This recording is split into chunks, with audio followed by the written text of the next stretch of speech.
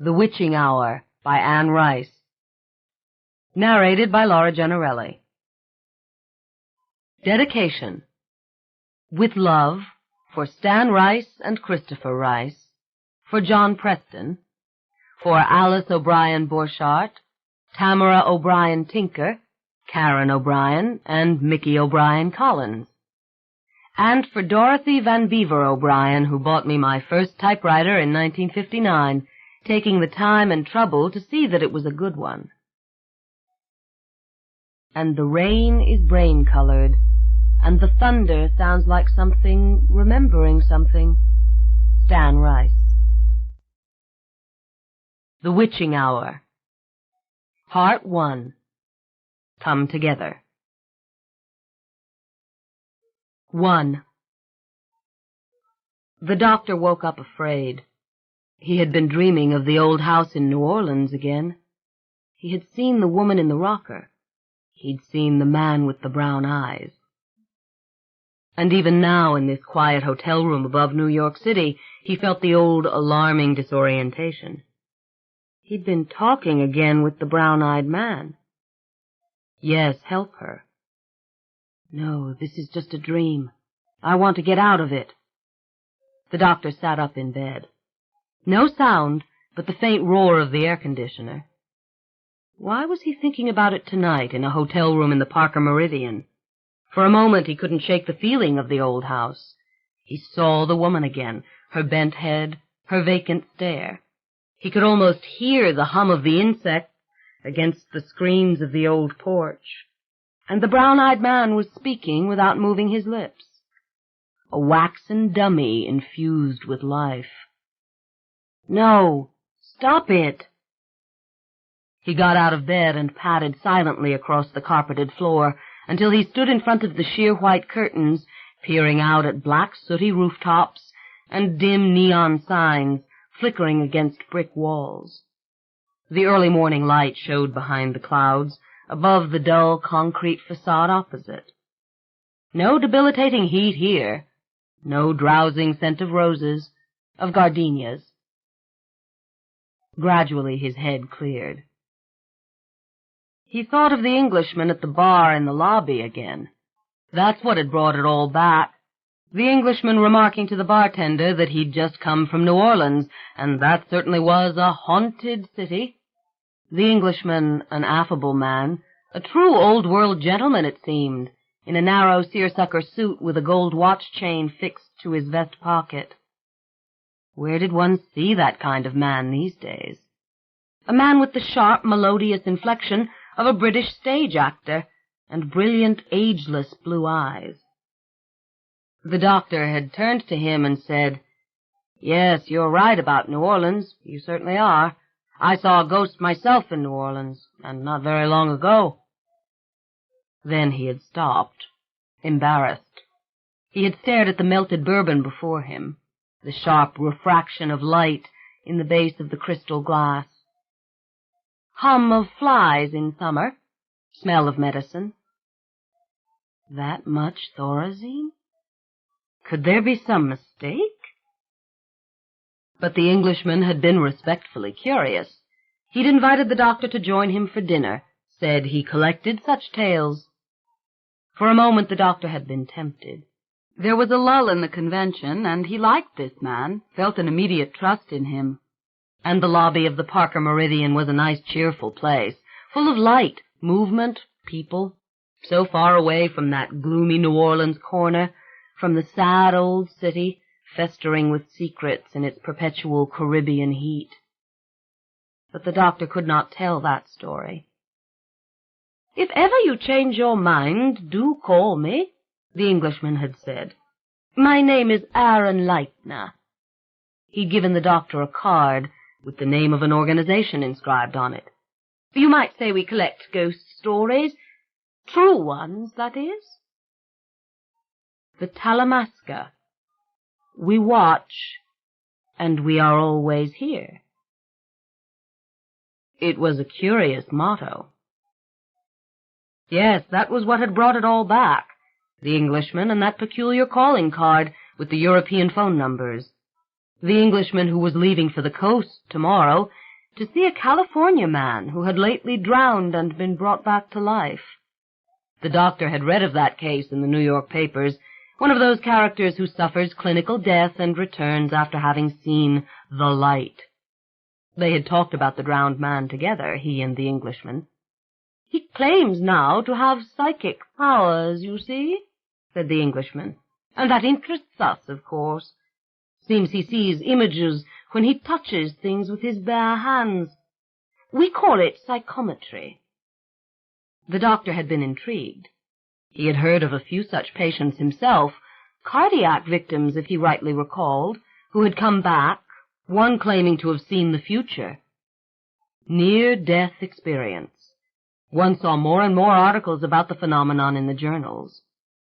"Yes," Leitner had said, "the best research on the subject has been done by doctors, by cardiologists." "Wasn't there a film a few years back," the doctor had asked, "about a woman who returned with the power to heal? Strangely affecting." "You're open-minded on the subject," the Englishman had said with a delighted smile. "Are you sure you won't tell me about your ghost? I'd so love to hear it. I'm not flying out till tomorrow, sometime before noon. What I wouldn't give to hear your story." "No, not that story. Not ever." Alone now in the shadowy hotel room, the doctor felt fear again. The clock ticked in the long, dusty hallway in New Orleans. He heard the shuffle of his patient's feet as the nurse walked her. He smelled that smell again of a New Orleans house in summer, heat and old wood. The man was talking to him. The doctor had never been inside an antebellum mansion until that spring in New Orleans, and the old house really did have white fluted columns on the front, though the paint was peeling away. Greek Revival style, they called it. A long violet-gray townhouse on a dark, shady corner in the Garden District, its front gate guarded, it seemed, by two enormous oaks. The iron lace railings were made in a rose pattern, and much festooned with vines, purple wisteria, the yellow Virginia creeper, and bougainvillea of a dark, incandescent pink. He liked to pause on the marble steps and look up at the Doric capitals, wreathed as they were by those drowsy, fragrant blossoms. The sun came in thin, dusty shafts through the twisting branches. Bees sang in the tangle of brilliant green leaves beneath the peeling cornices. Never mind that it was so somber here, so damp. Even the approach through the deserted streets seduced him. He walked slowly over cracked and uneven sidewalks of herringbone brick or gray flagstone, under an unbroken archway of oak branches, the light eternally dappled, the sky perpetually veiled in green. Always he paused at the largest tree that had lifted the iron fence with its bulbous roots. He could not have gotten his arms around the trunk of it. It reached all the way from the pavement to the house itself, twisted limbs clawing at the shuttered windows beyond the banisters, leaves enmeshed with the flowering vines. But the decay here troubled him, nevertheless. Spiders wove their tiny, intricate webs over the iron lace roses. In places, the iron had so rusted that it fell away to powder at the touch. And here and there, near the railings, the wood of the porches was rotted right through. Then there was the old swimming pool, far beyond the garden, a great long octagon bounded by the flagstones, which had become a swamp unto itself, with its black water and wild irises. The smell alone was frightful. Frogs lived there, frogs you could hear at dusk, singing their grinding, ugly song. Sad to see the little fountain jets, up one side and down the other, still sending their little arching streams into the muck. He longed to drain it, clean it, scrub the sides with his own hands if he had to, longed to patch the broken balustrade and rip the weeds from the overgrown urns. Even the elderly aunts of his patient, Miss Carl, Miss Millie, and Miss Nancy, had an air of staleness and decay. It wasn't a matter of gray hair or wire-rimmed glasses. It was their manner and the fragrance of camphor that clung to their clothes. Once he had wandered into the library and taken a book down from the shelf. Tiny black beetles scurried out of the crevice. Alarmed, he had put the book back. If there had been air conditioning in the place, it might have been different, but the old house was too big for that, or so they had said back then. The ceilings soared 14 feet overhead, and the sluggish breeze carried with it the scent of mold. His patient was well cared for, however. That he had to admit. A sweet old black nurse named Viola brought his patient out on the screened porch in the morning and took her in at evening. "She's no trouble at all, Doctor. Now you come on, Miss Deirdre. Walk for the doctor." Viola would lift her out of the chair and push her patiently, step by step. "I've been with her 7 years now, Doctor. She's my sweet girl." 7 years like that. No wonder the woman's feet had started to turn in at the ankles, and her arms to draw close to her chest if the nurse didn't force them down into her lap again. Viola would walk her round and round the long double parlor, past the harp and the Bosendorfer grand layered with dust, into the long, broad dining room with its faded murals of moss-hung oaks and tilled fields. Slippered feet shuffling on the worn Aubusson carpet. The woman was 41 years old, yet she looked both ancient and young, a stooped and pale child, untouched by adult worry or passion. "Deirdre, did you ever have a lover? Did you ever dance in that parlor?" On the library bookshelves were leather-bound ledgers with old dates marked on the spines in faded purple ink. 1756, 1757, 1758. Each bore the family name of Mayfair in gold lettering. Ah, these old Southern families! How he envied them their heritage. It did not have to lead to this decay. And to think he did not know the full names of his own great-grandparents or where they had been born. Mayfair, a vintage colonial clan. There were old paintings on the walls of men and women in 18th century dress, as well as daguerreotypes and tintypes and faded photographs.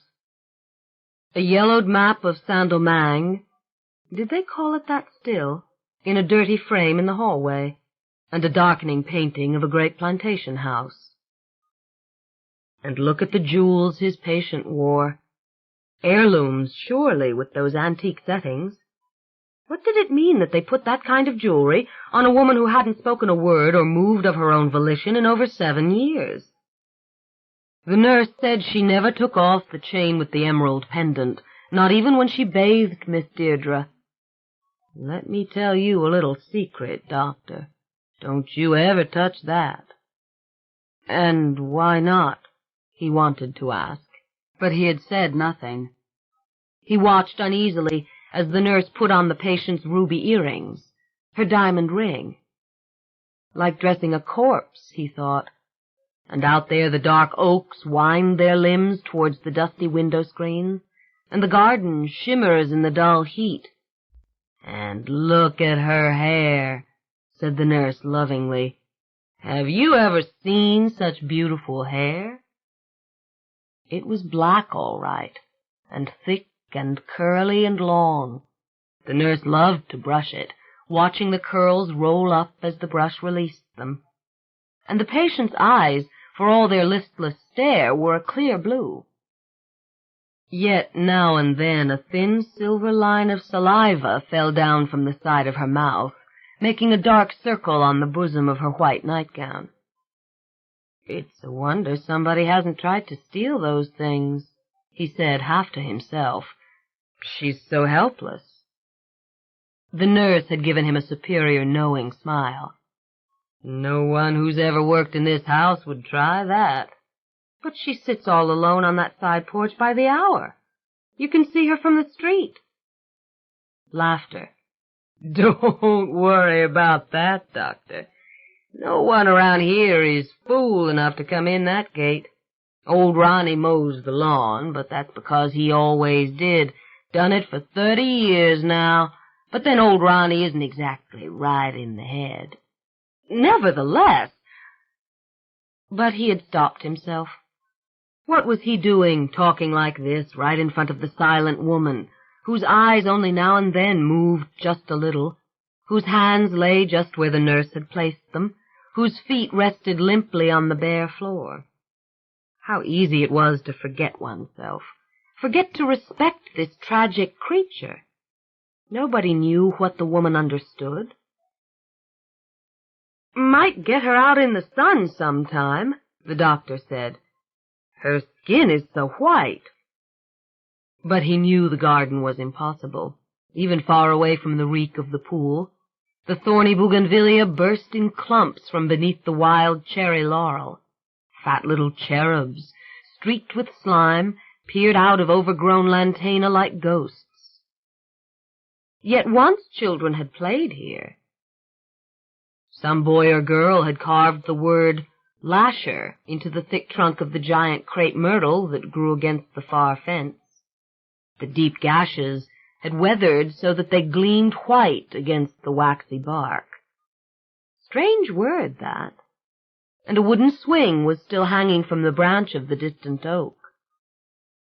He'd walked back to that lonely tree and sat down on the swing for a moment, felt the rusted chains creak, then move as he pushed his foot into the crushed grass. The southern flank of the house looked mammoth and overwhelmingly beautiful to him from this perspective, the flowering vines climbing together all the way up past the green-shuttered windows to the twin chimneys above the third floor. The dark bamboo rattled in the breeze against the plastered masonry. The glossy banana trees grew so high and dense they made a jungle clear back to the brick wall. It was like his patient, this old place, beautiful, yet forgotten by time, by urgency. Her face might be pretty still if it were not so utterly lifeless.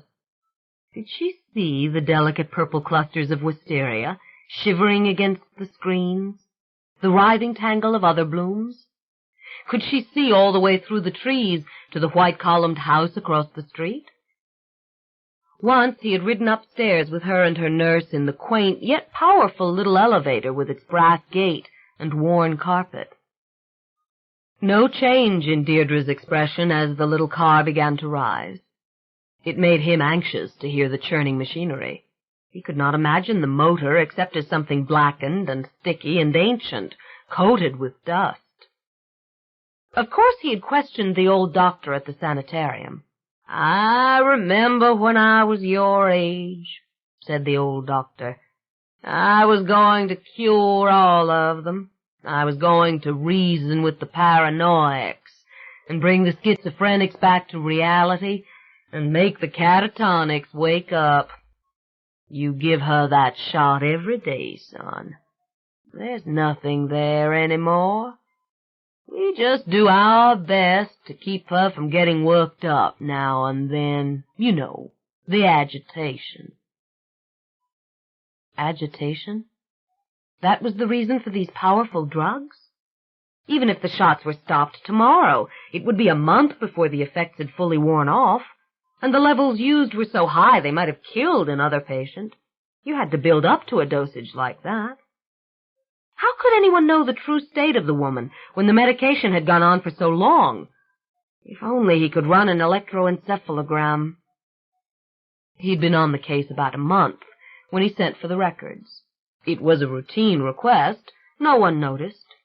He sat at his desk at the sanitarium all afternoon, struggling with the scrawl of dozens of other physicians, the vague and contradictory diagnoses: mania, paranoia, complete exhaustion, delusions, psychotic break, depression, attempted suicide. It went all the way back to the girl's teens, apparently. No, even before. Someone had seen her for dementia when she was 10 years old. What were the specifics behind these abstractions? Somewhere in the mountain of scribble he found that she had borne a girl child at 18, given it up, suffered severe paranoia. Is that why they had given her shock treatments in one place and insulin shock in another? What had she done to the nurses who over and over again quit on account of physical attacks? She had run away at one point, been forcibly committed again. Then pages were missing, whole years uncharted. Irreversible brain damage was noted in 1976. Patient sent home, Thorazine prescribed to prevent palsy, mania. It was an ugly document, telling no story, revealing no truth, and it discouraged him finally. Had a legion of other doctors talked to her the way he did now when he sat beside her on the side porch? "It's a beautiful day, isn't it, Deirdre?" Ah, the breeze here, so fragrant. The scent of the gardenias was suddenly overpowering, yet he loved it. Just for a moment he closed his eyes. Did she loathe him? Laugh at him? Even though he was there? There were a few streaks of gray in her hair. He saw that now. Her hand was cold, unpleasant to touch. The nurse came out with a blue envelope in her hand, a snapshot. "It's from your daughter, Deirdre. See? She's 24 years old now, Deirdre." She held the snapshot out for the doctor to see, too. A blonde girl on the deck of a big white yacht, hair blowing in the wind. Pretty, very pretty. On San Francisco Bay, 1983. Nothing changed in the woman's face. The nurse brushed the black hair back from her forehead. She thrust the picture at the doctor. "See that girl? That girl's a doctor, too." She gave him a great superior nod. "She's an intern, going to be a medical doctor just like you someday. That's the truth." Was it possible? Had the young woman never come home to see her own mother? He disliked her suddenly. Going to be a medical doctor, indeed. How long had it been since his patient had worn a dress or a real pair of shoes? He longed to play a radio for her. Maybe she would like music. The nurse had her television soap operas on all afternoon in the back kitchen. He came to distrust the nurses as he distrusted the aunts. The tall one who wrote the checks for him, Miss Carl, was a lawyer still, though she must have been in her 70s. She came and went from her offices on Carondelet Street in a taxicab because she could no longer climb up on the high wooden step of the St. Charles car. For 50 years, she had told him once when he had met her at the gate, she had ridden the St. Charles car. "Oh, yes," the nurse said one afternoon as she was brushing Deirdre's hair very slowly, very gently. "Miss Carl's the smart one. Works for Judge Fleming, one of the first women ever to graduate from the Loyola School of Law. She was 17 years old when she went to Loyola. Her father was old Judge McIntyre, and she was ever so proud of him." Miss Carl never spoke to the patient, not that the doctor had ever seen. It was the portly one, Miss Nancy, who was mean to her, or so the doctor thought. "They say Miss Nancy never had much chance for an education," the nurse gossiped, "always home taking care of the others. There used to be old Miss Bell here, too." There was something sullen and almost common about Miss Nancy. Dumpy, neglected, always wearing her apron, yet speaking to the nurse in that patronizing, artificial voice. Miss Nancy had a faint sneer on her lips when she looked at Deirdre.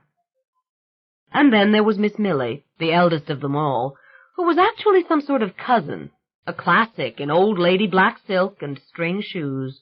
She came and went, never without her worn gloves and her small black straw hat with its veil.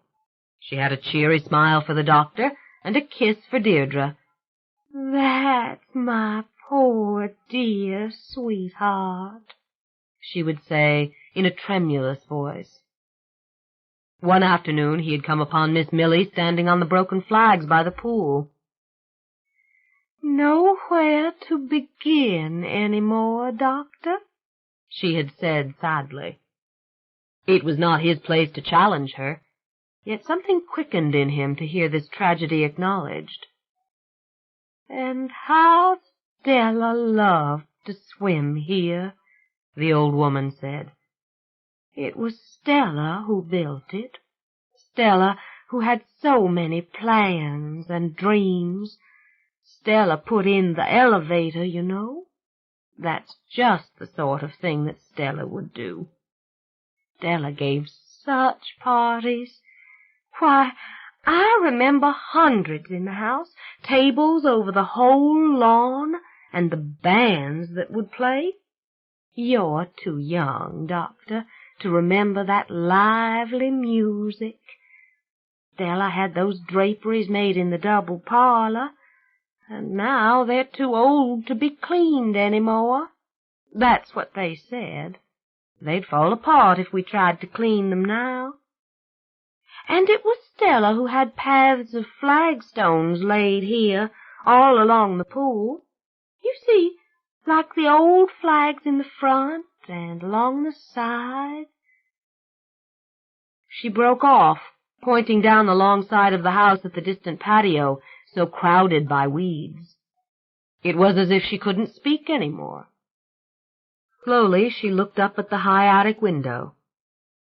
He had wanted to ask, "But who is Stella?" "Poor darling Stella."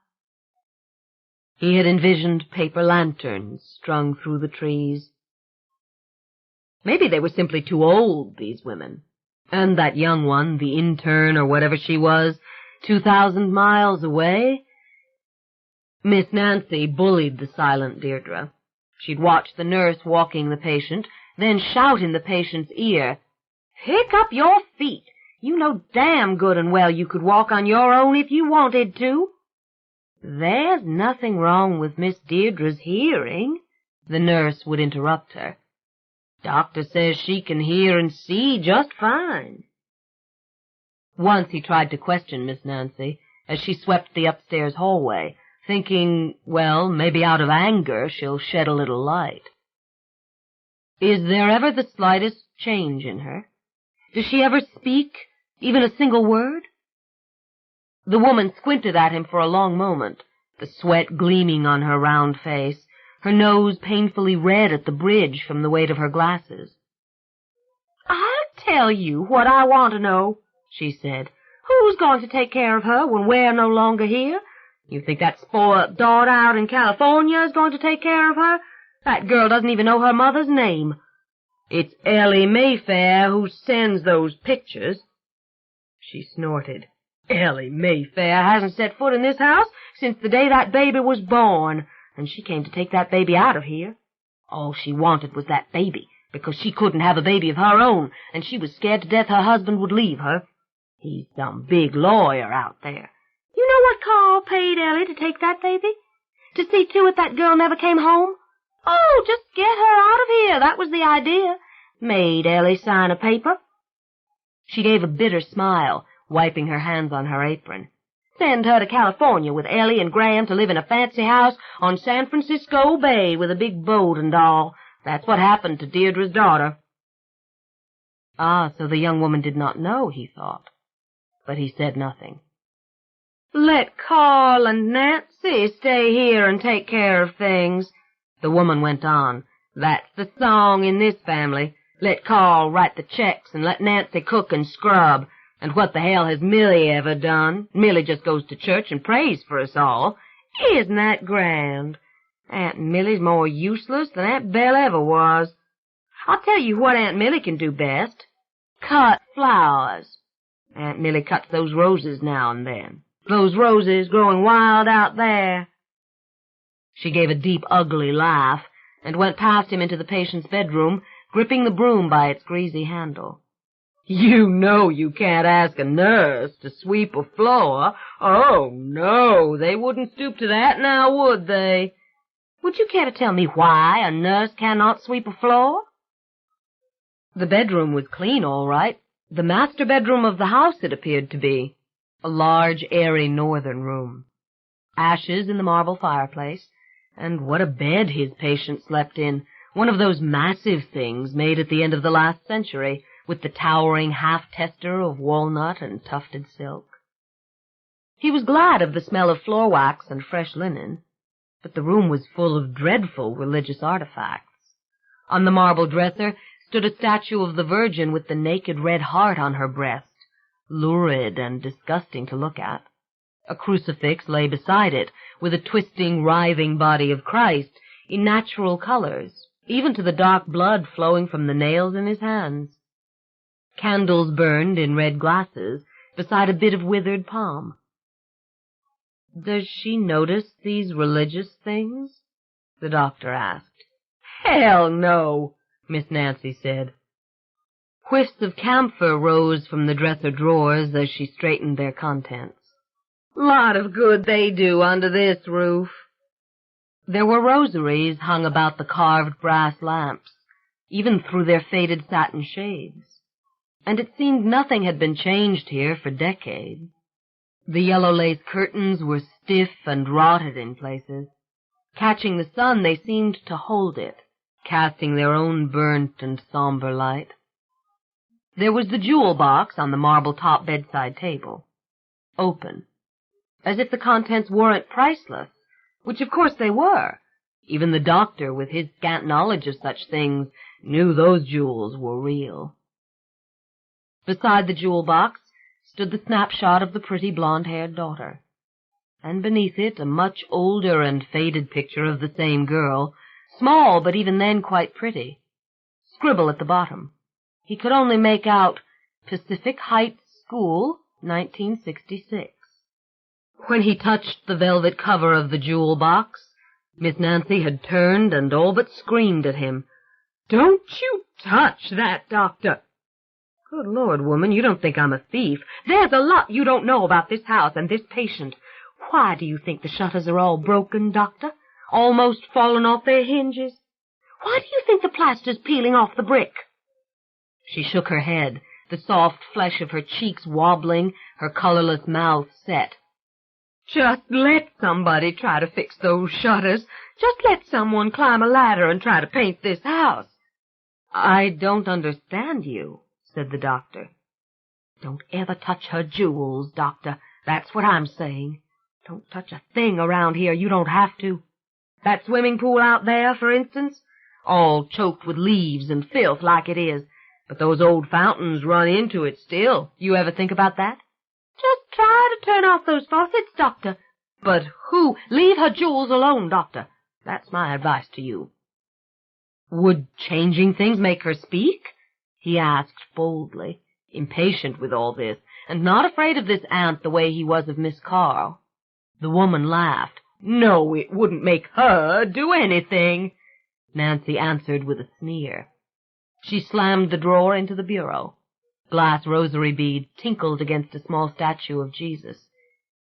"Now, if you'll excuse me, I have to clean out the bathroom, too." He looked at the bearded Jesus, the finger pointing to the crown of thorns around his heart. Maybe they were all crazy. Maybe he would go crazy himself if he didn't get out of this house. Once, when he was alone in the dining room, he'd seen that word again, Lasher, written in the thick dust on the table. It was done as if by fingertip. Great fancy capital L. Now, what could it possibly mean? It was dusted away when he came the following afternoon. The only time, in fact, that he had ever seen the dust disturbed there, where the silver tea service on the sideboard was tarnished black. Faded the murals on these walls, yet he could see a plantation scene if he studied them. Yes, that same house that was in the painting in the hall. Only after he had studied the chandelier for a long time did he realize it had never been wired for electricity. There was wax still on the candle holders. Ah, such a sadness, the whole place. At night, at home in his modern apartment overlooking the lake, he couldn't stop brooding on his patient. He wondered if her eyes were open as she lay in bed. Maybe I have an obligation. But then what obligation? Her doctor was a reputable psychiatrist. Wouldn't do to question his judgment. Wouldn't do to try anything foolish, like taking her out for a ride in the country, or bringing a radio to the porch, or stopping the sedatives to see what would happen, or picking up a phone and contacting that daughter, the intern. Made Ellie sign a paper. 24 years old was plenty old enough to be told a few things about one's own mother. And surely common sense dictated a break in Deirdre's medication once in a while. And what about a complete reevaluation? He had to at least suggest it. You just give her the shots, said the old doctor. Visit with her an hour a day. That's what you're asked to do. Slight coldness this time around. Old fool. No wonder he was so glad the afternoon he had first seen the man visiting her. It was early September, and still warm, and as he turned in the gate, he saw the man on the screened porch beside her, obviously talking to her, his arm resting on the back of her chair. A tall, brown-haired man, rather slender. The doctor felt a curious, possessive feeling, a man he didn't know with his patient, but he was eager to meet him, actually. Maybe the man would explain things that the women would not, and surely he was a good friend. There was something intimate in the way he stood so close, the way he inclined towards the silent Deirdre. But when the doctor came out on the porch, there was no visitor, and he could find no one in the front rooms. "You know, I saw a man here a while ago," he said to the nurse when she came in. "He was talking to Miss Deirdre." "I didn't see him," the nurse had said offhandedly. Miss Nancy, shelling peas in the kitchen when he found her, stared at him for a long moment, then shook her head, her chin jutting. "I didn't hear anybody come in." Well, isn't that the damnedest thing? But he had to confess it had only been for an instant, a glimpse through the screens. No, but he saw the man there. "If only you could speak to me," he said to Deirdre when they were alone. He was preparing the injection. "If only you could tell me if you want to have visitors, if it matters." Her arm was so thin. When he glanced at her, the needle ready, she was staring at him. "Deirdre?" His heart pounded. The eyes rolled to the left, and she stared forward, mute and listless as before. And the heat, which the doctor had come to like, seemed suddenly oppressive. The doctor felt lightheaded, in fact, as though he was about to faint. Beyond the blackened, dusty screen, the lawn seemed to move. Now, he'd never fainted in his life, and as he thought that over, as he tried to think it over, he realized he'd been talking with the man. Yes, the man was here. No, not here now, but just had been. They had been in the middle of a conversation, and now he'd lost the thread. Or, no, that wasn't it. It was that he suddenly couldn't remember how long they'd been talking, and it was so strange to have been talking all this time together and not recall how it started. He was suddenly trying to clear his head and have a better look at the guy. But what had the man just said? It was all very confusing because there was no one there to talk to, no one but her. But yes, he'd just said to the brown-haired man, of course, stop the injections. And the absolute rectitude of his position was beyond doubt. The old doctor, a fool, yes, said the brown-haired man, would just have to listen. This was monstrous, all this, and the daughter in California. He shook himself. He stood up on the porch. What had happened? He had fallen asleep in the wicker chair. He had been dreaming. The murmur of the bees grew disconcertingly loud in his ears, and the fragrance of the gardenias seemed to drug him suddenly. He looked down over the railing at the patio to his left. Had something moved there? only the limbs of the trees beyond as the breeze traveled through them. He'd seen it 1,000 times in New Orleans, that graceful dance, as if one tree releases the breeze to another. Such lovely embracing heat. Stop the injections. She will wake.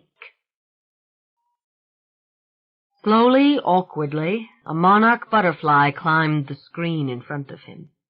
Gorgeous wings. But gradually he focused upon the body of the thing, small and glossy and black. It ceased to be a butterfly and became an insect. Loathsome. "I have to go home," he said aloud to no one. "I don't feel right exactly. I think I should lie down." The man's name. What was it? He'd known it just a moment ago. Such a remarkable name. Ah, so that's what the word means. You are actually quite beautiful. But wait, it was happening again. He would not let it. "Miss Nancy!" He stood up out of the chair. His patient stared forward, unchanged, the heavy emerald pendant gleaming against her gown. All the world was filled with green light, with shivering leaves, the faint blur of the bougainvillea. "Yes, the heat," he whispered. "Have I given her the shot?" Good Lord, he had actually dropped the syringe and it had broken. "You called for me, Doctor," said Miss Nancy. There she stood in the parlor door, staring at him, wiping her hands on her apron. The colored woman was there, too, and the nurse behind her. "Nothing. Just the heat," he murmured. "I dropped it, the needle, but I have another, of course." How they looked at him, studied him. "You think I'm going crazy, too?" It was on the following Friday afternoon that he saw the man again. The doctor was late. He'd had an emergency at the sanitarium. He was sprinting up First Street in the early fall dusk. He didn't want to disturb the family dinner. He was running by the time he reached the gate. The man was standing in the shadows of the open front porch. He watched the doctor, his arms folded, his shoulder against the porch column, his eyes dark and rather wide as though he were lost in contemplation. Tall, slender, clothes beautifully fitted. "Ah, so there you are," the doctor murmured aloud. Flush of relief. He had his hand out as he came up the steps. "Dr. Petrie is my name. How do you do?" And how to describe it? There was simply no man there. "Now, I know this happened," he said to Miss Carl in the kitchen. "I saw him on that porch, and he vanished into thin air." "Well, what business is it of ours what you saw, Doctor?" said the woman. Strange choice of words. And she was so hard, this lady. Nothing feeble about her in her old age. She stood very straight in her dark blue gabardine suit, glaring at him through her wire-rimmed glasses, her mouth withered to a thin line. "Miss Carl, I've seen this man with my patient. Now, the patient, as we all know, is a helpless woman. If an unidentified person is coming and going on these premises—" But the words were unimportant. Either the woman didn't believe him or the woman didn't care. And Miss Nancy at the kitchen table never even looked up from her plate as she scraped up the food noisily onto her fork. But the look on Miss Millie's face— now that was something. Old Miss Millie so clearly disturbed, her eyes darting from him to Carl and back again. What a household. He was irritated as he stepped into the dusty little elevator and pressed the black button in the brass plate. The velvet drapes were closed, and the bedroom was almost dark, the little candles sputtering in their red glasses. The shadow of the Virgin leapt on the wall. He couldn't find the light switch immediately, and when he did, only a single tiny bulb went on in the lamp beside the bed. The open jewel box was right next to it. What a spectacular thing. When he saw the woman lying there with her eyes open, he felt a catch in his throat. Her black hair was brushed out over the stained pillowcase. There was a flush of unfamiliar color in her cheeks. Did her lips move? Lasher. A whisper. What had she said? Why, she'd said Lasher, hadn't she? The name he'd seen on the tree trunk and in the dust of the dining table. And he had heard that name spoken somewhere else. That's why he knew it was a name. It sent the chills up his back and neck, this catatonic patient actually speaking. But no, he must have been imagining it. It was just the thing he wanted so to happen, the miracle change in her. She lay as ever in her trance. Enough Thorazine to kill somebody else. He set down the bag on the side of the bed. He filled the syringe carefully, thinking as he had several times before, what if you just didn't? Just cut it down to half, or a fourth, or none, and sat by her and watched. And what if... He saw himself suddenly picking her up and taking her out of the house. He saw himself driving her out into the country. They walked hand in hand on a path through the grass until they'd come to the levee above the river. And there she smiled, her hair blowing in the wind. What nonsense. Here it was 6:30, and the shot was long overdue, and the syringe was ready. Suddenly something pushed him. He was sure of it, though where he had been pushed he couldn't say. He went down, his legs buckling, and the syringe went flying. When he caught himself, he was on his knees in the semi-dark, staring at motes of dust gathered on the bare floor beneath the bed. "What the hell?" he'd said aloud before he could catch himself. He couldn't find the hypodermic needle. Then he saw it, yards away beyond the armoire. It was broken, smashed, as if someone had stepped on it. All the Thorazine had oozed out of the crushed plastic vial onto the bare boards. "Now, wait a minute," he whispered. He picked it up and stood holding the ruined thing in his hand. Of course he had other syringes, but this was the second time this sort of thing... And he found himself at the bedside again, staring down at the motionless patient, thinking, now, how exactly did this... what in God's name is going on? He felt a sudden intense heat. Something moved in the room, rattling faintly. Only the rosary beads wound about the brass lamp. He went to wipe his brow. Then he realized, very slowly, even as he stared at Deirdre, that there was a figure standing on the other side of the bed. He saw the dark clothes, a waistcoat, a coat with dark buttons. And then he looked up and saw it was the man. In a split second his disbelief changed to terror. There was no disorientation now, no dreamlike unreality. The man was there, staring at him, soft brown eyes staring at him. Then the man was simply gone. The room was cold. A breeze lifted the draperies. The doctor caught himself in the act of shouting. No, screaming, to be perfectly frank. At 10 o'clock that night he was off the case.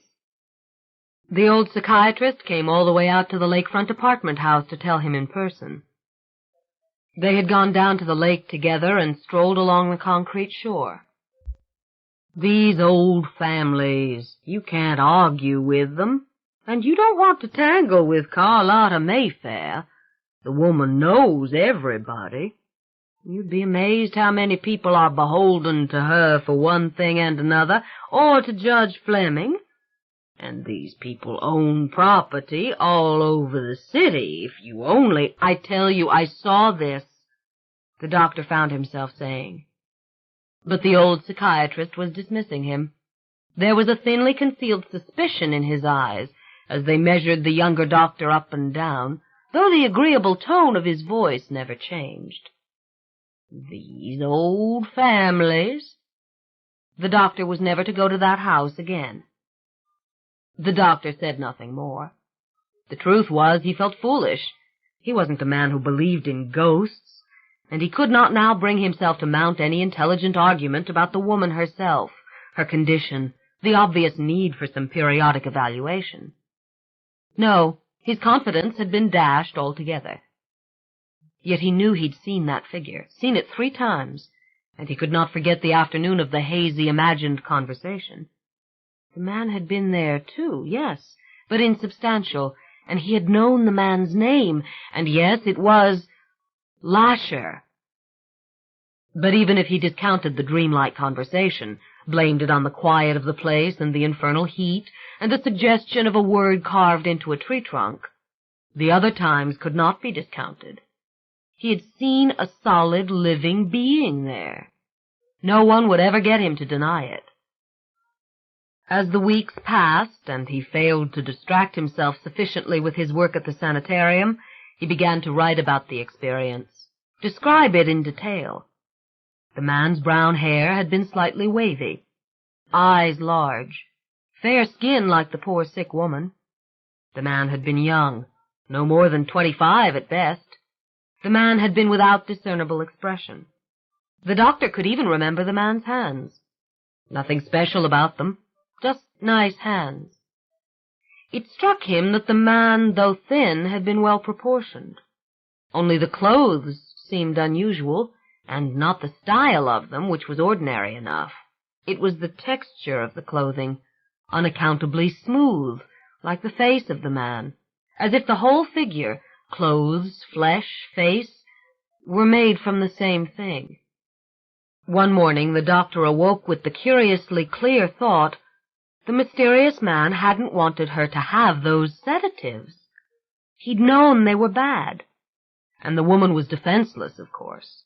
She could not speak in her own behalf. The spectre was protecting her. But who in God's name will ever believe all this, the doctor thought. And he wished he were home, in Maine, working in his father's clinic and not in this damp and alien city. His father would understand. But then, no, his father would only be alarmed. He tried to keep busy, but the truth was the sanitarium was a boring place. He had little to do. The old psychiatrist gave him a few new cases, but they were not challenging. Yet it was essential that the doctor continue, that he erase all suspicion from the old psychiatrist's mind. As fall turned to winter, the doctor began to dream of Deirdre, and in his dreams he saw her cured, revitalized, walking swiftly down a city street, her hair blowing in the wind. Now and then, when he woke up from such a dream, he found himself wondering if the poor woman hadn't died. That was the more likely thing. When spring came around, and he had been in the city a full year, he found he had to see the house again. He took the St. Charles car to Jackson Avenue and walked from there as he had always done in the past. It was all exactly the same. The thorny bougainvillea in full bloom over the porches, the overgrown gardens swarming with tiny white-winged butterflies, the lantana with its little orange blossoms pushing through the black iron fence. And Deirdre, sitting in the rocker on the side porch behind her veil of rusted screens. The doctor felt a leaden anguish. He was as troubled, perhaps, as he'd ever been in his life. Somebody's got to do something for that woman. He walked aimlessly after that, emerging finally on a dirty and busy street. A shabby neighborhood tavern caught his eye. He went into it, grateful for the icy air conditioning and the relative quiet in which only a few old men talked in low voices along the bar. He took his drink to the last wooden table in the back. The condition of Deirdre Mayfair tortured him, and the mystery of the apparition only made it worse. He thought of that daughter in California. Did he dare to call her? Doctor to doctor. But then he did not know the young man's name. Besides, you have no right to interfere, he whispered aloud. He drank a little of his beer, savoring the coldness. Lasher, he whispered. Speaking of names, what sort of name is Lasher? The young California intern would think him a madman. He took another deep drink of the beer. It seemed to him suddenly that the bar was getting warm. It was as if someone had opened the door on a desert wind. Even the old men talking over their beer bottles seemed to notice it. He saw one of them wipe his face suddenly with a dirty handkerchief, then go on arguing as before. Then, as the doctor lifted his glass, he saw straight in front of him the mysterious man seated at the table near the door to the street. The same waxen face, brown eyes, the same nondescript clothes of that unusual texture, so smooth they shone faintly in the subdued light. Even as the men nearby went on with their conversation, the doctor felt the keening terror he had known in Deirdre Mayfair's darkened room. The man sat perfectly still, gazing at him. Not 20 feet separated him from the doctor, and the white daylight from the front windows of the bar fell quite distinctly over the man's shoulder, illuminating the side of his face. Really there. The doctor's mouth was filling with water. He was going to be sick, going to pass out. They'd think he was drunk in this place. God only knew what would happen. He struggled to steady his hand on the glass. He struggled not to panic completely as he had done in Deirdre's room. Then, without warning, the man appeared to flicker as if he were a projected image, then vanish before the doctor's eyes. A cold breeze swept through the bar. The bartender turned to keep a soiled napkin from blowing away. A door slammed somewhere, and it seemed the conversation grew louder. The doctor felt a low throbbing in his head. "Going mad," he whispered.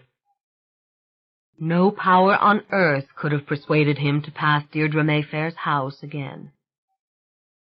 But the following night, as he was driving home to the lakefront, he saw the man again, standing under a street lamp by the cemeteries on Canal Boulevard, the yellow light shining full upon him against the chalk-white graveyard wall.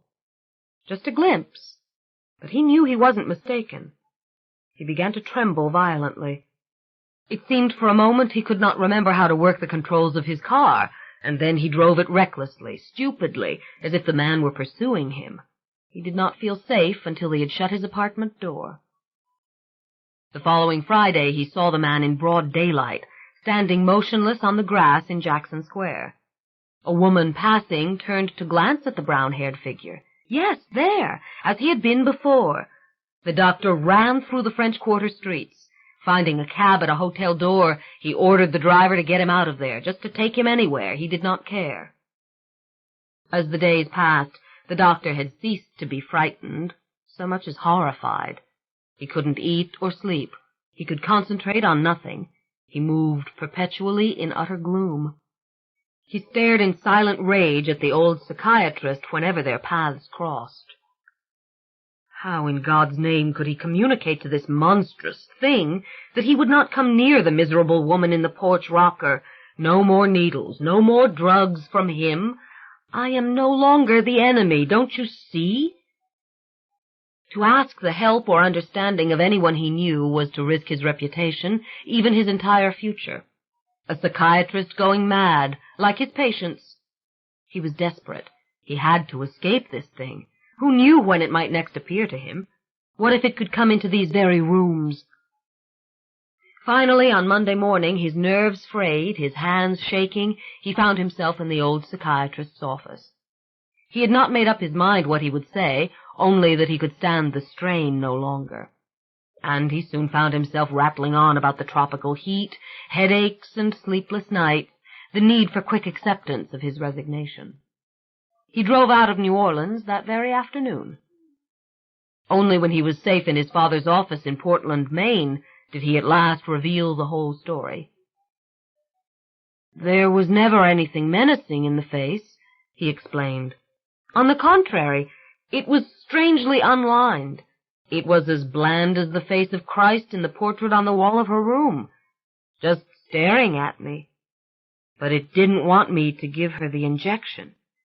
It was trying to scare me. His father was a patient man. He did not answer at once. Then slowly he began to talk of the strange things he'd witnessed over the years in psychiatric hospitals. doctors seemingly infected with the neuroses and psychoses of their patients. He'd seen a doctor go catatonic one day in the midst of his catatonic patients. "The important thing, Larry, is that you rest," his father said, "that you let the effects of this whole thing wear off, and that you don't tell anyone else about it." Years had passed. The doctor's work in Maine had gone well, and gradually he had built a solid private practice, independent of his father. As for the spectre, he had left it behind him in New Orleans, along with the memory of Deirdre Mayfair sitting eternally in that chair. Yet there remained in him a lingering fear that he might some place or other see the thing again. There was the lingering fear that if such a thing had happened once, it might happen another time for entirely different reasons. The doctor had tasted real horror in those damp, dark New Orleans days, and his view of the world had never been the same. Now, as he stood beside the window in the darkened hotel room in New York, he found the whole affair overwhelming him again. And as he had done 1,000 times before, he analyzed the strange tale. He searched for its deeper meaning. Was the thing really stalking him in New Orleans? Or had the doctor misunderstood the silent spectre? Maybe the man had not tried to scare him at all. Maybe it had in fact been pleading with him not to forget that woman. Perhaps in some way it was a bizarre projection of the woman's own desperate thoughts, an image sent to him by a mind which knew no other means of communication. There was no comfort in such an idea. Too awful to imagine the helpless woman pleading with him through a spectral emissary who, for reasons never to be known, could not speak, but only appear for brief moments. And who could interpret these strange elements? Who would venture to say the doctor was right? Aaron Leitner, the Englishman, the collector of ghost stories, who had given him the card with the word Talamasca? He had said that he wanted to help the drowned man in California. Maybe he doesn't know that it has happened to others. Maybe I am needed to tell him that others have also come back from the edge of death with such gifts. Yes, that would help, wouldn't it? To know that others had seen ghosts too. But that was not the worst of it, seeing a ghost. Something worse than fear had taken him back to that screen porch and to the wan figure of the woman in the rocker. It was guilt. Guilt he would bear all his life, that he had not tried harder to help her, that he had never called that daughter out west. The morning light was just breaking over the city. He watched the change in the sky, the subtle illumination of the soiled walls opposite. Then he went to the closet and removed the Englishman's card from his coat pocket. The Talamasca. We watch, and we are always here. He picked up the telephone. It was an hour in the telling, which surprised him, but all those details had come tumbling back. He had not minded the little tape recorder going, with its tiny red eye blinking. After all, he had used no names, no street numbers, not even any dates. New Orleans, an old house, he had said. And on he had talked. He realized now that he had never touched his breakfast, except to empty the coffee cup over and over again. Leitner had proved an excellent listener, responding gently without ever interrupting. But the doctor did not feel better. In fact, he felt foolish when it was over. As he watched Leitner gather up the little recorder and put it in his briefcase, he had half a mind to ask for the tape. It was Leitner who broke the silence as he laid down several bills over the check. "There's something I must explain to you," he said. "I think it will ease your mind." What could possibly do that? "You remember," Leitner said, "that I told you I collect ghost stories?" "Yes." "Well, I know of that old house in New Orleans. I've seen it, and I've recorded other stories of people who have seen the man you described." The doctor was speechless. The words had been said with utter conviction. In fact, they had been spoken with such authority and assurance that the doctor believed them without doubt. He studied Leitner in detail for the first time.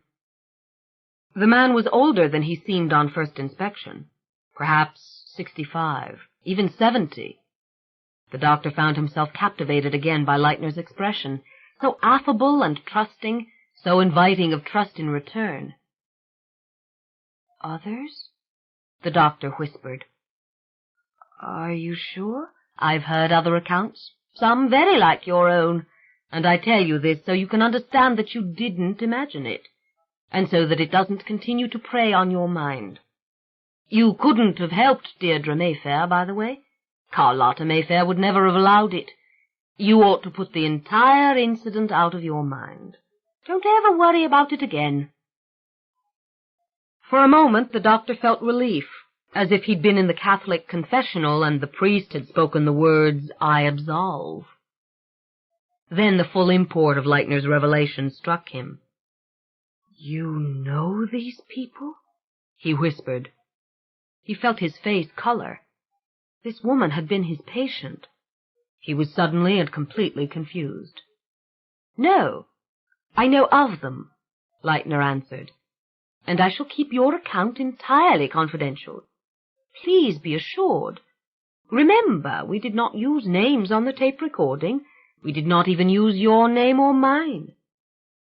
"Nevertheless, I must ask you for the tape," the doctor said, flustered. "I've broken confidentiality. I had no idea you knew."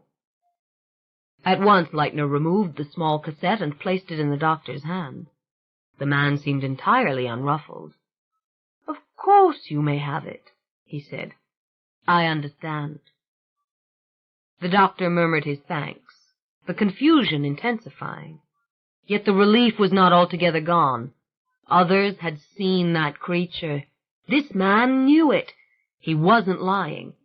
The doctor was not and had never been out of his mind. A faint bitterness surfaced inside him, bitterness towards his superiors in New Orleans, towards Carlotta Mayfair, towards that ghastly Miss Nancy. "The important thing," said Leitner, "is that you do not worry about it any more." "Yes," said the doctor. "Horrible, all of it. That woman, the drugs. No, don't even—" He went quiet, staring at the cassette and then at his empty coffee cup. "The woman, is she still—" "The same. I was there last year. Miss Nancy died, the one you disliked so much. Miss Millie went some time ago, and now and then I hear from people in the city, and the report is that Deirdre has not changed." The doctor sighed. "Yes, you do indeed know of them. All the names," he said. "Then please do believe me," Leitner said, "when I tell you others have seen that vision. You weren't mad, not at all, and you mustn't worry foolishly about such things." Slowly the doctor studied Leitner again. The man was fastening his briefcase. He examined his airline ticket, appeared to find it satisfactory, and then slipped it into his coat. "Let me say one thing further," said Leitner, "and then I must catch my plane. Don't tell this story to others. They won't believe you. Only those who have seen such things believe in them. It's tragic, but invariably true." "Yes, I know it is," said the doctor. So much he wanted to ask, yet he could not. "Have you—" He stopped. "Yes, I've seen him," said Leitner. "It was frightening indeed.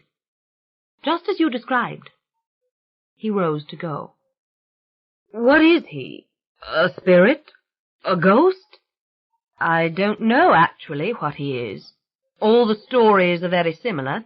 Things don't change there. They go on, year after year. But I must go. And again I thank you, and if you should ever wish to talk to me again, you know how to reach me. You have my card." Leitner extended his hand. "Goodbye. Wait. The daughter, what became of her? The intern out west?" "Why, she's a surgeon now," Leitner said, glancing at his watch. "Neurosurgeon, I believe. Just passed her examinations. Board certified. Is that what they call it? But then I don't know her either, you see. I only hear about her now and then. Our paths did cross once." He broke off, then gave a quick, almost formal smile. "Goodbye, Doctor, and thank you again." The doctor sat there thinking for a long time. He did feel better, infinitely better. There was no denying it. He had no regret that he had told the tale. In fact, the entire encounter seemed a gift to him, something sent by fate to lift from his shoulders the worst burden he'd ever borne. Leitner knew and understood the whole case. Leitner knew the daughter in California.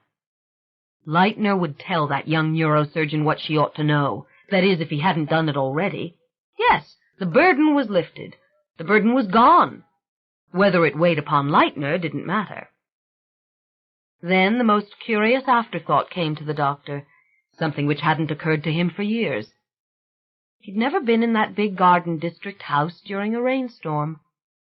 Why, how lovely it would have been to see rain through those long windows, to hear rain on those porch roofs.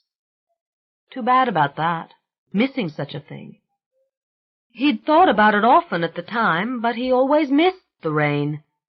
And rain in New Orleans was so beautiful. Well, he was letting go of it all, was he not? Again he found himself responding to Leitner's assurances as if they had been words spoken in the confessional, words with some religious authority. Yes, let it all go. He signaled the waitress. He was hungry. He would like a breakfast now that he could eat.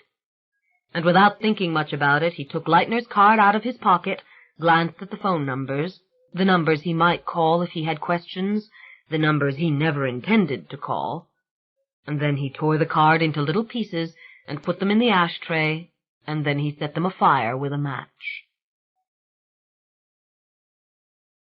2. 9 p.m. The room was dark, save for the bluish light of the television. Miss Havisham, was it not? A wraith in a wedding dress from his beloved Great Expectations. Through the clear, unadorned windows he could see the lights of downtown San Francisco when he chose to look. A constellation burning through the thin fog, and just below, the peaked roofs of the smaller Queen Anne houses across Liberty Street. How he loved Liberty Street. His house was the tallest on the block, a mansion once, perhaps, now only a beautiful house, rising majestically among humbler cottages, above the noise and the bustle of the Castro. He had restored this house. He knew every nail, every beam, every cornice. Shirtless in the sun, he had laid the tiles of the roof. He had even poured the concrete of the sidewalk. Now he felt safe in his house, and safe nowhere else. And for 4 weeks he had not been out of this room except to enter the small adjacent bathroom. Hour by hour he lay in bed, hands hot inside the black leather gloves which he could not and would not take off, staring at the ghostly black-and-white television screen in front of him. He was letting the television shape his dreams through the various videotapes he loved, the videotapes of the movies he'd watched years ago with his mother.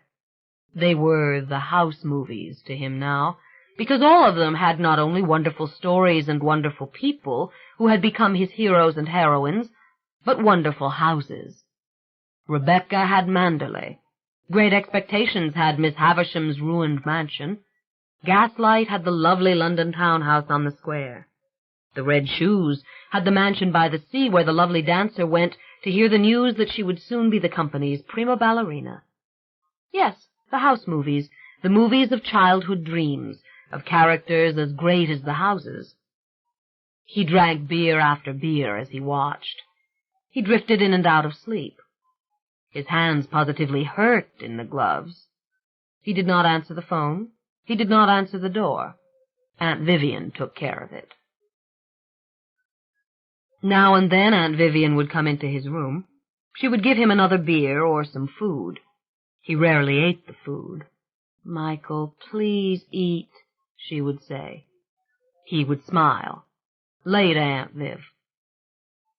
He would not see or speak to anyone except Dr. Morris.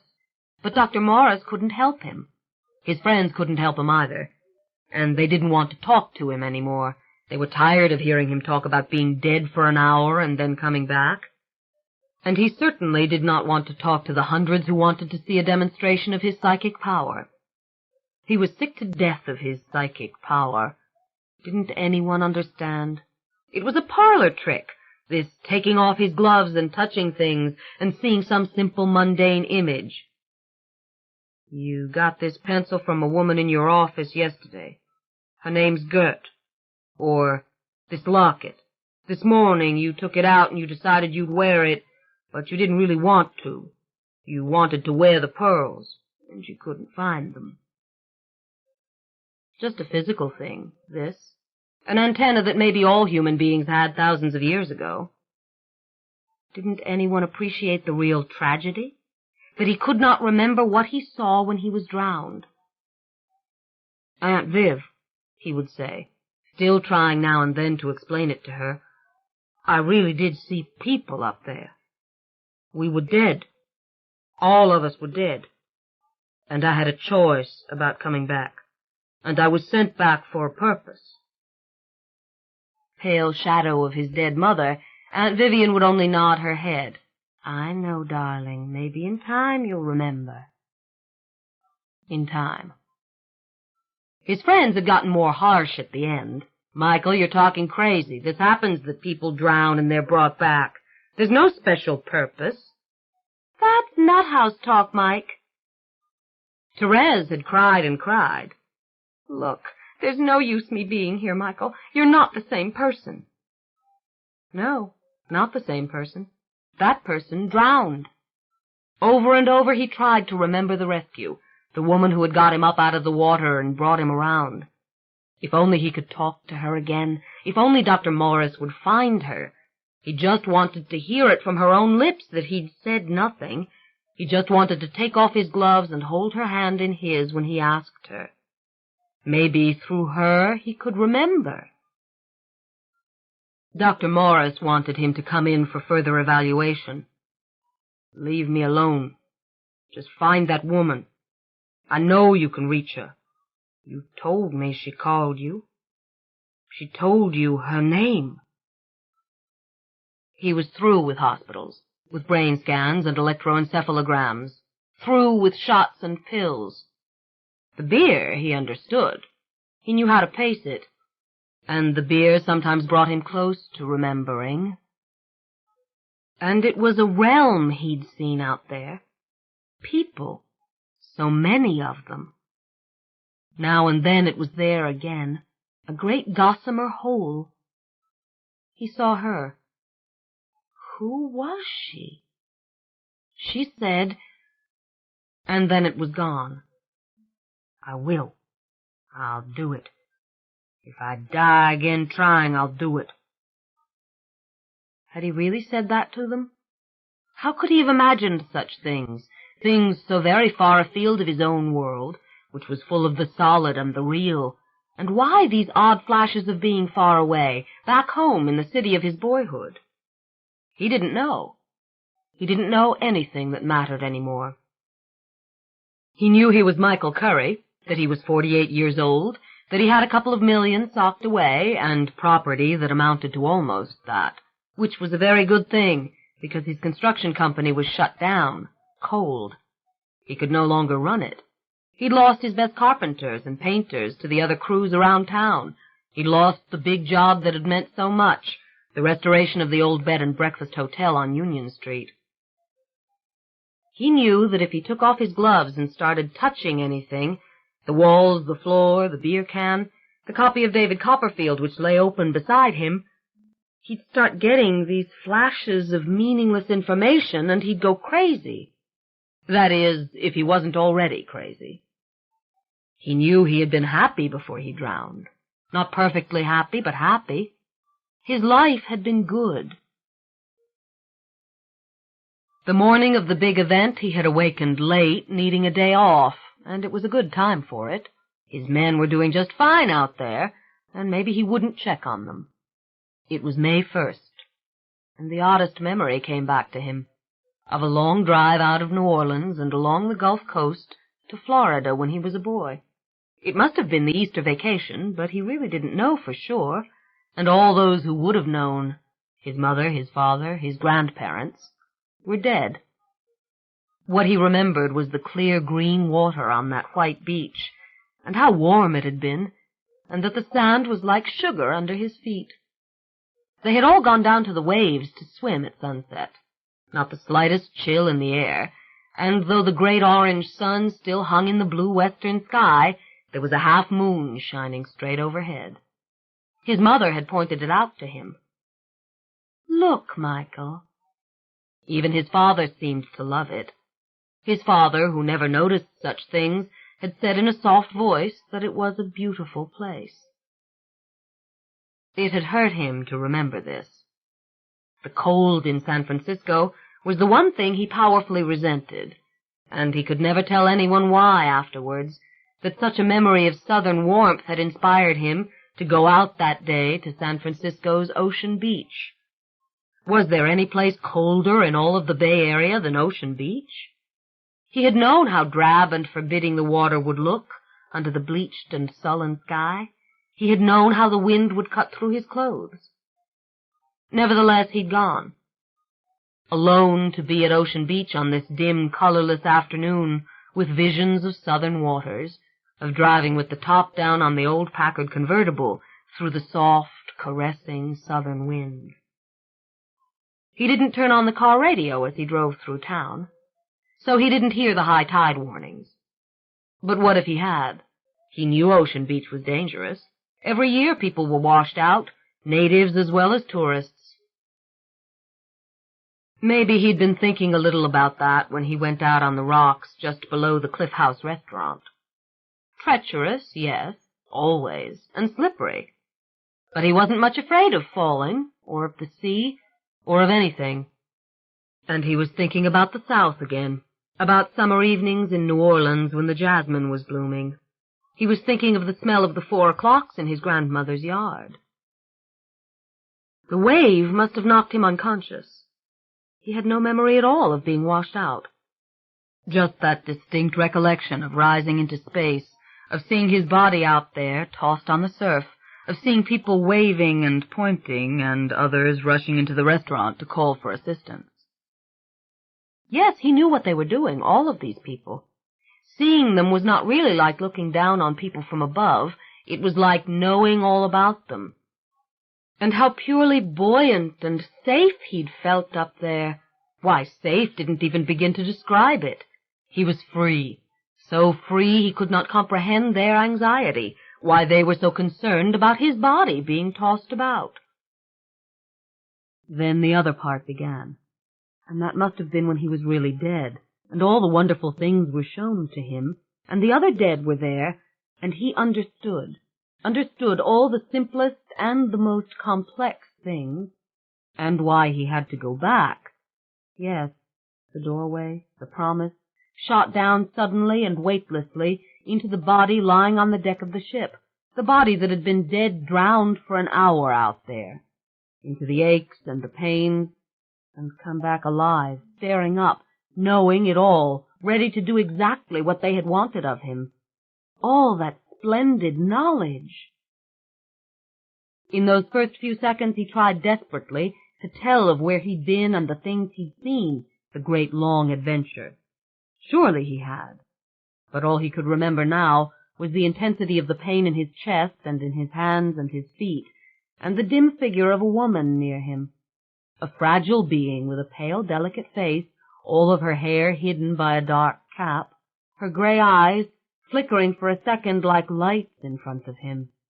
In a soft voice she'd told him to be calm, that they would take care of him. Impossible to think that this little woman had gotten him out of the sea and pumped the water out of his lungs. But he had not understood that she was his savior at that moment. Men were lifting him, putting him on a stretcher and strapping him down, and he was filled with pain. The wind was whipping his face. He couldn't keep his eyes open. The stretcher was rising in the air. Confusion after that. Had he blacked out again? Had that been the moment of true and total forgetting? No one could confirm or deny, it seemed, what had happened on the flight in, only that they had rushed him to shore where the ambulance and the reporters were waiting. Cameras flashing, that he did recall, people saying his name. The ambulance itself, yes, and someone trying to stick a needle into his veins. He thought he heard his Aunt Vivian's voice. He begged them to stop. He had to sit up. They couldn't strap him down again. No. Hold on, Mr. Curry, just hold on. Hey, help me here with this guy. They were strapping him down again. They were treating him as if he were a prisoner. He fought, but it was no use. They'd shot something into his arm. He knew it. He could see the darkness coming. Then they came back, those he had seen out there. They began to talk again. I understand, he said. I won't let it happen. I'll go home. I know where it is. I remember. When he had awakened, it was to bright artificial light. A hospital room. He was hooked to machines. His best friend, Jimmy Barnes, was sitting next to the bed.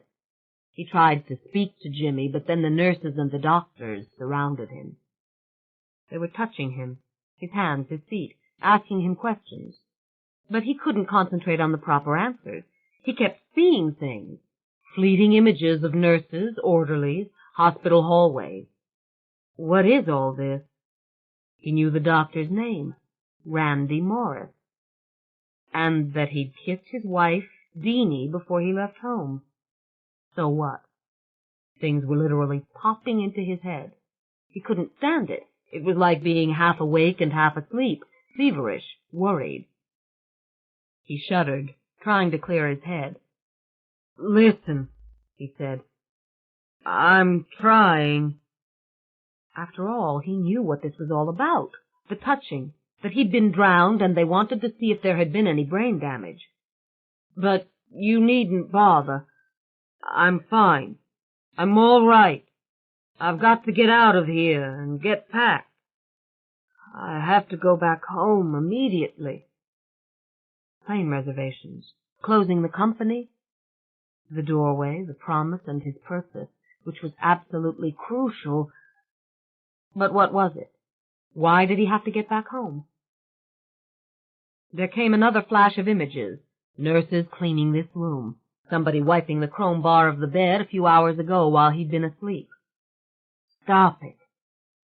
Have to get back to the point. The whole purpose. Then he realized it. He couldn't remember the purpose. He couldn't remember what he'd seen while he was dead. The whole thing, all of it. The people, the places, all he'd been told. He couldn't remember any of it. No, this couldn't be. It had been wondrously clear. And they were depending on him. They'd said, Michael, you know you do not have to return. You can refuse. And he'd said that he would. That he what? It was going to come back in a flash, like a dream you forget and then completely remember. He had sat up, brushing one of the needles out of his arms, and asked for a pen and paper. You have to lie still. Not now. I have to write it down. But there was nothing to write. He remembered standing on the rock, thinking of that long-ago summer in Florida, of the warm waters. Then the wet-soaked, cold, aching thing that he was on the stretcher. All of it gone. He had shut his eyes, trying to ignore the strange warmth in his hands, and the nurse pushing him back against the pillows. Somebody was asking Jimmy to go out of the room. Jimmy didn't want to go. Why was he seeing all these strange, irrelevant things? Flashes of orderlies again, and the nurse's husband, and these names. Why did he know all these names? Don't touch me like that, he said. It was the experience out there, over the ocean. That's what mattered. Suddenly he reached for the pen. If you'll be very quiet. Yes, an image when he touched the pen, of the nurse getting it out of the drawer at the hallway station. And the paper, image of a man putting the tablet in a metal locker. And the bedside table, image of the woman who'd last wiped it clean, with a rag full of germs from another room. And some flash of a man with a radio, somebody doing something with a radio. And the bed, the last patient in it, Mrs. Ona Patrick, died at 11 a.m. yesterday, before he'd even decided to go to Ocean Beach. No, turn it off. Flash of her body in the hospital morgue. I can't stand this. What's wrong, Michael? Said Dr. Morris. Talk to me. Jimmy was arguing in the hall. He could hear Stacy's voice. Stacy and Jimmy were his best friends. He was trembling. Yeah, sure, he whispered to the doctor. I'll talk to you, just so long as you don't touch me. In desperation, he had put his hands to his own head, run his fingers through his own hair, and mercifully he felt nothing. He was drifting into sleep again, thinking, well, it will come as it did before. She'll be there and I'll understand. But even as he nodded off, he realized he didn't know who this she was. But he had to go home, yes. Home after all these years, these long years in which home had become some sort of fantasy. Back to where I was born, he whispered. So hard now to talk. So sleepy. If you give me any more drugs, I swear I'll kill you. It was his friend Jimmy who brought the leather gloves the next day. Michael hadn't thought it would work, but it was worth a try. He was in a state of agitation bordering on madness, and he had been talking too much to everybody. When reporters rang the room direct, he told them in a great rush what was going on. When they pushed their way into the room, he talked on, recounting it again and again, repeating, I can't remember. They gave him things to touch. He told them what he saw. It doesn't mean anything. The cameras went off with their myriad shuffling electronic sounds. The hospital staff threw the reporters out. Michael was scared to touch even a fork or a knife. He wouldn't eat. Staff members came from all over the hospital to place objects in his hands. In the shower, he touched the wall. He saw that woman. That dead woman again. She'd been in this room 3 weeks. I don't want to take a shower, she'd said. I'm sick, don't you understand? Her daughter-in-law had made her stand there. He had to get out of the stall. He fell down exhausted in the bed, shoving his hands under the pillow. There had been a few flashes as he first smoothed the tight leather gloves over his fingers. Then he rubbed his hands together slowly, so that everything was a blur, image piling upon image until nothing was distinct, and all the various names tumbling through his mind made a noise. Then quiet. Slowly he reached for the knife on the supper tray. He was seeing something, but it was pale, silent, then gone. He lifted the glass, drank the milk. Just a shimmer. All right. These gloves were working. The trick was to be quick about every gesture, and also to get out of here, but they wouldn't let him. I don't want a brain scan, he said. My brain is fine. It's my hands that are driving me crazy. But they were trying to help. Dr. Morris, the chief resident, and his friends, and his Aunt Vivian, who stayed at his side by the hour. At his behest, Dr. Morris had contacted the ambulance men and the Coast Guard, the emergency room people, the skipper of the boat who had revived him before the Coast Guard had been able to find her. Anybody who might have remembered his saying something important. After all, a single word might unlock his memory. But there were no words.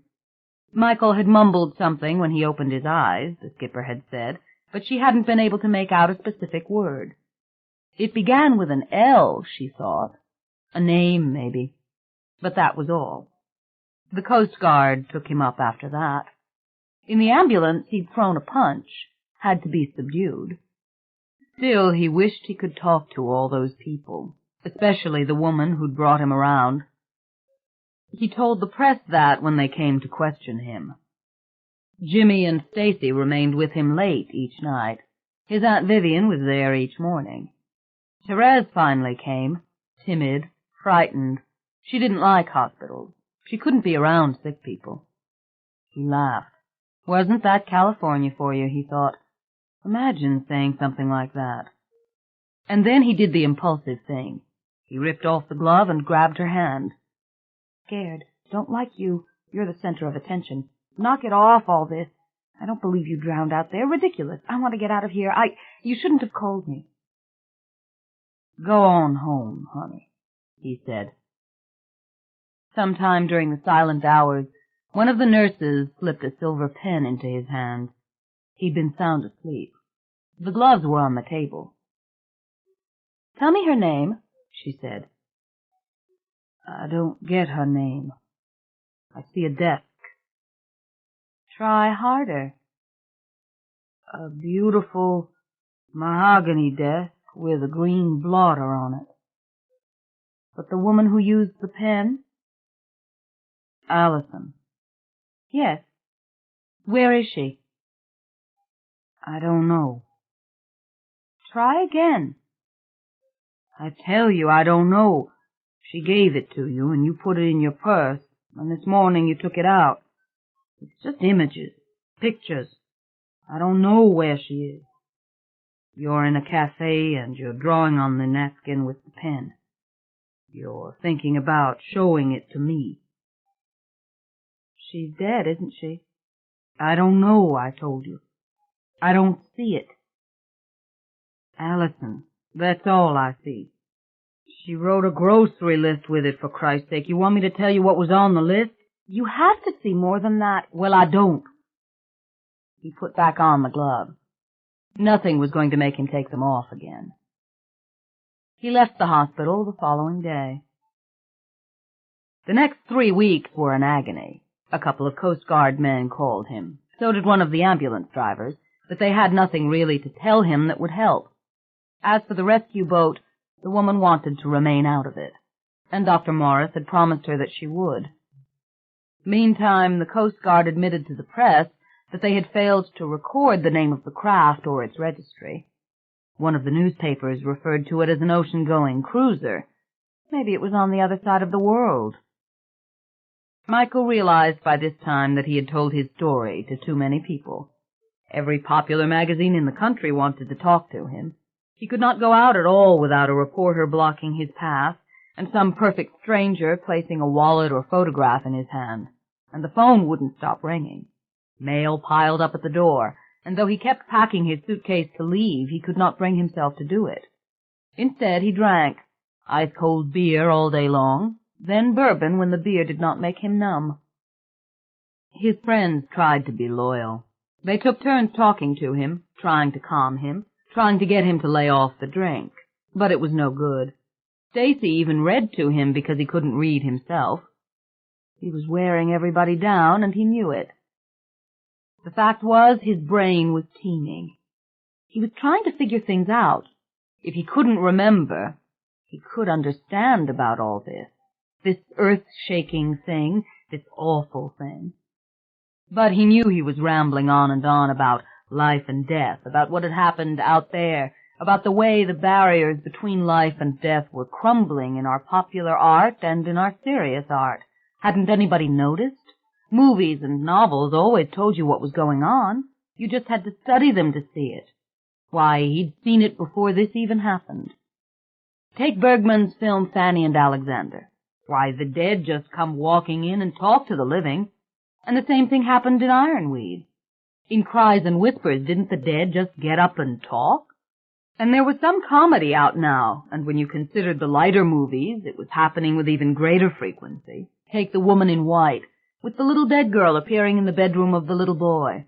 And there was Julia with Mia Farrow being haunted by that dead child in London. Michael, you're bashed. It isn't only horror movies, don't you see?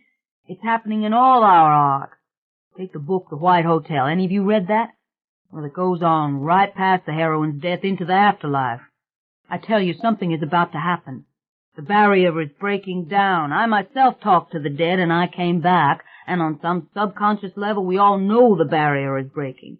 Michael, you have to calm down. This thing with the hands, I don't want to talk about that. But he was bashed. That he had to admit. And he intended to stay bashed. He liked being bashed. He picked up the phone to order another case of beer. No need for Aunt Viv to go out for anything. And then there was all that Glenlivet scotch he'd stashed away, and more Jack Daniels. Oh, he could stay drunk till he died. No problem. By phone, he finally shut down the company. When he tried to work, his men had told him pointedly to go home. They couldn't get anything done with his constant talking. He was hopping from subject to subject. And then there was the reporter standing there asking him to demonstrate the power for the woman from Sonoma County. And something else was plaguing him, too, which he could not confide to anyone. He was receiving vague emotional impressions from people, whether he touched them or not. A certain free-floating telepathy, it seemed, and there were no gloves to shut it off. It wasn't information he received. It was merely strong impressions of like, dislike, truth, or falsehood. Sometimes he was so caught up in this, he only saw people's lips moving. He didn't hear their words at all. This highly charged intimacy, if that was the proper thing to call it, alienated him to the core. He let the contracts go, transferring everything in the space of an afternoon, making sure all his men got work, and then closing his small shop on Castro, which sold vintage Victorian fixtures. It was okay to go indoors, to lie down, to pull the curtains and drink. Aunt Viv sang in the kitchen as she cooked for him meals he didn't want to eat.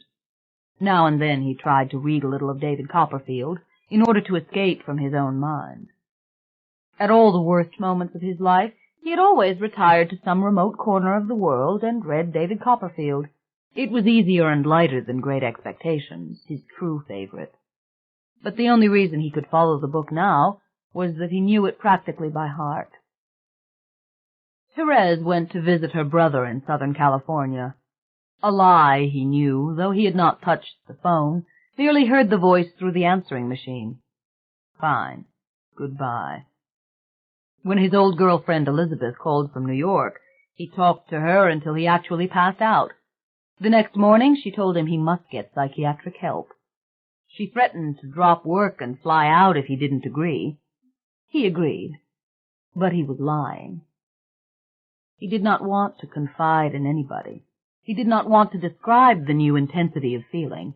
He certainly didn't want to talk about his hands. All he wanted to talk about were the visions, and nobody wanted to hear about that. Nobody wanted to hear him talk about the curtain dropping that separated the living from the dead. After Aunt Viv went to bed, he experimented just a little with the touching power. He could tell a great deal from an object when he allowed himself to handle it slowly. If he asked questions of his power, that is, tried to direct it, he could receive even more. But he did not like the feel of it, of these images flashing through his head. And if there was a reason he had been given this sensitivity, the reason was forgotten along with the vision and the sense of purpose regarding his return to life. Stacy brought him books to read about others who had died and come back. Dr. Morris at the hospital had told him of these works, the classic studies of the near-death experience, by Moody, Rawlings, Sabom, and Ring. Fighting the drunkenness, the agitation, the sheer inability to concentrate for any length of time, he forced himself through some of these accounts. Yes, he knew this. It was all true. He, too, had risen out of his body, yes, and it was no dream, yes. But he had not seen a beautiful light. He had not been met by dead loved ones, and there had been no unearthly paradise to which he was admitted, full of flowers and beautiful colors. Something altogether different had happened out there. He had been intercepted, as it were, appealed to, made to realize that he must perform a very difficult task, that much depended upon it. Paradise. The only paradise he had ever known was in the city where he'd grown up. the warm, sweet place he'd left when he was 17. That old great square of some 25-odd city blocks known in New Orleans as the Garden District. Yes, back there where it all started. New Orleans, which he hadn't seen since the summer of his 17th year. And the funny thing was that when he considered his life, as drowning men are supposed to do, he thought first and foremost of that long-ago night when, at age 6, he had discovered classical music on his grandmother's back porch, listening in the fragrant dusk to an old tube radio. 4 o'clock glowing in the dark, cicadas grinding in the trees. His grandfather was smoking a cigar on the step, and then that music came into his life, that heavenly music. Why had he loved that music so much when nobody around him did? Different from the start, that's what he'd been, and his mother's breeding could not account for it. To her, all music was noise, she said. Yet he had loved that music so much that he stood there conducting it with a stick, making great sweeping gestures in the dark, humming. It was in the Irish Channel that they lived. Hard-working people, the Currys, and his father was the 3rd generation to inhabit the small double cottage in the long waterfront neighborhood where so many of the Irish had settled. From the great potato famine, Michael's ancestors had fled, packed into the emptied cotton ships on their way back from Liverpool to the American South for the more lucrative cargo. Into the wet grave they'd been dumped, these hungry immigrants, some of them dressed in rags, begging for work, and dying by the hundreds from yellow fever, consumption, and cholera. The survivors had dug the city's mosquito-infested canals. They had stoked the boilers of the big steamboats. They had loaded cotton onto ships and worked on the railroads. They had become policemen and firemen. These were tough people, people from whom Michael had inherited his powerful build, his determination. The love of working with his hands had come from them, and finally prevailed in spite of years of education. He'd grown up hearing tales of those early days, of how the Irish working men themselves had built the great parish church of St. Alphonsus, dragging the stones from the river, laying the mortar, collecting for the beautiful statues that came from Europe. We had to outdo the Germans, you see. You know, they were building St. Mary's right across the street. Nothing on earth was going to make us go to Mass with each other. And that's why there were 2 magnificent parish churches instead of 1, with Masses being said by the very same staff of priests every morning.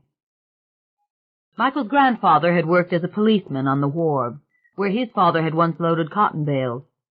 He took Michael to see the banana boats come in, and the thousands of bananas disappearing into the warehouse on the conveyor belt, warning him about the big black snakes that could hide in the banana stalks right until they hung them up in the market.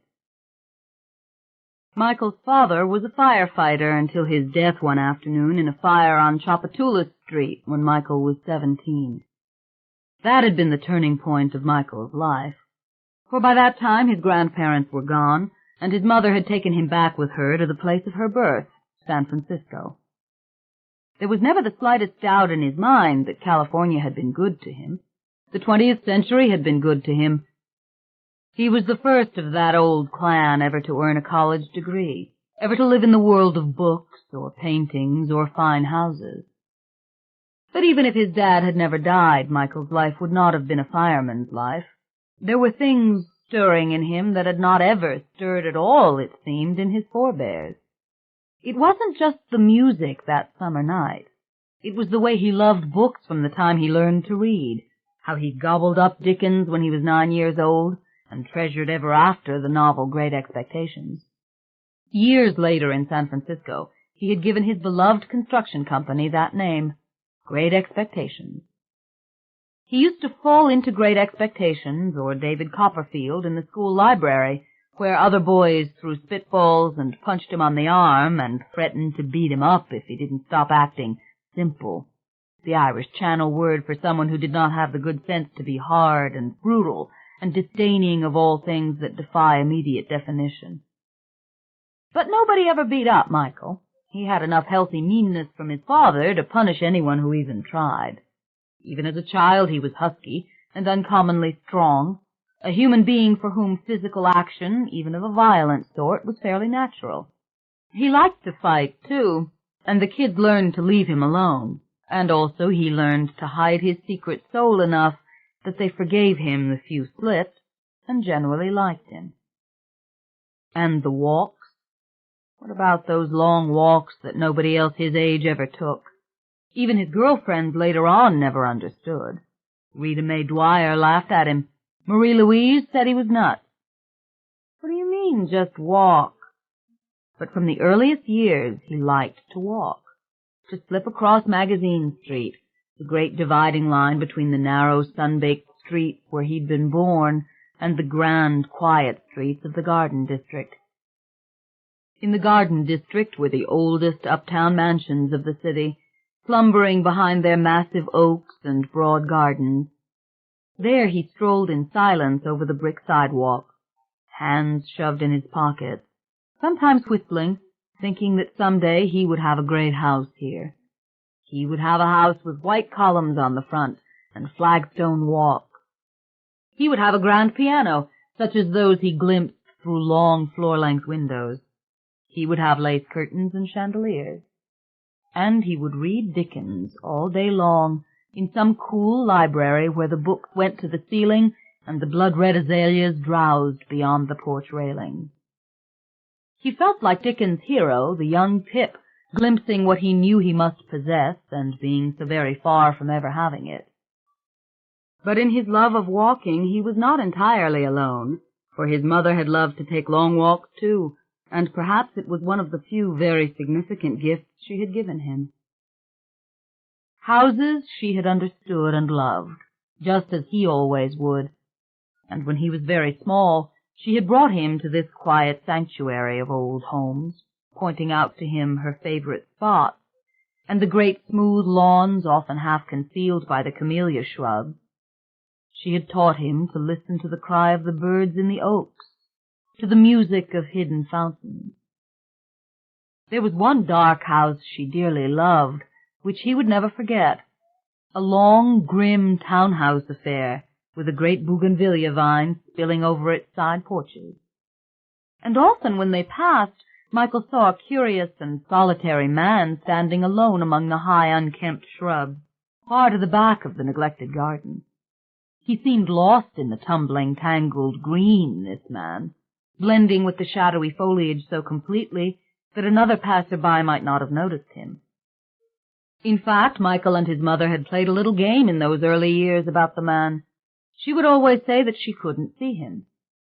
"But he's there, Mom," Michael would reply, and she would say, "All right, Michael, tell me what he looks like."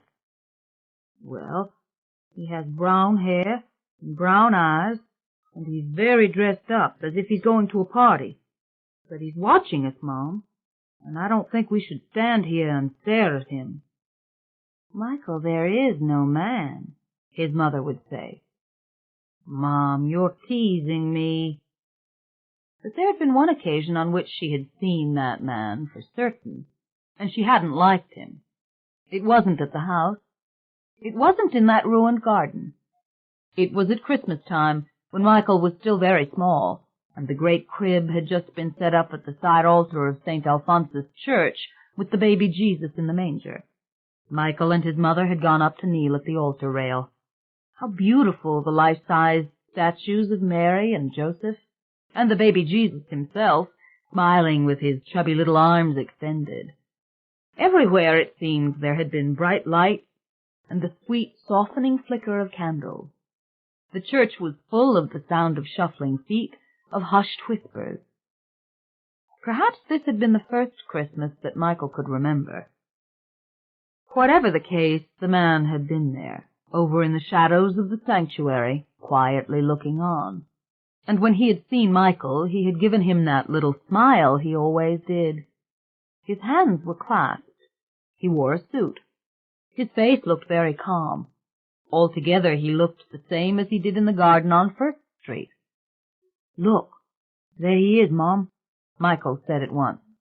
"That man, the one from the garden." Michael's mother had only glanced at the man and then fearfully away. She'd whispered in Michael's ear, "Well, don't stare at him." As they left the church, she'd turned to look back once. "That's the man in the garden, Mom," Michael said. "Whatever are you talking about?" she'd asked. "What garden?" The next time they'd walked down First Street again, he'd seen the man, and he had tried to tell her, but again she played the game. She had teased him, saying there was no man. They had laughed. It was all right. It didn't seem to mean much at the time, though he never forgot it. Much more significant that Michael and his mother were fast friends, that they always had so much fun together. In later years, Michael's mother gave him another gift, the movies she took him to see downtown at the Civic Theater. They would take the streetcar on Saturdays to the matinees. "Sissy stuff, Mike," his father would say. Nobody was dragging him into those crazy shows. Michael knew better than to answer, and as time passed he found a way to smile and shrug it off, so that his father left him alone, and left his mother alone, too, which meant even more to him. And besides, nothing was going to take away those special Saturday afternoons, because the foreign movies were like portals into another world, and they filled Michael with unspeakable anguish and happiness.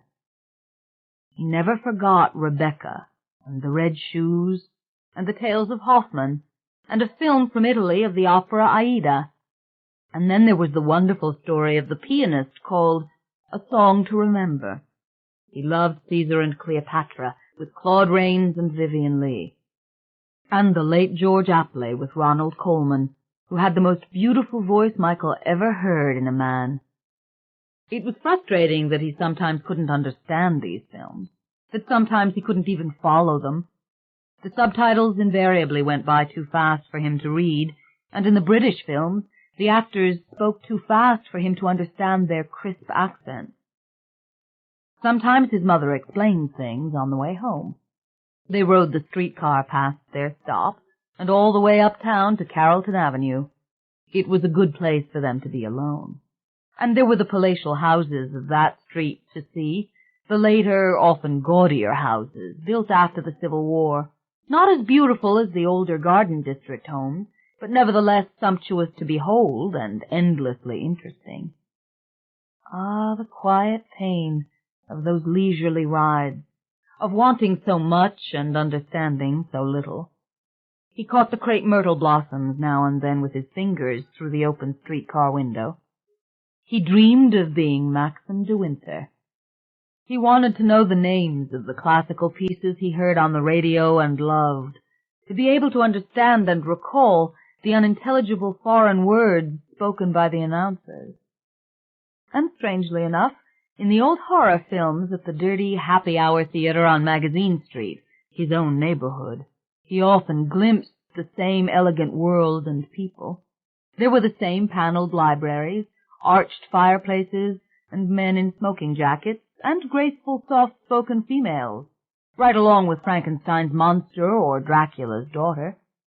Dr. Van Helsing was a most elegant guy, and there was the very Claude Rains who had played Caesar at the downtown theater, now cackling madly as the Invisible Man. Try as he might not to do it, Michael came to loathe the Irish Channel. He loved his folk, and he liked his friends well enough, but he hated the double houses, 20 to a block, with tiny front yards and low picket fences, the corner bar with the jukebox playing in the back room, and the screen door always slamming, and the fat women in their flowered dresses smacking their children with belts or naked hands on the street. He loathed the crowds that shopped on Magazine Street in the late Saturday afternoon. It seemed to him that children always had dirty faces and dirty clothes. The salesgirls behind the counter at the dime store were rude. The pavement stank of rotting beer. There was a stench to the old railroad flats above the shops where some of his friends, the most unfortunate, lived. The stench was in the old shoe shops and radio repair shops. It was even in the happy-hour theater. The stench of Magazine Street. Carpet on the stairs in these old buildings looked and felt like bandages. A layer of dirt overlaid all. His mother would not go to Magazine Street even for a spool of thread. She walked through the Garden District and caught the St. Charles car on the avenue and went down to Canal Street. Michael was ashamed of this hate. He was ashamed as Pip had been ashamed of such a hate of his own in Great Expectations. The more he learned and the more he saw, the more the disdain grew in him. And it was the people, always the people, who put him off the most. He was ashamed of the harsh accent that marked you as being from the Irish Channel, an accent, they said, which sounded like Brooklyn or Boston or any place where the Irish and the Germans settled. "We know you're from Redemptorist school," the uptown kids would say. "We can tell by the way you talk." They meant it contemptuously. Michael even disliked the nuns, the crude, deep-voiced sisters who smacked the boys whenever they felt like it, who shook them and humiliated them at whim. In fact, he hated them in particular for something they had done when he was 6 years old. One little boy, a troublemaker, was dragged out of the boys' first-grade classroom and taken over to the first-grade teacher in the girls' school. Only later did the class find out that there the boy had been made to stand in the trash basket, crying and red-faced, in front of all the little girls. Over and over the nuns had shoved at him and pushed at him, saying, "Get in that trash can, get in it." The girls had watched and told the boys about it afterward. This chilled Michael. He felt a sullen, wordless terror that such a thing could happen to him, because he knew he would never let it happen. He would fight, and then his father would whip him, a violence that had always been threatened but never carried out beyond a couple of licks with a strap. In fact, all the violence that he had always sensed simmering around him, in his father, his grandfather, all the men he knew, might rise like chaos and drag him down into it. How many times had he seen the kids around him whipped?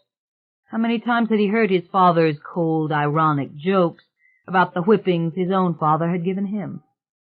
Michael feared it with a horrid, paralyzing, speechless fear. He feared the vicious, catastrophic intimacy of being hit, being beaten. So in spite of his general physical restlessness and his stubbornness, he became an angel in school long before he realized that he needed to learn in order to fulfill his dreams. He was the quiet boy, the boy who always did his homework. Fear of ignorance, fear of violence, fear of humiliation drove him as surely as his later ambitions. But why hadn't these elements driven anyone else around him? He never knew, but there was no doubt in retrospect that he was, from the start, a highly adaptable person. That was the key. He learned from what he saw and changed accordingly. Neither of his parents had that flexibility. His mother was patient, yes, and kept in check the disgust she felt for the habits of those around her. But she had no dreams, no great plans, no true creative force to her. She never changed. She never did much of anything. As for Michael's father, he was a brash and lovable man, a brave firefighter who won many decorations. He died trying to save lives. That was his nature. But it was his nature, too, to shrink from what he didn't know or understand. A deep vanity made him feel small before those with real education. "Do your lessons," he'd say, because that was what he was supposed to say. He never dreamed that Michael was drawing all he could from the parish school, that in the overcrowded classrooms with the tired, overworked nuns, Michael was actually acquiring a fine education. For no matter how abysmal the conditions, the nuns taught the children how to read and write very well, even if they had to hit them to do it. They gave the children a beautiful handwriting. They taught them how to spell. They taught them their arithmetic tables, and they even taught Latin and history and some literature. They kept order among the toughs. And though Michael never stopped hating them, though he would hate them for years after, he had to admit that now and then they did speak in their own varying, simple ways about spiritual things, about living a life that mattered. When Michael was 11, 3 things happened which had a rather dramatic effect upon him. The first was a visit from his Aunt Vivian from San Francisco, and the second was an accidental discovery at the public library. The visit of Aunt Vivian was brief. His mother's sister came to town on a train. They met her at Union Station. She stayed at the Pontchartrain Hotel on St. Charles, and the evening after her arrival she invited Michael and his mother and father to join her for dinner at the Caribbean Room. This was the fancy dining room in the Pontchartrain Hotel. Michael's father said no. He wasn't going into a place like that. Besides, his suit was at the cleaner's.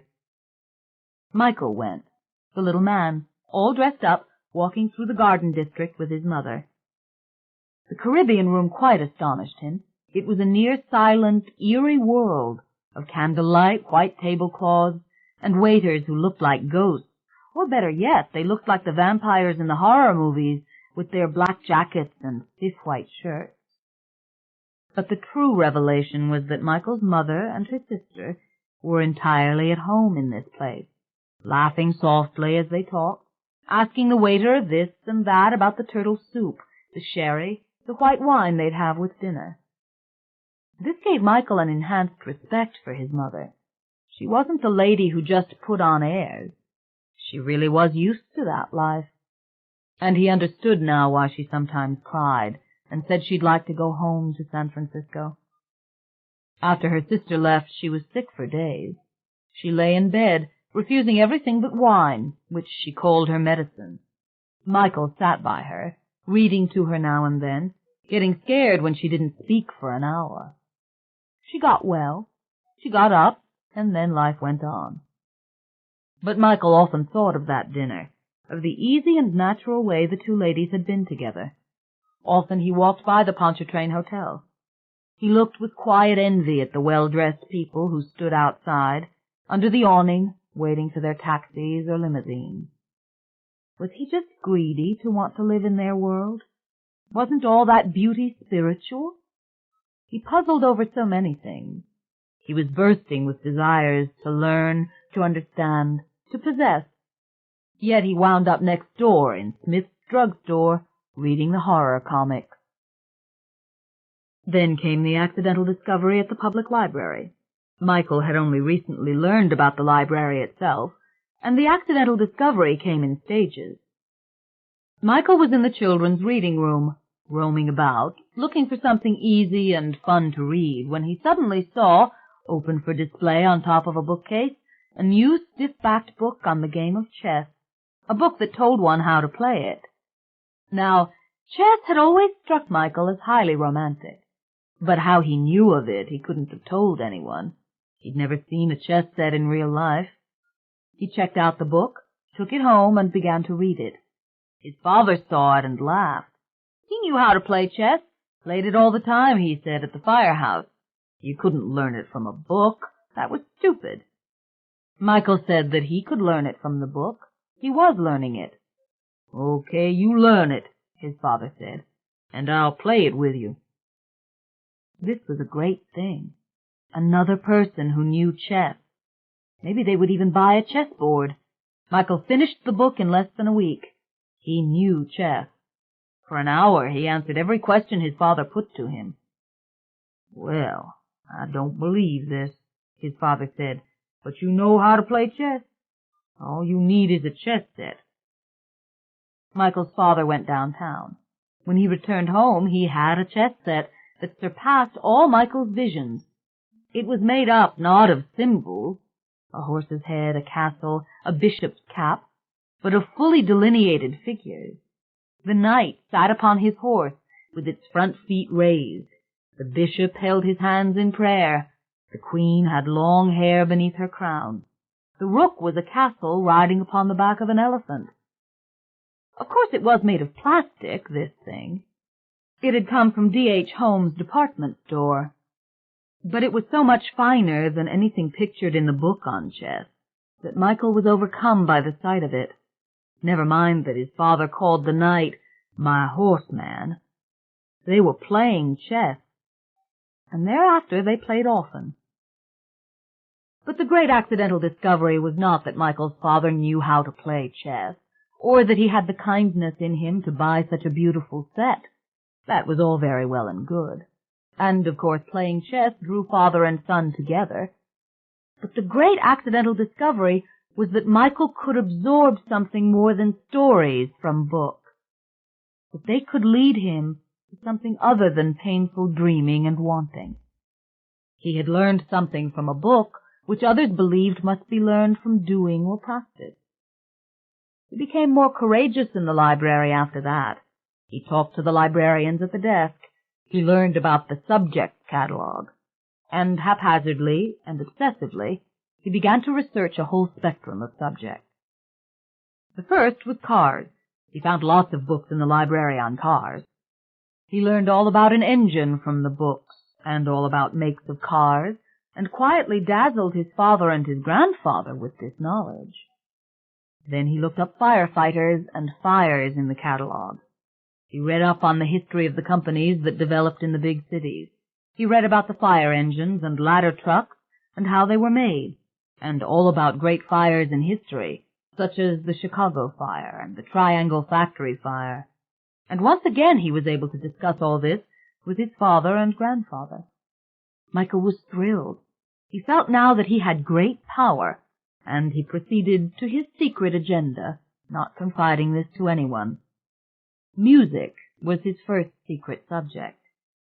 He chose the most babyfied books at first. This subject was hard. And then he moved on to the illustrated histories for young adults, which told him all about the boy genius Mozart, and poor deaf Beethoven, and crazy Paganini, who had supposedly sold his soul to the devil. He learned the definitions of symphony and concerto and sonata. He learned about the musical staff, quarter notes, half notes, major and minor key. He learned the names of all the symphonic instruments. Then Michael went on to houses, and in no time he came to understand the Greek Revival style, and the Italianate style, and the late Victorian style, and what distinguished these various types of buildings. He learned to identify Corinthian columns and Doric columns, to pick out side hall houses and raised cottages. With his new knowledge he roamed the garden district. His love for the things he saw deeply and quietly intensified. He had hit the jackpot with all this. There was no reason to live in confusion any more. He could read up on anything. On Saturday afternoons he went through dozens of books on art, architecture, Greek mythology, science. He even read books on modern painting, and opera and ballet, which made him ashamed and afraid that his father might sneak up behind him and make fun of him. The third thing that happened that year was a concert at the municipal auditorium. Michael's father, like many firemen, took extra jobs in his time off, and that year he was working the concession stand at the auditorium, selling bottled soda. And Michael went with him one night to help out. It was a school night, and he shouldn't have gone at all, but he wanted to go. He wanted to see the municipal auditorium and what went on there. So his mother said okay.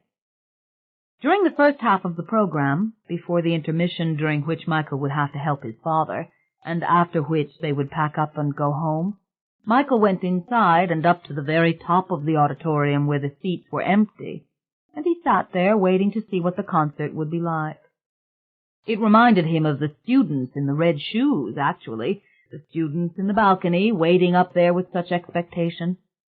And sure enough, the place began to fill with beautifully dressed people, the uptowners of New Orleans, and the orchestra gathered to tune up in the pit. Even the strange, thin man from First Street was there. Michael caught a glimpse of him far below, his face turned upward, as though he could actually see Michael all the way in the top row. What followed swept Michael away. Isaac Stern, the great violinist, played that night, and it was the Beethoven Concerto for violin and orchestra, one of the most violently beautiful and simply eloquent pieces of music Michael had ever heard. Never once did it leave him in confusion. Never once did it leave him out. Long after the concert was over, he was able to whistle the principal melody, and to remember as he did so the great, sweet, sensuous sound of the full orchestra and the thin, heartbreaking notes that came from Isaac Stern's violin. But Michael's life was poisoned by the longing created in him by this experience. In fact, he suffered in the days that followed possibly the worst dissatisfaction with his world that he had ever experienced. But he did not let anyone know this. He kept it sealed inside of him, just as he kept secret his knowledge of the subjects he studied at the library. He feared the snobbishness growing in himself, the loathing he knew that he could feel for those he loved if he let such a feeling have life. And Michael couldn't bear not to love his family. He couldn't bear to be ashamed of them. He couldn't bear the pettiness and the ingratitude of such a thing. He could hate the people down the block, that was fine, but he had to love and be loyal to, and be in harmony with, those under his own roof. Reasonably, naturally, he was devoted to his hard-working grandmother, who always had cabbage and ham boiling on the stove when he came in. She spent her life, it seemed, either cooking or ironing or hanging out clothes on backyard lines from a wicker basket. And he loved his grandfather, a little man with tiny black eyes, who was always on the front steps waiting for Michael after school. He had wonderful stories to tell of the old days, and Michael never tired of them. And then there was his father, the firefighter, the hero. How could Michael not appreciate such a man? Often Michael went over to the firehouse on Washington Avenue to see him. He sat around, just one of the guys, dying to go out with them when an alarm came in, but always forbidden to do it. He loved to see the truck tearing out, to hear the sirens and the bells. Never mind that he lived in dread that he might someday have to be a fireman and nothing else, living in a double shotgun cottage. How his mother managed to love these people was another story, and one Michael could not entirely understand. He tried day in and day out to mitigate her quiet unhappiness.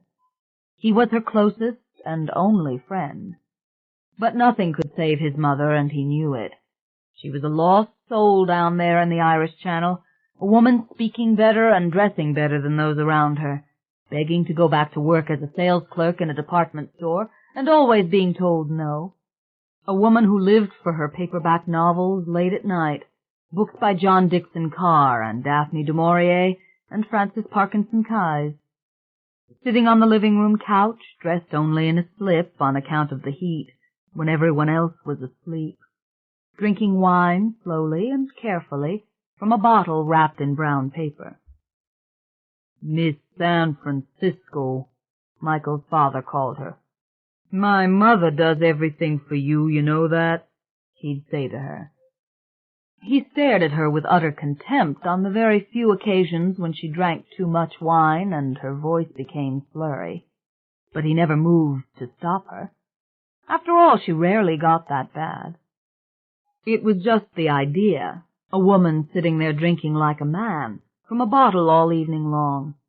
Michael knew that was what his father thought. No one had to tell him. And maybe Michael's father was afraid she'd leave if he tried to boss her or control her. He was proud of her prettiness, her slender body, and even the nice way that she talked. He even got the wine for her now and then, bottles of port and sherry, which he himself detested. Sticky, sweet stuff for women, he said to Michael. But it was also the stuff that winos drank, and Michael knew it. Did his mother hate his father? Michael never really knew for sure. At some point in his childhood he came to know that his mother was some 8 years older than his father, but the difference was not apparent, and his father was a good-looking man, and his mother seemed to think so. She was kind to her husband most of the time, but then she was kind to everyone. Yet nothing in the world was going to make her get pregnant again, she often said, and there were quarrels, awful muffled quarrels, behind the only closed door in the little shotgun flat, the door to the back bedroom. There was a story about his mother and father, but Michael never knew if it was true. His aunt told him the story after his mother's death. It was that his parents had fallen in love in San Francisco near the end of the war, while his father was in the Navy, and that his father had looked very handsome in his uniform and had the charm in those days to really get the girls. He looked like you, Mike, his aunt said years later. Black hair and blue eyes and those big arms just like you. And you remember your father's voice. It was a beautiful voice, kind of deep and smooth, even with that Irish Channel accent. And so Michael's mother had fallen hard for him. And then when he went overseas again, he had written Michael's mother lovely, poetic letters, wooing her and breaking her heart. But the letters had not been written by Michael's father. They had been written by his best friend in the service, an educated man on the same ship, who had laid on the metaphors and the quotes from books. And Michael's mother never guessed. Michael's mother had actually fallen in love with those letters. And when she'd found herself pregnant with Michael, she went south, trusting in those letters, and was received at once by the common, good-hearted family, who prepared for the wedding in St. Alphonsus Church immediately, and had it all done right as soon as Michael's father could get leave. What a shock it must have been to her, the little treeless street, the tiny house with each room opening onto the other, and the mother-in-law who waited hand and foot on the men and never took a chair herself during supper. Michael's aunt said that Michael's father had one time confessed the story of the letters to his mother when Michael was still a baby, and that Michael's mother had gone wild and tried to kill him, and she had burned all the letters in the backyard. But then she'd quieted down and tried to make a go of it. Here she was with a little child. She was past 30. Her mother and father were dead. She had only her sister and brother out in San Francisco, and she had no choice but to stay with the father of her child. And besides, the Currys were not bad people. Her mother-in-law in particular she had loved for taking her in when she was pregnant. And that part, about the love between the two women, Michael knew had been true, because Michael's mother took care of the old woman during her final illness. Both his grandparents died the year Michael started high school, his grandmother in the spring and his grandfather 2 months after. And though many aunts and uncles had died over the years, these were the first funerals that Michael ever attended, and they were to be engraved forever in his memory. They were absolutely dazzling affairs, with all the accoutrements of refinement which Michael loved. In fact, it troubled him deeply that the furnishings of Lonergan and Sons, the funeral parlor, and the limousines with their gray velvet upholstery, and even the flowers and the finely dressed pallbearers, seemed connected to the atmosphere of the elegant movies Michael so valued. Here were soft-spoken men and women, fine carpets and carved furniture, rich colors and textures, and the perfume of lilies and roses, and people tempering their natural meanness and crude ways. It was as if when you died you went into the world of Rebecca or the Red Shoes or A Song to Remember. You had beautiful things for a final day or two before they put you in the ground. It was a connection that intrigued him for hours.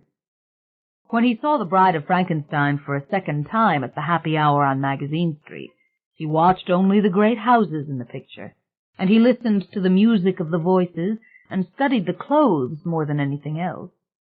He wished he could talk about all this to somebody, but when he tried to tell his girlfriend, Marie Louise, she didn't know what he was talking about. She thought it was dumb to go to the library. She wouldn't go to foreign movies.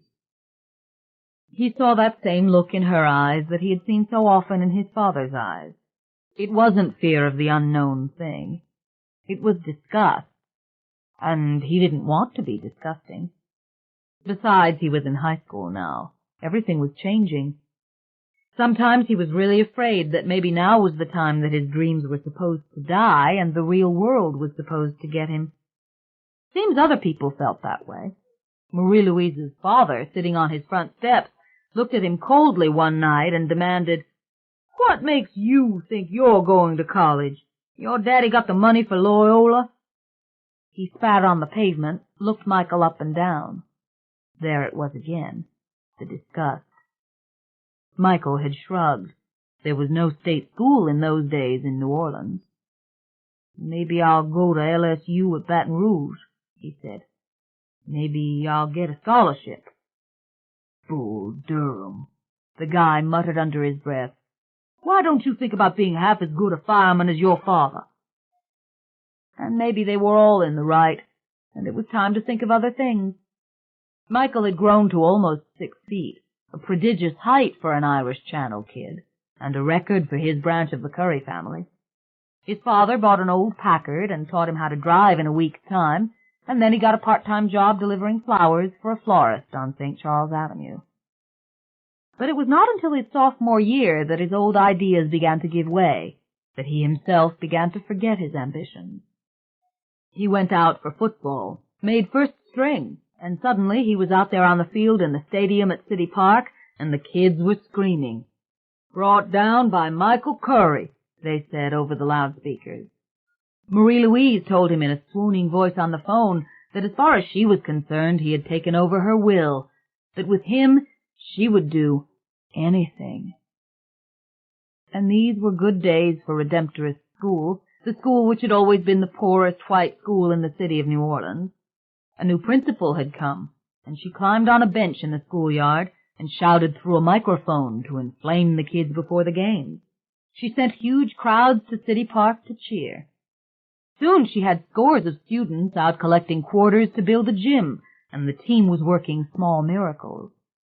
It was winning game after game, by sheer force of will it seemed, just scoring those yards even when the opposition was playing better football. Michael still hit the book, but the games were the real focus of his emotional life that year. Football was perfect for his aggression, his strength, even his frustration. He was one of the stars at school. He could feel the girls looking at him when he walked up the aisle at 8 o'clock Mass every morning. And then the dream came true. Redemptorist won the city championship. The underdogs had done it, the kids from the other side of magazine, the kids who spoke that funny way so that everyone knew they were from the Irish Channel. Even the Times-Picayune was full of ecstatic praise, and the gymnasium drive was in high gear, and Marie-Louise and Michael went all the way, and then suffered agonies waiting to find out if Marie-Louise was pregnant. Michael might have lost it all then. He wanted nothing more than to score touchdowns, be with Marie-Louise, and make money so he could take her out in the Packard. On Mardi Gras Day, he and Marie-Louise, dressed as pirates, went down to the French Quarter, drank beer, snuggled and necked on a bench in Jackson Square. As summer came on, she talked more and more about getting married. Michael didn't know what to do. He felt he belonged with Marie-Louise, yet he could not talk to her. She hated the movies he took her to see, Lust for Life or Marty or On the Waterfront. And when he talked about college, she told him he was dreaming. Then came the winter of Michael's senior year. It was bitter cold, and New Orleans experienced its first snowfall in a century.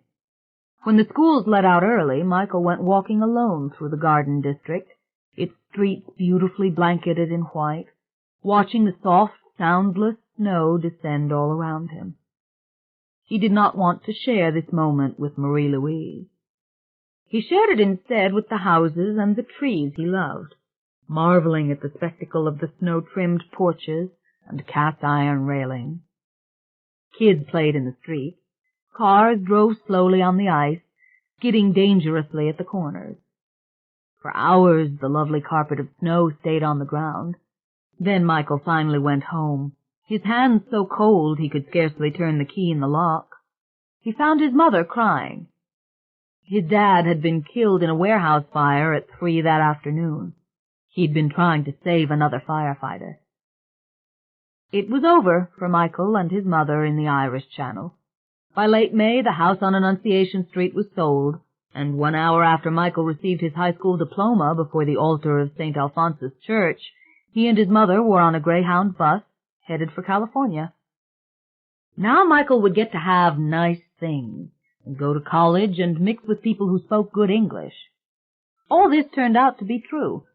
His Aunt Vivian lived in a pretty apartment on Golden Gate Park, full of dark furniture and real oil paintings.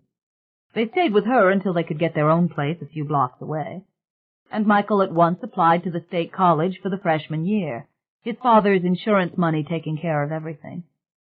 Michael loved San Francisco. It was always cold, true, and miserably windy and barren. Nevertheless, he loved the somber colors of the city, which struck him as quite particular: ochres and olive greens, and dark Roman reds and deep grays. The great ornate Victorian houses reminded him of those beautiful New Orleans mansions.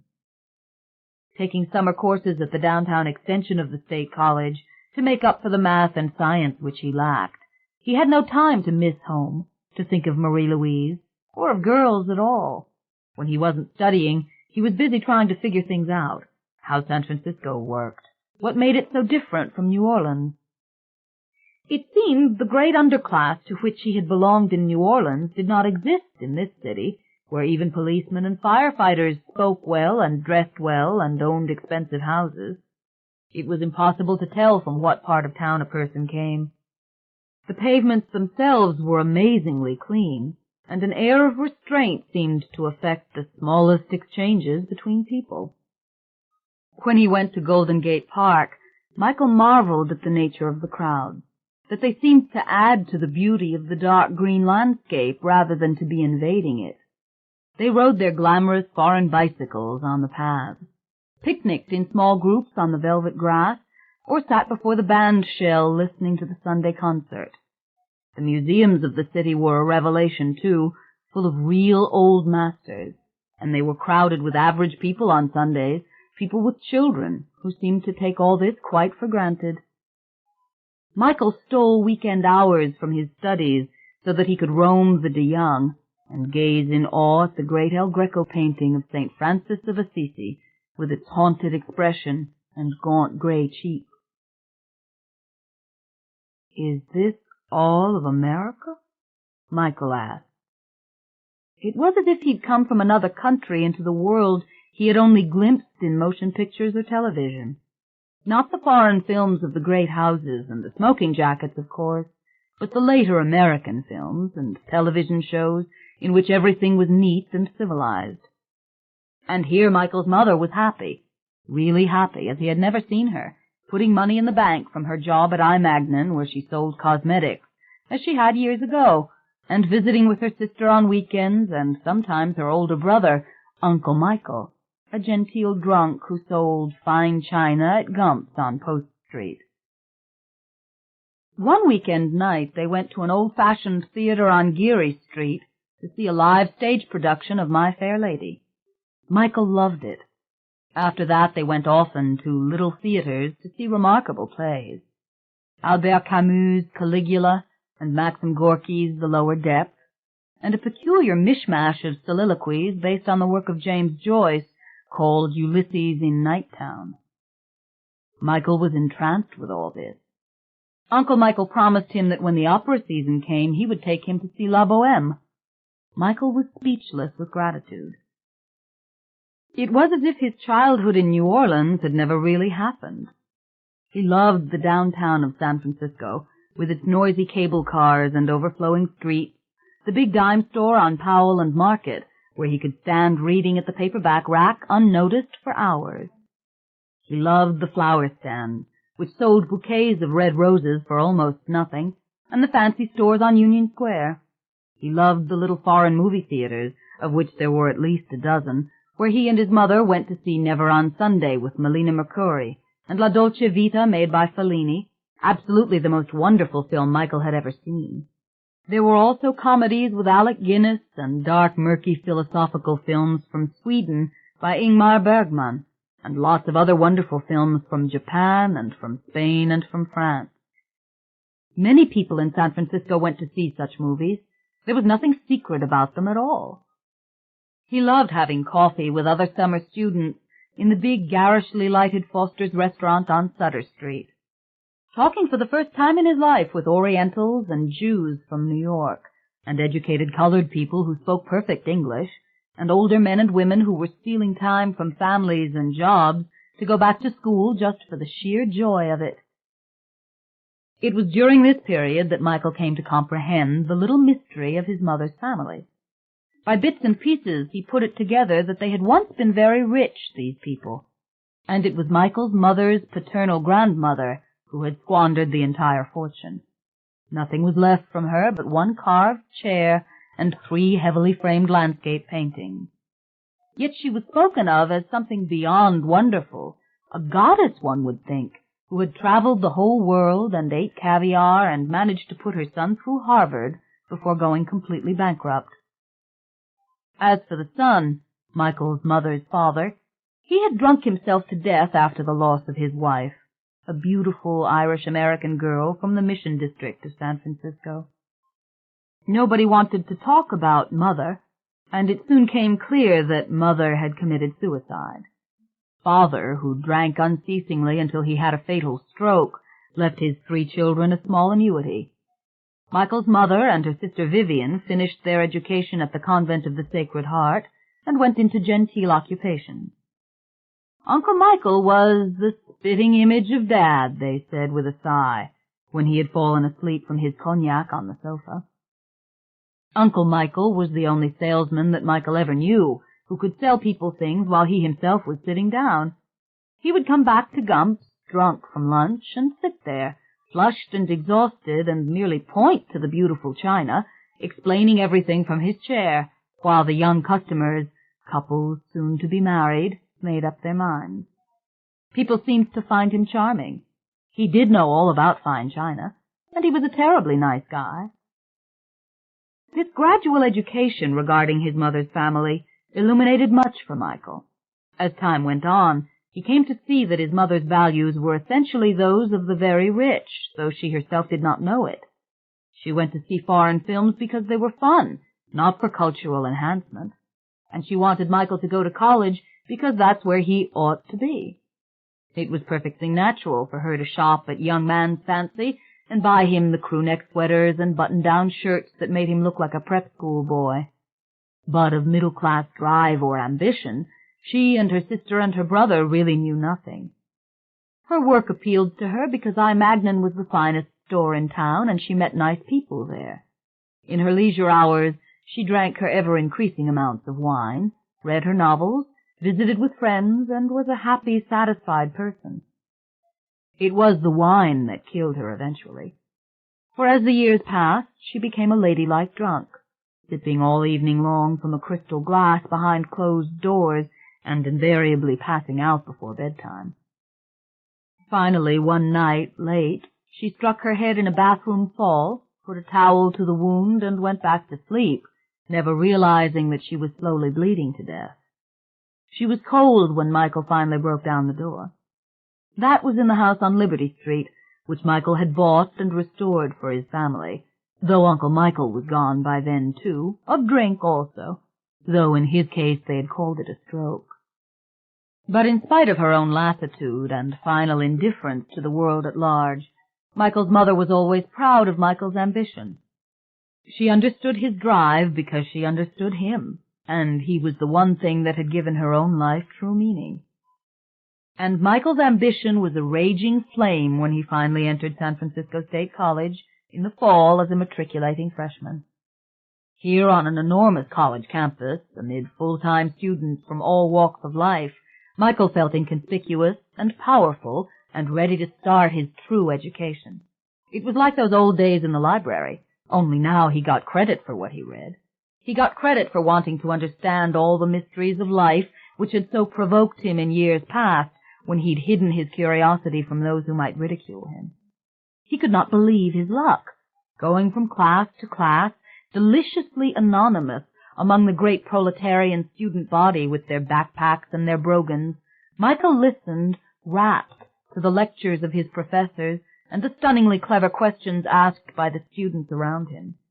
Peppering his schedules with electives in art, music, current events, comparative literature, and even drama, he gradually acquired a true old-fashioned liberal arts education. He majored in history, finally, because he did well in that subject and could write the papers and pass the tests, and because he knew that his latest ambition, to be an architect, was quite beyond him. He could not master the math, no matter how he tried, and in spite of all his efforts, he could not make the grades that would admit him to a school of architecture for 4 years of postgraduate study. Also, he loved history because it was a social science in which people tried to stand back from the world and figure out how it worked. And this is what Michael had been doing ever since he was a kid in the Irish Channel. Synthesis, theory, overview, this was utterly natural to him. And because he had come from such an alien and otherworldly place, because he was so astonished by the modern world of California, The perspective of the historian was a comfort to him. He liked, above all, to read well-written books about cities and centuries. Books, that is, which tried to describe places or eras in terms of their origins, their sociological and technological advances, their class struggle, their art and literature. Michael was more than content. As the insurance money ran out, he went to work part-time with a carpenter who specialized in restoring the beautiful old Victorians of San Francisco. He began to study books on houses again, as he had in the old days. By the time he received his bachelor's degree, his old friends from New Orleans would not have known him. He had still the football player's build, the massive shoulders and the heavy chest, and the carpentry kept him in fine form. And his black curly hair, his large blue eyes, and the light freckles on his cheeks remained his distinctive features. But he wore dark-rimmed glasses now to read, and his common dress was a cable-knit sweater and Donegal tweed jacket with patches on the elbows. He even smoked a pipe, which he carried always in his right coat pocket. He was at age 21 equally at home hammering away on a wood frame house, or typing rapidly with 2 fingers a term paper on the witchcraft persecutions in Germany in the 1600s. 2 months after he started his graduate work in history, he began to study, right along with his college work, for the state contractor's examination. He was working as a painter then, and learning also the plastering trade and how to lay ceramic tile, anything in the building trade for which anyone would hire him. He went on with school because a deep insecurity would not allow him to do otherwise. But he knew by this time that no amount of academic pleasure could ever satisfy his need to work with his hands, to get out in the air, to climb ladders, swing a hammer, and feel at the end of the day that great, sublime physical exhaustion. Nothing could ever take the place of his beautiful houses. He loved to see the results of his work: roofs mended, staircases restored, floors brought back from hopeless grime to a high luster. He loved to strip and lacquer the finely crafted old newel posts, balustrades, and door frames. And always the learner, he studied under every craftsman with whom he worked. He quizzed the architect when he could. He made copies of blueprints for further examination. He pored over books, magazines, and catalogues devoted to Restoration and Victoriana. It seemed to him sometimes that he loved houses more than he loved human beings. He loved them the way that seamen love ships, and he would walk alone after work through the rooms to which he'd given new life, lovingly touching the window-sills, the brass knobs, the silk-smooth plaster. He could hear a great house speaking to him. He finished the master's in history within 2 years, just as the campuses of America were erupting with student protests against the American war in Vietnam, and the use of psychedelic drugs became a fad among the young who were pouring into San Francisco's Haight-Ashbury. But well before that, he had passed the contractor's examination and formed his own company. The world of the flower children, of political revolution and personal transformation through drugs, was something he never fully understood, and something which never really touched him. He danced at the Avalon Ballroom to the music of the Rolling Stones. He smoked grass. He burned incense now and then. He played the records of Bismillah Khan and Ravi Shankar. He even went with a young girlfriend to the Great Bee Inn in Golden Gate Park, where Timothy Leary told his acolytes to tune in, turn on, and drop out. But all this was only mildly fascinating to him. The historian in him could not succumb to the shallow, often silly revolutionary rhetoric he heard all around. He could only laugh quietly at the dining-table Marxism of his friends, who seemed to know nothing personally of the working man. And he watched in horror when those he loved destroyed their peace of mind utterly, if not their very brains, with powerful hallucinogens. But he learned from all this. He learned as he sought to understand, and the great psychedelic love of color and pattern, of Eastern music and design, had its inevitable influence on his aesthetics. Years later he would maintain that the great 60s revolution in consciousness had benefited every person in the nation, that the renovation of old houses, the creation of gorgeous public buildings with flower-filled plazas and parks, the erection even of the modern shopping malls with marble floors, fountains, and flower beds. All this directly stemmed from those crucial years when the hippies of the Haight-Ashbury had hung ferns in the windows of their flats and draped their junk furniture with brilliantly colored Indian bedspreads, when the girls had fixed the proverbial flowers in their free-flowing tresses, and the men had discarded their drab clothes for shirts of bright colors and had let their hair grow full and long. There was never any doubt in his mind that this period of turmoil and mass drug-taking and wild music had borne directly on his career. All over the nation young couples turned their backs on the square little houses of the modern suburbs, and with a new love of texture and detail and varied forms, turned their attention to the gracious old homes of the inner city. San Francisco had such houses beyond count. Michael had perpetually a waiting list of eager customers. Great Expectations could renovate, restore, build from scratch. Soon he had projects going all over town. He loved nothing better than to walk into a broken-down, moldy Victorian on Divisadero Street and say, "Yeah, I can give you a palazzo here in 6 months." His work won awards. He became famous for the beautiful and detailed drawings he could make. He undertook some projects without architectural guidance at all. All his dreams were coming true. He was 32 when he acquired a vintage townhouse on Liberty Street, restored it inside and out, providing apartments for his mother and his aunt, and there he lived on the top floor, with a view of the downtown lights in exactly the style he'd always wanted. The books, the lace curtains, the piano, the fine antiques. He possessed all these things. He built a great hillside deck where he could sit and drink up the fickle Northern California sun.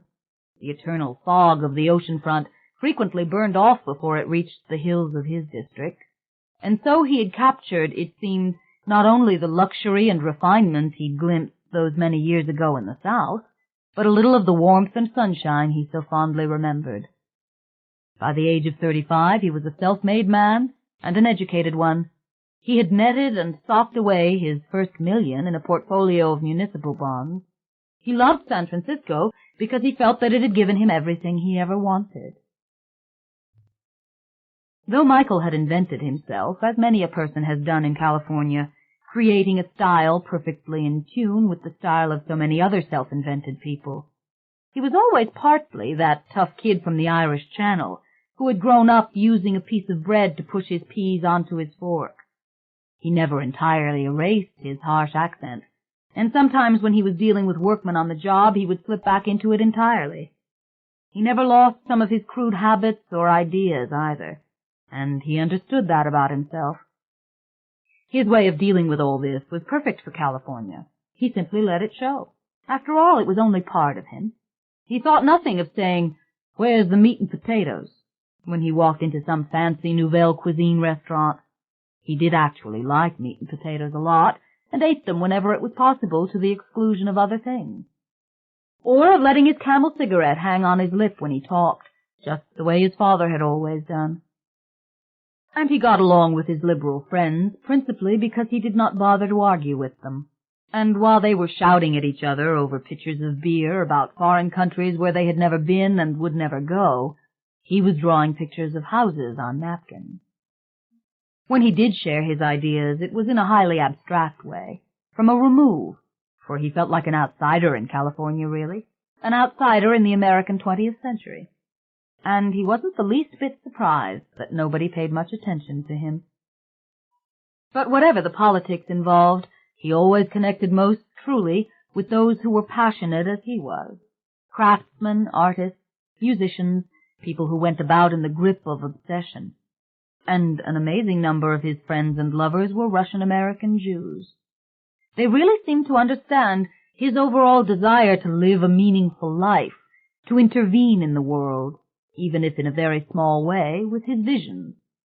He had dreams of building his own great houses, of transforming whole city blocks, of developing whole enclaves of cafes, bookstores, bed and breakfast inns within old San Francisco neighborhoods. Now and then, especially after his mother died, he'd think about the past in New Orleans, which seemed ever more otherworldly and fantastical. People in California thought they were free, but how conformist they were, he reasoned. Why, everybody coming from Kansas and Detroit and New York just reached for the same liberal ideas, the same styles of thinking, dressing, feeling. In fact, sometimes the conformity was downright laughable. Friends really said things like, "Isn't that the one we're boycotting this week?" And, "Aren't we supposed to be against that?" Back home, he had left a city of bigots, perhaps, but it was also a city of characters. He could hear the old Irish Channel storytellers in his head, his grandfather telling about how he'd snuck into the German church once when he was a boy, just to hear what German Latin sounded like, and how in the days of Grandma Gelfand Curry, the one German ancestor in the entire tribe, they'd baptized the babies in St. Mary's to make her happy, and then snuck them over to St. Alphonsus to be baptized again, and right and proper in the Irish church, the same priest presiding patiently at both ceremonies. What characters his uncles had been, those old men who died one by one as he was growing up. He could still hear them talking about swimming the Mississippi back and forth, which nobody did in Michael's day, and diving off the warehouses when they were drunk, of tying big paddles to the pedals of their bikes to try to make them work in the water. Everything had been a tale, it seemed.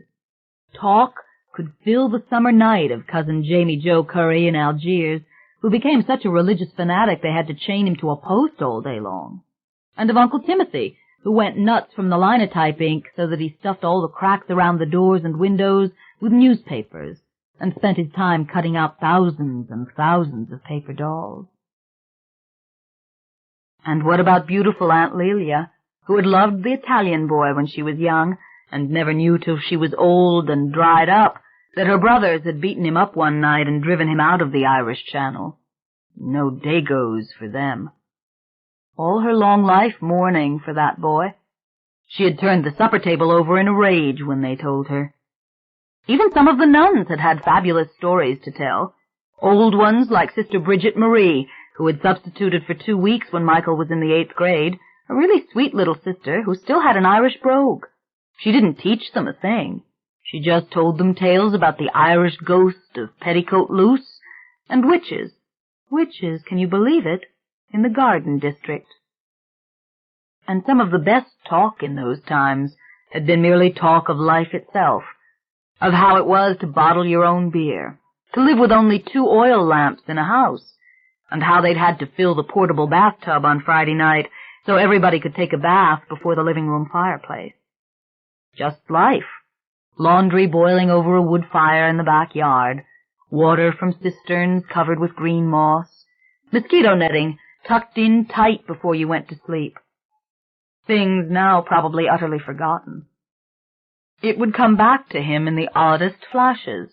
He'd remember the smell of the linen napkins when his grandmother ironed them before putting them in the deep drawers of the walnut sideboard.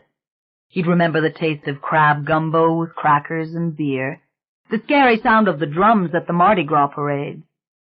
He'd see the Iceman rushing up the back steps, the giant block of ice on his padded shoulder, and over those marvelous voices, which had seemed so coarse then, but seemed now to be possessed of a rich vocabulary, a flair for the dramatic phrase, a sheer love of language.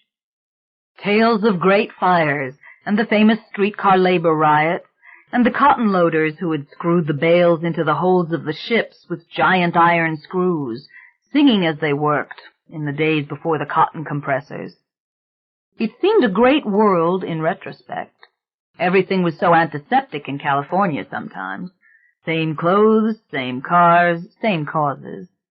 Maybe Michael didn't really belong here. Maybe he never would. Yet surely he didn't belong back there. Why, he hadn't seen the place in all these years. He wished he'd paid more attention to those guys in those days. He'd been too afraid. He wished he could talk to his dad now, sit with him and all those other crazy firemen outside the firehouse on Washington Avenue. Had the oak trees really been that big? Had they really arched completely over the street so that you gazed down a tunnel of green all the way to the river? He'd remember the color of twilight as he walked home late after football practice, along Annunciation Street, how beautiful the orange and pink lantana pushing through the little iron fences. Was there a sky so purely incandescent as that sky, changing from pink to violet and then finally to gold over the tops of the shotgun cottages? There could not have been such an unearthly place. And the garden district. The garden district. His memories of it were so ethereal as to be suspect.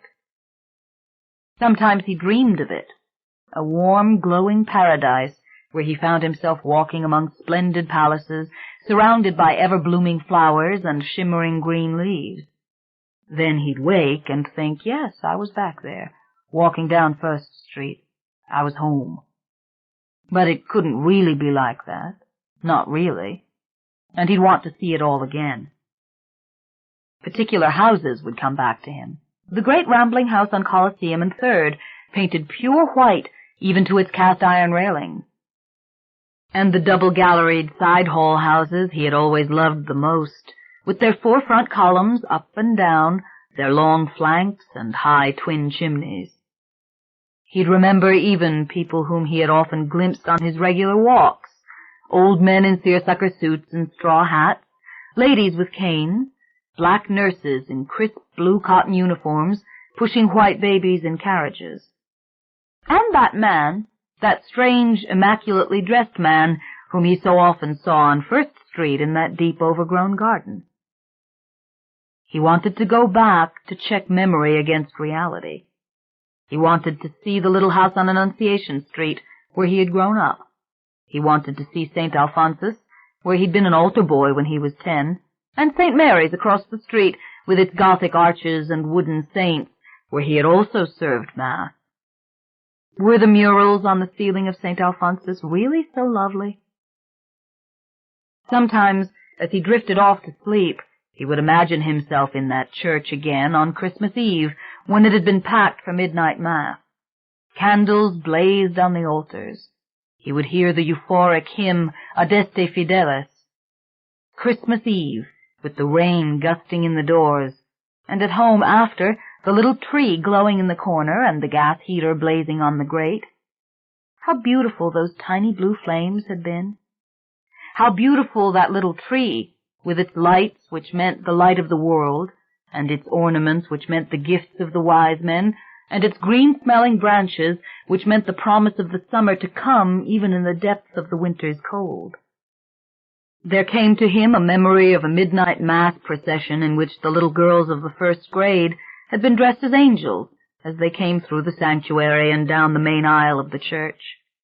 He could smell the Christmas greens, mingling with the sweetness of the flowers and the burning wax. The little girls had been singing of the Christ child. He had seen Rita Mae Dwyer, and Marie-Louise Guidry, and his cousin Patricia Ann Becker, and all the other pesky little girls he knew. But how beautiful they had looked in their little white gowns with stiff cloth wings. Not just little monsters any more, but real angels. That was the magic of Christmas. And when he got home after, all his presents were under the lighted tree. Processions. There were so many, but the ones to the Virgin Mary he never really loved. She was too confused in his mind with the mean nuns who hurt the boys so much, and he could not feel a great devotion to her, which had saddened him until he was old enough not to care. But Christmas he never forgot. It was the one remnant of his religion which never left him, for he sensed behind it a great shimmering history that went back and back through the millennia to dark forests where fires blazed and pagans danced. He loved to remember the crib with the smiling infant and the solemn moments at midnight when Christ was born into the world again. In fact, ever after in California, Christmas Eve was the one day Michael held sacred. He always celebrated it as others celebrated New Year's, for it was for him the symbol of a new beginning, of time redeeming you and all your failings so that you might start again. Even when he was alone, he sat up with his glass of wine until midnight, the light of the little tree the only illumination in his room. And that last Christmas, there had been snow. Of all things, snow. Snow falling softly and soundlessly in the wind, at the very moment, perhaps, when his father had gone through the burning warehouse roof on Tchoupitoulas Street. Somehow or other, Michael never did go home. He just never got around to it. He was always struggling to complete a job already over deadline, and what little vacation time he had, he spent in Europe or in New York roaming the great monuments and museums. His various lovers wanted it that way over the years. Who wanted to see Mardi Gras in New Orleans when they could go to Rio? Why go to the south of the United States when they could go to the south of France? But often Michael reflected that he had acquired everything he had ever longed for on those old Garden District walks, and he ought to go back there to take stock, to see whether or not he was deceiving himself.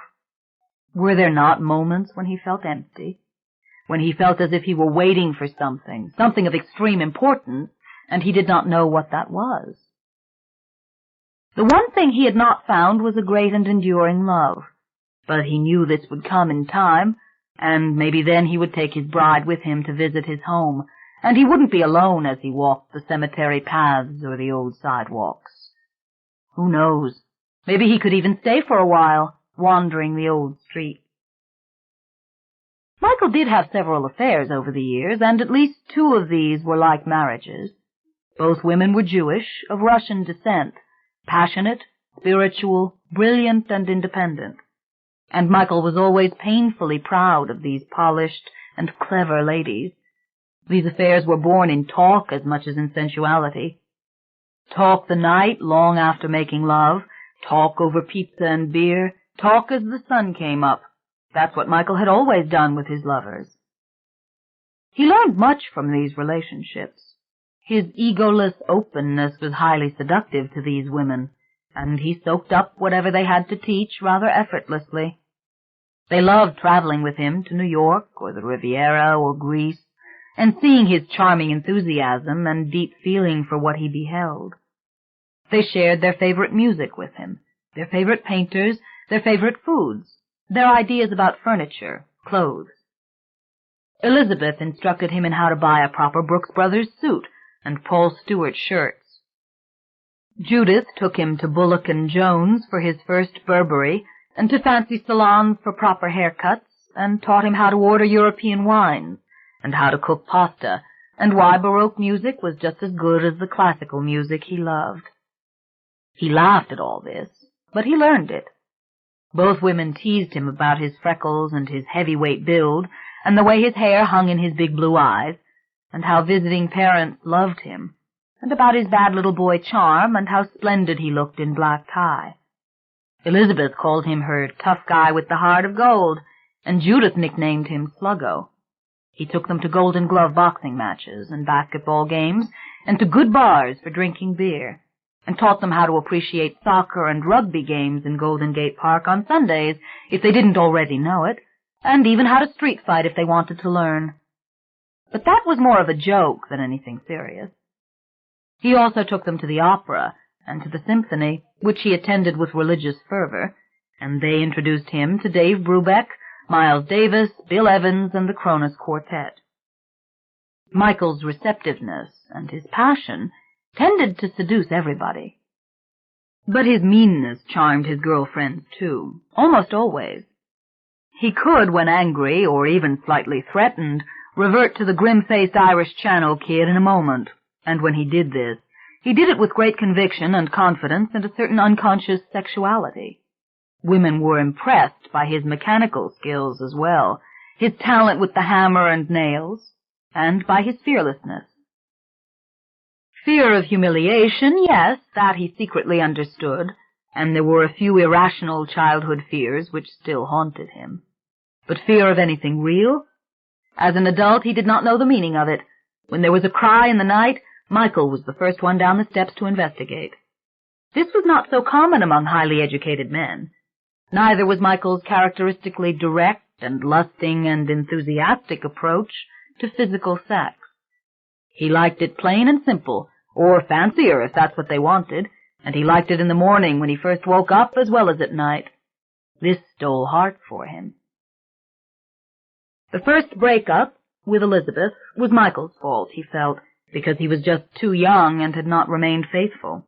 Elizabeth got fed up with his other adventures, though he swore they didn't mean a thing.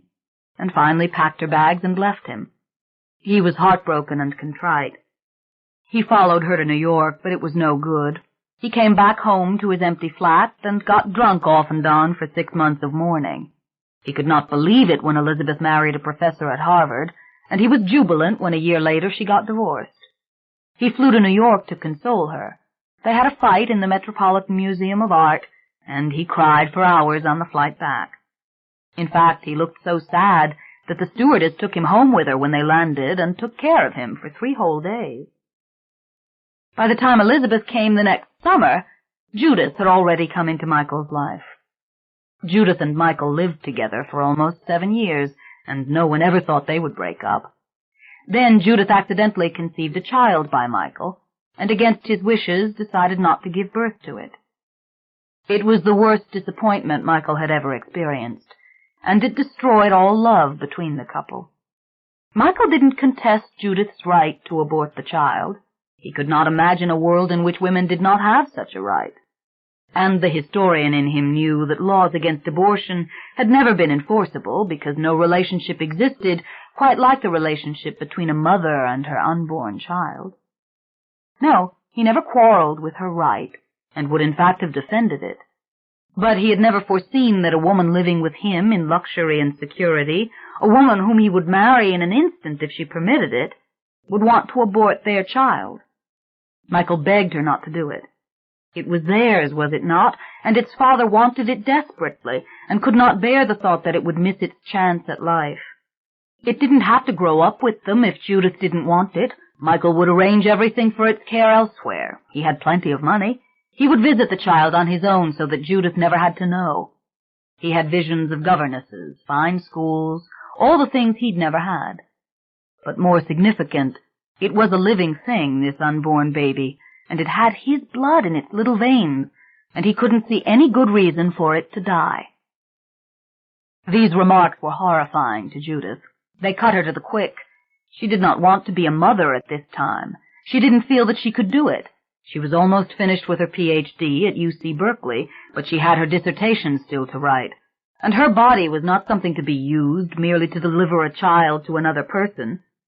The great shock of giving birth to that child, of giving it up, was more than she could possibly bear. She would live with that guilt forever. That Michael did not understand her point of view was exquisitely painful to her. She had always counted upon her right to abort an unwanted child. It was her safety net, so to speak. Now her freedom, her dignity, and her sanity were threatened. Some day they would have a child, she said, when the time was right for both of them, for parenthood was a matter of choice, and no child should be brought into the world who was not loved and wanted by both parents. None of this made sense to Michael. Death was better than abandonment? How could Judith feel guilt for giving it away, and no guilt at all for merely destroying it? Yes, both parents should want a child, but why should one parent have the right to say that it couldn't come into the world? They weren't poor, they weren't diseased, this wasn't a child of rape. Why, they were practically married, and could certainly get married if Judith wanted. They had so much to give this baby. Even if it lived with others, think what they could do for it. Why the hell did the little thing have to perish? And stop saying it wasn't a person, it was on track to be a person, or Judith wouldn't want to be killing it. Was a newborn baby any more a person, for the love of God? And so they went back and forth, their arguments sharpening, becoming ever more complex, vacillating between the personal and the philosophical, with no hope of resolution. Finally, Michael made his last-ditch stand. If Judith would only give birth to the child, he would take it away with him. Judith would never see either of them again, and he would do whatever Judith wanted in return. He would give her whatever he had that she might value. He cried as he pleaded with her. Judith was crushed. Michael had chosen this child over her. He was trying to buy her body, her suffering, the thing growing inside her. She couldn't bear to be in the same house with him. She cursed him for the things he'd said. She cursed his background, his ignorance, and above all his stunning unkindness to her. Did he think it was easy what she meant to do? But every instinct in her told her she must terminate this brutal physical process. She must extinguish this bit of life which was never meant, and which clung to her now, growing against her will, destroying Michael's love for her and their life together. Michael couldn't look at her. If she wanted to go, she should go. He wanted her to go. He didn't want to know the exact day or hour that their child would be destroyed. A dread came over him. Everything around him was gray. Nothing tasted good or looked good. It was as if a metallic gloom had gripped his world, and all colors and sensations had paled in it. He knew Judith was in pain, but he couldn't help her. In fact, he couldn't stop himself from hating her. He thought about those nuns at school, smacking the boys with the flat of their hands. He remembered the grip of a nun's fingers on his arm as she shoved him into the ranks. He remembered thoughtless power, petty brutality. Of course, that had nothing to do with this, he told himself. Judith cared. Judith was a good person. She was doing what she thought she had to do, but Michael felt as helpless now as he'd felt back then, when the nuns patrolled the halls, monsters in their black veils, their mannish shoes thudding on the polished wood. Judith moved out while Michael was at work. The bill for the abortion, Boston hospital and doctor, came a week later. Michael sent his check to the appropriate address. He never saw Judith again. And after that, for a long time, Michael was a loner. Erotic contact had never been something he enjoyed with strangers, but now he had a fear of it, and chose his partners only very occasionally and with great discretion. He was careful to an extreme degree. He wanted no other lost children. Also, he found himself unable to forget the dead baby, or the dead fetus, more properly speaking. It wasn't that he meant to brood on the child. He had nicknamed it Little Chris, but nobody needed to know this. It was that he began to see images of fetuses in the movies he went to see, in the ads for movies which he saw in the papers. As always, movies loomed large in Michael's life. As always, they were a major ongoing part of his education. He fell into a trance in a darkened theater. He felt some visceral connection between what was happening on the screen and his own dreams and subconscious, and with his ongoing efforts to figure out the world in which he lived.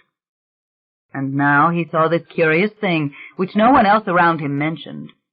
Did not the cinematic monsters of this time bear a remarkable resemblance to the children being aborted every day in the nation's clinics? Take Ridley Scott's Alien, for instance, where the little monster is born right out of the chest of a man, a squealing fetus who then retains its curious shape, even as it grows large, gorging itself upon human victims. And what about Eraserhead, where the ghastly fetal offspring born to the doomed couple cries continuously? Why, at one point it seemed to him there were too many horror films with fetuses in them to make a count. There was the Kindred and Ghoulies and Leviathan, and those writhing clones being born like fetuses out of the pods in Invasion of the Body Snatchers. He could hardly bear to watch that scene when he saw it again at the Castro. He got up and walked out of the theater. God only knew how many more fetus horror movies there were. Take the remake of The Fly. Didn't the hero wind up looking like a fetus? And what about Fly, too, with its images of birth and rebirth? The never-ending theme, he figured. And then came Pumpkinhead, where the great vengeful Appalachian demon grows out of a fetal corpse right before your eyes and keeps its overblown fetal head throughout its hideous rampages. What must this mean? Michael tried to figure out. Not that we suffer guilt for what we do, for we believe it is morally right to control the birth of our young, but that we have uneasy dreams of all those little beings washed, unborn, into eternity? Or was it mere fear of the beings themselves who want to claim us, eternally free adolescents, and make us parents? Fetuses from hell! He laughed bitterly at the whole idea in spite of himself. Look at John Carpenter's The Thing, with its screaming fetal heads. And what about the old classic Rosemary's Baby, for God's sake? And that silly movie It's Alive, about the monster baby who murdered the milkman when it got hungry? The image was inescapable. Babies, fetuses. He saw it everywhere he turned. He pondered it just as he used to ponder the magnificent houses and elegant persons in old black and white horror films of his youth. No use trying to talk about all this with his friends. They had believed Judith was in the right, and they would never understand the distinctions he was trying to make. Horror movies are our troubled dreams, he thought, and we are obsessed now with birth, and birth gone wrong, and birth turned against us. And back to the happy hour theater he went in his memory. He was watching The Bride of Frankenstein again. So science had scared them back then, and even further back when Mary Shelley had written down her inspiring visions. Oh, well, he couldn't figure out these things. He wasn't really a historian or social scientist. Maybe he wasn't clever enough. He was a contractor by trade, best to stick to refinishing oak floors and stripping brass faucets. And besides, he didn't hate women. He didn't. He didn't fear them either. Women were just people, and sometimes they were better people than men, gentler, kinder. He liked their company better than the company of men most of the time, and it had never surprised him that, except for this one issue, they usually understood what he had to say more sympathetically than men did. When Elizabeth called, eager to kindle the old flame, he was happy, very happy, to get on a plane for New York. Their weekend was bliss together, except for his elaborate precautions against conception, a matter which had now become an obsession. They would make it work again. They both knew it. They were one step from a rare moment of fine excitement. But Elizabeth didn't want to leave the East Coast, and Michael could not imagine great expectations in Manhattan. They would write to each other. They would think about it. They would talk long distance. They would wait and see. As time passed, Michael lost a little faith that he would ever have the love he wanted. But his was a world in which many adults did not have that love. They had friends, freedom, style, riches, career, but not that love. And this was the condition of modern life. And so it was for him, too. And he grew to take this for granted. He had plenty of comrades on the job, old college buddies, no shortage of female companionship when he wanted it. And as he reached his 48th birthday, he figured there was still time for everything. He felt and looked young, as did the other people his age around him. Why, he still had those damned freckles, and women still gave him the eye, that was certain. In fact, he found it easier to attract them now than when he had been an overeager young man.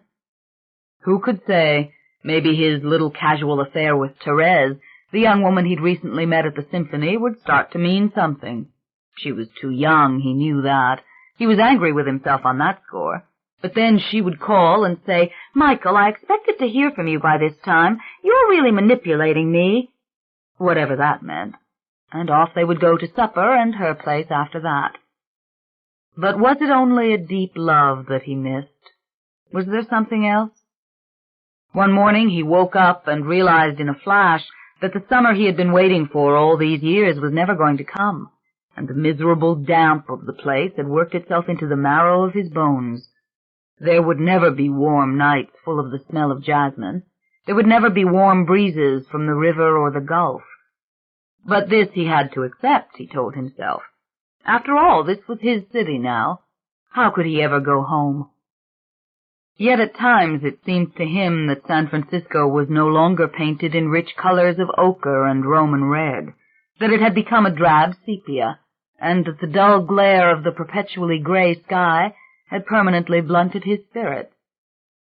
Even the beautiful houses he restored seemed sometimes no more than stage sets, devoid of real tradition, fancy traps to capture a past that had never existed, to create a feeling of solidity for people who lived moment to moment in a fear of death bordering on hysteria. Oh, but he was a lucky man, and he knew it, and surely there were good times and good things to come. So that was Michael's life, a life that for all practical purposes was now over, because he had drowned on May 1st, and come back, haunted, obsessed, rambling on and on about the living and the dead, unable to remove the black gloves from his hands, fearful of what he might see, the great inundations of meaningless images, and picking up strong emotional impressions even from those whom he did not touch. A full 3.5 months had passed since that awful day. Therese was gone. His friends were gone. And now he was a prisoner of the house on Liberty Street. He had changed the number on the phone. He was not answering the mountains of mail he received.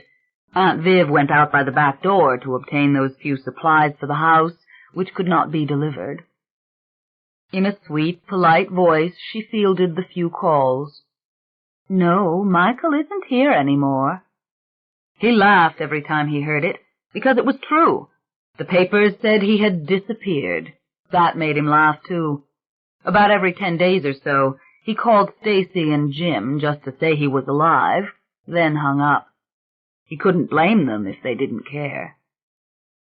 Now in the dark he lay on his bed, watching again on the mute television screen the familiar old images of Great Expectations. A ghostly Miss Havisham, in her tattered wedding garb, talked to young Pip, played by John Mills, who was just setting off for London. Why was Michael wasting time? He ought to be setting off for New Orleans, but he was too drunk just now for that. Too drunk even to call for an airline schedule. Besides, there was the hope that Dr. Morris would call him, Dr. Morris, who knew this secret number, Dr. Morris to whom Michael had confided his one and only plan. "If I could get in touch with that woman," he had told Dr. Morris. "You know, the skipper who rescued me. If I could just take off my gloves and hold her hands when I talked to her, well, maybe I could remember something through her. Do you know what I'm talking about?" "You're drunk, Michael. I can hear it." "Never mind that just now. That's a given. I'm drunk and I'm going to stay drunk. But listen to what I'm saying. If I could get on that boat again." "Yes?" "Well, if I could get down on the deck of the boat and touch the boards with my bare hands. You know, the boards I was lying on." "Michael, that's insane." "Dr. Morris, call her. You can get in touch with her. If you won't call her, give me her name." "What do you mean, call her and tell her you want to crawl around on the deck of her boat, feeling for mental vibrations? Michael, she has a right to be protected from something like that. She may not believe in this psychic power thing, but you believe in it. You know it works." "I want you to come back to the hospital."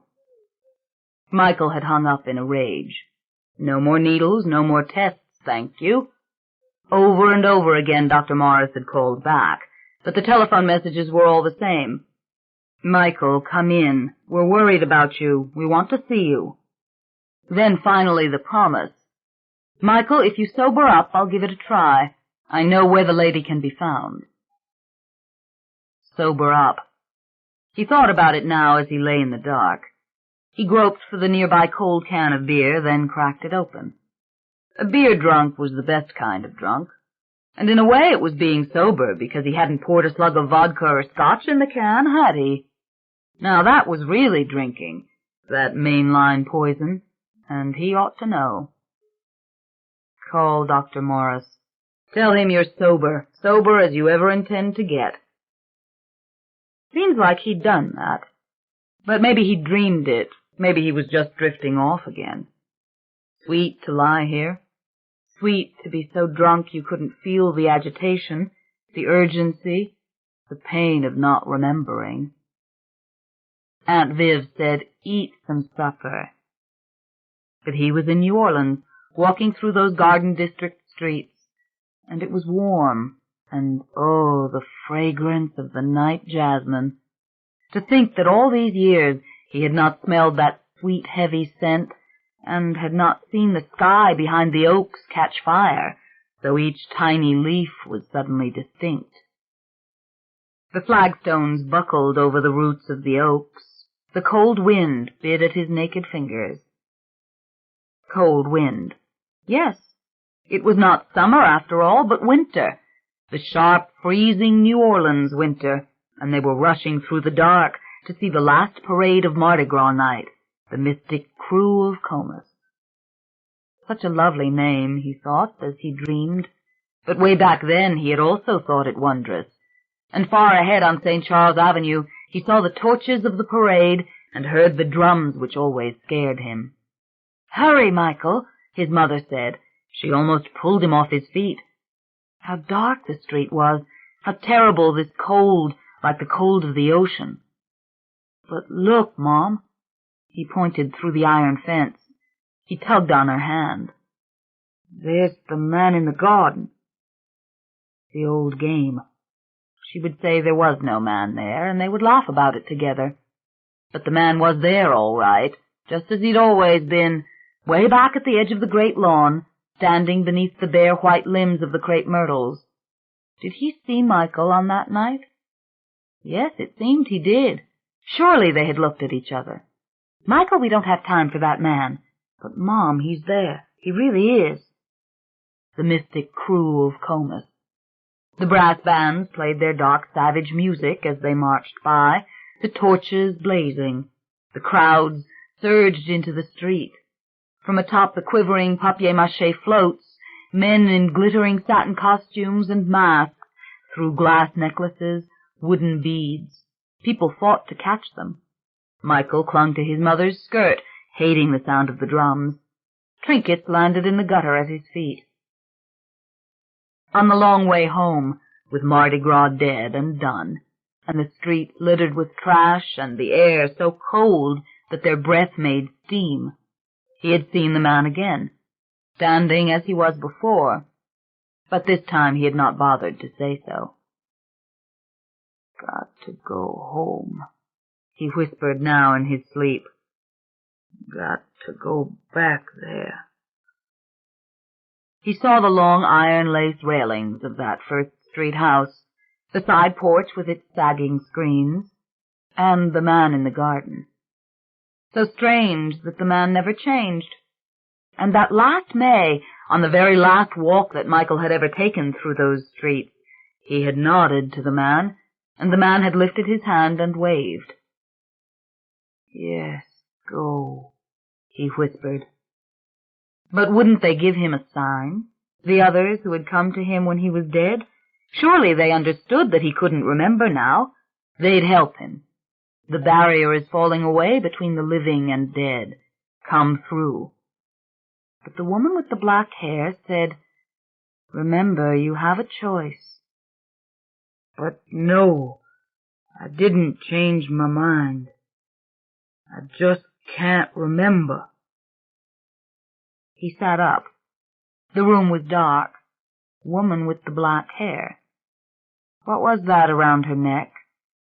He had to pack now. Go to the airport. The doorway. The 13th one. I understand. Aunt Viv sat beyond the living room door, in the glow of a single lamp, sewing. He drank another swallow of the beer. Then he emptied the can slowly. "Please help me," he whispered to no one at all. "Please help me." He was sleeping again. The wind was blowing. The drums of the mystic crew of Comus filled him with fear. Was it a warning?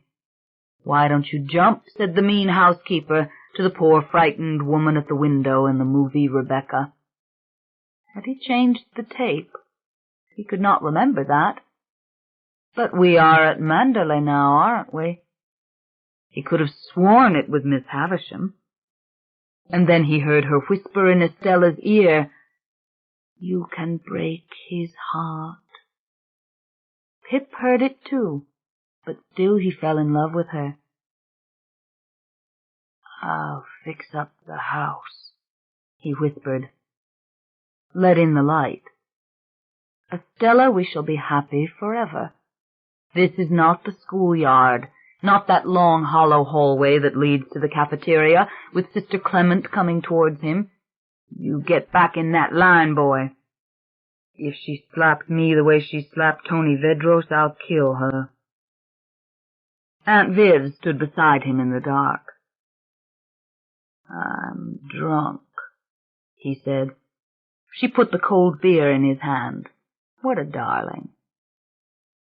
"God, that tastes so good." "There's someone here to see you." "Who?" Is it a woman? A nice gentleman from England.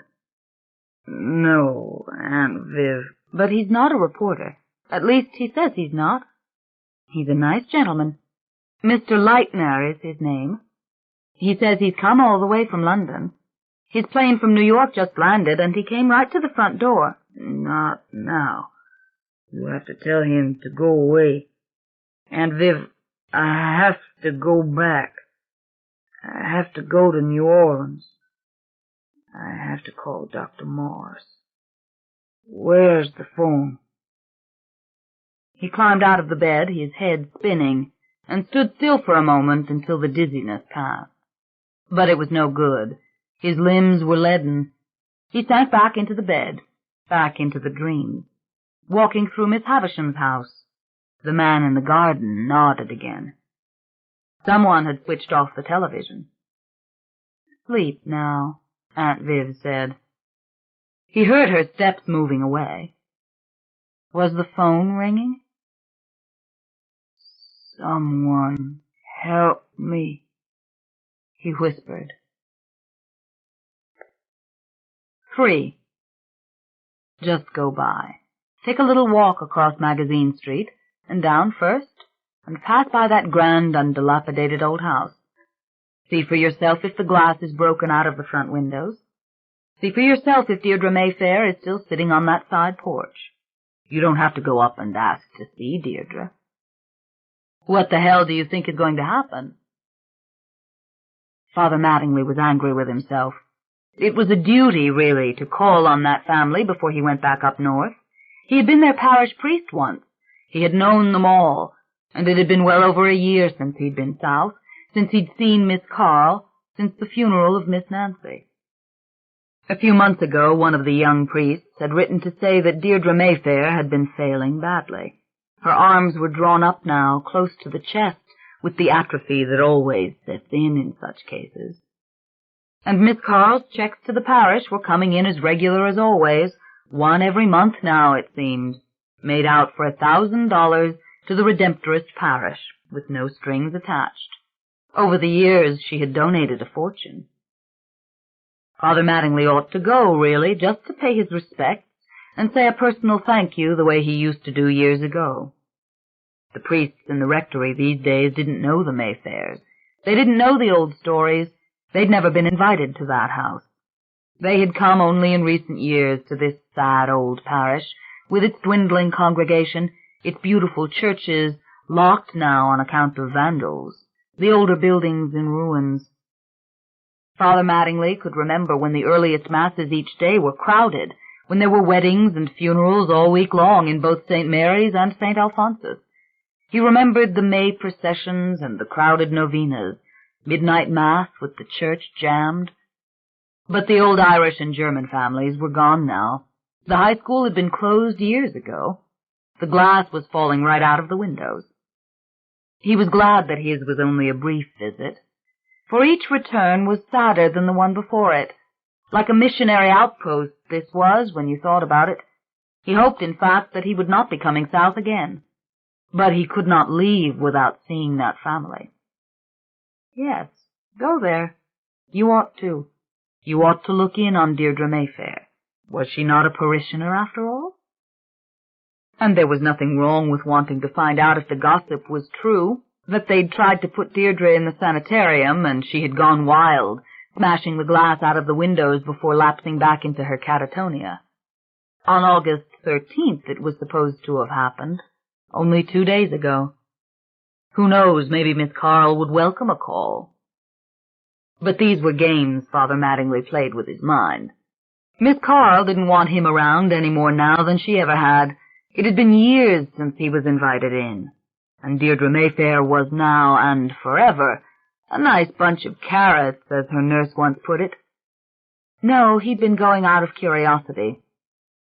But then, how the hell could a nice bunch of carrots rise up and break out all the glass in 2 12-foot-high windows? The story didn't make much sense when you thought about it, and why hadn't the men from the sanitarium taken her anyway? Surely they could have put her in a straitjacket? Isn't that what happened at times like that? Yet Deirdre's nurse had stopped them at the door, screaming for them to get back, saying that Deirdre was staying home and she and Miss Carr would take care of it. Jerry Lonigan, the undertaker, had told Father the whole story. The ambulance driver for the sanitarium often drove limousines for Lonigan and Sons. Saw it all, glass crashing out onto the front porch. Sounded like everything in that big front room was being broken. And Deirdre making a terrible noise, a howling. Horrible thing to imagine, like seeing someone rise from the dead. Well, it wasn't Father Mattingly's business. Or was it? Dear God, Miss Carl was in her 80s, never mind that she still went to work every day. And she was all alone in that house now with Deirdre and the paid help. The more he thought about it, Father Mattingly knew he should go, even if he did loathe that house, and loathe Carl, and loathe everything he'd ever known of those people. Yes, he should go. Of course, he hadn't always felt that way. 42 years ago, when he'd first come from St. Louis to this riverfront parish, he had thought the Mayfair women genteel, even the buxom and grumbling Nancy, and surely sweet Miss Bell and pretty Miss Millie. The house had enchanted him, with its bronze clocks and velvet portieres. He had loved the great cloudy mirrors even, and the portraits of Caribbean ancestors under dimming glass.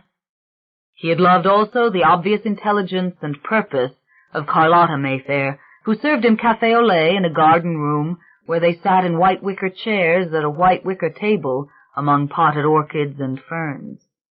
They had spent more than one pleasant afternoon talking politics, the weather, and the history of the parish Father Mattingly was trying so hard to understand. Yes, he had liked them. And he had liked little Deirdre, too, that pretty-faced 6-year-old child he had known for so brief a time, who had come to such a tragic pass only 12 years later. Was it in the textbooks now that electric shock could wipe clean the entire memory of a grown woman so that she became the silent shell of herself, staring at the falling rain while a nurse fed her with a silver spoon? Why had they done it? He had not dared to ask, but he had been told over and over, to cure her of her delusions, of screaming in an empty room, "You did it!" to someone who wasn't there, someone she cursed endlessly for the death of the man who had fathered her illegitimate child. Deirdre. Cry for Deirdre. That Father Mattingly had done, and no one but God would ever know how much, or why, though Father Mattingly himself would never forget it. All his days he'd remember the story that a little girl had poured out to him in the hot wooden cell of the confessional, a little girl who was to spend her life rotting away in that vine-shrouded house while the world outside galloped on to its own damnation. Just go over there, make the call. Maybe it is some silent memorial to that little girl. Don't try to put it all together. Talk of devils from a small child, still echoing in your ears after all this time. Once you've seen the man, you're done for. Father Mattingly made up his mind. He put on his black coat, adjusted his Roman collar and black shirt front, and went out of the air-conditioned rectory onto the hot, narrow pavement of Constance Street. He did not look at the weeds eating at the steps of St. Alphonsus. He did not look at the graffiti on the old school walls. He saw the past, if he saw anything, as he made his way fast down Josephine Street and around the corner. And then, within 2 short blocks, he'd entered another world. The glaring sun was gone, and with it the dust and the din of the traffic. Shuttered windows, shady porches, the soft hissing sound of lawn sprinklers beyond ornamental fences, deep smell of the loam heaped on the roots of carefully tended rose trees. All right, and what will you say when you get there? The heat wasn't really so bad today, given that it was August, yet it was just like the young priest from Chicago said. You start out fine, and then your clothes just get heavier and heavier. He had had to laugh at that. What did they think of all that ruin, the young ones? No use telling them how it had once been. But the city itself, and this old neighborhood, they were as beautiful as ever. He walked on until he saw the stained and peeling side of the Mayfair house looming over the treetops, the high twin chimneys floating against the moving clouds. It seemed the vines were dragging the old structure right into the ground. Were the iron railings rusted more than when he last saw them? Like a jungle, the garden. He slowed his pace. He slowed because he really didn't want to get there. He didn't want to see up close the garden gone to seed, chinaberry and oleander struggling with grass as high as wheat, and the porches stripped of paint, turning that dull gray that old untended wood turns in the damp climate of Louisiana. He didn't even want to be in this still deserted neighborhood. Nothing stirs here but the insects, the birds, the plants themselves, slowly swallowing up the light and the blue of the sky. Swamp this must have been once, a breeding place of evil. But he was out of hand with these thoughts. What had evil to do with God's earth and the things that grew in it, even the jungle of the Mayfair's neglected garden? Yet he could not help but think of all the stories he had ever heard of the Mayfair women. What was voodoo if it wasn't devil worship? And what was the worst sin, murder or suicide? Yes, evil had thrived here. He heard the child Deirdre whispering in his ear, and he could feel evil as he rested his weight against the iron fence, as he looked up into the hard, crusty black oak branches fanning out above him. He mopped his forehead with his handkerchief. Little Deirdre had told him that she saw the devil.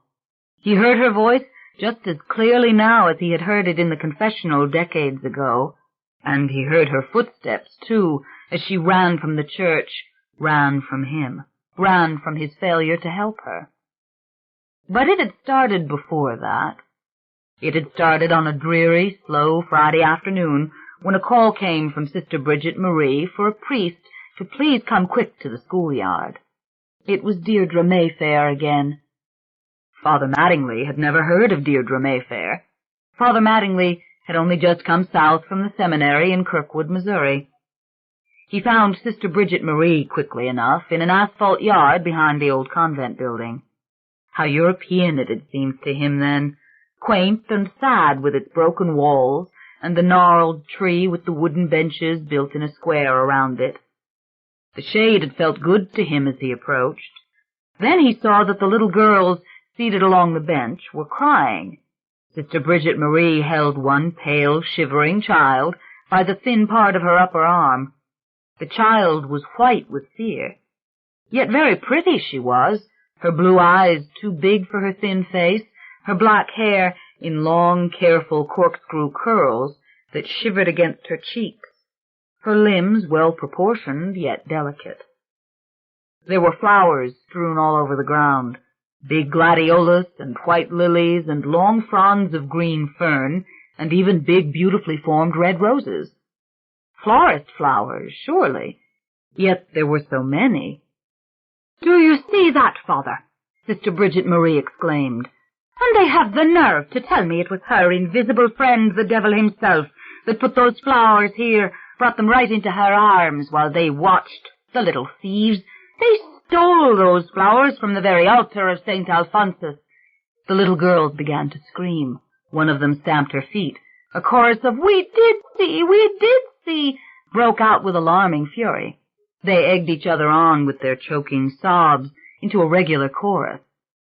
Sister Bridget Marie shouted for silence. She shook the little girl she had been holding by the arm, though the child had said nothing.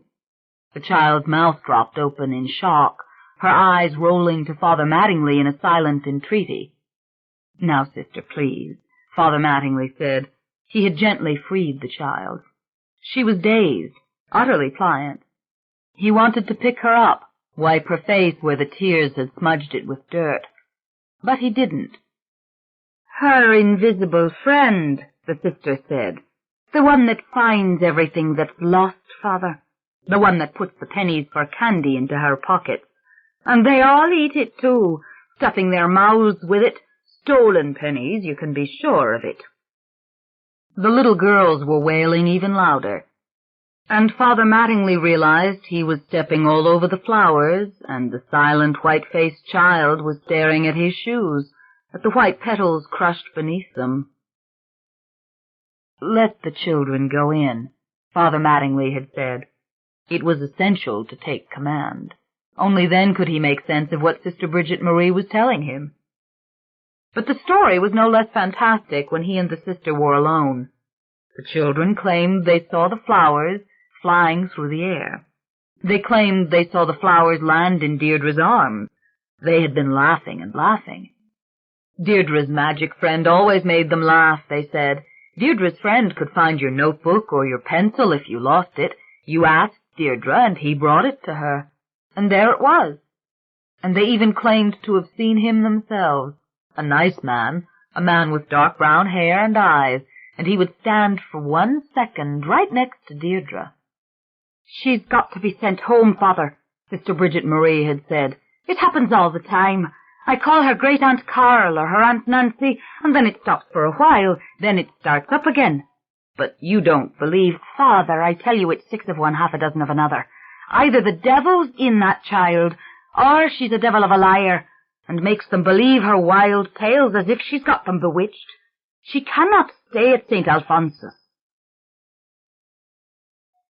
Father Mattingly had taken Deirdre home himself, walking slowly, steadily with her through these same streets.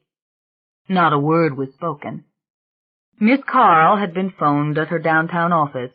She and Miss Millie were waiting on the front steps of the grand house to meet them.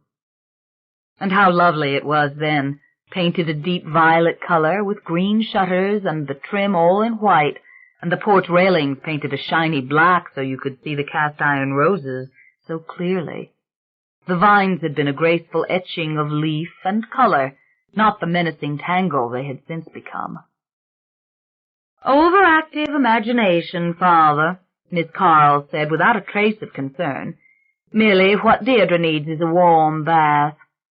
And off the child had gone without a word spoken, and Miss Carl had taken Father Mattingly out for the first time into the glass garden-room for café au lait at the wicker table. Miss Nancy, sullen and plain, had set out the cups and silver. Wedgwood china trimmed in gold, and cloth napkins with the letter M embroidered on them. And what a quick-witted woman, this Carl. She had looked prim in her tailored silk suit and ruffled white blouse, her salt-and-pepper gray hair in a neat twist on the back of her head, her mouth neatly colored with pale pink lipstick. She put him at ease at once with her knowing smile. "You might say it's the curse of our family, Father, this excess of imagination." She poured the hot milk and the hot coffee from 2 small silver pitchers. "We dream dreams, we see visions. We should have been poets or painters, it seems, not lawyers, such as I am." She had laughed softly, easily. "Deirdre will be just fine when she learns to tell fantasy from reality." Afterwards she had shown him through the lower rooms, and Miss Millie had joined them. She was such a feminine thing, Miss Millie, her red hair in old-fashioned finger curls around her face, and jeweled rings on her fingers.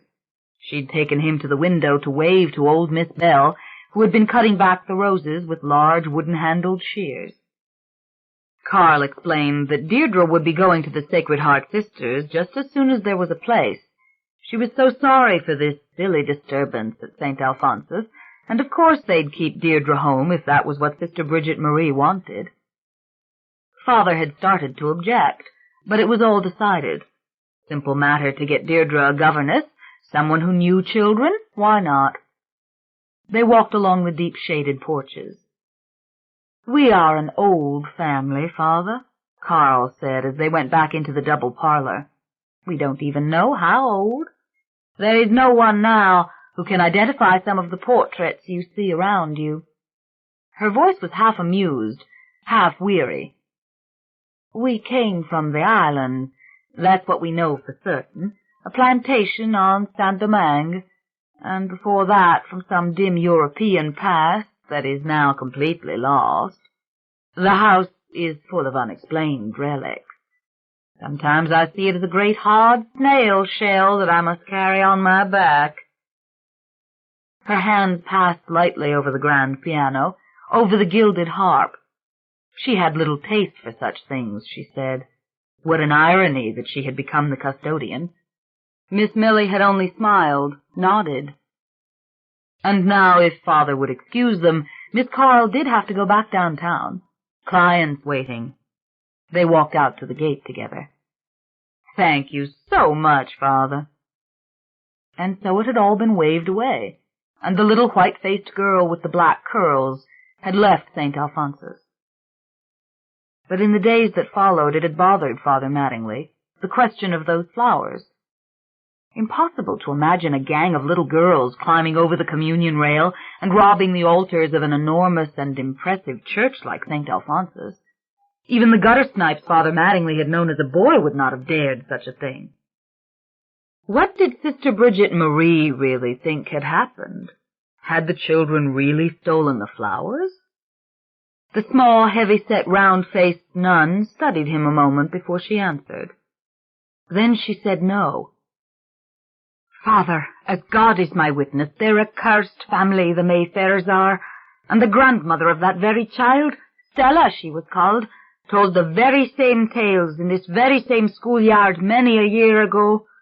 It was a frightening power Stella Mayfair had over those around her. There were nuns under this very roof who were scared to death to cross her. A witch is what they called her, then and now." "Oh, come now, sister," he had objected immediately. "We're not on the foggy roads of Tipperary looking out for the ghost of Petticoat Loose." "Ah, so you've heard that one, Father." She had laughed. "From my own Irish mother on the Lower East Side, sister, a dozen times." "Well then, Father, let me tell you this much, that Stella Mayfair once took my hand, and held it like this, she did, and told me secrets of my own that I had never told a living soul this side of the Atlantic. I swear it, Father. It happened to me. There was a keepsake I'd lost at home, a chain with a crucifix on it, and I'd cried and cried as a girl when I'd lost it. And that very same little keepsake Stella Mayfair described to me. 'You want it back, sister,' she said, and all the time smiling in her sweet way, just like her granddaughter Deirdre can smile at you now, more innocent than cunning. 'I'll get it for you, sister,' she said. 'Through the power of the devil, you mean, Stella Mayfair,' I answered her. 'I'll have none of it.' But there was many another teaching sister at St. Alphonsus School that took another tack, and that's how she kept her power over those around her, getting her way in one thing and another right up to the day she died. 'Superstition, sister,' he'd said with great authority. 'What about Deirdre's mother? You going to tell me she was a witch, too?' Sister Bridget Marie shook her head. 'That was Antha, a lost one. Shy, sweet, afraid of her own shadow, not at all like her mother Stella. Until Stella was killed, that is. You should have seen Miss Carlotta's face when they buried Stella, and the same expression on her face 12 years after when they buried Antha. Now Carl, she was as smart a girl as ever went to Sacred Heart. The backbone of the family she is. But her mother never cared a fig for her. All Mary Beth Mayfair ever cared about was Stella. And old Mr. Julian, that was Mary Beth's uncle, he was the same. Stella, Stella, Stella. But Antha, stark raving mad at the end, they said, and nothing but a girl of 20 when she run up the stairs in their old house and jumped from the attic window and dashed her head on the stones below. So young, he'd whispered. He remembered the pale, frightened face of Deirdre Mayfair. How old had she been when the young mother did such a thing? They buried Antha in consecrated ground, God have mercy on her soul, for who's to judge the state of mind of such a person? Head split open like a watermelon when she hit the terrace, and baby Deirdre screaming out her lungs in the cradle. But then even Antha was something to fear. Father Mattingly was quietly reeling. It was the kind of talk he'd heard all his life at home, however, the endless Irish dramatizing of the morbid, the lusty tribute to the tragic. Truth was, it wore him out. He wanted to ask, but the bell had rung. Children were lining up in proper ranks for the march inside. Sister had to go. Yet suddenly she turned back. "Let me tell you one story about Antha," she said, her voice low on account of the hush in the schoolyard. "Which is the best one that I know? In those days, when the sisters sat down to supper at 12 noon, the children were silent in this yard until the Angelus was said, and after that the grace before meals. Nobody has such respect for anything in this day and age, but that was the custom then. And on one spring day, during that quiet time, a mean, wicked girl named of Jenny Simpson comes up to frighten the poor, shy little Antha with the body of a dead rat she'd found under the hedge. Antha takes one look at the dead rat and lets out a chilling scream, Father, such as you never heard. And we come running from the supper table, as you can imagine, and what do you think we see? That mean, wicked Jenny Simpson thrown over on her back, Father, her face bloody, and the rat flying out of her hand over that very fence. And do you think it was little Antha did such a thing, Father? A mite of a child as delicate as her daughter Deirdre is today? Oh, no! 'Twas the self-same invisible fiend did it, Father. The devil himself has brought those flowers flying through the air to Deirdre in this yard a week ago." "Sister, you think I'm the new boy on the block," Father Mattingly had laughed, "to believe something like that." And she had smiled, it was true. But he knew from past experience that an Irish woman like that could smile at what she was saying and believe every word of it at the same time. The Mayfairs fascinated him, as something complex and elegant can fascinate. The tales of Stella and Antha were remote enough to be romantic, and nothing more. The following Sunday he called again on the Mayfairs. He was offered coffee once more and pleasant conversation. It was also removed from Sister Bridget Marie's tales. The radio played Rudy Valley in the background. Old Miss Bell watered the drowsing potted orchids. The smell of roast chicken came from the kitchen. An altogether pleasant house. They even asked him to stay to Sunday dinner. The table was beautifully set, with thick linen napkins and silver rings, but he politely declined. Miss Carl wrote out a check for the parish and put it in his hand. As he was leaving, he had glimpsed Deirdre in the garden, a white face peering at him from behind a gnarled old tree. He had waved to her without breaking his stride, yet something bothered him later about the image of her.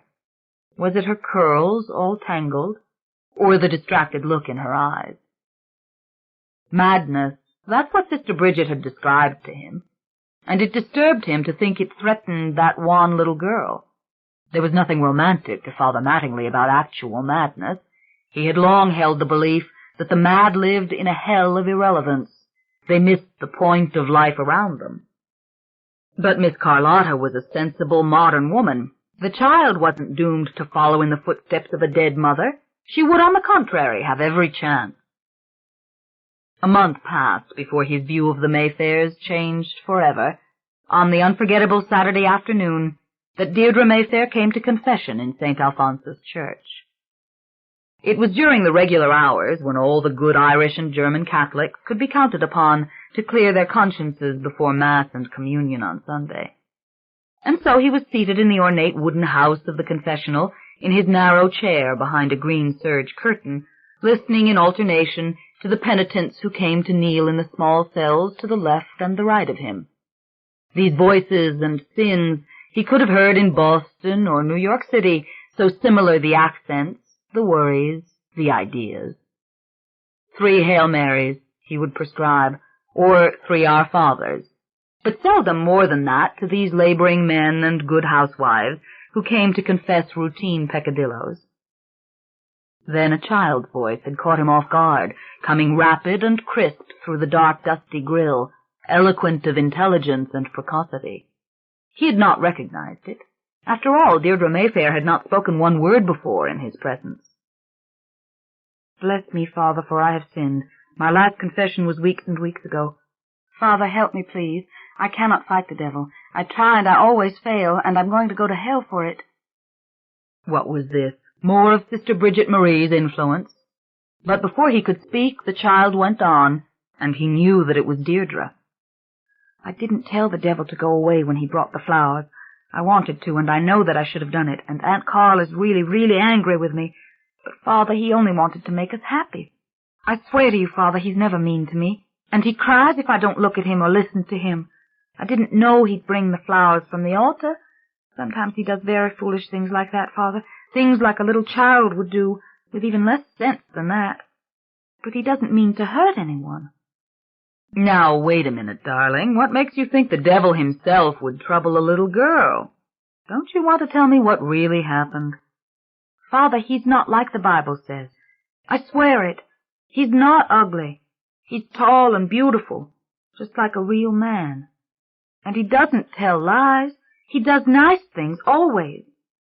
When I'm afraid, he comes and sits by me on the bed and kisses me. He really does. And he frightens away people who try to hurt me. Then why do you say he's the devil, child? Wouldn't it be better to say he's a made-up friend? Someone to be with you so you'll never be lonely? No, Father. He's the devil. So definite she sounded. He's not real, and he's not made up either. The little voice had become sad, tired. A little woman in a child's guise, struggling with an immense burden, almost in despair. I know he's there when no one else does, and then I look and look, and then everyone can see him. The voice broke. Father, I try not to look. I say Jesus, Mary, and Joseph, and I try not to look. I know it's a mortal sin, but he's so sad, and he cries without making a sound, and I can hear him. Now, child, have you talked to your Aunt Carl about this? His voice was calm, but in fact the child's detailed account had begun to alarm him. This was beyond excess of imagination, or any such excess he'd ever known. Father, she knows all about him. All my aunts do. They call him the man, but Aunt Carl says he's really the devil. She's the one who says it's a sin, like touching yourself between the legs, like having dirty thoughts, like when he kisses me and makes me feel chills and things. She says it's filth to look at the man and let him come under the covers. She says he can kill me. My mother saw him, too, all her life, and that's why she died and went to heaven to get away from him. Father Mattingly was aghast. So you can never shock a priest in the confessional. Was that the old saying? And my mother's mother saw him, too. The child went on, the voice rushing, straining. And she was really, really bad. He made her bad, and she died on account of him. But she went to hell, probably, instead of heaven, and I might, too. Now, wait a minute, child. Who told you this? My Aunt Carl, Father, the child insisted. She doesn't want me to go to hell like Stella. She told me to pray and drive him away, that I could do it if I only tried, if I said the rosary and didn't look at him. But, Father, she gets so angry with me for letting him come. The child stopped. She was crying, though obviously trying to muffle her cries. And Aunt Millie is so afraid, and Aunt Nancy won't look at me. Aunt Nancy says that in our family, once you've seen the man, you're as good as done for. Father Mattingly was too shocked to speak. Quickly he cleared his throat. You mean your aunts say this thing is real? They've always known about him, Father, and anyone can see him when I let him get strong enough. It's true, Father, anyone. But you see, I have to make him come. It's not a mortal sin for other people to see him because it's my fault. My fault! He couldn't be seen if I didn't let it happen. And, Father, I just don't understand how the devil could be so kind to me and could cry so hard when he's sad and wants so badly just to be near me. The voice broke off into low sobs. Don't cry, Deirdre, he'd said firmly. But this was inconceivable. That sensible, modern woman in her tailored suit telling a child this superstition? And what about the others, for the love of God? Why, they made the likes of Sister Bridget Marie look like Sigmund Freud himself. He tried to see Deirdre through the dim grill. Was she wiping her eyes with her hands? The crisp little voice went on suddenly in an anguished rush. Aunt Carl says it's a mortal sin, even to think of him or think of his name. It makes him come immediately if you say his name. But, Father, he stands right beside me when she's talking, and he says she's lying. And, Father, I know it's terrible to say it, but she is lying sometimes. I know it, even when he's being quiet. But the worst part is when he comes through and scares her. And she threatens him. She says if he doesn't leave me alone, She'll hurt me." Her voice broke again, the cries barely audible. So small she seemed, so helpless. "But all the time, Father, even when I'm all alone, or even at Mass with everybody there, I know he's right beside me. I can feel him, I can hear him crying, and it makes me cry too." "Child, now think carefully before you answer. Did your Aunt Carl actually say she saw this thing?" "Oh, yes, Father." So weary. Didn't he believe her? That's what she was begging him to do. "I'm trying to understand, darling. I want so to understand, but you must help me. Are you certain that your Aunt Carl said she saw him with her own eyes?" "Father, she saw him when I was a baby and didn't even know I could make him come. She saw him the day my mother died. He was rocking my cradle. And when my grandmother, Stella, was a little girl, he'd come behind her to the supper table. Father, I'll tell you a terrible secret thing. There's a picture in our house of my mother, and he's in the picture, standing beside her. I know about the picture because he got it and gave it to me, though they had hidden it away. He opened the dresser drawer without even touching it, and then he put the picture in my hand. He does things like that when he's really strong, when I've been with him a long time and been thinking about him all day.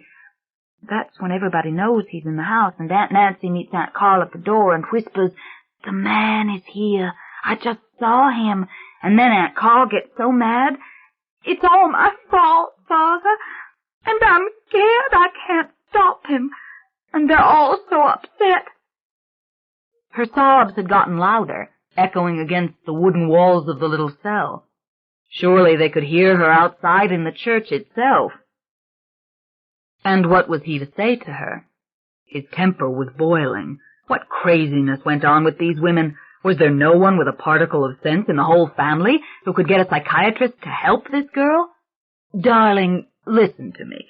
I want your permission to speak of these things outside the confessional to your Aunt Carl. Will you give me that permission?" "Oh, no, Father, please, you mustn't." "Child, I won't, not without your permission.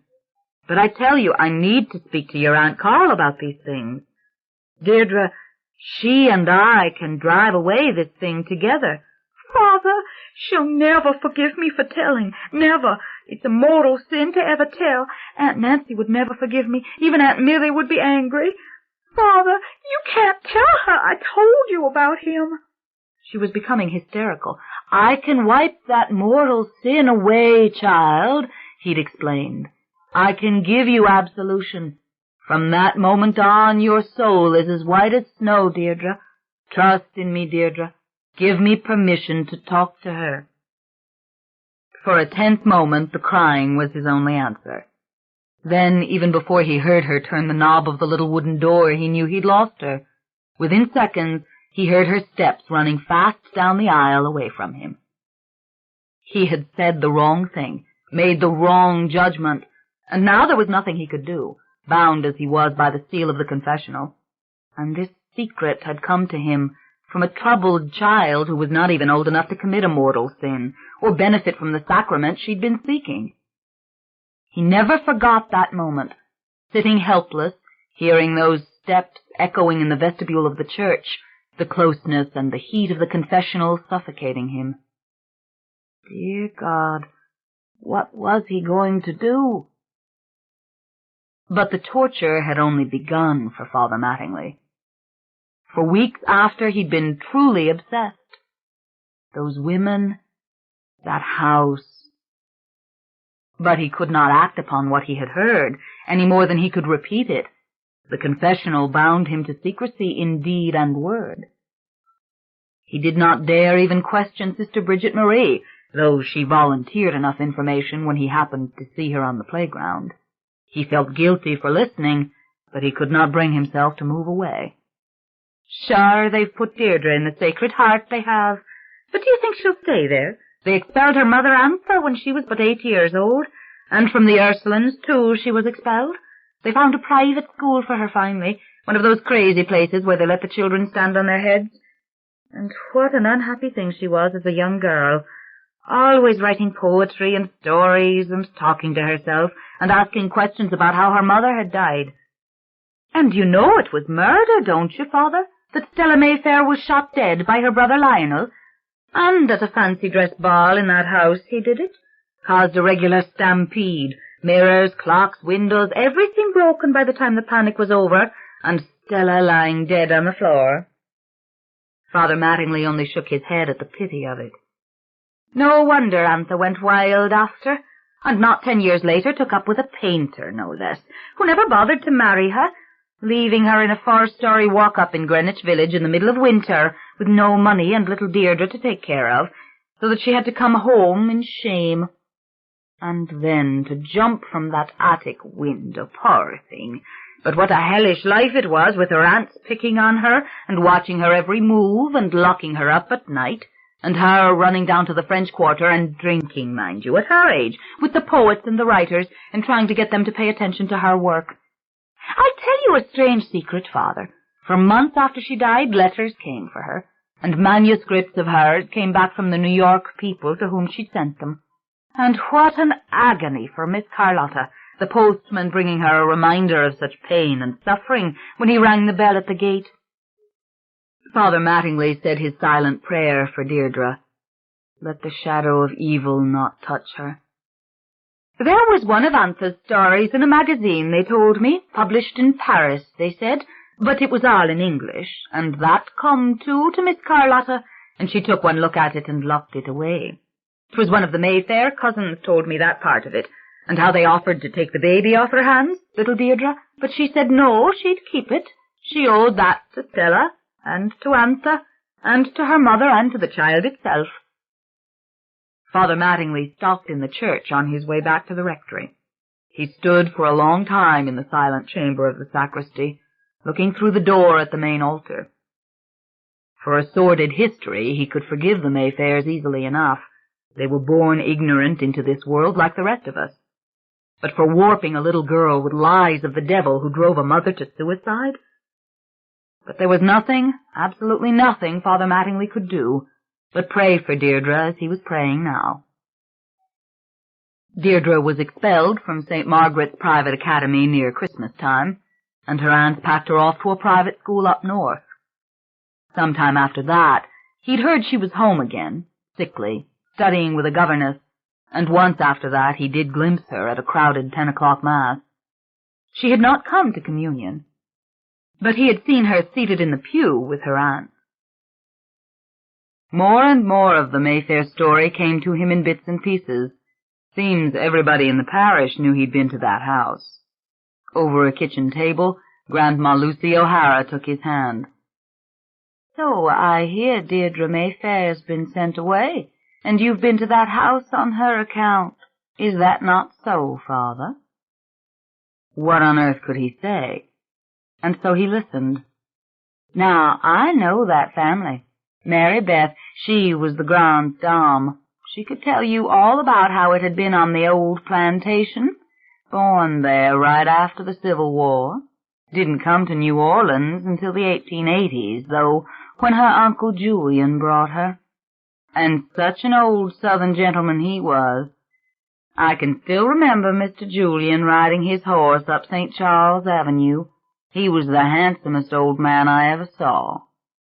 And that was a real grand plantation house at River Bend, they said. Used to be pictures of it in the books, even when it was all falling down. Mr. Julian and Miss Mary Beth did everything they could to save it. But you can't stop the river when the river has a mind to take a house.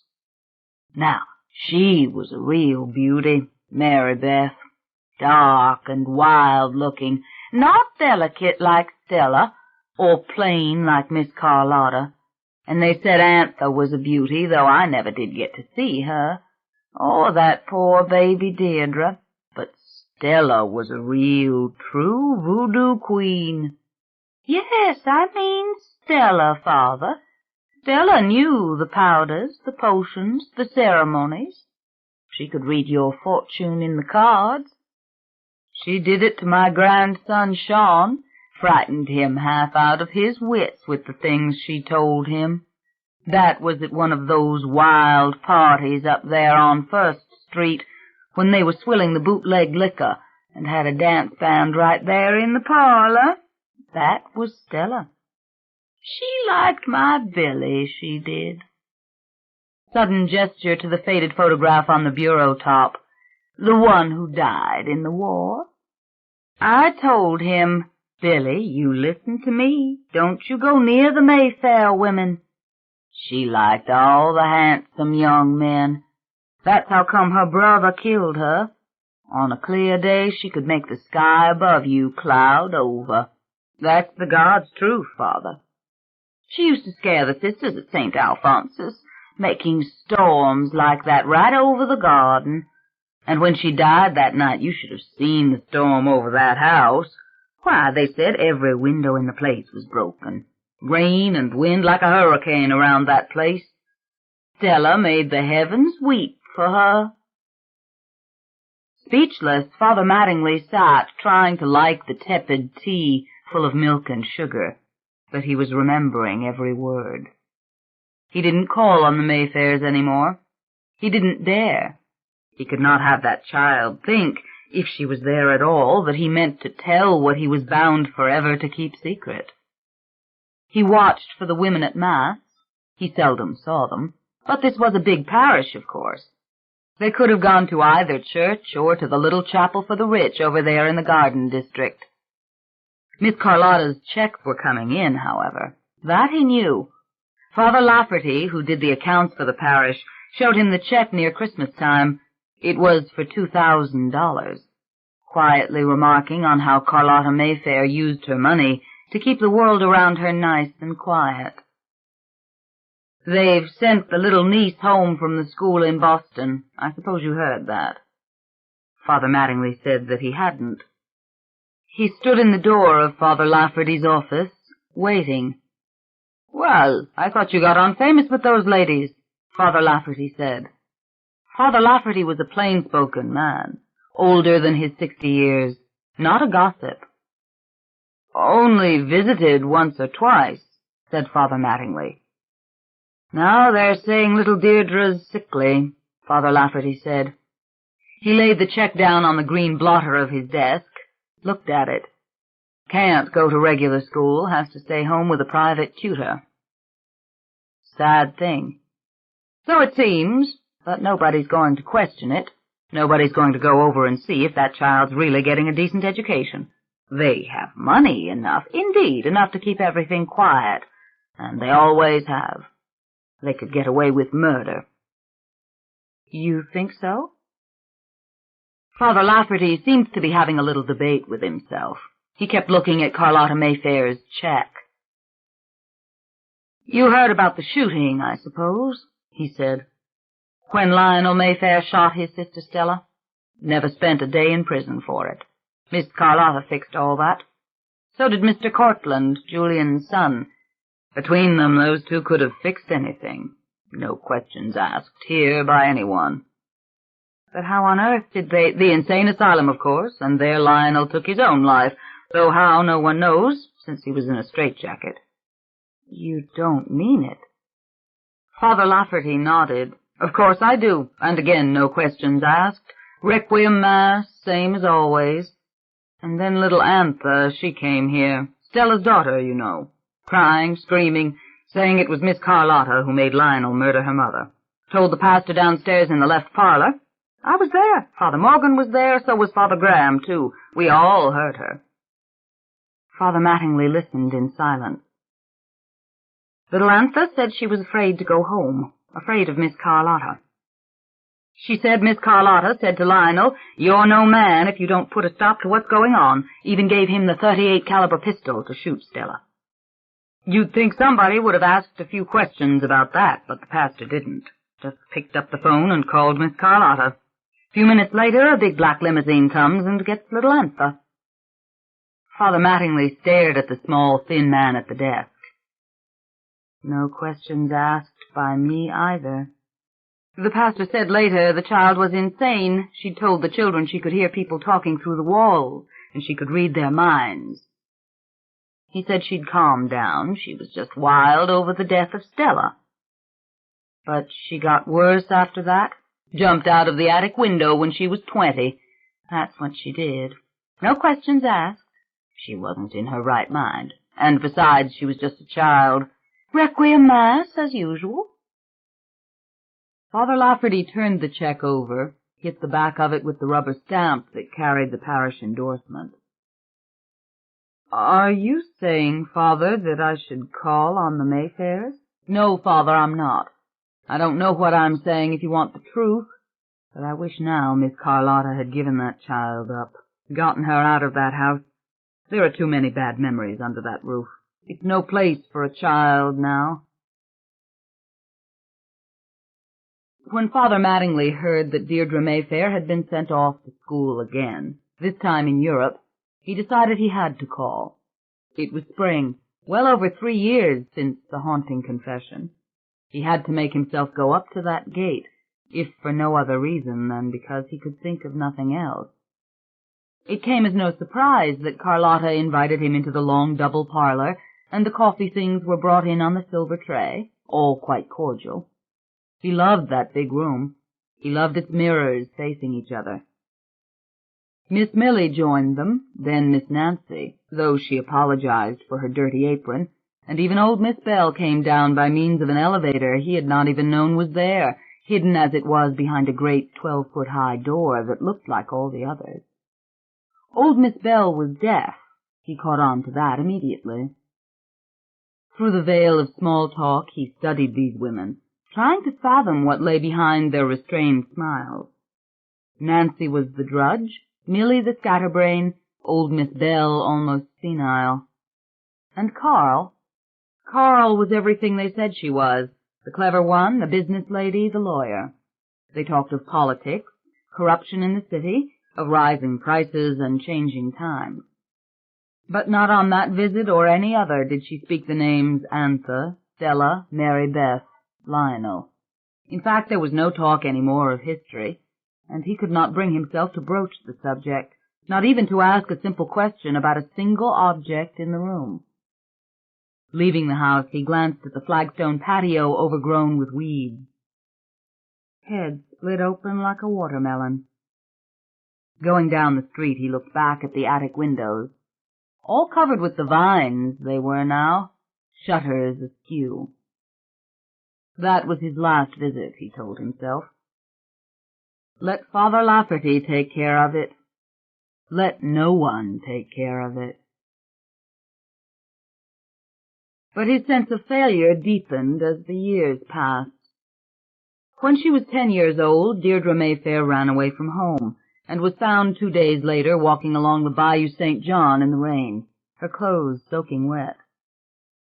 Then it was another boarding school somewhere, County Cork, Ireland, and then she was home again. The sisters said she'd had nightmares, walked in her sleep, said strange things. Then came word that Deirdre was in California. The Mayfairs had cousins out there to look after her. Maybe the change of climate would do some good. Father Mattingly knew now that he would never get the sound of that child crying out of his head. Why, in God's name, had he not tried another tack with her? He prayed she told some wise teacher or doctor the things she'd told him, that somebody somewhere would help her, as Father Mattingly had failed to do. He could never recall hearing when Deirdre came back from California. Only sometime in '56, he knew she was in boarding school downtown at St. Rose de Lima's. Then came the gossip she'd been expelled and run away to New York. Miss Kellerman told Father Lafferty everything on the church steps one afternoon. She'd heard it from her maid, who knew the colored girl that sometimes helped in that house. Deirdre had found her mother's short stories in a trunk in the attic. All that nonsense about Greenwich Village. Deirdre had run off to find her father, though nobody knew if the man was alive or dead. It had ended with her commitment to Bellevue, and Miss Carlotta had flown to New York to bring Deirdre back. Then, one afternoon in the summer of 1959, over a kitchen table, Father Mattingly heard of the scandal. Deirdre Mayfair was pregnant at 18. She had dropped out of classes at a college in Texas. And the father, one of her own professors, would you believe, and a married man and a Protestant, too. And he was getting a divorce from his wife of 10 years to marry Deirdre. It seemed the whole parish was talking about it. Miss Carlotta had washed her hands of the whole thing, they said, but Miss Nancy had taken Deirdre to Guy Mayer to buy her a nice pretty dress for the City Hall wedding. Deirdre was a beautiful girl now, beautiful as Antha and Stella had been. Beautiful, they said, as Miss Mary Beth. Father Mattingly remembered only that frightened, white-faced child, flowers crushed underfoot. The marriage was never to take place. When Deirdre was in her 5th month, the father was killed on his way to New Orleans. Car crash on the river road. The tie rod had broken on his old 52 Ford. The car had gone out of control and hit an oak, exploding instantly. Then, wandering through the crowds of the church bazaar on a hot July evening, Father Mattingly was to hear the strangest story of the Mayfairs yet, one that would haunt him in years to come, as did the confession. Lights were strung across the asphalt yard. Parishioners in shirt-sleeves and cotton dresses strolled from one wooden booth to another, playing the games of chance. Win a chocolate cake on a nickel bet when the wheel spins. Win a teddy bear. The asphalt was soft in the heat. The beer flowed at the makeshift bar of boards set upon barrels, and it seemed that everywhere Father Mattingly turned, he caught some whisper of the goings-on at the Mayfair house. Gray-headed Red Lonergan, the senior member of the Undertaker family, was listening to Dave Collins tell him that they had Deirdre locked up in her room. Father Lafferty sat there, staring sullenly over his beer at Dave.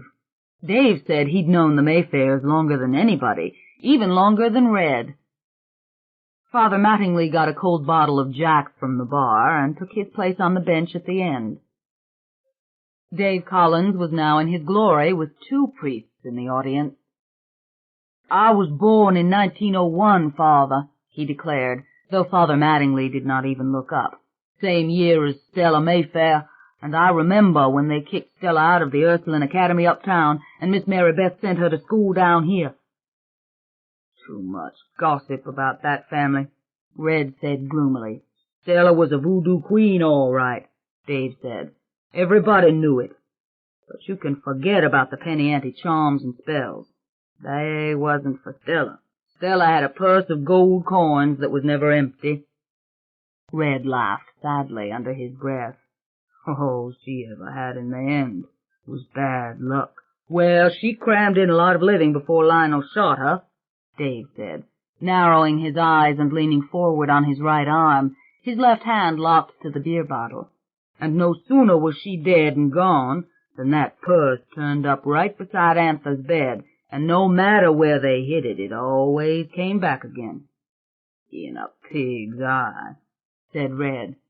"There was coins from all over the world in that purse, Italian coins and French coins and Spanish coins." "And how would you know?" Red asked. "Father Lafferty's seen it, ain't you, Father? You've seen them coins. Miss Mary Beth used to throw them in the collection basket every Sunday. You know she done it, and you knew what she always said. Spend them fast, Father. Get them out of your hands before sundown, because they always come back." "What are you talking about?" Red scoffed. Father Lafferty said nothing. His small black eyes moved from Dave to Red. Then he glanced at Father Mattingly, who sat opposite him. "What do you mean, they came back?" Father Mattingly asked. "Back to her purse is what she meant," Dave said, arching his eyebrows. He took a long pull off his bottle, nothing but foam left. "She could give them away forever, and they always came back." He laughed hoarsely. There was the sound of phlegm in his voice. "She said the same thing to my mother 50 years ago when she paid her for doing the washing." "That's right, the washing. My mother did the washing in a lot of them big houses, and she was never ashamed of it neither. And Miss Mary Beth always paid her in them coins." "In a pig's eye," Red said. "And I'll tell you something else, too," Dave said, leaning forward on his elbow, his eyes narrow as he peered at Red Lonergan. "The house, the jewels, the purse, it's all connected. Same with the name Mayfair, and the way they always keep it no matter who they marry. Always Mayfair in the end. And you want to know the reason? They're witches, those women. Everyone. Red shook his head.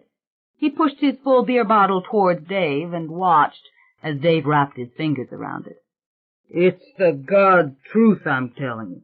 It come down to them through the generations, the power of witchcraft, and back in them days there was plenty talk of it. Miss Maribeth, she was more powerful than Stella. He took a big swallow of Red's beer. And smart enough to keep her mouth shut, which Stella was not. Then how did you hear about it? Red asked. Dave took out his little white sack of Bull Durham tobacco and pressed it flat between fingers and thumb. You wouldn't have a ready-made, would you, Father? He asked Father Mattingly. Red sneered. Father Mattingly gave Dave his pack of Pall Malls. Thank you, Father. And now to your question, Red, which I wasn't avoiding. I know, because my mother told me the things that Miss Maribeth told her back in 1921 when Miss Carlotta had graduated from Loyola and everybody was singing her praises, such a smart woman, being a lawyer and all that. She's not the chosen one, Miss Maribeth said to my mother. It's Stella. Stella's got the gift, and she'll get everything when I die. And what's the gift, Miss Maribeth? My mother asked her. Why, Stella's seen the man, Miss Maribeth said to my mother, and the one who can see the man when she's all alone inherits all. Father Mattingly felt a chill run down his back. It had now been 11 years since he had heard that child's unfinished confession, but he had never forgotten a word of it. They call him the man. But Father Lafferty was glowering at Dave. Seen the man? Father Lafferty asked coldly. Now, what in heaven's name could such gibberish mean? Well, now, Father, I should think a good Irishman like yourself would know the answer to that one. Ain't it a fact that witches call the devil the man?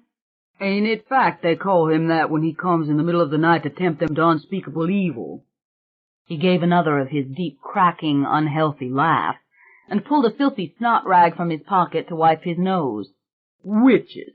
And you know it, Father. That's what they were, and that's what they are. It's a legacy of witchcraft. And old Mr. Julian Mayfair, you remember him? I remember him. He knew all about it. That's what my mother told me. You know it's the truth, Father. It's a legacy, all right, Father Lafferty said angrily. He rose to his feet. It's a legacy of ignorance and jealousy and mental sickness. Ever hear of those things, Dave Collins? Ever heard of hatred between sisters and envy and ruthless ambition? He turned and walked off through the milling crowd without waiting for the answer. Father Mattingly felt stunned by Father Lafferty's anger. He wished that Father Lafferty had merely laughed, as Dave Collins was doing. Dave Collins swallowed the last of Red's beer.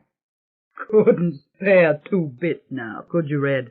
He asked, his eyes darting from him to Father Mattingly. Red sat listless, staring at the empty beer bottle. Like a man in a dream, he fished a crumpled dollar out of his pants pocket. On the edge of sleep that night, Father Mattingly remembered the books he'd read in the seminary. The tall man, the dark man, the comely man, the incubus who comes by night, the giant man who leads the Sabbath.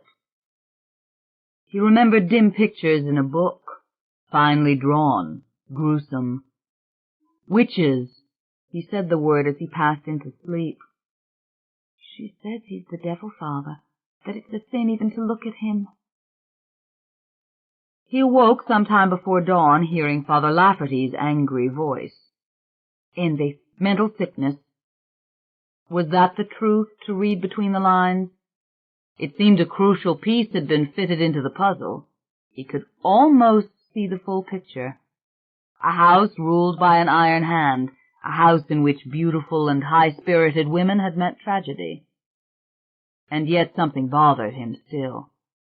They all see him, Father. Flowers scattered underfoot, big, long white gladiolas and delicate fronds of fern. He saw his shoe crushing them. Deirdre Mayfair gave up her child. It was born at the New Mercy Hospital on the 7th of November, and that very same day she kissed it and placed it in Father Lafferty's hands, and it was he who baptized it and placed it in the care of the cousins from California who were to adopt it. But it was Deirdre who laid down the law that the child was to have the name Mayfair. Her daughter was never to be given any other last name, or Deirdre wouldn't sign the papers. Her old uncle, Cortland Mayfair, had stood behind her on that one, and not even Father Lafferty could make her change her mind. She demanded to see it in ink on the baptismal certificate. And poor old Cortland Mayfair, a fine gentleman, was dead by that time, having taken that awful fall down the stairs. Father Mattingly didn't remember when he'd first heard the word incurable. She'd gone mad even before she left the hospital. They said she kept talking out loud to nobody at all, saying, "You did it. You killed him." The nurses were afraid to go into her room. She wandered into the chapel in her hospital gown, laughing and talking out loud in the middle of Mass, accusing the empty air of killing her lover, separating her from her child, leaving her alone among enemies. When the nuns tried to restrain her, she'd gone wild. The orderlies had come and taken her away as she kicked and screamed. By the time Father Lafferty died in the spring, they had locked her up far away. Nobody even knew where. Rita Lonergan asked her father-in-law Red because she wanted so badly to write, but Miss Carl said it would not be good. No letters for Deirdre. Only prayers for Deirdre, and the years slipped by. Father Mattingly left the parish. He worked in the foreign missions. He worked in New York. He went so far away that New Orleans was no longer in his thoughts, except now and then the sudden remembrance and shame. Deirdre Mayfair, the one he had not helped. His lost Deirdre. Then one afternoon in 1976, when Father Mattingly had come down for a brief stay at the old rectory, he had passed the house and seen a thin, pale young woman sitting in a rocker on the side porch, behind a veil of rusted screen.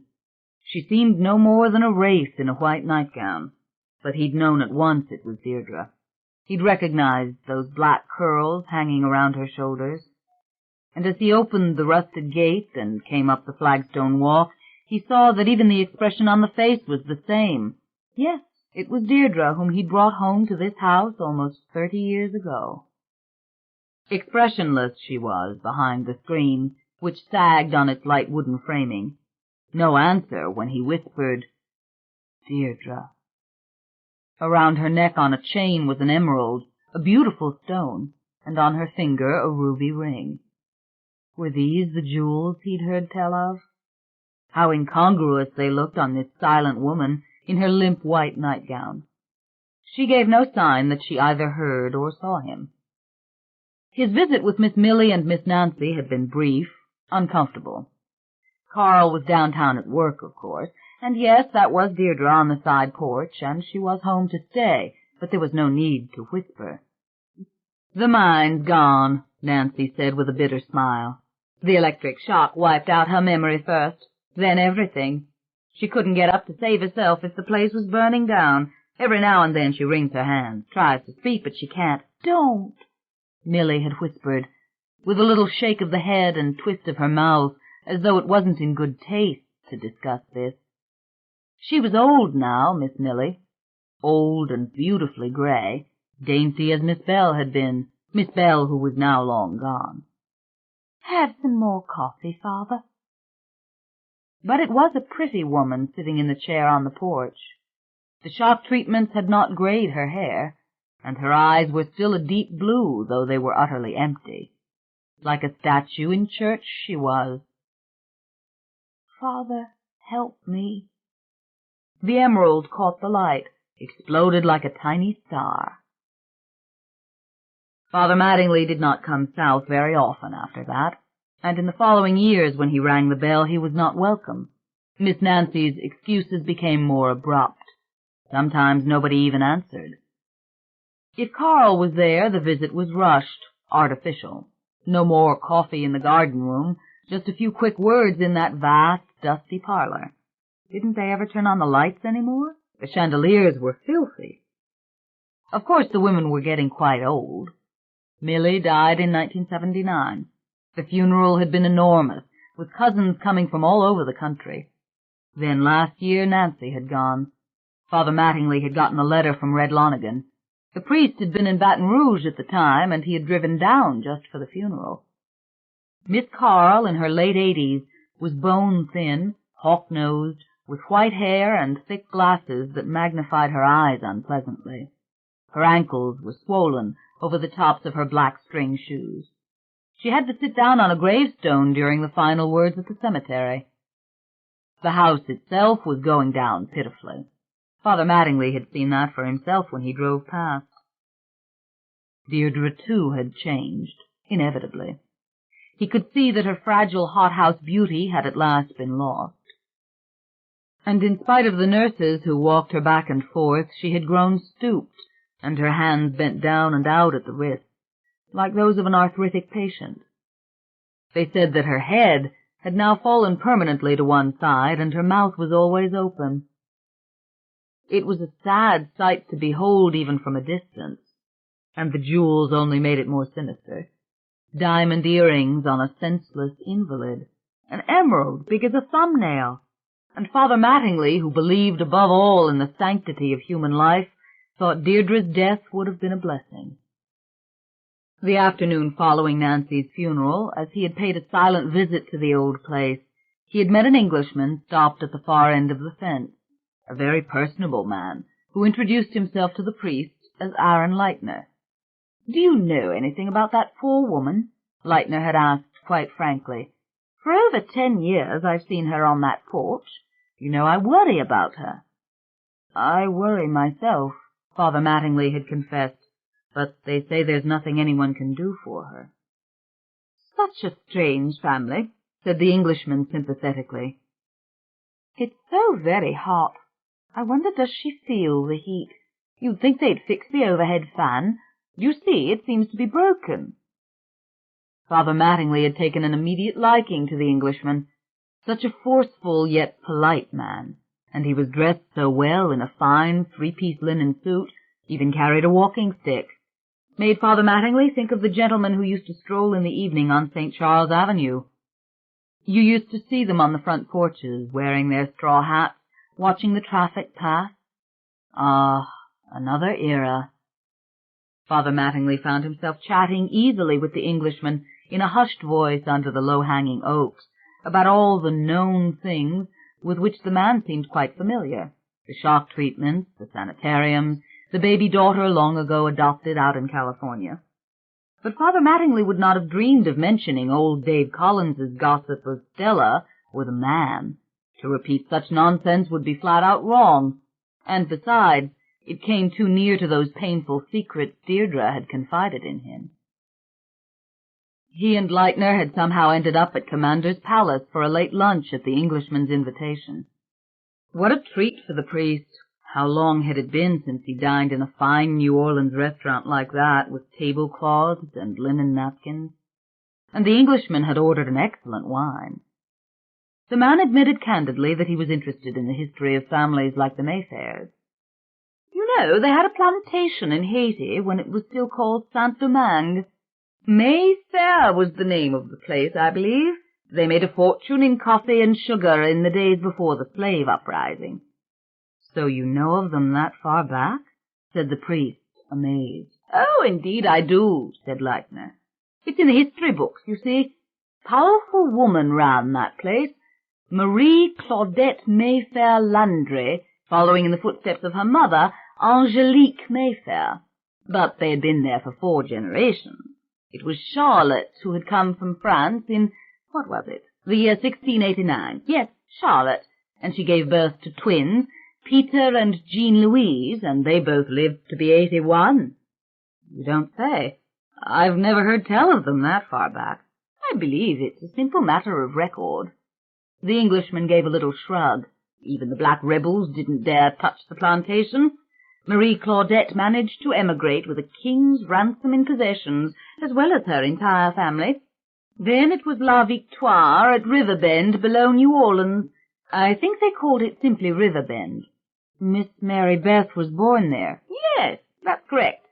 Let me see, I think it was 1871. It took the river to finally swallow that old house. Such a beauty it was, with columns all around. There were photographs of it in the very old guidebooks to Louisiana. I'd like to see those, the priest said. They'd built the house on First Street, before the Civil War, you know, Leitner went on. It was actually Catherine Mayfair who built it, and later her brothers Julian and Remy Mayfair lived there, and then Mary Beth made it her home. She didn't like the country, Mary Beth. I believe it was Catherine who married the Irish architect, the one who died so young of yellow fever. You know, he built the banks downtown. Yes, the name was Monaghan. And after he died, Catherine didn't want to stay at First Street any more because he had built it, and she was so sick at heart. Seems I heard a long time ago that Monaghan designed that house, said the priest. But he really didn't want to interrupt. I used to hear about Miss Mary Beth. Yes, it was Mary Beth Mayfair who married Judge McIntyre, though he was only a young lawyer then, of course, and their daughter, Carlotta Mayfair, is the head of the house now, it seems. Father Mattingly was enthralled. It wasn't merely his old and painful curiosity about the Mayfairs. It was the engaging manner of Leitner himself and the pleasing sound of his British accent. Just history, all this, not gossip, quite innocent. It had been a long time since Father Mattingly had spoken to such a cultivated man. No, this was not gossip when the Englishman told it. And against his better judgment, the priest found himself telling in a tentative voice the story of the little girl in the schoolyard and the mysterious flowers. Now, that was not what he'd heard in the confessional, he reminded himself. Yet it was frightening that it should spill out this way after a half-dozen sips of wine. Father Mattingly was ashamed of himself. Suddenly, he couldn't get the confession out of his mind. He lost the thread. He was thinking of Dave Collins and all those strange things he'd said, and the way Father Lafferty had gotten so angry that July night at the bazaar, Father Lafferty who'd presided over the adoption of Deirdre's baby. Had Father Lafferty taken action on account of all Dave Collins's crazy talk? He himself had never been able to do anything. The Englishman was quite patient with the priest's silent reverie. In fact, the strangest thing had happened. It seemed to Father Mattingly that the man was listening to his thoughts. But that was quite impossible, and if a man could overhear the memory of a confession in that way, just what was a priest supposed to do about it? How long that afternoon seemed. How pleasant, easeful.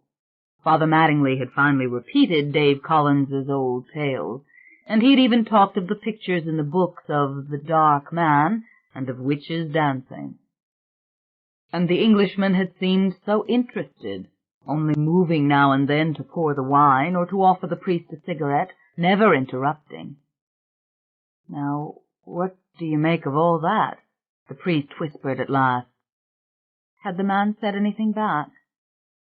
You know, old Dave Collins is dead, but Sister Bridget Marie is going to live forever. She's nearing 100. The Englishman smiled. You mean the sister in the schoolyard that long-ago day? Father Mattingly was now drunk on the wine he'd had. That was the plain truth of it. And he kept seeing the yard and the children and the flowers strewn all over the pavement. She's out at Mercy Hospital now, the priest said. I saw her last time I was down. I suppose I'll see her this time. And what nonsense she talks now that she doesn't know who she's talking to. Old Dave Collins died in a bar on Magazine Street. Fitting place. All his friends chipped in for the biggest funeral. The priest had drifted off again, thinking of Deirdre and the confessional. And the Englishman had touched the back of his hand and whispered, You mustn't worry about it. The priest had been startled. Then he'd almost laughed at the idea that someone could read his mind. And that's what Sister Bridget Marie had said about Ansa, wasn't it? That she could hear people talking through the walls and read their minds. But he told the Englishman that part? Yes, you did. I want to thank you. He and the Englishman had said goodbye at 6 o'clock, outside the gates of the Lafayette Cemetery. It had been the golden time of evening, when the sun is gone and everything gives back the light it has absorbed all day long. But how forlorn it all was, the old whitewashed walls, and the giant magnolia trees ripping at the pavement. You know, they're all buried in there, the Mayfairs, Father Mattingly had said, glancing at the iron gate. Big above-ground tomb down the center walk, to the right, has a little wrought iron fence around it. Miss Carl keeps it in good repair. You can read all those names you just told me. The priest would have shown the Englishman himself, but it was time to get back to the rectory, time to go back to Baton Rouge and then up to St. Louis. Leitner gave him an address in London. If you ever hear anything more about that family, anything you feel comfortable passing on, well, would you contact me? Of course, Father Mattingly had never done that. He'd misplaced the name and address months ago. But he remembered that Englishman kindly, though sometimes he wondered who the man really was and what he had actually wanted. If all the priests of the world had such a soothing manner as that, what a splendid thing it would be. It was as if that man understood everything. As he drew nearer the old corner now, Father Mattingly thought again of what the young priest had written, that Deirdre Mayfair was shriveling up, that she could hardly walk any more. Then how could she have gone wild on August 13th, he'd like to know, for the love of heaven? How could she have broken the windows out and scared off men from an asylum? And Jerry Lonigan said his driver saw things thrown out, books, a clock, all manner of things, just hurling through the air. And the noise she'd made, like an animal howling. The priest found it hard to believe. But there it was, the evidence. As he slowly approached the gate on this warm August afternoon, he saw the white-uniformed window man on the front porch, atop his wooden ladder. Knife in hand, he applied the putty along the new panes, and each one of those tall windows had shining new glass, complete with the tiny brand-name stickers. Yards away on the south side of the house, behind her veil of rusted copper screen, sat Deirdre, hand twisted out at the wrist, head bent and to the side against the back of the rocker. The emerald pendant on its chain was a tiny spark of green light for an instant. Ah, what had it been like for her to break those windows? To feel the strength coursing through her limbs, to feel herself in possession of such uncommon power, even to make a sound, why, it must have been magnificent. But that was a strange thought for him, wasn't it? Yet he felt himself swept up in some vague sadness, some grand melancholy. Ah, Deirdre, poor little Deirdre. The truth was, he felt sad and bitter, as he always did when he saw her, and he knew he would not go up the flagstone path to the front steps. He would not ring the bell, only to be told again that Miss Carl wasn't home, or that she could not receive him just now. This trip had only been Father Mattingly's personal penance.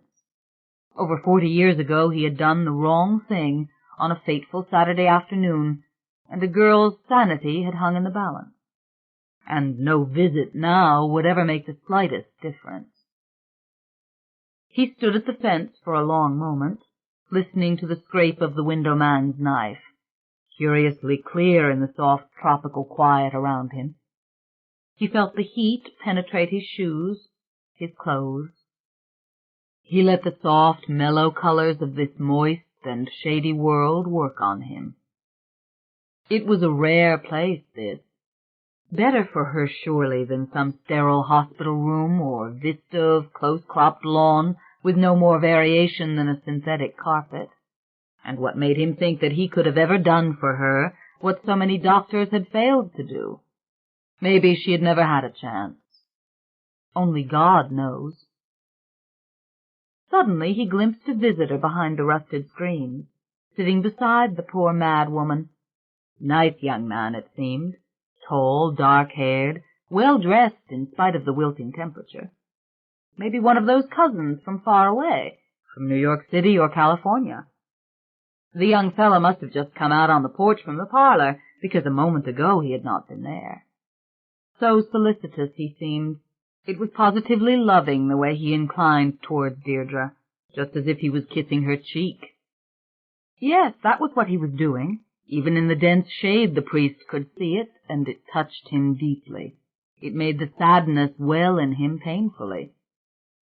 But the window man was finishing now. He was gathering up his ladder. He came down the front steps and went around the flagstone walk and past the screen porch, using his ladder as he went, to drive back the banana trees and the swollen oleander. The priest was finished, too. He had done his penance. He could go home now, back to the hot, barren pavements of Constance Street and the cool confines of the rectory. Slowly he turned and moved towards the corner. He glanced back only once. The screen porch was empty now, save for Deirdre. But surely that nice young man would come back out soon. It had gone right to the priest's heart to see that tender kiss, to know that someone even now still loved that lost soul that he himself had failed to save so long ago. 4. There was something she had to do tonight, someone she was supposed to call, and it was important, too. But after 15 hours on duty, and 12 of them spent in the operating room, she could not now remember.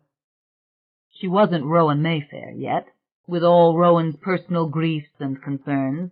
She was just Dr. Mayfair, empty as a clear pane of glass, sitting here silent in the doctor's coffee room, hands shoved in the pockets of her dirty white coat, her feet on the chair opposite, a Parliament cigarette on her lip, listening to them talk as neurosurgeons always talk, regurgitating in language every exciting moment of the day.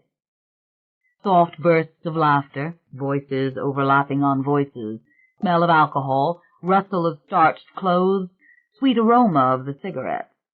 Never mind the personal disgrace that almost all of them smoked. It was nice to remain here, comfortable in the glare of the lights on the dirty Formica table, and the dirty linoleum tile, and the dirty beige walls. Nice to be putting off the thinking time, the time when memory would come back to fill her up again and render her heavy and opaque. In truth, it had been a damn near perfect day, which was why her feet hurt so much. She had been through 3 emergency surgeries, one following another, from the gunshot wound at 6 a.m. to the car crash victim brought in 4 hours ago. And if every day was like this day, her life was going to be just fine. It was going to be perfectly wonderful, actually. She was aware of that just now, in a relaxed sort of way. After 10 years of medical school and internship and residency, she was what she had always wanted to be, a doctor, a neurosurgeon, and most specifically, the new board-certified staff attending in neurosurgery in a giant university hospital where the neurological trauma center could keep her operating on accident victims almost full-time.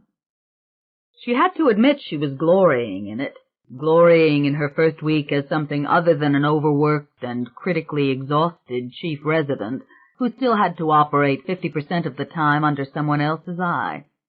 Even the inevitable talk today had not been so terrible, the endless running diatribe in the operating room, the dictating of the notes after, and finally the lengthy informal coffee-room review. She liked these doctors around her, the shiny-faced interns opposite, Dr. Peters and Dr. Blake, who had just begun their rotation and were looking at her as if she were a witch instead of a doctor, and Dr. Simmons, the chief resident, who told her now and then in a heated whisper that she was the finest doctor he'd ever seen in surgery, and that the nurses said the same thing. And Dr. Larkin, the beloved chief of neurosurgery, known to his protégés as Lark, who had forced her over and over again today to elaborate. Explain, Rowan, explain in detail. You have to tell these boys what you're doing. Gentlemen, behold, this is the only neurosurgeon in Western civilization who does not like to talk about her work. Understatement. She hated talking. She was innately suspicious of language because she could hear with remarkable accuracy what lay behind it, and also she just didn't know how to talk very well. Now they were talking about Dr. Larkin's virtuoso performance this afternoon with the meningioma, thank heaven, and she could drift in this delicious exhaustion, savoring the taste of the cigarette and the awful coffee and the lovely glare of the light on the beautifully blank walls. Trouble was, she'd told herself this morning to remember about this personal thing, this call that had to be made, this something that really mattered to her. So what did that mean? It would come back as soon as she stepped out of the building. And she could do that any time she liked. After all, she was the attending, and she didn't have to be here longer than 15 hours, and she never had to sleep in the on-call room again, and nobody expected her to go down to emergency just to see what was going on, though left to her own devices, perhaps, that is what she would have liked to do.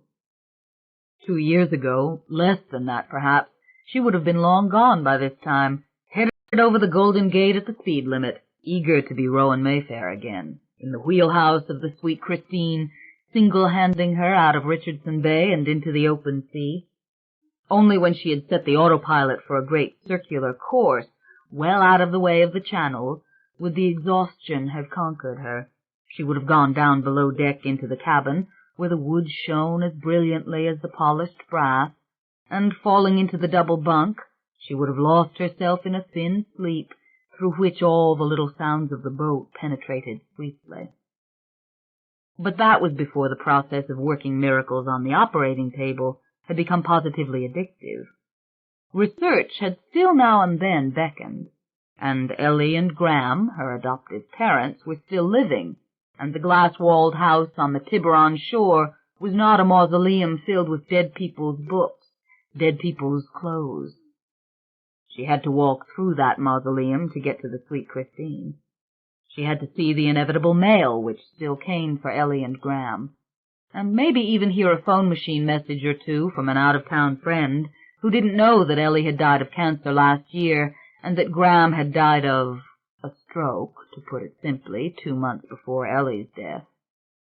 She watered the ferns, still in memory of Ellie, who had played music for them. She drove Graham's Jaguar sedan because to sell it would be a nuisance. She had never cleaned out his desk. Stroke. A dark, ugly feeling passed over her. Think not of Graham dying on the kitchen floor, but of the day's victories. You saved 3 lives during the past 15 hours, when other doctors might have let them die.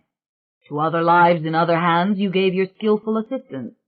And now, safe in the womb of the intensive care unit, 3 of those patients are sleeping, and they have eyes that can see and mouths that can shape words, and when you hold their hands they grip as you tell them to grip. Yes, she couldn't have asked for more. Would that she could always leave the tissue transplants and the tumors to others. She thrived on crisis. She needed it. She'd go home in a little while, only because it was healthy to do so, healthy to rest her eyes and her feet and her brain, of course, and to be someplace besides here for the weekend, to be on the sweet Christine at sea. For now, rest in this great ship called the hospital, for that is exactly what it felt like, a submarine traveling without sound through time.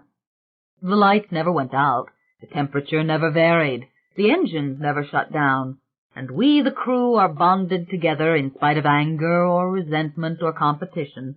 We are bonded, and there is a form of love, whether we acknowledge it or not. "You're looking for a miracle," the supervisor in emergency had said to her at 6 this evening, contemptuously, glaze-eyed with exhaustion.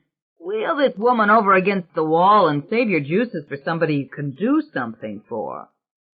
"I want nothing but miracles," Rowan had answered. "We're going to get the glass and dirt out of her brain, and then we'll take it from there."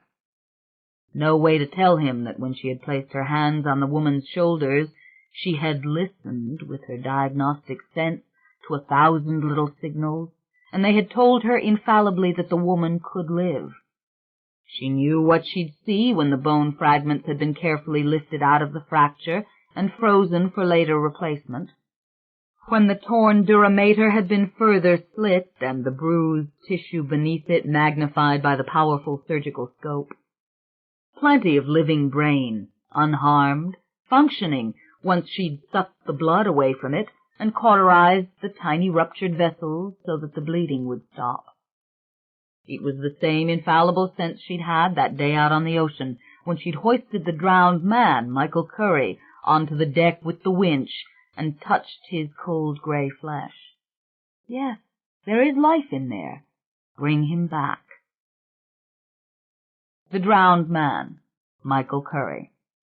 That was it, of course. That was what she had made a note to remember.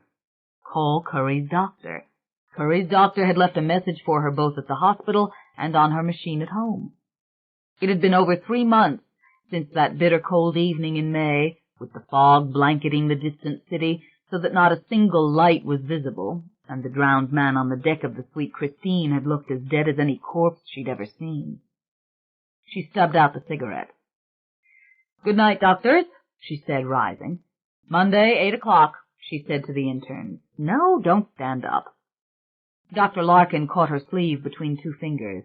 When she tried to pull loose, he held tight. "Don't take that boat out alone, Rowan." "Come on, Chief." She tried to free herself. Didn't work. "I've been taking that boat out alone since I was 16. "Bad news, Rowan, bad news," he said. "Suppose you hit your head out there, fall overboard." She gave a soft, polite laugh, though she was in fact irritated by this talk, and then she was out the door, heading past the elevators, too slow, and towards the concrete stairs. Maybe she should take one last look at the 3 patients in intensive care before she made her exit. And suddenly the thought of leaving it all oppressed her. The thought of not coming back until Monday was even worse. Shoving her hands in her pockets, she hurried up the 2 flights of stairs to the 4th floor. The gleaming upper corridors were so quiet, so removed from the mayhem inevitably going on in emergency. A lone woman slept on the couch in the darkly carpeted waiting room. The old nurse at the ward station only waved as Rowan passed by. There had been times in her harried intern days when, on call, she had strolled these corridors in the middle of the night rather than try to sleep. Back and forth she'd walked, covering the length of one floor after another in the belly of the giant submarine, lulled by the faint whisper of countless machines. Too bad the chief knew about the Sweet Christine, she thought now. Too bad that, desperate and frightened, she'd brought him home with her the afternoon of her adoptive mother's funeral and taken him out to sit on the deck drinking wine beneath a blue Tiburon sky. Too bad that in those hollow and metallic moments she had confessed to Lark that she didn't want to be in the house anymore, that she lived on the boat, and sometimes lived for it, taking it out alone after every shift, no matter how long she'd been on, no matter how tired she was. Telling people. Did it ever make things better? Lark had piled cliché upon cliché as he tried to comfort her, and from then on everybody at the hospital knew about the Sweet Christine. And she wasn't just Rowan the silent one, but Rowan the adopted one, the one whose family had died out in less than half a year, who went to sea in the big boat all alone. She had also become Rowan who would not accept Lark's invitations to dinner, when any other single female doctor on the staff might have done so in an instant. If only they knew the rest of it, she thought. How very mysterious she really was, even unto herself. And what would they have said about the men she liked, the stalwart officers of the law and the heroes of the fire brigade hook and ladder trucks, whom she hunted in noisy, wholesome neighborhood bars, picking her partners as much for their roughened hands and their roughened voices as for their heavy chests and powerful arms? Yes, what about that? What about all those couplings in the lower cabin of the Sweet Christine with the police-issue .38 revolver in its black leather holster slung over the hook on the wall? And the conversations after, no, call them monologues, in which these men with the desperate need so similar to that of the neurosurgeons relived their moments of danger and achievement, of moxie and dexterity. Sense of courage on their pressed uniform shirts. Sing a song of life and death. Why that kind of man? Graham had once demanded. You look for them to be dumb, uneducated, thick-necked? What if one of them puts his meaty fist into your face? But that's just it. she'd said coldly, not even bothering to look at him. They don't do that. They save lives, and that's why I like them. I like heroes. That sounds like a fool of a 14-year-old girl talking, Graham had replied acidly. You've got it wrong, Rowan had answered. When I was 14, I thought lawyers like you were the heroes. Bitter flash of his eyes as he'd turned away from her. Bitter flash of Graham now, over a year after Graham's death. Taste of Graham. Smell of Graham. Graham in her bed, finally, because Graham would have left before Ellie's death if she hadn't done it. Don't tell me you haven't always wanted it, he'd said to her in the deep feather mattress in the bunk of the Sweet Christine. Damn your firefighters. Damn your cops. Stop arguing with him. Stop thinking about him. Ellie never knew you went to bed with him or why you thought you had to. So much that Ellie never knew. And you are not in Ellie's house. You're not even on the boat Graham gave you. You're still safe here in the antiseptic quiet of your world, and Graham is dead and buried in the little graveyard in Northern California. And never mind how he died, because nobody knows the story on that either. Don't let him be there in spirit, as they say, when you put the key into the ignition of his car, which you ought to have sold long ago, or when you walk into the damp, chilly rooms of his house.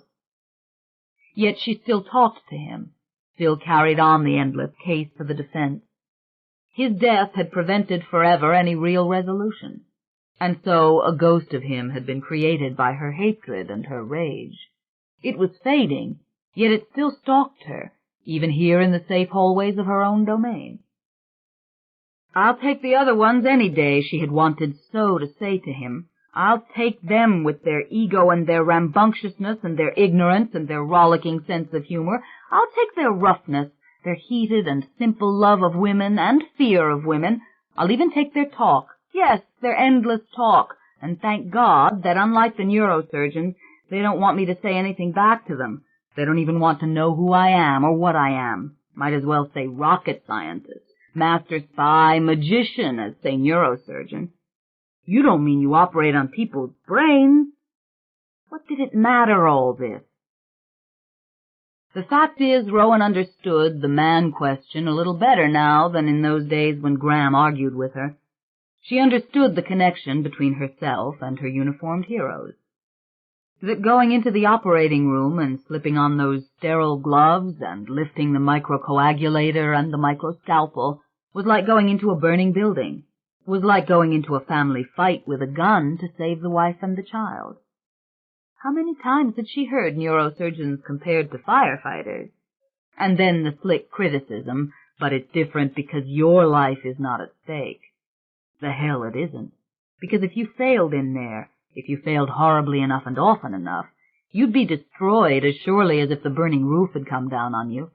You survived by being brilliant and courageous and perfect, because there was simply no other way to survive, and every moment in the operating room was a mortal test. Yes, the same courage, the same love of stress and love of danger for a good reason that she saw in the crude men she loved to kiss and stroke and suckle, the men she liked to have on top of her, the men who didn't need for her to talk. But what was the use of understanding when it had been months, almost half a year, since she'd invited anyone into her bed? What did the Sweet Christine think about it, she sometimes wondered. Was it whispering to her in the dark, "Rowan, where are our men?" Chase, the yellow-haired, olive-skinned Palomino cop from Marin, still left messages for her on the answering machine, but she had no time to call him. And he was such a sweet guy, and he did read books, too, and they had talked once, a real conversation, in fact, when she'd made some offhand remark about the emergency room and the woman who'd been shot by her husband. He'd latched onto that at once with his string of shootings and stabbings, and pretty soon they were going at them all from two sides. Maybe that was why she hadn't called him back? A possibility. But on the face of it, the neurosurgeon had, for the moment, subsumed the woman completely. So much so that she wasn't sure why she was even thinking about those men tonight. unless it was because she wasn't all that tired. Or because the last beautiful male she'd lusted after had been Michael Curry, the gorgeous drowned man. Gorgeous even when he lay there, wet and pale, black hair plastered to his head on the deck of her boat. Yes, he was, in the old schoolgirl parlance, to die for, a hunk. Just an out-and-out adorable guy, and her kind of adorable guy completely. His had not been one of those California gymnasium bodies, with overdeveloped muscles and phony tans, topped off with dyed hair, but a powerful proletarian specimen, rendered all the more irresistible by the blue eyes and the freckles across his cheeks, which made her, in retrospect, want to kiss them. What an irony to fish from the sea in a state of tragic helplessness, such a perfect example of the only kind of man she had ever desired. She stopped. She had reached the doors of the intensive care unit. Entering quietly, she stood still for a moment, surveying this strange, icy still world of fish-tank rooms with emaciated sleepers on display beneath oxygen tent plastic, their fragile limbs and torsos hooked to beeping monitors amid endless cables and dials. A switch was suddenly thrown in Rowan's head. Nothing existed outside this ward any more than anything existed outside of an operating room. She approached the desk, her hand out to very lightly touch the shoulder of the nurse who sat hunched over a mass of papers beneath the low fluorescent light. "Good evening, Laurel," Rowan whispered. The woman was startled. Then, recognizing Rowan, she brightened. "Dr. Mayfair, you're still here." Just another look around. Rowan's manner with nurses was far gentler than ever it was with doctors. She had from the very beginning of her internship courted nurses, going out of her way to alleviate their proverbial resentment of women doctors and to elicit from them as much enthusiasm as she could. It was a science with her, calculated and refined to the point of ruthlessness, yet as profoundly sincere as any incision made into the tissues of a patient's brain. As she entered the first room now, pausing beside the high gleaming metal bed, a monstrous rack on wheels, it seemed, she heard the nurse coming behind her, waiting on her, so to speak. The nurse moved to lift the chart from its place at the foot of the bed. Rowan shook her head no. Blanched, seemingly lifeless, lay the day's last car crash victim, head enormous in a turban of white bandages, a thin, colorless tube running into her nose. The machines evinced the only vitality, with their tiny monotonous beeps and jagged neon lines. The glucose flowed through the tiny needle fixed into the pinioned wrist. Like a corpse coming back to life on an embalming table, the woman beneath the layers of bleached bed linen slowly opened her eyes. "Dr. Mayfair," she whispered. A lovely ripple of relief passed through Rowan. Again she and the nurse exchanged glances. Rowan smiled. "I'm here, Mrs. Trent," she said softly. "You're doing well." Gently she folded her fingers around the woman's right hand. "Yes, very well." The woman's eyes closed so slowly they were like flowers closing. No change in the faint song of the machines that surrounded them. Rowan retreated as soundlessly as she had come. Through the windows of the second room she gazed at another seemingly unconscious figure, that of an olive-skinned boy, a weed of a kid, actually, who had gone blind suddenly, staggering off the platform into the path of a commuter train. For 4 hours she had worked on this one, suturing with the tiny needle the hemorrhaging vessel that had caused his blindness, then repairing the damaged skull. In recovery he had joked with the circle of doctors around him. Now, her eyes narrow, her body still, Rowan studied his subtle movements in sleep, the way that his right knee shifted under the covers, the way his hand curled, palm up, as he moved his head to the side. His tongue darted over his dry lips, and he whispered to himself like a man talking to someone in his dreams. "Doing just fine, Doctor," the nurse whispered beside her. Rowan nodded. But she knew that within weeks he would suffer seizures. They would use dilantin to control it, but he would be an epileptic for the rest of his life. Better than death and blindness, surely. She would wait and watch before predicting or explaining. After all, there was always the chance she was wrong. "And Mrs. Kelly?" she asked. She turned to look into the nurse's eyes, forcing herself to see the woman clearly and completely. This was an efficient and compassionate nurse, a woman she rather liked. "Mrs. Kelly thinks it's funny that she still has 2 bullets in her head. I feel like a loaded gun," she told me. "She won't let her daughter leave. She wants to know what happened to that street punk that shot her. She wants another pillow. She wants a television and a phone." Rowan gave the obligatory soft, appreciative laugh. Barely a sound in the humming silence. "Well, tomorrow, perhaps," she said. From where she stood, she could see the spirited Mrs. Kelly through the last pair of windows at the end of the ward.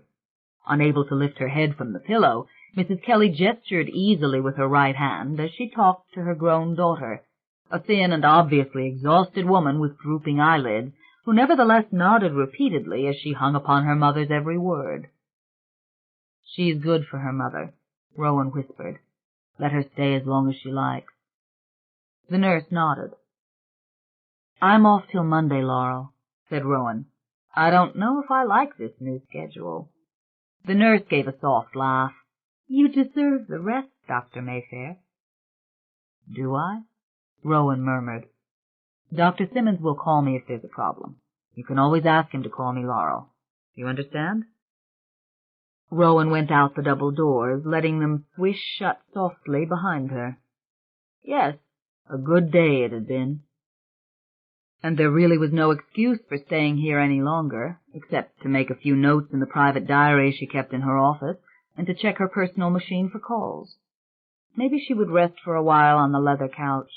It was so much more luxurious, the office of the official attending, than the cramped and shabby on-call rooms in which she'd dozed for years.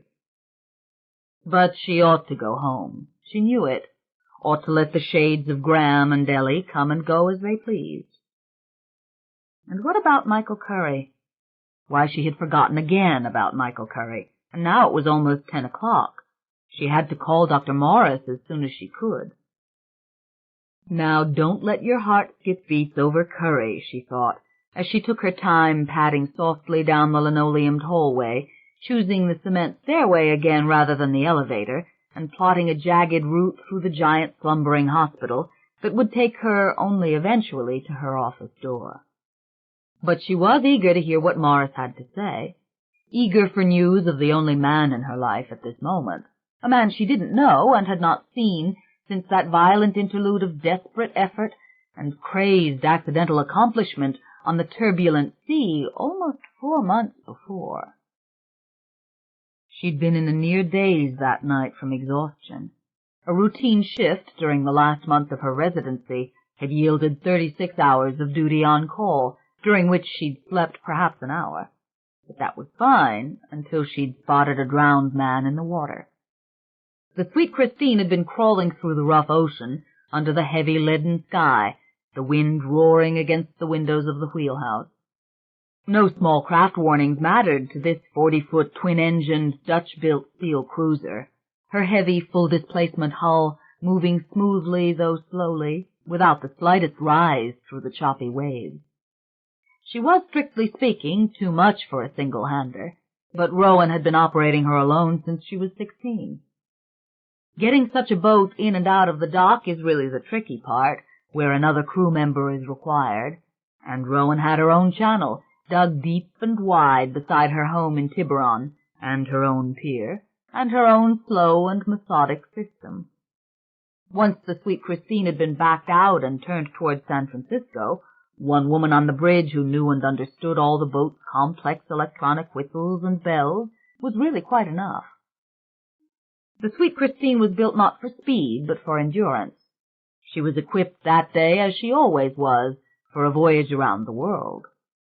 The overcast sky had been killing the daylight that May afternoon, even when Rowan passed under the Golden Gate. By the time she was out of sight of it, the long twilight had faded completely. Darkness was falling with a pure metallic monotony to it. The ocean was merging with the sky. And so cold it was that Rowan wore her woolen gloves and watch cap even in the wheelhouse, drinking cup after cup of steaming coffee, which never fazed her immense exhaustion. Her eyes were focused, as always, on the shifting sea. Then came Michael Curry. That speck out there. Could that possibly be a man?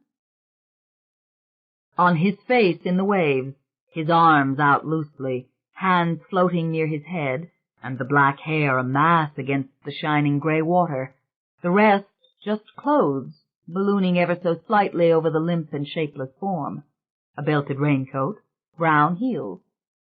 Dead-looking. All that she could tell in those first few moments was that this was no decomposed corpse. Pale as the hands were, they were not waterlogged. He could have fallen overboard from some large vessel only moments before, or hours. The crucial thing was to signal Pan Pan immediately, and to give her coordinates, and then to try to get him aboard. As luck would have it, the Coast Guard boats were miles from her location. The helicopter rescue teams were completely engaged. There were virtually no small craft in the area on account of the warnings, and the fog was rolling in. Assistance would come as soon as possible, and no one could say when that was. "I'm going to try to get him up out of the water," she said. "I'm alone out here. Just get here as fast as you can." There was no need to tell them she was a doctor, or to remind them of what they already knew. In these cold waters, drowning victims could survive for incredibly long periods, because the drop in temperature slows the metabolism. The brain slumbers, demanding only a fraction of the usual oxygen and blood.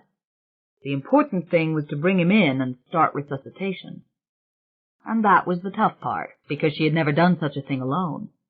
She had the equipment for it, however, the harnesses connected to powerful nylon line running through the gasoline-driven winch on the top of the wheelhouse. In other words, sufficient means to get him on board if she could get to him, and that was where she might fail. At once she pulled on her rubber gloves and her life jacket, then fastened her own harness and gathered up the second one for him.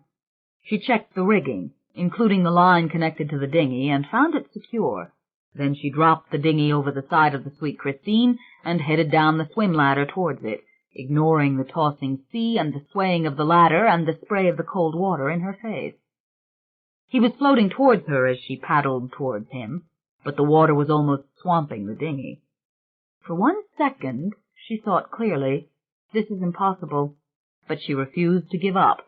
At last, nearly falling out of the small craft, she reached for his hand and caught it and brought his body head first towards her. Now, how to get the damned harness properly around his chest. Again the water nearly swamped the dinghy. She nearly flipped it herself.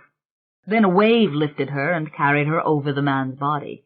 She lost his hand, she lost him, but he came bobbing up like a cork.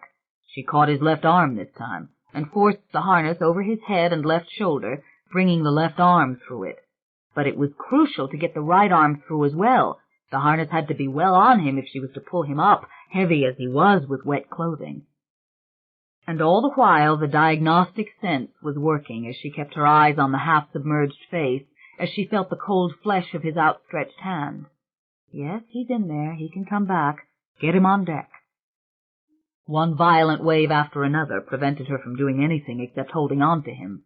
Then finally she was able to grasp the right sleeve and tug the arm forward and through the harness, and at once she pulled the harness tight. The dinghy capsized, pitching her into the sea with him. She swallowed water, then shot to the surface, the breath gone out of her as the freezing cold penetrated her clothes. How many minutes did she have at this temperature before she lost consciousness? But she had him harnessed to the boat now, as surely as she was harnessed. If she could make it back to the swim ladder without passing out, she could reel him in. Letting his line go, she pulled herself in, hand over hand, refusing to believe she could fail. The broad starboard side of the Sweet Christine, a white blur, disappearing and reappearing as the waves washed over her.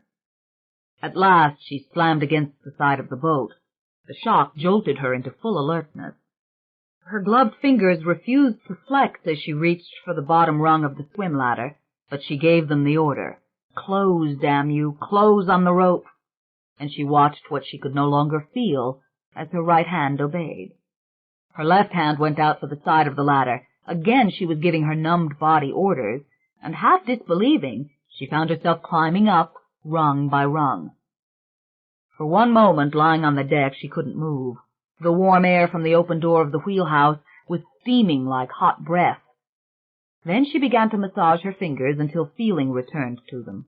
But there was no time to get warm, no time to do anything but climb to her feet and get to the winch.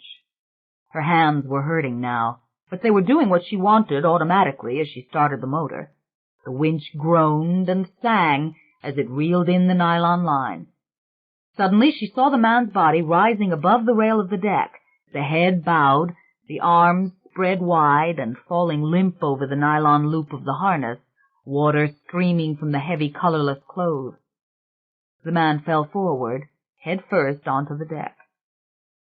The winch screamed as it dragged him closer to the wheelhouse and then jerked him upright again, 3 feet from the door. She killed the motor. He dropped down, sodden, lifeless, too far from the warm air to do him good. And she knew she couldn't drag him inside, and there was no time to fool any more with the lines or the winch.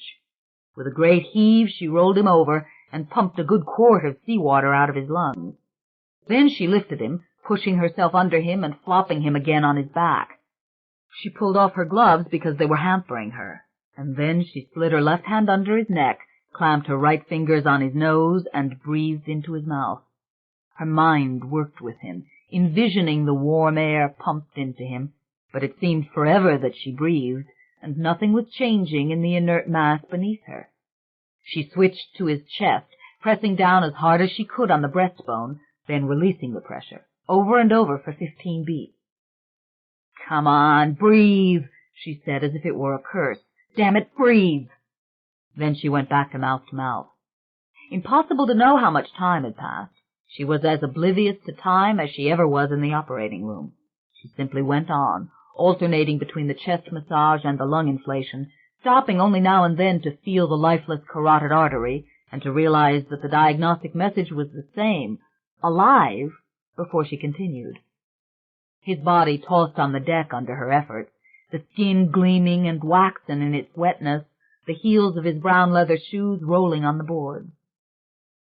Once she tried again to drag him into the wheelhouse, but it was useless, and dimly aware that no lights were shining through the fog and no helicopter was roaring overhead, she went on, only pausing suddenly to slap his face and call to him, to tell him that she knew he was in there and she expected him to come back. "You know you can hear me," she shouted as she pressed down again on the breastbone. She pictured the heart and the lungs in all their glorious anatomical detail.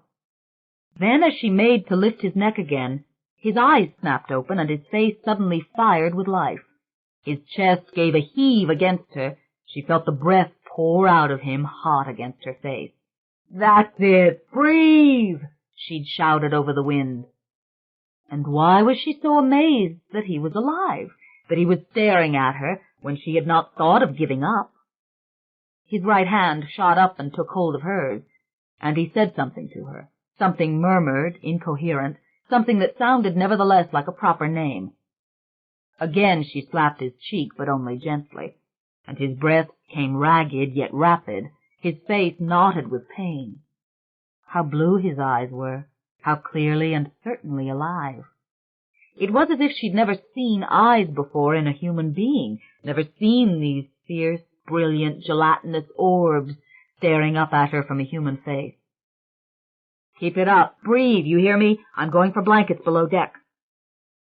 He grabbed her hand again. He began to shiver violently, and as she tried to free herself, she saw him look past her and straight upward.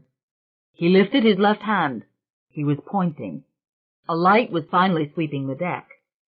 And God, the fog was rolling over them thick as smoke. The helicopter had come just in time. The wind stung her eyes. She could barely see the blades turning up there. She slumped back, nearly losing consciousness herself, aware of his hand gripping hers. He was trying to speak to her. She patted his hand, and she said, "It's okay. It's fine now. They'll take you in." Then she was barking orders at the Coast Guard men as they came down the ladder. Don't warm him up fast, and for God's sake, don't give him anything hot to drink. This is severe hypothermia. Radio for an ambulance at the dock." She feared for him as they took him up. But in truth, she knew what the doctors would say. No neurological deficit. By midnight, she had given up on sleep, but she was warm and comfortable again. The sweet Christine rocked like a great cradle on the dark sea, her lights sweeping the fog, her radar on, her autopilot keeping the same broad circular course. Snug in the corner of the wheelhouse bunk, dressed in fresh clothes, Rowan drank her steaming coffee. She wondered about him, about the look in his eyes. Michael Curry was his name, or so the Coast Guard had told her when she called in. He'd been in the water for at least an hour before she'd spotted him. But it had turned out just as she'd thought. No neurological problems at all. The press was calling it a miracle. Unfortunately, he'd gotten disoriented and violent in the ambulance. Maybe it was all those reporters at the dock, and they had sedated him. Stupid. And that had fuzzed things a bit for a while, of course. But he was just fine now. "Don't release my name to anyone," she'd said. "I want my privacy protected." Understood. The reporters were being a real pain. And to tell the truth, well, her call for help had come at the worst of times. It wasn't properly logged. They didn't have her name or the name of her boat. Would she please give them that info now if she— "Over and out, and thank you," she said as she cut them off. The sweet Christine drifted. She pictured Michael Curry lying on the deck, the way his forehead creased when he woke up, the way his eyes had caught the light from the wheelhouse. What was that word he'd said? A name, it sounded like, but she couldn't remember, if she had ever distinctly heard it at all. It seemed almost certain that he would have died if she hadn't spotted him. It didn't comfort her to think of it, of his floating out there in the dark and the fog, of life leaking moment by moment out of his body. Too close. And such a beauty he was. Even drowned, he'd been something to behold. Mysterious always, the mix of features that renders a man beautiful. His was an Irish face, undoubtedly, square, with a short and rather rounded nose, and that can make for a plain individual in many circumstances. But no one would have found him plain. Not with those eyes and that mouth. Not a chance. But it was not appropriate to think of him in those terms, was it? She wasn't the doctor when she went hunting. She was Rowan, wanting the anonymous partner, and then sleep afterwards when the door had shut. It was the doctor, Rowan, who worried about him. And who knew better than she did all the things that might have gone wrong in the chemistry of the brain during that crucial hour? She called San Francisco General early the next morning when she brought the boat in. Dr. Morris, the chief resident there, was still on duty. "You have my complete sympathy," she'd said, briefly explaining her own position at university. She described the resuscitation, the instructions she'd given the paramedics about the hypothermia. Curry hadn't said anything, just mumbled something. She hadn't caught any distinct syllables, but she'd felt strongly that he was going to be all right. "He is. He's fine. He's damned lucky," Dr. Morris told her. And yes, this call was doctor to doctor, completely confidential. All those jackals in the hall needed was to know that a lone female brain surgeon had reeled him in. Of course, he was a bit out of it psychologically, talking on and on about visions he had out there. And there's something else happening with his hands, kind of extraordinary. His hands? No paralysis or anything like that. Look, my beeper is going off. I can hear it. Listen, I'm in my last 30 days at university. Call me if you need me. I'll come. She hung up. What the hell did he mean about hands? She remembered Michael Curry's grip, the way he had hung on, not wanting to let her go, his eyes fixed on hers. "I didn't screw up," she whispered. "There's nothing wrong with that guy's hands." She understood about the hands the following afternoon when she opened the Examiner. He had had a mystical experience, he explained. From someplace high above, he'd seen his own body down there floating in the Pacific. A lot more had happened to him, but he couldn't recall it now, and it was driving him out of his mind, this failure to remember. As for the rumors flying around about his hands, well, yes, that was true. He was wearing black gloves now all the time because he saw images every time he touched things. He couldn't lift a spoon or touch a bar of soap, but that he didn't see some image connected to the last human being who'd handled it. For the reporter, he had touched the crucifix of her rosary and told her it had been bought at Lourdes in 1939 and passed on to her by her mother. This was absolutely accurate, the newspaper claimed. But there were now countless people on the staff of San Francisco General who could attest to Curry's new power. He'd like to get out of the hospital, he really would, and he'd like this thing with his hands to go away, for his memory to come back of what had happened to him out there. She studied the picture, a large, clear black-and-white shot of him sitting up in bed. The proletarian charm was unmistakable, and his smile was simply wonderful. He even wore a little gold chain and cross around his neck, the kind that emphasized the muscularity of his shoulders. Lots of cops and firefighters wore those kinds of chains. She adored them. Even when the little gold cross or medal or whatever the hell it was hung down in her face in bed, brushing her like a kiss on the eyelids. But the black-gloved hands looked sinister in the picture, resting as they did on the white cover. Was it possible what the article said? She did not for a moment doubt it. She had seen things stranger than that. Oh, yes, much stranger. Don't go see this guy. He doesn't need you, and you don't need to ask about the hands. She tore out the story, folded it, and shoved it in her pocket. It was still there the following morning when she staggered into the coffee room after a full night of the Neurological Trauma Center and opened the Chronicle. Curry was on page 3, a good headshot, looking a little grimmer than before, perhaps a little less trusting. Dozens of people had now witnessed his strange psychometric power. He wished that people would understand it was nothing but a parlor trick. He couldn't help them. All that concerned him now was the forgotten adventure, that is, the realms he'd visited when he was dead. There was a reason I came back, he said. I know there was. I had a choice, and I made the decision to return. There was something very important that I had to do. I knew this. I knew the purpose. And it had something to do with a doorway and a number. But I can't remember the number or what the number meant. Truth is, I can't recall any of it. It's as if the most important experience of my entire life has been wiped out, and I don't know any way to recover it. They're making him sound crazy, she thought, and it was probably a routine near-death experience. We know now that people have these all the time. What's wrong with the people around him? As for his hands, she was a little too fascinated by that part, wasn't she? She perused the various witness accounts. She wished she had 5 minutes to look at the tests they'd run on him. She thought again of him lying on the deck, of the firmness of his grip, of the expression on his face. Had he felt something at that moment through his hand? And what would he feel now were she to go there, tell him what she remembered about the accident, sit on the bed beside him and ask him to do his parlor trick? In other words, barter her meager information for what everybody else wanted from him? No. Repellent that she should make such a demand. Repellent that she, a doctor, should think not of what he might need, but of what she wanted.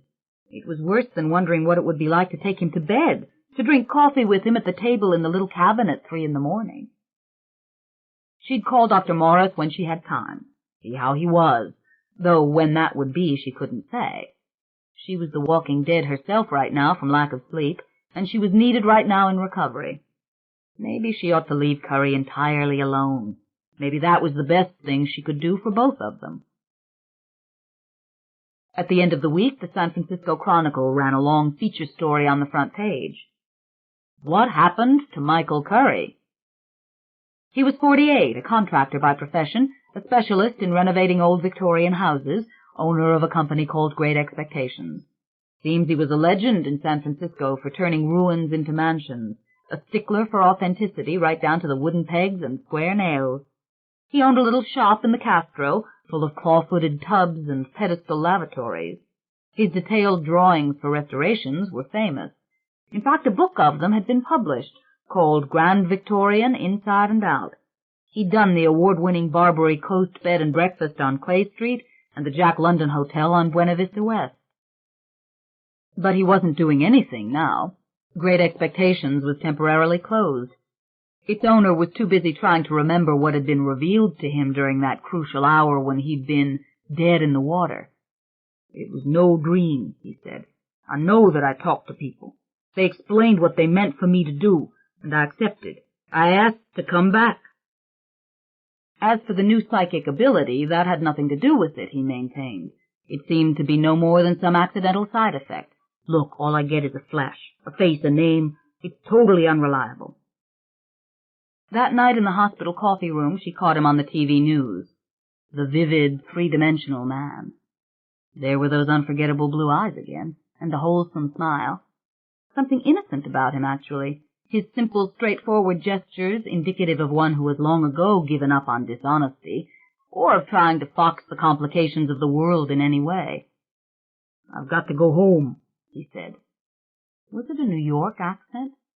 "Not home here, I mean, but home where I was born, back in the New Orleans."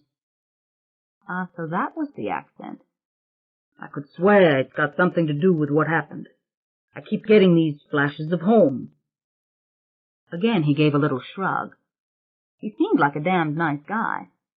But nothing had come back to him as yet about the near-death visions. The hospital hadn't wanted to release him, but they had to admit that he was physically fit. "Tell us about the power, Michael." "I don't want to talk about it." Shrug. He looked at his black-gloved hands. "I want to talk to the people who rescued me, the Coast Guard who brought me, that skipper who picked me up at sea. I wish those people would get in touch. You know, that's why I'm doing this interview." The camera cut away to a pair of studio reporters, banter about the power. Both had seen it for themselves. For a moment, Rowan did not move or even think.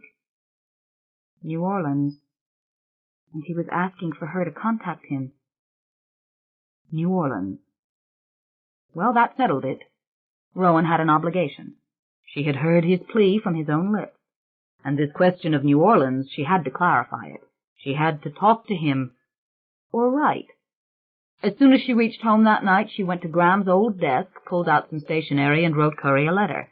She told him in detail all that she had observed regarding the accident, from the moment she spotted him at sea until they took him up on the stretcher. Then, after a moment's hesitation, she added her home phone and address and a little postscript.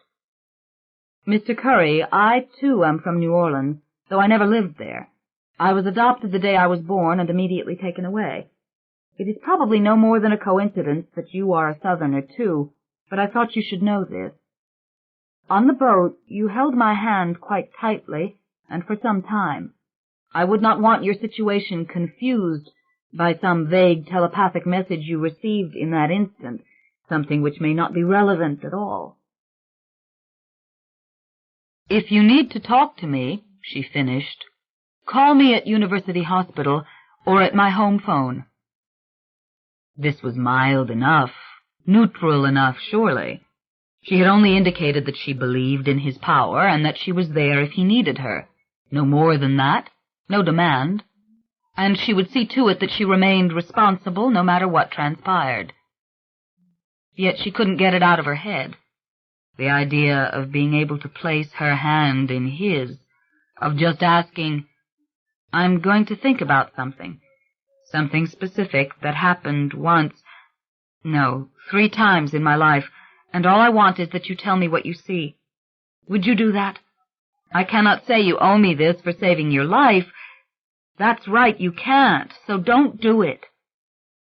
She sent the letter directly to Dr. Morris via Federal Express. Dr. Morris called her the next day. Curry had walked out of the hospital the preceding afternoon, right after a television press conference.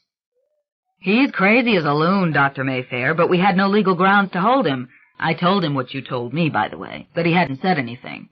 But he's too obsessed to give up on this whole thing. He's determined he's going to remember what he saw out there, you know, the big reason for it all, the secret of the universe, the purpose, the doorway, the number, the jewel. You never heard such stuff. I'll send the letter on to his house, but chances are it won't get through. The mail's coming in by the sackful." This thing with the hands, Is it real? Silence. You want to know the truth? It's 100% accurate as far as I ever saw. If you ever see it for yourself, it will scare the hell out of you. The story made the supermarket tabloids the following week. 2 weeks later, variations of it appeared in People and Time. Rowan clipped the stories and the pictures. Photographers were obviously following Curry wherever he went. They caught him outside his business on Castro Street. They caught him on the steps of his house. A fierce, protective feeling for him was growing in Rowan. They really ought to leave this man alone. And you have to leave him alone too, Rowan. He himself wasn't granting any interviews anymore. That became clear by the first week in June. The tabloids fed off exclusives from the witnesses to his power. He touched the purse, and he told me all about my sister, what she'd said when she gave the purse to me. I was tingling all over, and then he said, "Your sister is dead." Finally, the local CBS channel said Curry was holed up in his house on Liberty Street, incommunicado. Friends were concerned. "He's disillusioned, angry," said one of his old buddies from college. "I think he's just retired from the world." Great Expectations was closed indefinitely. Doctors at San Francisco General had not seen their patient. They were worried as well. Then in July, the Examiner declared that Curry was missing. He had disappeared. A reporter from television News at 11 stood on the steps of a huge Victorian house, pointing to a pile of unopened mail flowing from the garbage can by the side gate. "Is Curry holed up inside the Grand Victorian on Liberty Street, which he restored himself so lovingly many years ago? Is there a man sitting or lying alone upstairs in the lighted attic room?" In disgust, Rowan snapped off the program. It had made her feel like a voyeur. Simply awful to drag that camera crew to the man's very door. But what had stayed in her mind was that garbage can full of unopened letters. Had her communication gone inevitably into that pile? The thought of him locked in that house, afraid of the world, in need of counsel, was a little more than she could handle. Surgeons are men and women of action, people who believe they can do something. That's why they have the moxie to cut into people's bodies. She wanted to do something, go there, pound on the door. But how many other people had done that? No, he didn't need another visitor, especially not one with a secret agenda of her own. In the evenings, when she came home from the hospital and took her boat out alone, she invariably thought of him. It was almost warm in the sheltered waters off Tiburon. She took her time before she moved into the colder winds of San Francisco Bay. Then she hit the violent current of the ocean. It was erotic, that great shift as she pointed the boat westward, throwing back her head to gaze up, as she always did, at the soaring pylons of the Golden Gate Bridge. The great heavy cruiser moved slowly but steadily forward, pushing back the indistinct horizon. So indifferent, the great dull rolling Pacific. Impossible to believe in anything but oneself when you looked at the endlessly tessellated surface, heaving and shifting under a colorless sunset, where sea met sky in a dazzling haze. And he believed that he had been sent back for a purpose, did he? This man who restored beautiful dwellings, who drew pictures that were published in books. A man who ought to be too sophisticated to believe in something like that. But then he had really died, had he not? He had had that experience of which so many had written, of rising upwards, weightless, and gazing down with a sublime detachment at the world below. No such thing had ever happened to her. But there were other things just as strange. And while the whole world knew about Curry's adventure, no one knew the strange secret things that Rowan knew. But to think there was meaning, a scheme to things, well, that was quite beyond her philosophical reach. She feared, as she always had, that all that was ever meant was loneliness, hard work, striving to make a difference when no difference could possibly be made. It was like dipping a stick into the ocean and trying to write something. All the little people of the world spinning out little patterns that lasted no more than a few years and meant nothing at all. Surgery had seduced her because she got them up and back on their feet, and they were alive, and they said thank you, and you had served life and driven back death, and that was the only incontrovertible value to which she could give her all. Doctor, we never thought she'd walk again. But a great purpose for living? For being reborn? What could such a thing possibly be?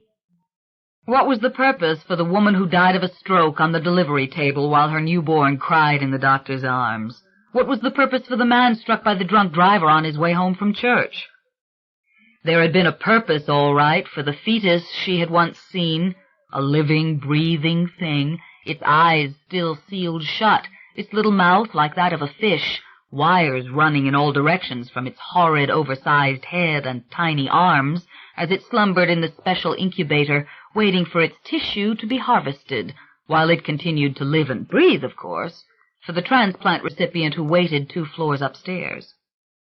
But if that was purpose, the discovery that you could, in spite of all laws to the contrary, keep those little aborted things alive in a secret laboratory in the middle of a giant private hospital, slicing them up at will for the benefit of a Parkinson's disease patient who had already clocked in 60 good years before he started to die of the illness which the fetal tissue transplant could cure, well, she'd take the knife to the gunshot wound fresh up from emergency any day.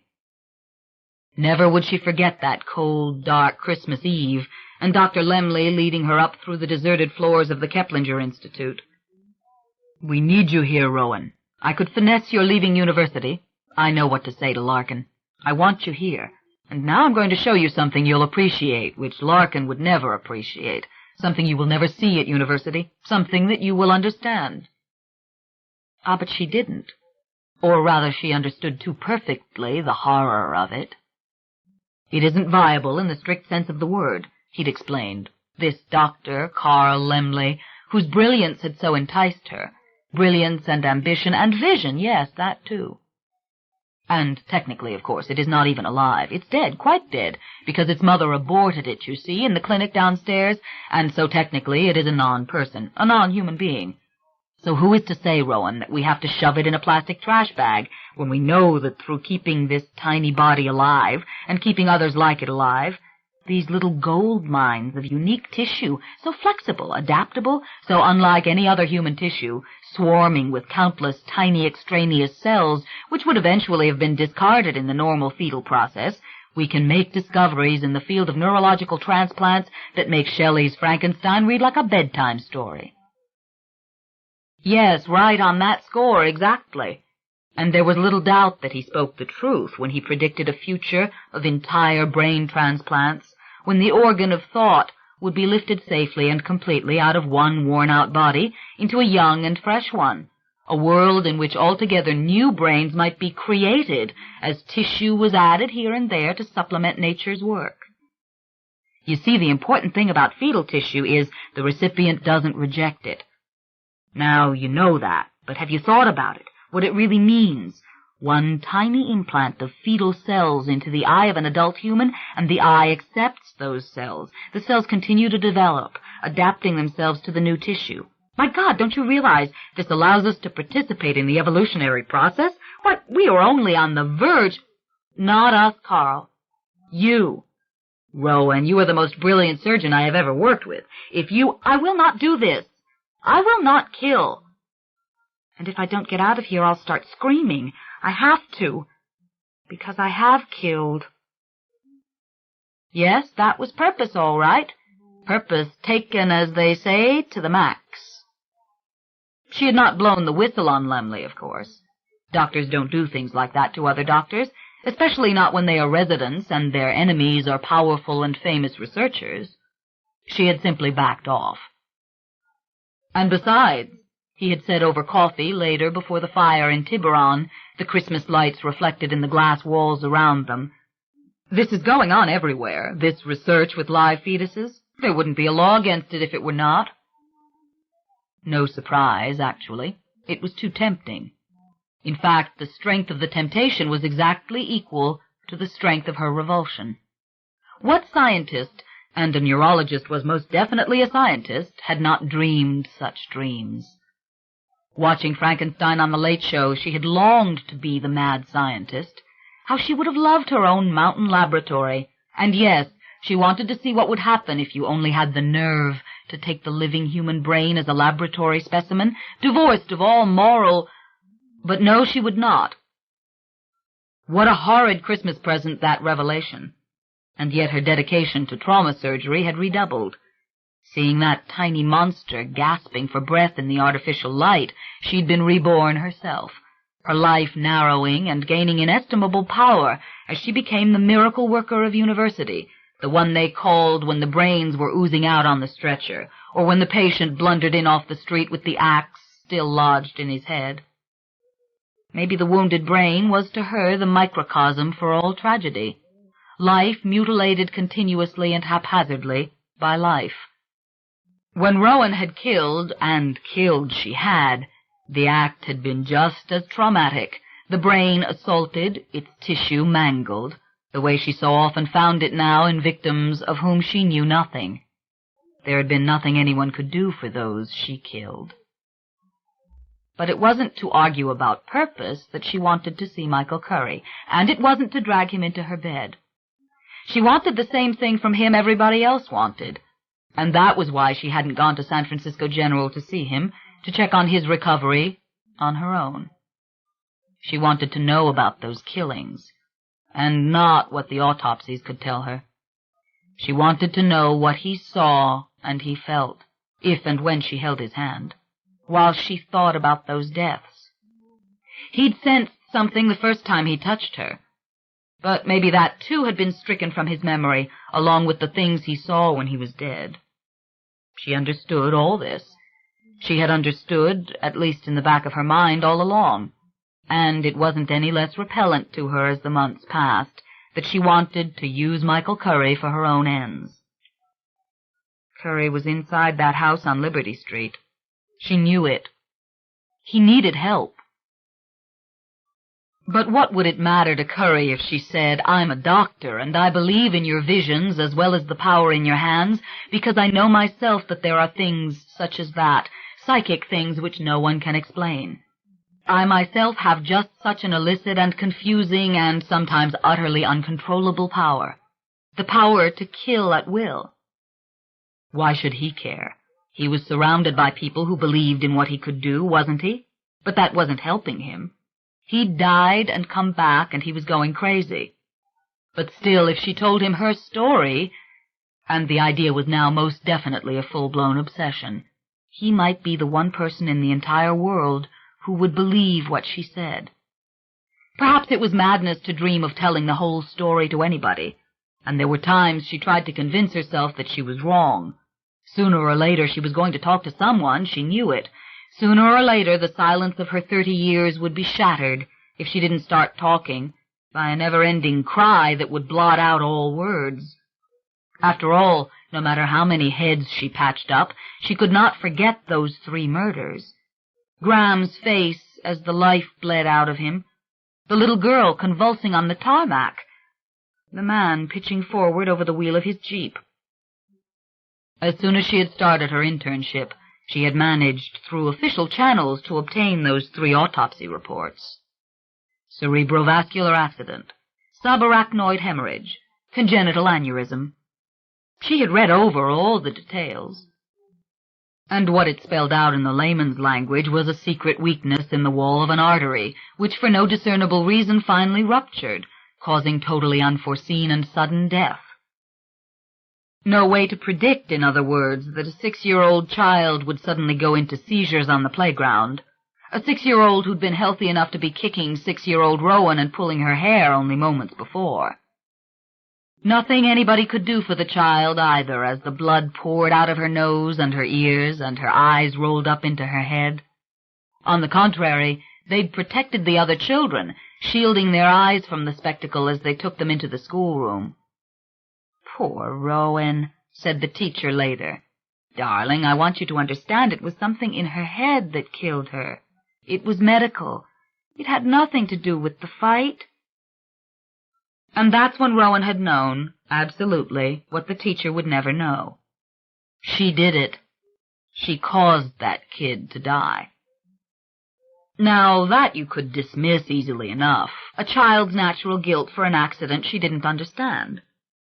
But Rowan had felt something when it happened.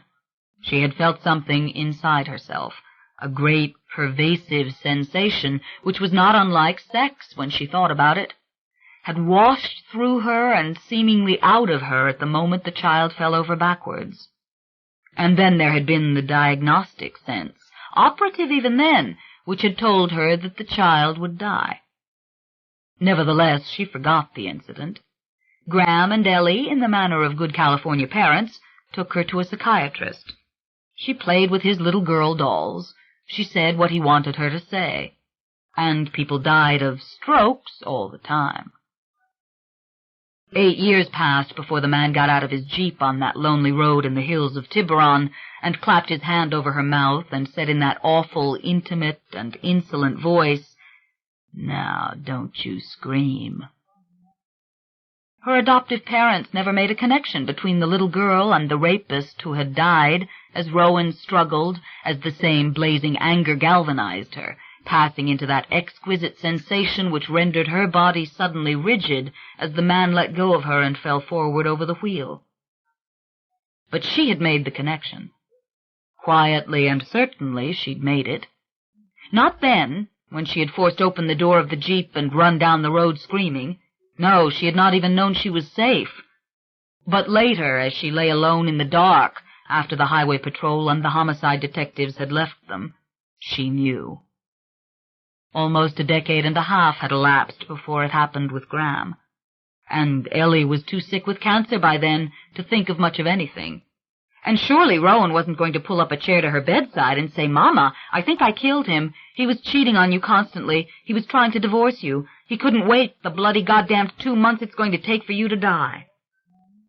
It was all a pattern, as surely as a spider web is a pattern. But a pattern does not imply a purpose. Patterns exist everywhere, and purpose is at its safest when it is spontaneous and short-lived. You will not do this. You will not take life. It was remembering heresy to remember slapping that little girl, even fighting the man in the jeep, and it was too perfectly awful to remember the argument with Graham. "What do you mean you're having her served with the papers? She's dying! You're going to stick it out with me." He grabbed her by the arms, tried to kiss her. "Rowan, I love you, but she isn't the woman I married." "No? Not the woman you've cheated on for 30 years? She's just a thing in there. I want to remember her the way she used to be. You talk that crap to me." That had been the instant that his eyes fixed and the expression washed out of his face. People always die with such peaceful countenances. On the brink of rape, the man in the jeep had just gone blank. Before the ambulance had come, she had knelt beside Graham, put her stethoscope to his head. There was that sound, so faint that some doctors could not hear it. But she heard it, the sound of a great deal of blood rushing to one spot. No one ever accused her of anything. How could they? Why, she was a doctor, and she'd been with him when the awful thing happened, and God knows she did everything she could. Of course, everybody knew Graham was a thoroughly second-rate human being. His law partners, his secretaries, even his last mistress, that stupid little Karen Garfield person who had come over wanting some keepsake. Everybody knew. Except, that is, Graham's wife. But there wasn't the slightest suspicion. How could there be?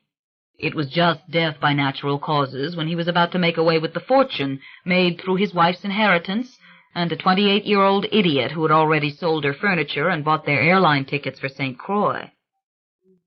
But it wasn't death by natural causes. By this time she knew and understood the diagnostic sense. She'd practiced it and strengthened it, and when she had laid her hand on his shoulder, the diagnostic sense had said, "No natural death." That in itself ought to have been enough. Yet maybe she was mistaken. Maybe it was the great deceptiveness of pattern which we call coincidence, and nothing more than that. But suppose she met with Michael Curry.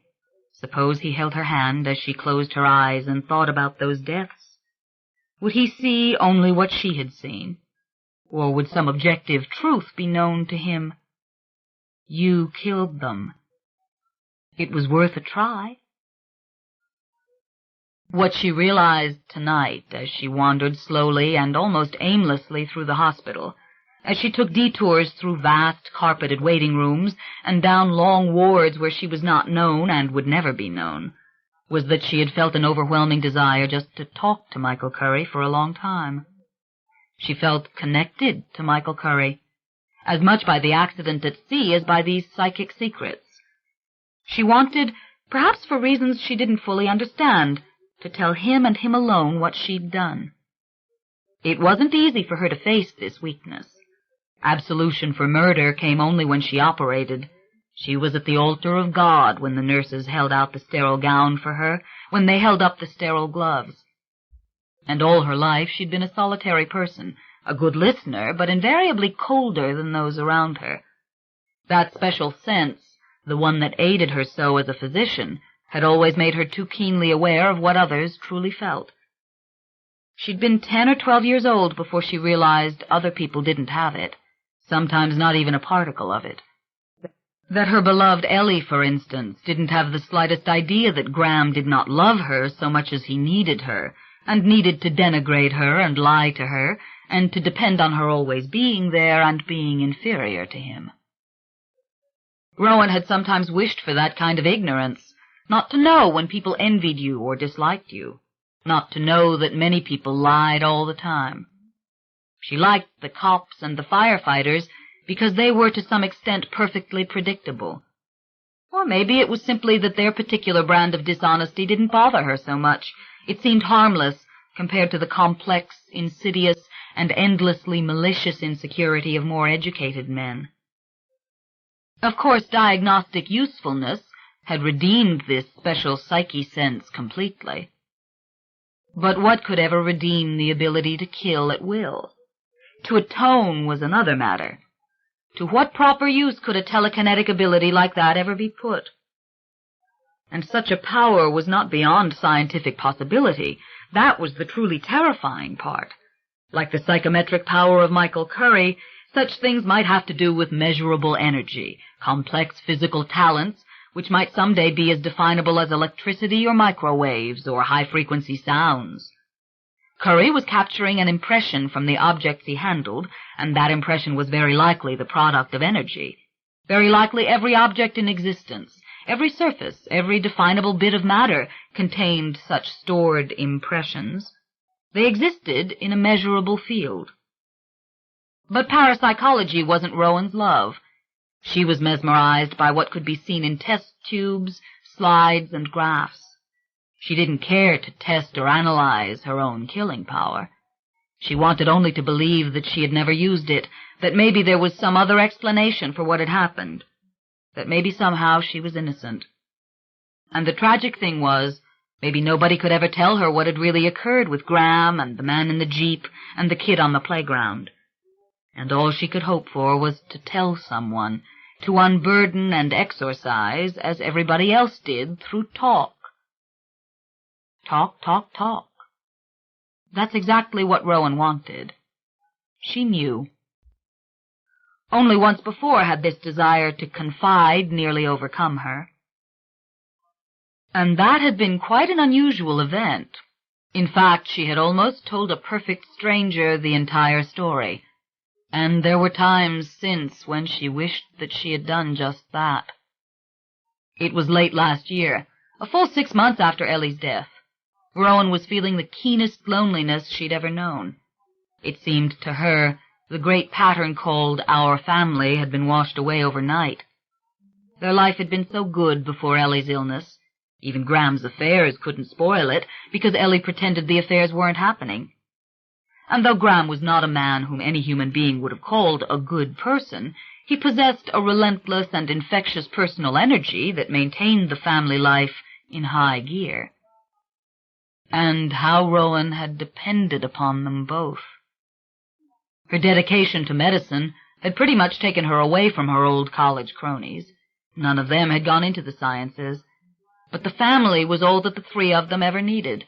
From the time of Rowan's earliest memories, they were an unshakable trio, whether cruising the Caribbean or skiing in Aspen or eating a midnight Christmas dinner on a room service table in a suite in the Plaza in New York.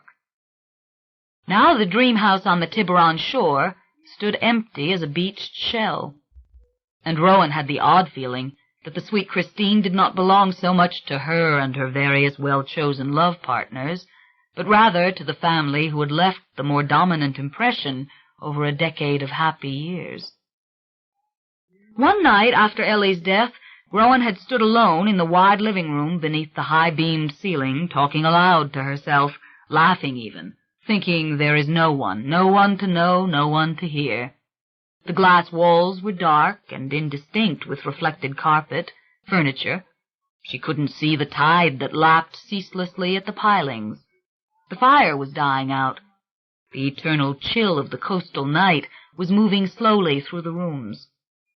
She had learnt a painful lesson, she thought, that as they die, the ones we love, we lose our witnesses, our watchers, those who know and understand the tiny little meaningless patterns, those words drawn in water with a stick, and there is nothing left but the endless flow. It was shortly after that the bizarre moment had come, when she had almost taken hold of this stranger and poured out her tale. He was an elderly gentleman, white-haired, British, quite obviously from the first words he spoke, and they had met in, of all places, the cemetery where her adoptive parents had been laid to rest. It was a quaint old graveyard, sprinkled with weathered monuments on the edge of the small Northern California town where Graham's family had once lived. These people, not related to her by blood, had been completely unknown to her. She'd gone back several times after Ellie's funeral, though why she wasn't quite sure. On that particular day her reason was simple.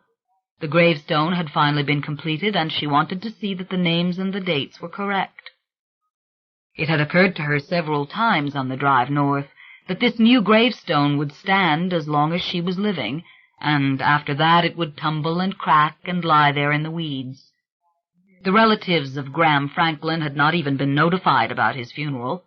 Ellie's people, far away in the dim south, had not been notified of her death. Even in 10 years, no one would know or care then about Graham and Ellie Mayfair Franklin, and by the end of Rowan's life, everyone who had ever known them or even heard of them would be dead. Spider-webs broken and torn in a wind that is indifferent to their beauty. Why bother with this at all? But Ellie had wanted her to bother. Ellie had wanted a headstone, flowers. That was the way they did it in New Orleans when Ellie was a little girl. Only on her deathbed had she spoken of her home finally. And to say the strangest things. That they had laid out Stella in the parlor, that people had come to see Stella and kiss her, even though her brother had shot her, that Lonergan and Sons had closed up the wound in Stella's head. And Stella's face was so beautiful in the coffin. She had such beautiful black hair, all in little waves, you know, and she was as pretty as her picture on the living room wall. I loved Stella. Stella let me hold the necklace. I sat on a chair by the coffin. I was kicking my feet, and my Aunt Carlotta said to stop. Every word of that strange diatribe was engraved on Rowan's memory. Stella, her brother, Aunt Carlotta, even the name Lonergan. Because for a precious few seconds there had been a flash of color in the abyss. These people were related to Rowan. Rowan was in fact Ellie's third cousin. And of these people Rowan knew nothing, and must continue to know nothing, were her promises to Ellie to be kept. Ellie had remembered herself even in those painful hours. Don't you ever go back there, Rowan. Rowan, remember what you've promised. I burned all the pictures, the letters. Don't go back there, Rowan. This is your home. I know, Ellie. I'll remember. And there was no more talk of Stella, of her brother, of Aunt Carlotta, of the picture on the living room wall. Only the shock of the document presented to Rowan after Ellie's death by her executor, a carefully worded pledge with absolutely no legal validity whatever, that Rowan would never return to the city of New Orleans, never seek to know who her people were. Yet in those last days, Ellie had spoken of them, of Stella on the wall. And because Ellie had talked, too, of headstones and flowers, of being remembered by her adopted daughter, Rowan had gone north that afternoon to keep that promise, and in the little hillside graveyard she had met the Englishman with the white hair. He'd been down on one knee before Ellie's grave as if genuflecting, copying the very names which had only just been cut into the stone. He seemed a little flustered when she interrupted him, though she had not spoken a word. In fact, for 1 second he looked at her as if she were a ghost. It had almost made her laugh. After all, she was a slightly built woman, in spite of her height, wearing her usual boat clothes, a navy-blue peacoat and jeans. And he himself seemed such an anachronism in his elegant three-piece suit of grey tweed. But that special sense of hers told her he was a man of only good intentions, and when he explained that he had known Ellie's people in New Orleans, she believed him. She felt a great confusion, however, because she wanted to know these people too. After all, there was no one left in the world for her but those people, and what an ungrateful and disloyal thought that was. She said nothing to him as he chatted on, in a lovely lyrical British fashion, about the heat of the sun and the beauty of this little cemetery. Silence was her inveterate response to things, even when it confused others and made them uncomfortable, and so out of habit she gave back nothing, no matter what her inner thoughts. Knew my people? People of my blood? "My name is Aaron Leitner," the man said as he placed a small white card in her hand. "If ever you want to know about the Mayfair family in New Orleans, then by all means please do give me a call. You can reach me in London if you like. Please do reverse the charges. I'll be happy to tell you what I know about the Mayfair family. Quite a history, you see." Numbing, these words, so unintentionally hurtful in her loneliness, so unexpected on this strange, deserted little hill. Had she looked helpless, standing there, unable to answer, unable to give the smallest nod in response? She hoped so. She didn't want to think that she seemed cold or rude, but it was quite out of the question to explain to him that she'd been adopted, taken away from New Orleans the day she was born. Impossible to explain she'd made a promise never to return there, never to seek the slightest knowledge about the woman who'd given her up. Why, she did not even know her mother's first name. And she'd found herself wondering, suddenly, did he know it?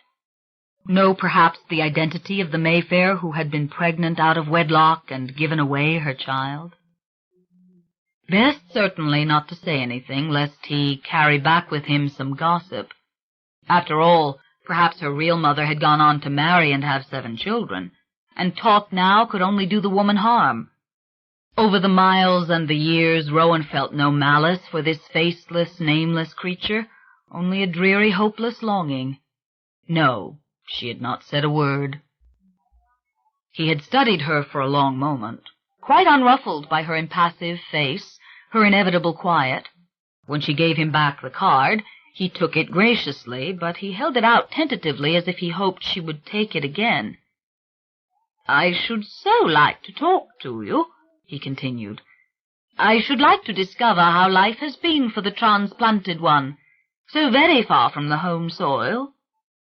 He had hesitated, then, "I knew your mother years ago." He stopped as if he sensed the effect of his words. Maybe their sheer impropriety disturbed him. Rowan didn't know. The moment could not have been more excruciating if he had struck her. Yet she hadn't turned away. She had merely remained there, motionless, hands shoved in her coat pockets. Knew my mother? How ghastly it had been. And this man with cheerful blue eyes regarding her so patiently, and the silence as it always was, a shroud binding her in. For the truth was, she could not make herself speak. "I do wish you'd join me for a lunch, or only for a drink if there isn't time for that. I'm really not a dreadful person, you see. There is a long history." And the special sense told her he was telling the truth. She had almost accepted his invitation to everything, to talk about herself and to ask him all about them. After all, she had not sought him out. He had come to her with his offer of information. And then at that moment had come the compulsion to reveal all, even the story of her strange power, as if he were inviting her to do it silently, exerting some force upon her mind so that she would open its innermost chambers. For he really did want to know about her, and that interest, so keenly personal from one devoid of the slightest malicious taint, had warmed her as surely as a winter fire. Patterns, witnesses, all her far-flung thoughts of these things flashed suddenly to the fore. I have killed 3 people in my life. I can kill with anger. I know that I can. That is what has happened with the transplanted one, as you called me. Is there any place in the family history for such a thing? Had he flinched slightly as he looked at her? Or was it merely the slanting sun in his eyes? But this could not happen. They were standing over the grave of the woman to whom she'd made the promise. No, I will never go back to New Orleans. I will never try to find out. The woman who had cared for her and loved her and given her more perhaps than her real mother ever could. The mood of the sick room had come back, the sound of soft, near inhuman cries of pain. Promise me, Rowan, even if they write to you. Never, never. You are my mother, Ellie, my only mother. How could I ask for more? In those last agonizing weeks, she had feared her awful destructive power most keenly.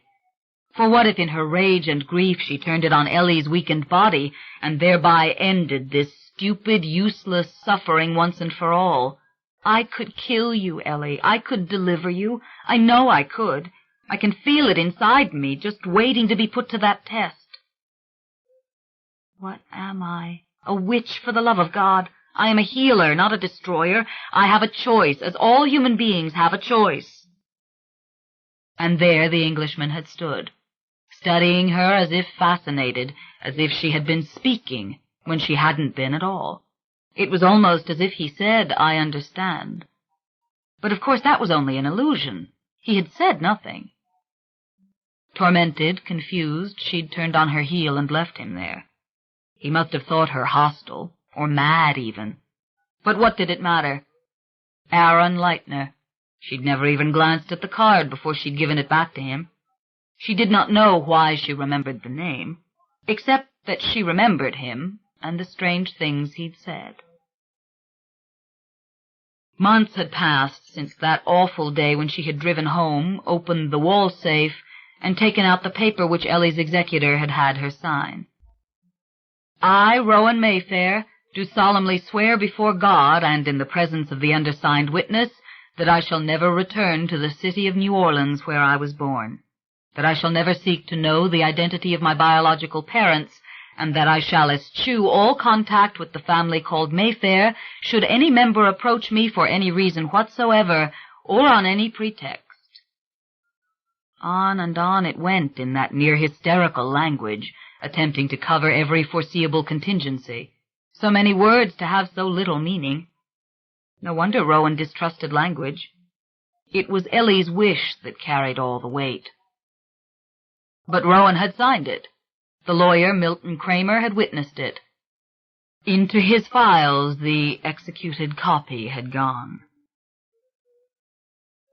Had Michael Curry's life passed before his eyes like this? Rowan sometimes wondered. The way that my life is passing before my eyes now? Often she had stared at his smiling face, torn from a magazine and pasted to her mirror. And she knew that if she saw him, this dam might surely break. She dreamed of it, talking to Michael Curry as if it might happen, as if she might bring him home with her to the house in Tiburon, as if they might drink coffee together, as if she might touch his gloved hand. Ah, such a romantic notion. A tough guy who loved beautiful houses, drew beautiful pictures. Maybe he listened to Vivaldi, this tough guy. Maybe he really read Dickens. And what would it be like to have such a man in her bed, naked except for his soft black leather gloves? Ah, fantasy. Rather like imagining that the firefighters she brought home would turn out to be poets, that the policemen she had seduced would reveal themselves to be great novelists. That the forest ranger she'd met in the bar in Bolinas was truly a great painter, and that the husky Vietnam veteran who'd taken her to his cabin in the woods was a great motion picture director hiding from a demanding and worshipful world. She did imagine those things, and they were entirely possible, of course. But it was the body that commanded preeminence. The bulge in the jeans had to be big enough, the neck powerful, the voice deep, and the coarsely shaven chin rough enough to cut her. But what if Curry had gone on to the south where he came from? That was probably exactly what had happened. New Orleans, the one place in all the world that Rowan Mayfair couldn't go.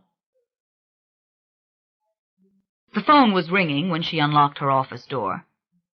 Dr. Mayfair? Dr. Morris? Yes, I've been trying to reach you. It's about Michael Curry. Yes, I know, Doctor. I got your message. I was just about to call. He wants to talk to you. Then he's still in San Francisco? He's hiding out in his own home on Liberty Street. I've seen it on the news. But he wants to meet with you. I mean, well, to put it bluntly, he wants to see you in person. He has this idea... Yes? Well, you're going to think this madness is communicable, but I'm just relaying the message. Is there any chance you would meet with this guy on your boat? I mean, it was your boat you were on the night you rescued him, wasn't it? I'd be glad to take him back on the boat. What did you say? I would be glad to see him. And I'll take him out on the boat if he wants to go. That is absolutely great of you, Doctor. But I have to explain a few things. I know this sounds absolutely bonkers, but he wants to take his gloves off and touch the boards of the deck where he was lying when you brought him around. Of course he can do that. I don't know why I didn't think of that myself. You're serious? God, you don't know how relieved I am. And Dr. Mayfair, let me tell you right now, this guy is just one very nice guy. I know. He is really suffering, this guy. He hit me with this idea last week. I hadn't heard from him in a month. He was drunk when he called. I thought he'd forget about it. It's a very good idea, Dr. Morris. You said the power in his hands was real. That's right, I did. And it is. And you are a very special doctor, Dr. Mayfair. But do you know what you're getting into? I begged him, really begged him to come back in. Then he calls back last night, demanding I find you right this minute. He has to lay his hands on the boards of the deck. He's going nuts. I told him, sober up, Michael, and I'll give it a shot. Then he calls 20 minutes ago, right before I called you. I won't lie to you, he says. I've drunk a case of beer today, but I haven't touched the vodka or the scotch. I am as straight as I can possibly get. She laughed softly. I should weep for his brain cells, she said.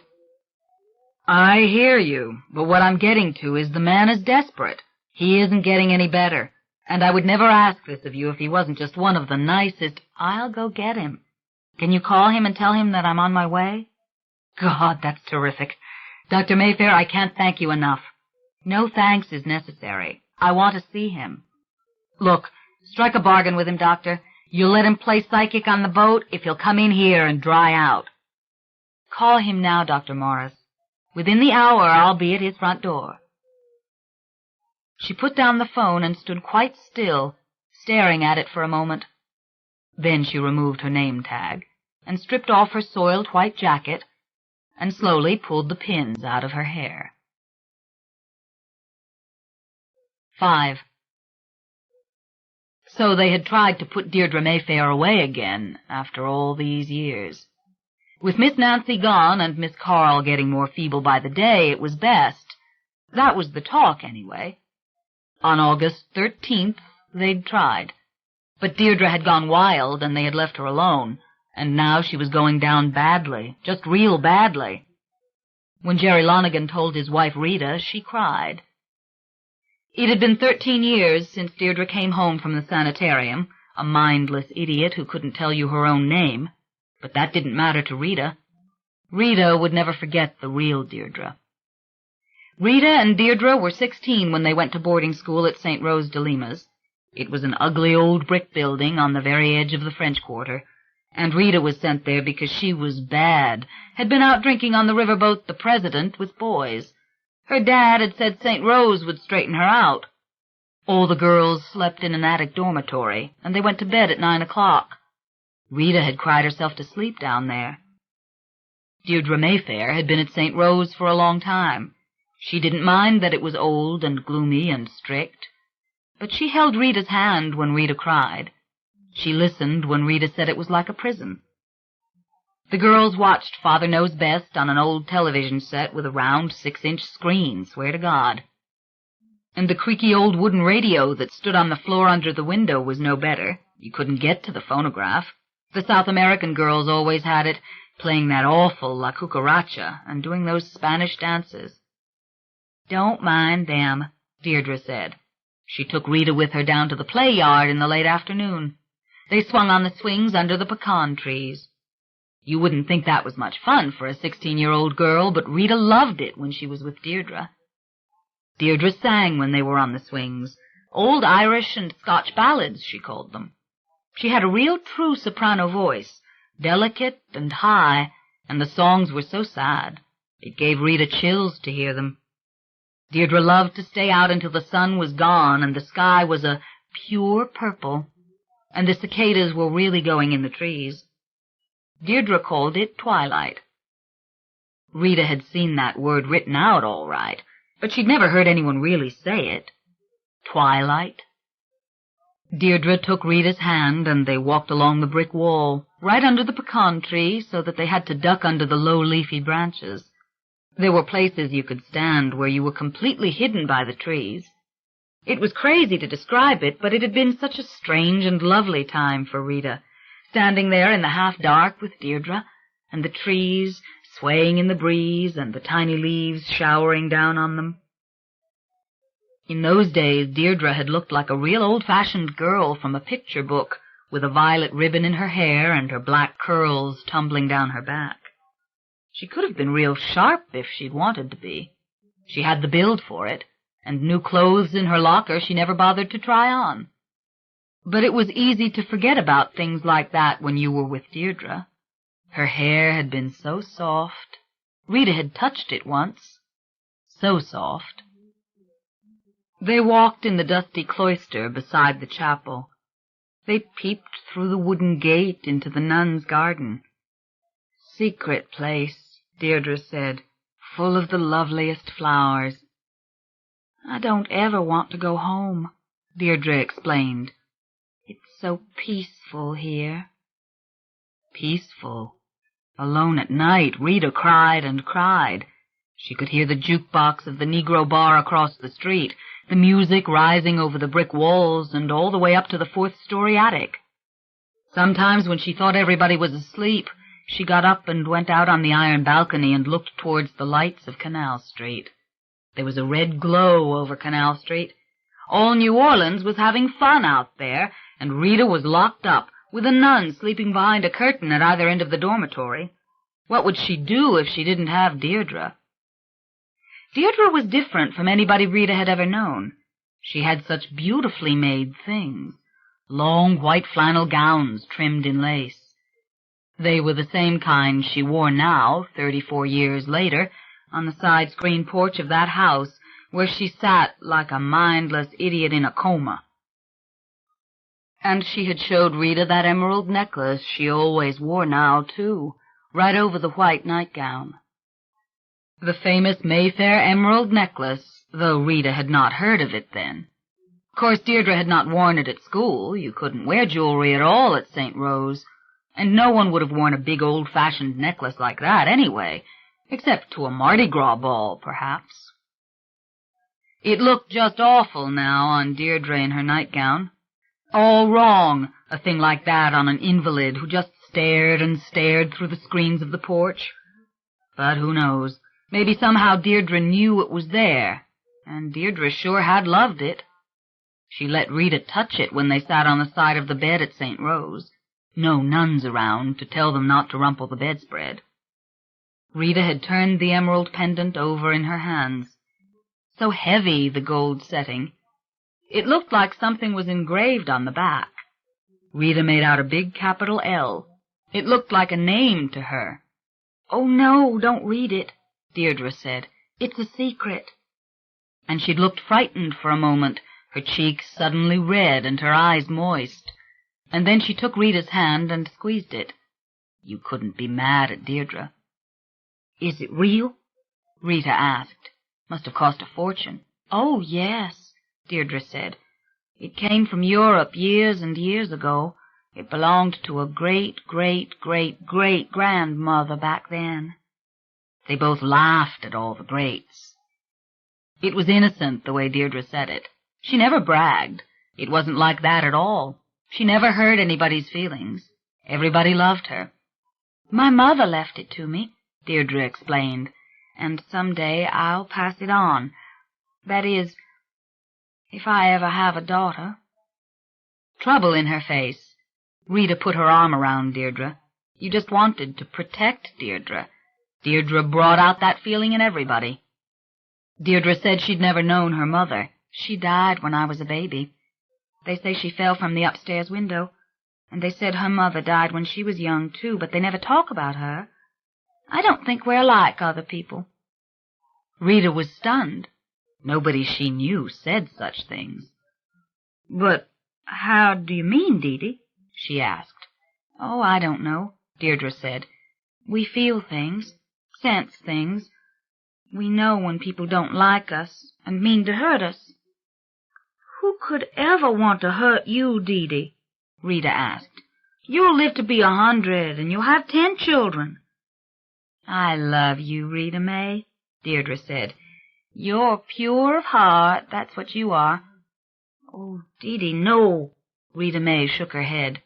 She thought of her boyfriend from Holy Cross, the things they had done. And just as if Deirdre had read her mind, she said, "No, Rita May, that doesn't matter. You're good.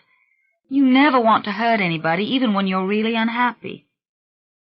"I love you, too," Rita said, though she did not understand all that Deirdre was telling her, and Rita never ever in her whole life told any other woman that she loved her. Rita almost died when Deirdre was expelled from St. Rose, but Rita knew it was going to happen. She herself saw a young man with Deirdre in the convent garden. She had seen Deirdre slip out after supper when no one was looking. They were supposed to be taking their baths, setting their hair. That was one thing Rita really thought was funny about St. Rose. They made you set your hair and wear a little lipstick, because Sister Daniel said that was etiquette. And Deirdre didn't have to set her hair. It hung in perfect curls. All she needed was a ribbon. Deirdre was always disappearing at that time. She took her bath first and then snuck downstairs and didn't come back till almost lights out. Always late, always hurrying in for night prayers, her face flushed. But then she'd give Sister Daniel that beautiful, innocent smile, and when Deirdre prayed, she seemed to mean it. Rita thought she was the only one who noticed that Deirdre slipped out. She hated it when Deirdre wasn't around. Deirdre was the only one that made her feel all right there. And one night she'd gone down to look for Deirdre. Maybe Deirdre was swinging on the swings. Winter was over, and twilight was coming now after supper. And Rita knew about Deirdre and twilight. But Rita didn't find Deirdre in the play yard. She went to the open gate of the nuns' garden. It was very dark in there. You could see the Easter lilies in the dark, shining white. The nuns would cut them on Easter Sunday. But Deirdre would never break the rules and go in there. Yet Rita heard Deirdre's voice, and gradually she made out the figure of Deirdre on the stone bench in the shadows. The pecan trees were as big and low there as they were in the play yard. All Rita could see was the white blouse at first, and then she saw Deirdre's face, and even the violet ribbon in her hair, and she saw the tall man seated beside her. Things were so still. The jukebox of the Negro bar wasn't playing just then. No sound came from the convent, and even the lights in the nuns' refectory looked far away because there were so many trees growing along the cloister. The man said to Deirdre, "My beloved." It was just a whisper, but Rita heard it, and she heard Deirdre say, "Yes, you're speaking. I can hear you. My beloved, came the whisper again. Then Deirdre was crying, and she said something else, maybe a name. Rita would never know. It sounded as if she said, my lasher. They kissed, Deirdre's head back, the white of the man's fingers very clear against her dark hair. And the man spoke again. Only want to make you happy, my beloved. Dear God, Deirdre whispered, and suddenly she got up off the bench and Rita saw her running along the path through the beds of lilies. The man was nowhere in sight, and the wind had come up, sweeping through the pecan trees so that their high branches crashed against the porches of the convent. All the garden was moving suddenly, and Rita was alone there. Rita turned away ashamed. She shouldn't have been listening. And she, too, ran away, all the way up the 4 flights of wooden stairs from the basement to the attic. It was an hour before Deirdre came. Rita was miserable to have spied on her like that. But late that night, when she lay in bed, Rita repeated those words. My beloved, only want to make you happy, my beloved. Oh, to think that a man would say such things to Deirdre. All Rita had ever known were the boys who wanted to feel you up if they got a chance. Clumsy, stupid guys like her boyfriend Terry from Holy Cross, who said, you know, I think I like you a lot, Rita. Sure, 'cause I let you feel me up, you ox. You tramp, Rita's father had said. You're going to boarding school, that's where you're going. I don't care what it costs. My beloved. It made her think of beautiful music, of elegant gentlemen in old movies she saw on late-night television, of voices from another time, soft and distinct. The very words, like kisses. And he was so handsome, too. She hadn't really seen his face, but she saw he was dark-haired with large eyes and tall, and he wore fine clothes, beautiful clothes. She had seen the white cuffs of his shirt and his collar. Rita would have met him in the garden, too, a man like that. Rita would have done anything with him. Oh, Rita couldn't really figure it out, the feelings it gave her. She cried, but it was a sweet, silent kind of crying. She knew she'd remember the moment all her life. The garden under the dark purple twilight sky, with the evening stars out already, and the man's voice saying those words. When they accused Deirdre, it was a nightmare. They were in the recreation room, and the other girls were made to stay in the dormitory, but everybody could hear it. Deirdre burst into tears, but she wouldn't confess anything. I saw the man myself, Sister Daniel said. Are you calling me a liar? Then they took Deirdre down to the convent to talk to old Mother Bernard, but even she couldn't do anything with Deirdre. Rita was broken-hearted when the nuns came to pack up Deirdre's clothes. She saw Sister Daniel take the emerald necklace out of its box and stare at it. Sister Daniel thought it was glass. You could tell by the way she held it. It hurt Rita to see her touch it, to see her snatch up Deirdre's nightgowns and things and stuff them into the suitcase. And later that week, when the terrible accident happened with Sister Daniel, Rita wasn't sorry. She never meant for the mean old nun to die the way she did, smothered in a closed-up room with a gas heater left on. But so be it. Rita had other things on her mind than weeping for somebody who'd been mean to Deirdre. That Saturday she got together all the nickels she could and called from the payphone in the basement. Somebody must know the Mayfair's phone number. They lived on 1st Street, only 5 blocks down from Rita's house, but it might as well have been across the world. It wasn't the Irish Channel there. It was the Garden District, and the Mayfair house was a mansion. Then Rita got into a terrible fight with Sandy. Sandy said Deirdre had been crazy. You know what she did at night. I'll tell you what she did. When everybody was asleep, she pushed the covers off, and she moved her body just like somebody was kissing her. I saw her. She'd open her mouth, and she'd move on the bed, move, just like, she was really feeling it. Shut your filthy mouth, Rita screamed. She tried to slap Sandy. Everybody got on Rita, but Liz Conklin took Rita aside and told her to calm down. She said that Deirdre had done worse than meet that man in the garden. Rita May, She let him into the building. She brought him right upstairs to our floor. I saw him." Liz was whispering, looking over her shoulder as if somebody was going to overhear them. "I don't believe you," Rita said. "I wasn't following her around," Liz said. "I didn't want her to get in trouble. I had just gotten up to go to the bathroom, and I saw them by the window of the recreation room, her and him together, Rita May, not 10 feet from where we were all sleeping." "What did he look like?" Rita demanded, sure it was a lie. Rita would know because she'd seen him. But Liz described him all right. Tall, brown hair, very distinguished, Liz said. And he'd been kissing Deirdre and whispering to her.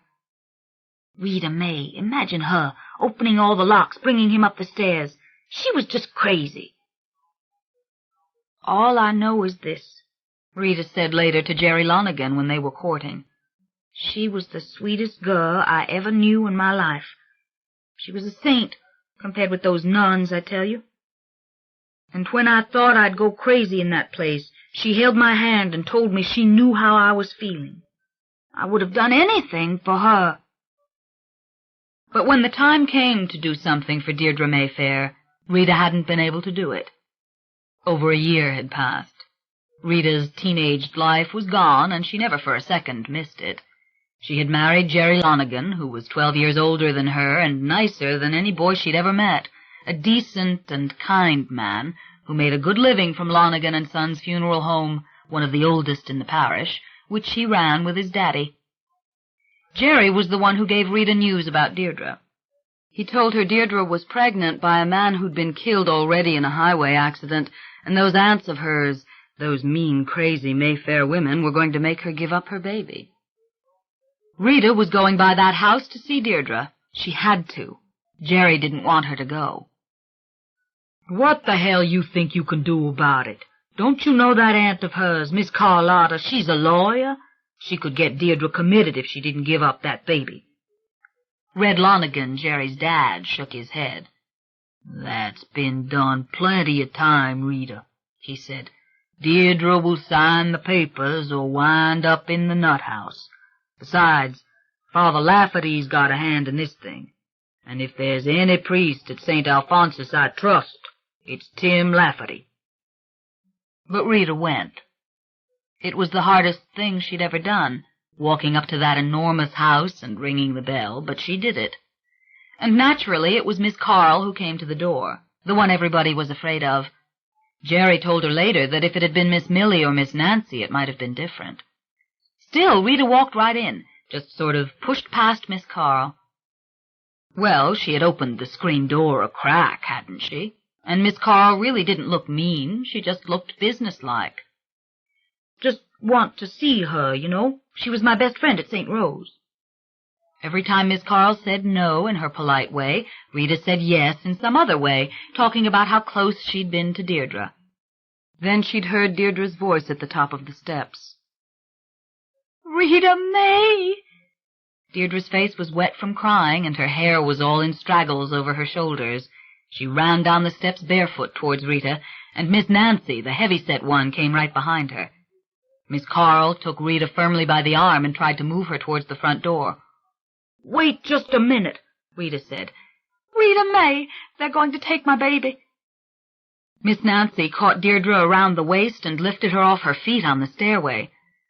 "Rita May!" Deirdre screamed. She had something in her hand, a little white card, it looked like. "Rita May, call this man. Tell him to help me." Miss Carl stepped in front of Rita. "Go home, Rita May Lonergan," she said. But Rita darted right around her.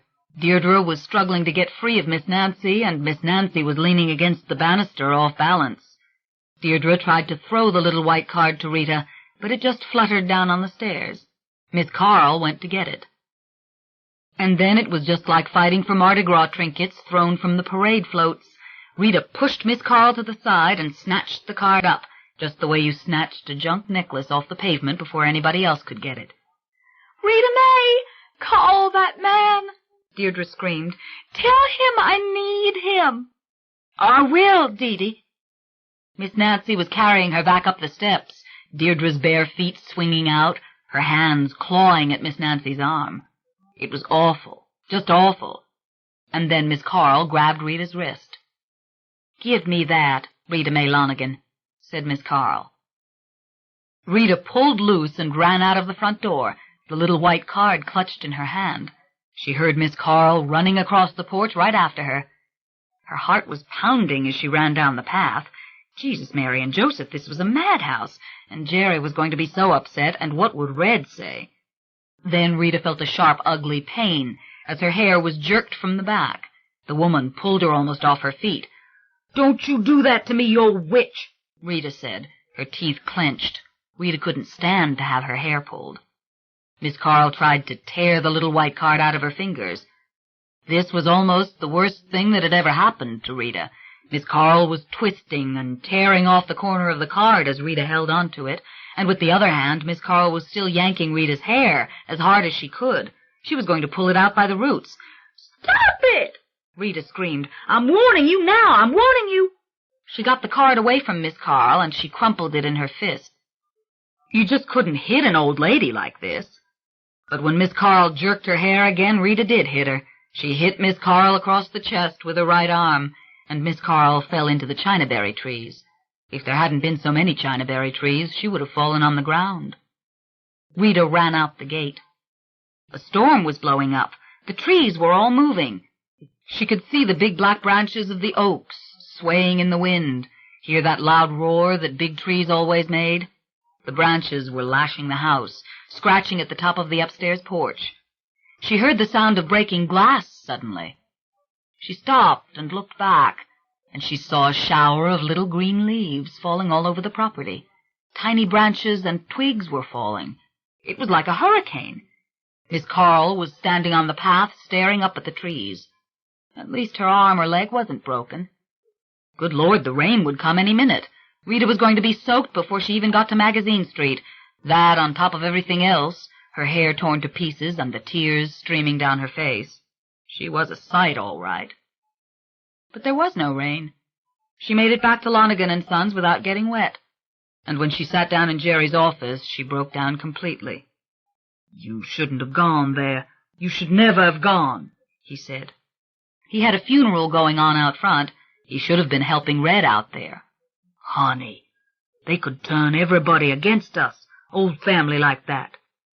Rita couldn't do anything but cry. Then she looked at the little white card. "But will you look at this, Jerry? Will you look at it?" It was all mashed and damp from the sweat of her palm. She broke down again. "I can't read the numbers on it." "Now, just a minute, Rita," Jerry said. He was patient, as always. Just a really good-hearted man, the way he'd always been. He stood over her, unfolding the little card on the desk blotter. He got his magnifying glass. The middle part was clear enough. The Talamasca. But you couldn't read anything else. The words below that were just tiny little specks of black ink on the pulpy white cardboard. And whatever had been written along the bottom edge was completely ruined. There was just nothing left of it. "Oh, Dee-Dee," Rita cried. Jerry pressed it out under 2 heavy books, but that hadn't helped. His dad came in and took a look, but he couldn't make anything out of it. Name Talamasca didn't mean anything to Red, and Red knew just about everybody and everything. If it had been an old Mardi Gras society, for instance, he would have known it. "Now look, you can see something here written on the back in ink," Red said. "Look at that." Aaron Leitner. But there was no phone number. The phone numbers must have been printed on the front. Even pressing the card with a hot iron didn't help matters. Rita did what she could. She checked the phone book for Aaron Leitner and the Talamasca, whatever that was. She called information. She begged the operator to tell her if there was an unlisted number. She even ran personals in the Times-Picayune and in the States item. "The card was old and dirty before you ever got it," Jerry reminded her. $50 spent on personal ads was enough. Jerry's daddy said he thought she might just as well give up. But one thing she could say for him, he hadn't criticized her for it. "Darling, don't go back to that house," Red said. "I'm not scared of Miss Carlotta or anything like that. I just don't want you around those people." Rita saw Jerry look at his father and his father look at him. They knew something they weren't saying. Rita knew Lonergan and Sons had buried Deirdre's mother when she fell from that window years ago. She'd heard that much, and she knew Red remembered the grandmother who had died young, too, the way Deirdre told Rita. But those two were close-mouthed, the way morticians had to be. And Rita was too miserable now for hearing about the history of that horrible old house and those women. She cried herself to sleep the way she had at boarding school. Maybe Deirdre had seen the ads in the papers and knew that Rita had tried to do what she wanted. Another year passed before Rita saw Deirdre again. The baby was long gone. Some cousins out in California took it. Nice people, everybody said. Rich people. The man was a lawyer like Miss Carl. That baby would be looked after. Sister Bridget Marie at St. Alphonsus told Jerry the nuns at Mercy Hospital said the baby was a beautiful little girl with blonde hair. Not like Deirdre's black curls at all. And Father Lafferty had put the baby in Deirdre's arms and said to Deirdre, "Kiss your baby," then taken it away from her. Gave Rita the shivers, like people kissing the corpse right before they closed up the coffin. Kiss your baby, then taking it like that. No wonder Deirdre had had a complete breakdown. They took her right from Mercy to the sanitarium. "Not the first time for that family," Red Lonergan said as he shook his head. "That's how Lionel Mayfair died, in a straitjacket." Rita asked what he meant, but he didn't answer. "Oh, but they didn't have to do it like that," Rita said. "She's such a sweet thing. She couldn't hurt anybody." Finally, Rita heard Deirdre was home again, and that Sunday Rita decided to go to Mass at the Mother of Perpetual Help Chapel in the Garden District. That's where the rich people went, mostly. They didn't come to the big old parish churches, St. Mary's and St. Alphonsus, across Magazine Street. Rita went up there to the 10 o'clock Mass, thinking, well, I'll just pass by the Mayfair house on the way back. But she didn't have to, because Deirdre was there at Mass, sitting between her great aunts, Miss Bell and Miss Millie. Thank the Lord, no Miss Carlotta. Deirdre looked dreadful to Rita, like Banquo's ghost, as Rita's mother would have said. She had dark circles under her eyes, and her dress was some old shiny gabardine thing that didn't fit her. Padded shoulders. One of those old women in the house must have given her that. After Mass, as they were going down the marble steps, Rita swallowed, took a deep breath, and ran after Deirdre. Deirdre at once gave her that beautiful smile, but when she tried to talk, almost nothing came out. Then, in a whisper, she said, "Rita May." Rita May leaned over to kiss her. She whispered, "Dee, I tried to do what you asked me. I could never find that man. The card was too ruined." Deirdre's eyes were wide, vacant. She didn't even remember, did she? At least Miss Millie and Miss Bell didn't notice. They were saying their hellos to everybody passing, and poor old Miss Bell never noticed anything anyway. Then Deirdre did seem to recall something. "It's okay, Rita May," she said. She had the beautiful smile again.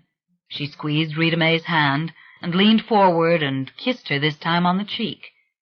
Then her Aunt Millie said, "We should go now, sweetheart." Now that was Deirdre Mayfair to Rita. It's okay, Rita May. The sweetest girl she ever knew. Deirdre was back at the sanitarium before long. She'd been walking barefoot on Jackson Avenue, talking out loud to herself. Then they said she was in a mental hospital in Texas, and after that Rita only heard that Deirdre Mayfair was incurably ill and was never coming home again. When old Miss Bell died, the Mayfairs called Jerry's dad, as they'd always done.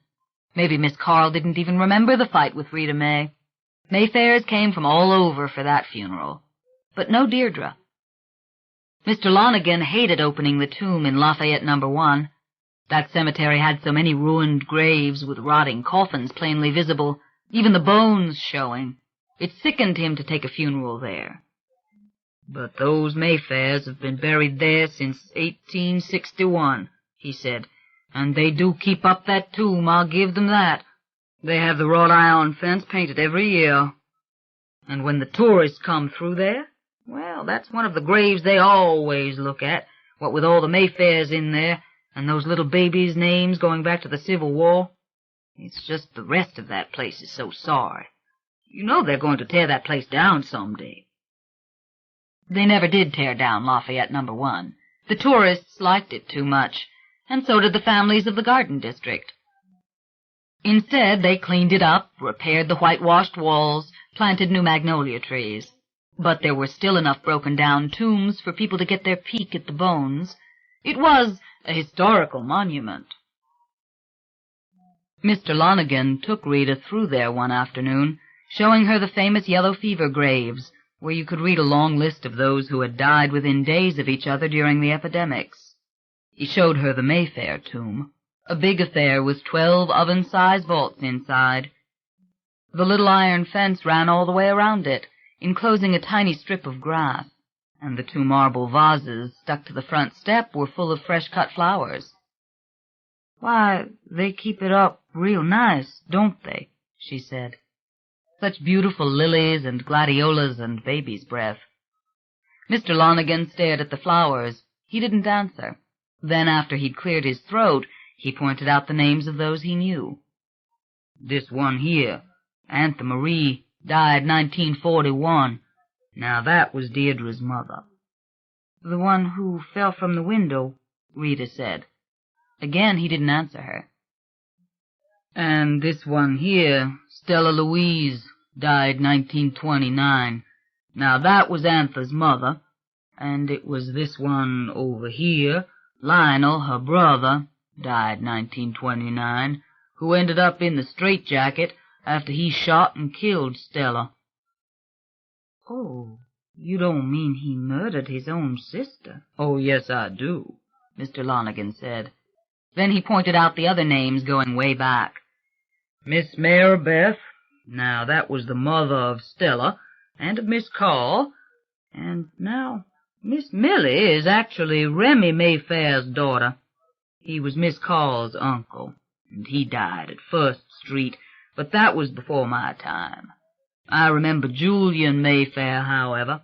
He was what you call unforgettable, Julian was. Till the day he died, he was a fine-looking man. And so was Cortland, his son. You see, Cortland died that year that Deirdre had that little baby. Now, I didn't bury Cortland. Cortland's family lived in Metairie. They say it was all that ruckus over the baby that killed Cortland. But that don't matter. You can see that Cortland was 80 years old besides. Old Miss Bell was Miss Carl's older sister. But Miss Nancy, well, she is Antha's sister. It will be Miss Millie next. You mark my words." Rita didn't care about them. She was remembering Deirdre on that long-ago day at St. Rose, when they sat on the side of the bed together. The emerald necklace had come to her through Stella and Antha. She told Red about it now, and it didn't surprise him at all.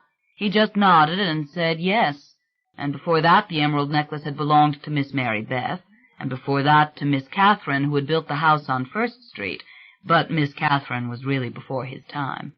Monsieur Julian was as far back as he could recall.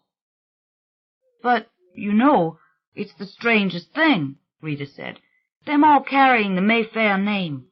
Why don't they take the names of the men they marry?" "Can't," Mr. Lonergan said. "If they do, then they don't get the Mayfair money. That's the way it was set up long ago. You have to be a Mayfair to get Mayfair money. Cortland Mayfair knew it, knew all about it. He was a fine lawyer. Never worked for anybody except the Mayfair family. I remember once he told me. It was legacy, he said." He was staring at the flowers again. "What is it, Red?" Rita asked. "Oh, just an old story they tell around here," he said, "that those vases are never empty." "Well, It's Miss Carr who orders the flowers, isn't it? Rita asked. Not that I know of, Mr. Lonergan said. But somebody always puts them there. But then he went quiet again the way he always did. He would never really tell you what he knew. When he died a year after that, Rita felt as bad as if she'd lost her own father. But she kept wondering what secrets he'd taken with him. He'd always been so good to Rita. Jerry was never the same. He was nervous afterwards whenever he dealt with the old families. Deirdre came home to the house on First Street in 1976, a mindless idiot, they said, on account of the shock treatments. Father Mattingly from the parish went by to see her. No brain left at all, just like a baby, he told Jerry, or a senile old lady. Rita went to call. It had been years since she and Miss Carlotta had that awful fight. Rita had 3 children now. She wasn't scared of that old lady. She brought a pretty white silk negligee for Deirdre from D.H. Holmes. Miss Nancy took her out on the porch. She said to Deirdre, "Look what Rita May Lonergan brought, Deirdre." Just a mindless idiot. And how awful to see that beautiful emerald necklace around her neck. It was like they were making fun of her to put it on her like that, over her flannel nightgown. Her feet looked swollen and tender as they rested on the bare boards of the porch. Her head fell to one side as she stared through the screens. But otherwise she was still Deirdre, still pretty, still sweet. Rita had to get out of there. She never called again. But not a week went by that she didn't walk back first, just to stop at the fence and wave to Deirdre. Deirdre didn't even notice her, but Rita did it nevertheless. It seemed to her Deirdre got stooped and thin, that her arms weren't down in her lap anymore, but drawn up, close to her chest. But Rita was never close enough to make certain. That was the virtue of just standing at the fence and waving.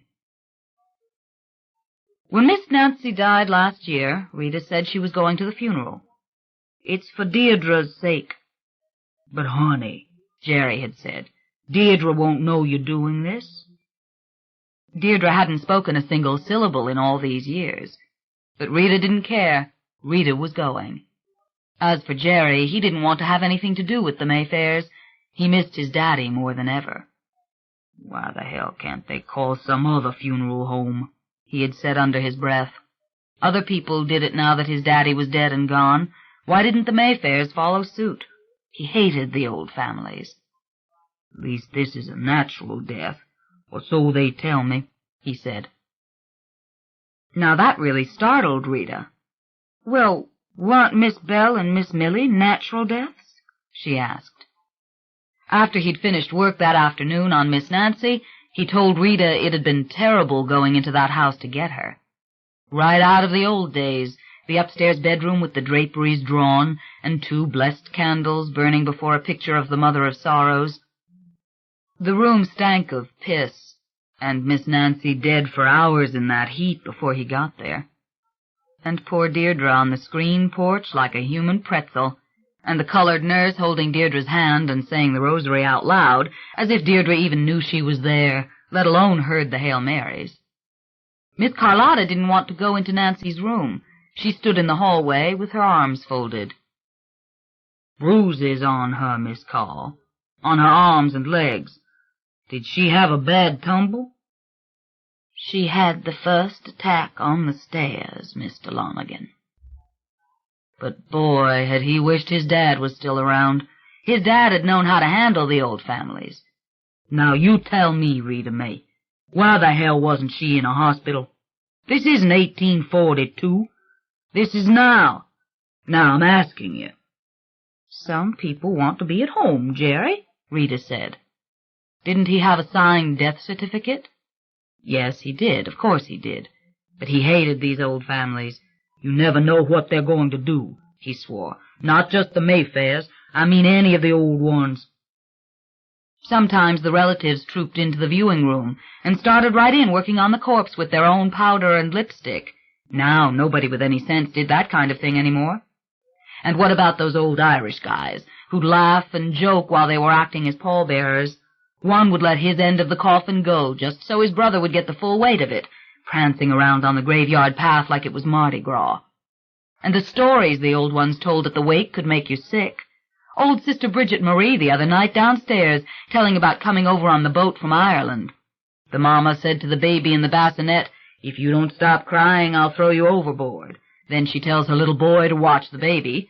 A little while she comes back. The baby's gone out of the bassinet. The little boy says he started crying again, so I threw him overboard. Now what kind of a story is that to tell when you're sitting right beside the coffin? Rita smiled in spite of herself. She had always liked old Sister Bridget Marie. "The Mayfairs aren't Irish," she said.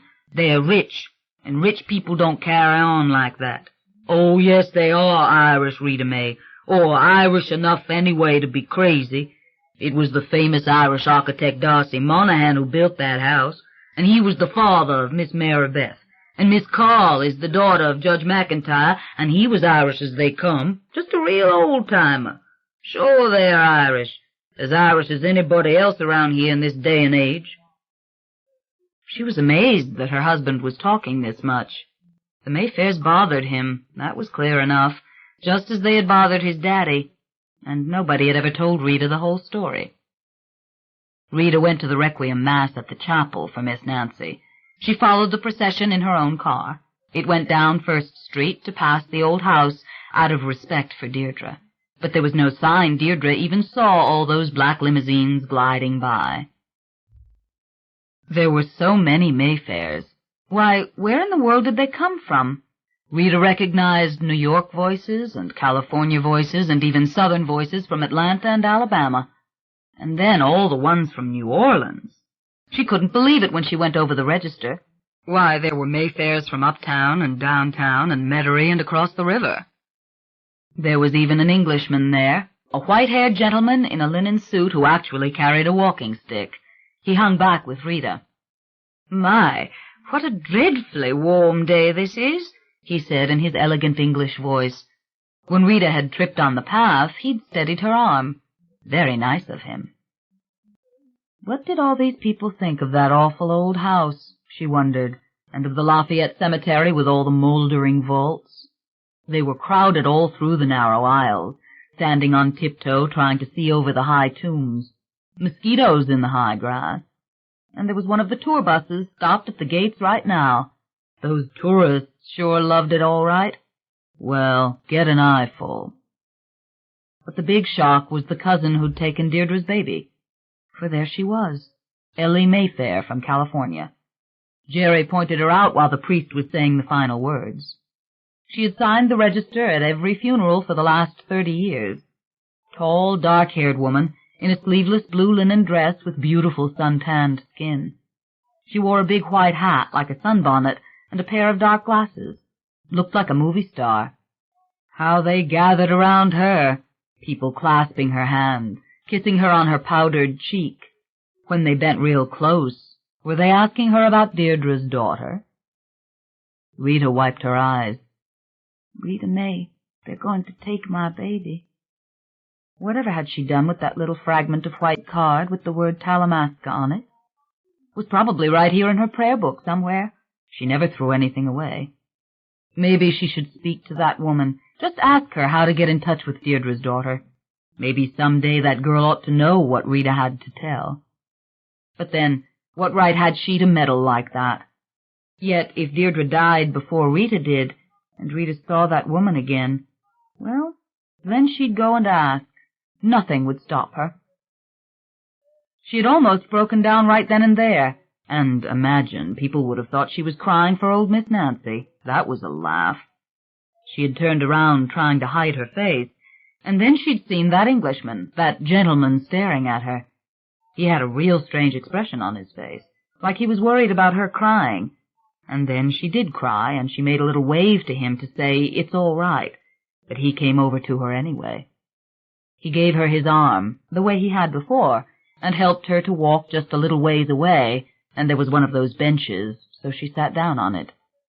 When she looked up, she could have sworn Miss Carl was staring at her and at the Englishman, but Miss Carl was real far away, and the sun was shining on her glasses, probably couldn't see them at all. Then the Englishman had given her a little white card and said he would like to talk to her. Whatever about, she had thought, but she took the card and put it in her pocket. It was late that night when she found it again. She had been looking for the prayer card from the funeral, and there it was, that little card from the man, and there were the same names after all these years. Talamasca and Aaron Leitner. For a minute Rita May thought she was going to faint dead away. Maybe she'd made a big mistake. She hunted through her prayer book for the old card, or what was left of it. Sure enough, they were the same, and on this new one the Englishman had written in ink the name of the Monteleone Hotel downtown and his room number. Rita found Jerry sitting up late, drinking at the kitchen table. Rita May, you can't go talking to that man. You can't tell him anything about that family. But, Jerry, I have to tell him what happened before. I have to tell him that Deirdre tried to get in touch with him. That was years and years ago, Rita May. That baby is grown up. She's a doctor, did you know that? She's going to be a surgeon, that's what I heard. I don't care, Jerry. Then Rita May had broken down, but even through her tears she was doing a strange thing. She was staring at that card and memorizing everything on it. She memorized the room number of the hotel. She memorized the phone number in London. And just as she figured, Jerry suddenly took the card and slipped it in his shirt pocket. She didn't say a word. She just kept crying. Jerry was the sweetest man in the world, but he never would understand. He said, "You did a nice thing, going to the funeral, honey." Rita said no more about the man. She wasn't going to go against Jerry. Well, at least at this moment, her mind was not made up yet. "But what does that girl out there in California know about her mother?" Rita said. "I mean, does she know Deirdre never wanted to give her up?" "You have to leave it alone, honey." There had never been a moment in Rita's life quite like that one years ago in the nun's garden. Hearing Deirdre with that man. Hearing two people talk of love like that. Twilight. Rita had told Jerry about it all right, but nobody understood. You had to be there, smelling the lilies and seeing the sky like blue-stained glass through the tree branches. And to think of that girl out there, maybe never knowing what her real mother was like. Jerry shook his head. He filled his glass with bourbon and drank about half of it. "Honey, if you knew what I knew about those people." Jerry was drinking too much bourbon, all right. Rita saw that. Jerry was no gossip. A good mortician couldn't be a gossip. But he started to talk now, and Rita let him. "Honey," he said, "Deirdre never had a chance in that family. You might say she was cursed when she was born. That's what Daddy said." Jerry had been just a grade school kid when Deirdre's mother, Antha, died, in a fall from the porch roof outside the attic window of that house. Her skull had broken open on the patio. Deirdre was a baby then, and so was Rita May, of course, but Jerry was already working with his daddy. "I tell you, we scraped her brains up off the flagstones. It was terrible. She was only 20 years old, and pretty. She was prettier even than Deirdre got to be. And you should have seen the trees in that yard. Honey, it was like a hurricane was happening just over that house, the way those trees were blowing. Even those stiff magnolia trees were bending and twisting." "Yeah, I've seen them like that," Rita said. But she was quiet, so he would go on talking. "The worst part was when we got back here, and Daddy had a good look at Antha. He said right away, 'See these scratches around her eyes? Now that never happened in the fall. There were no trees under that window.' And then Daddy found out one of the eyes was torn right out of the socket. Now, Daddy knew what to do in those situations. He got right on the phone to Dr. Fitzroy. He said he thought there ought to be an autopsy. And he stood his ground when Dr. Fitzroy argued with him. Finally, Dr. Fitzroy came clean that Aunt Mayfair had gone out of her mind and tried to scratch her own eyes out. Miss Carl tried to stop her, and that's when Antha had run up to the attic. She fell all right, but she was clean out of her head when it happened. And Miss Carl had seen the whole thing, and there was no reason in the world for people to be talking about it, for it to get into the newspapers. Hadn't that family had enough pain, what with Stella? Dr. Fitzroy said for Daddy to call over to the priest house at St. Alphonsus and talk to the pastor if he still wasn't sure about it. Sure doesn't look self-inflicted to me, Daddy said. But if you're willing to sign the death certificate on this one, well, I guess I've done what I can. And there never was any autopsy, but Daddy knew what he was talking about. Of course, he made me swear I'd never tell a living soul about it. I was real close to Daddy then, already a big help to him. He knew he could trust me. And I'm trusting you now, Rita May. Oh, what an awful thing, Rita whispered. To scratch her own eyes out. She prayed Deirdre had never known. Well, you haven't heard all of it, Jerry said, taking another drink of his bourbon. When we went to cleaning her up, we found the emerald necklace on her, the same one Deirdre wears now, the famous Mayfair emerald.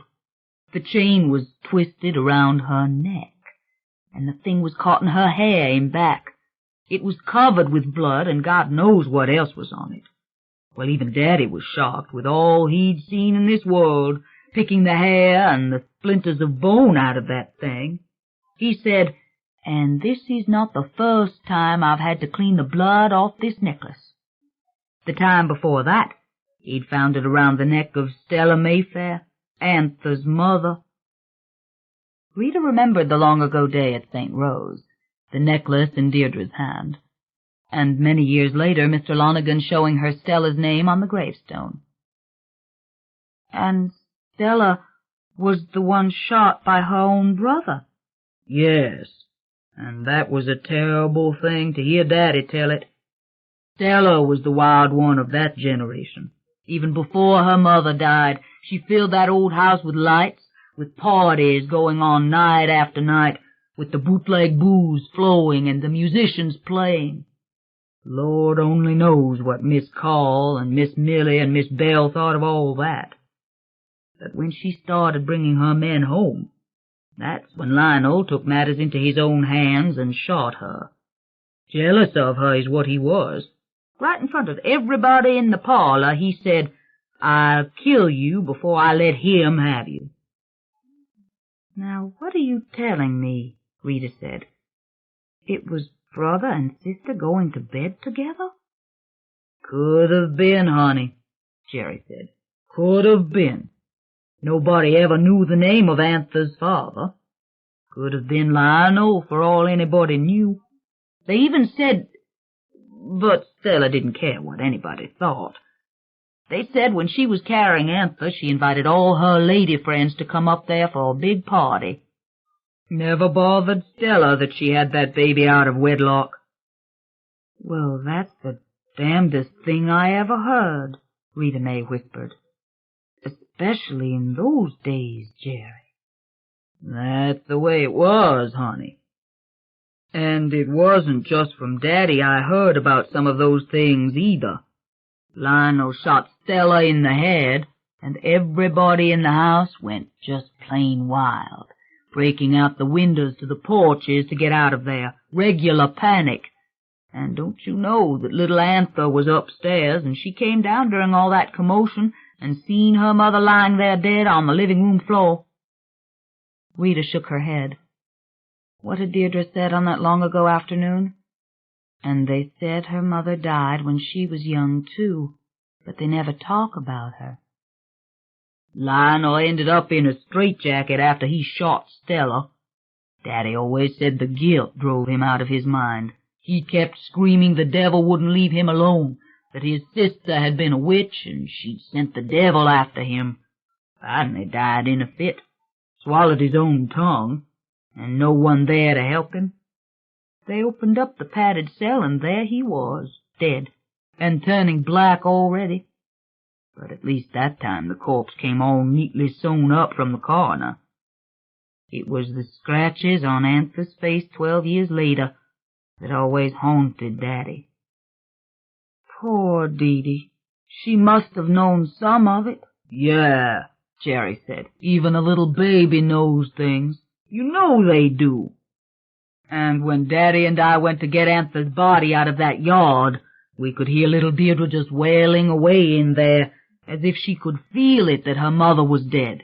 And nobody picking up that child, nobody comforting her.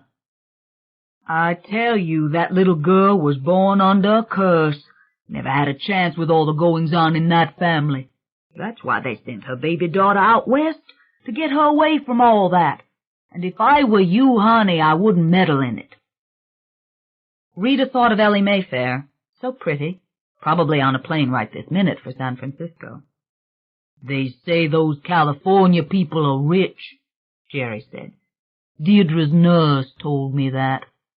That girl's got her own private yacht out there on San Francisco Bay, tied right up to the front porch of her house on the water. Father's a big lawyer out there, a real mean son of a bitch, but he makes plenty. If there's a curse on the Mayfairs, that girl got away from it. Jerry, you don't believe in curses, Rita said, and you know it. Honey, think about the emerald necklace just for a minute. 2 times Daddy cleaned the blood off it. And it always sounded to me like Miss Carlotta herself thought there was a curse on it. First time Daddy cleaned it up, when Stella got shot, you know what Miss Carlotta wanted Daddy to do? Put the necklace in the coffin with Stella. Daddy told me that. I know that for a fact. And Daddy refused to do it. Well, maybe it's not real, Jerry. Hell, Rita May, you could buy a block of downtown Canal Street with that emerald. Daddy had Hirschman from Magazine Street appraise it. I mean, here he was with Miss Carlotta telling him things like, "It's my express wish that you put it in the coffin with my sister." So he calls Hirschman. I mean, he and Hirschman were always good friends, and Hirschman said it was real all right, the finest emerald he'd ever laid eyes on. Wouldn't even know how to put a price on it. He'd have to take a jewel like that to New York for a real evaluation. He said it was the same with all the Mayfair jewels. He'd cleaned them once for Miss Maribeth before she even passed them on to Stella. He said jewels like that ended up on display in a museum. Well, what did Red say to Miss Carlotta? Told Miss Carlotta no. He wasn't putting any $1 million emerald in a casket. He cleaned it all off with rubbing alcohol and got a velvet case for it from Hirschman, and then he took it over to her. Same as we did together years later when Anther fell from the window. Miss Carl didn't ask us to bury it that time. And she didn't demand to have the funeral in the parlor, neither. In the parlor? Well, that's where Stella was laid out, Rita May, right there in that house. They always did that in the old days. Old Julian Mayfair was buried from the parlor, and so was Miss Maribeth, and that was 1925. And that's the way Stella had said it was to be done. She'd left that word in her will, and so they did it. But with Anther, nothing like that happened. We brought that necklace back, Daddy and me together. I came in with Daddy, and there Miss Carl was in that double parlor with no lights on, and it being so dark in there with the porches and the trees and all. And there she was, just sitting there, rocking little Deirdre in the cradle beside her. I went in with Daddy, and he put the necklace in her hand. And you know what she did? She said, "Thank you, Red Lonigan." And she turned and put that jewel case in the cradle with the baby. But why did she do that? 'Cause it was Deirdre's, that's why. Miss Carl never had no right to any of those jewels. Miss Maribeth left them to Stella, and Stella named Anther to get them, and Anther's only daughter was Deirdre. It's always been that way. They all passed to one daughter. Well, what if the necklace is cursed? Rita said. Lord, to think of it around Deirdre's neck, and Deirdre the way she was now. Oh, Rita could hardly stand to think of it. Well, if it's cursed, maybe the house is too, Jerry said. because the jewels go with the house and lots of other money. You mean to tell me, Jerry Lonergan, that house belongs to Deirdre? Rita, everybody knows that. How come you don't know that? You're telling me that house is hers, and those women lived in it all those years when she was locked up, and then they brought her home like that, and she sits there and— Now, don't get hysterical, Rita May. But that's what I'm telling you.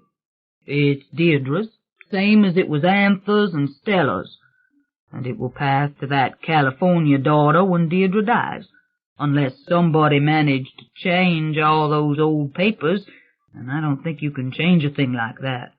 It goes way back, the will. Back to times when they had the plantation and times before that, when they were in the islands, you know, in Haiti, before they ever came here. A legacy is what they call it. And I remember Hirschman used to say that Miss Carl started law school when she was a girl just to learn how to crack the legacy. But she never could. Even before Miss Maribeth died, everybody knew Stella was the heiress. But what if that California girl doesn't know about it? It's the law, honey. And Miss Carlotta, no matter whatever else she is a good lawyer. Besides, it's tied with the name Mayfair.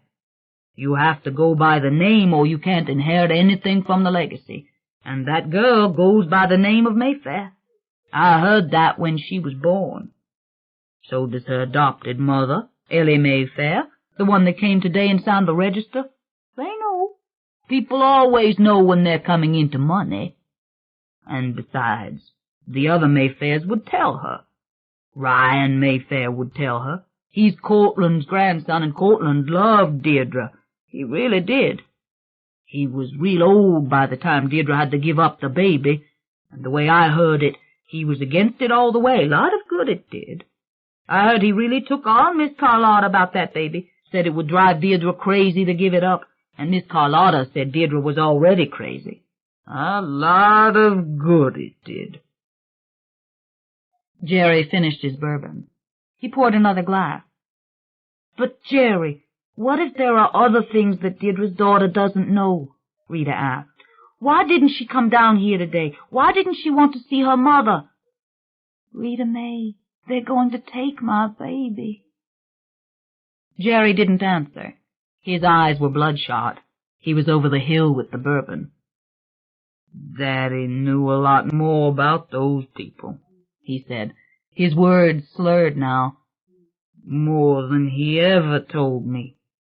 One thing Daddy did say, though, that they were right to take Deirdre's baby away from her and give it to Ellie Mayfair for the baby's sake. And Daddy told me something else, too. Daddy told me Ellie Mayfair couldn't have babies of her own, and her husband was real disappointed over that, and about to leave her when Miss Carl rang her up long distance and asked if they wanted to have Deirdre's baby. Don't tell Rita May all that, Daddy said. But for everybody it was a blessing. And old Mr. Cortland, God rest his soul, he was wrong. Rita May knew what she was going to do. She had never lied to Jerry Lonergan in her life. She just didn't tell him. The next afternoon she called the Monteleone Hotel. The Englishman had just checked out, but they thought he might still be in the lobby. Rita May's heart was pounding as she waited. This is Aaron Leitner. Yes, Mrs. Lonergan. Please take a taxi down and I shall pay the fare. I'll be waiting. It made her so nervous she was stumbling over her words, forgetting things as she rushed out of the house and having to go back for them. But she was glad she was doing this. Even if Jerry had caught her then, she would have gone on with it. The Englishman took her round the corner to the Desire Oyster Bar, a pretty place with ceiling fans and big mirrors, and doors open along Bourbon Street. It seemed exotic to Rita, the way the quarter always had. She almost never got to go down there. They sat at a marble-top table, and she had a glass of white wine, because that's what the Englishman had, and it sounded very nice to her. What a good-looking man he was. With a man like that, it didn't matter about his age. He was handsomer than younger men. It made her slightly nervous to sit so close to him. And the way his eyes fixed her, it made her melt as if she was a kid again in high school. talk to me, Mrs. Lonergan," he said. "I'll listen." She tried to take it slow, but once she started, it just came pouring out of her. Soon she was crying, and he probably couldn't understand a word she was saying. She gave him that old, twisted little bit of card. She told him about the ads she'd run, and how she'd told Deirdre that she could never find him. Then came the difficult part. "There are things that girl in California doesn't know. That property's hers, and maybe the lawyers will tell her that. But what about the curse, Mr. Leitner? I'm putting my trust in you. I'm telling you things my husband doesn't want me to tell a living soul. But if Deirdre put her trust in you back then, well, that's enough for me. I'm telling you, the jewels and the house are cursed." Finally, she told him everything. She told him all that Jerry had told her. She told him all that Red had ever said. She told him anything and everything she could remember. And the funny thing was that he was never surprised or shocked. And over again he assured her that he would do his best to get this information to the girl in California. When it was all said and she sat there wiping her nose, her white wine untouched, the man asked her if she would keep his card, if she would call him when there was any change with Deirdre. If she could not reach him, she was to leave a message. The people who answered the phone would understand. She need only say it was in connection with Deirdre Mayfair. She took her prayer book out of her purse. "Give me those numbers again," she said, and she wrote down the words, "In connection with Deirdre Mayfair." Only after she had written it all out did she think to ask, "But tell me, Mr. Leitner, how did you come to know Deirdre?" "It's a long story, Mrs. Lonergan," he said. "You might say I've been watching that family for years. I have 2 paintings done by Deirdre's father, Sean Lacey. One of them is of Anther. He was the one who was killed on the highway in New York before Deirdre was born." "He was killed on the highway? I never knew." "It's doubtful anyone down here ever did," he said. "Quite a painter he was. He did a beautiful portrait of Anther with the famous emerald necklace. I came by it through a New York dealer some years after both of them were dead. Deirdre was probably 10 years old by that time. I didn't meet her until she went off to college." "That's a funny thing, about Deirdre's father going off the road," she said. "It's just what happened to Deirdre's boyfriend, too. The man she was going to marry. Did you know that? That he went off the river road when he was driving down to New Orleans?" She thought she saw a little change in the Englishman's face then, but she couldn't be sure. Seemed his eyes got smaller for just a second. "Yes, I did know," he said. He seemed to be thinking about things he didn't want to tell her. Then he started talking again. "Mrs. Lonergan, will you promise me something?" "What is it, Mr. Leitner?" "If something should happen, something wholly unexpected, and the daughter from California should come home, please don't try to talk to her. Call me instead. Call me any time, day or night, and I promise I shall be here as soon as I can get a plane out of London." "You mean I shouldn't tell her these things myself? That's what you're saying?" "Yes," he answered, very serious-like, touching her hand for the first time, but in a very gentlemanly way that was completely proper. "Don't go to that house again, especially not if the daughter is there. I promise you that if I cannot come myself, someone else will come, someone else who will accomplish what we want done, someone quite familiar with the whole story." "Oh, that would be a big load off my mind," Rita said. She sure didn't want to talk to that girl, a total stranger, and try to tell her all these things. But suddenly the whole thing began to puzzle her. For the first time she started wondering. Who was this nice man? Was she wrong to trust him? "You can trust me, Mrs. Lonergan," he said, just as if he knew what she was thinking. "Please be certain of it. And I've met Deirdre's daughter, and I know that she is a rather quiet and, well, shall we say, forbidding individual. Not an easy person to talk to, if you understand." but I think I can explain things to her." Well, now, that made perfect sense. "Sure, Mr. Lightner." He was looking at her. Maybe he knew how confused she was, how strange the whole afternoon seemed, all this talk of curses and things, and dead people and that weird old necklace. "Yes, they are very strange," he said. Rita laughed. "It was like you read my mind," she said. "Don't worry any more," he said. "I'll see that Rowan Mayfair knows her mother didn't want to give her up. I'll see she knows all that you want her to know. I owe that much to Deirdre, don't you think? I wish I'd been there when she needed me." Well, that was plenty enough for Rita. Every Sunday after that, when Rita was at Mass, she flipped to the back of her prayer book and looked at the phone number for the man in London. She read those words, "in connection with Deirdre Mayfair." Then she said a prayer for Deirdre, and it didn't seem wrong that it was the prayer for the dead. It seems to be the right one for the occasion. "May perpetual light shine upon her, O Lord, and may she rest in peace. Amen." And now it was over 12 years since Deirdre had taken her place on the porch, over a year since the Englishman had come and gone, and they were talking of putting Deirdre away again. It was her house that was tumbling down all around her in that sad, overgrown garden, and they were going to lock her away again. Maybe Rita should call that man. Maybe she should tell him. She just didn't know.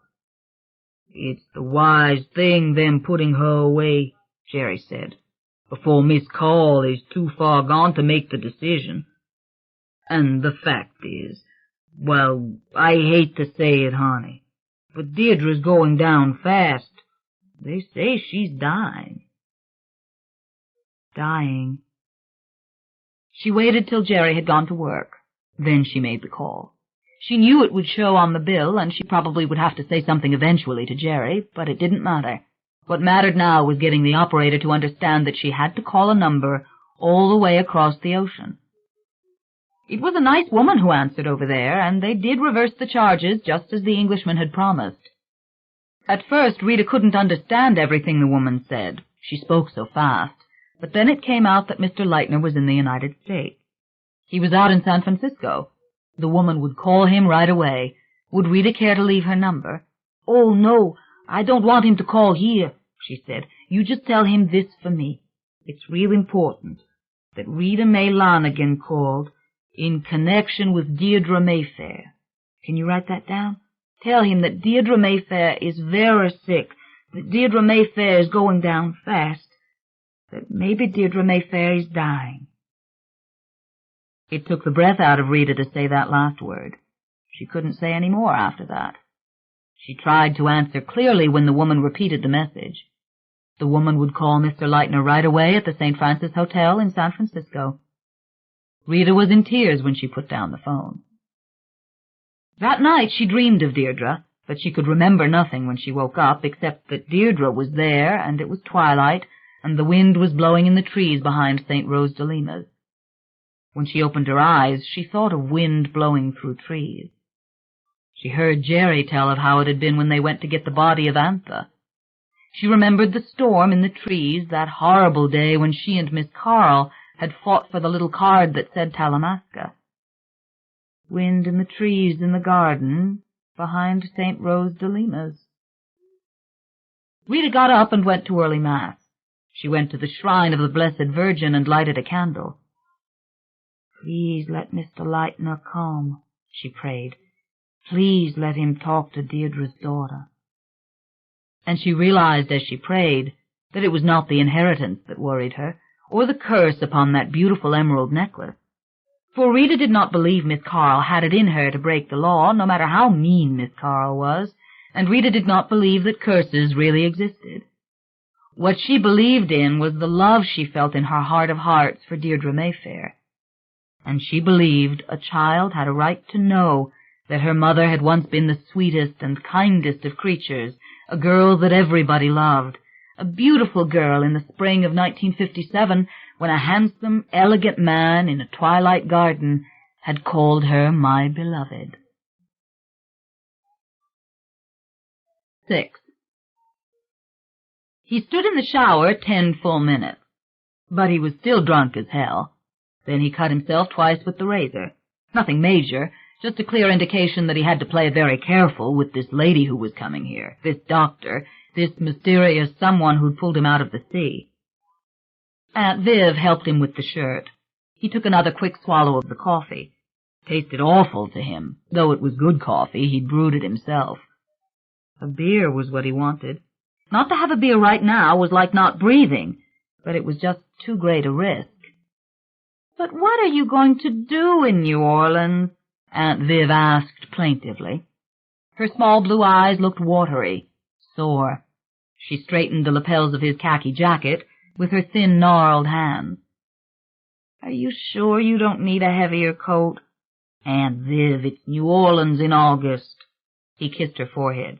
"Don't worry about me," he said. "I'm doing great." "Michael, I don't understand why." "Aunt Viv, I am going to call you when I get there, I swear. And you've got the number of the Pontchartrain if you want to call and leave a message before that." He had asked for that very suite she had had years ago when he'd been an 11-year-old boy and he and his mother had gone to see her. That big suite over St. Charles Avenue with the baby grand piano in it.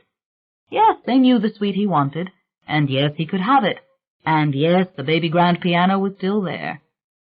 Then the airline had confirmed him in first class, with an aisle seat at 6 a.m. No problem. Just one thing after another falling into place. And all of it thanks to Dr. Morris and this mysterious Dr. Mayfair who was on her way now. He'd been furious when he first heard she was a doctor.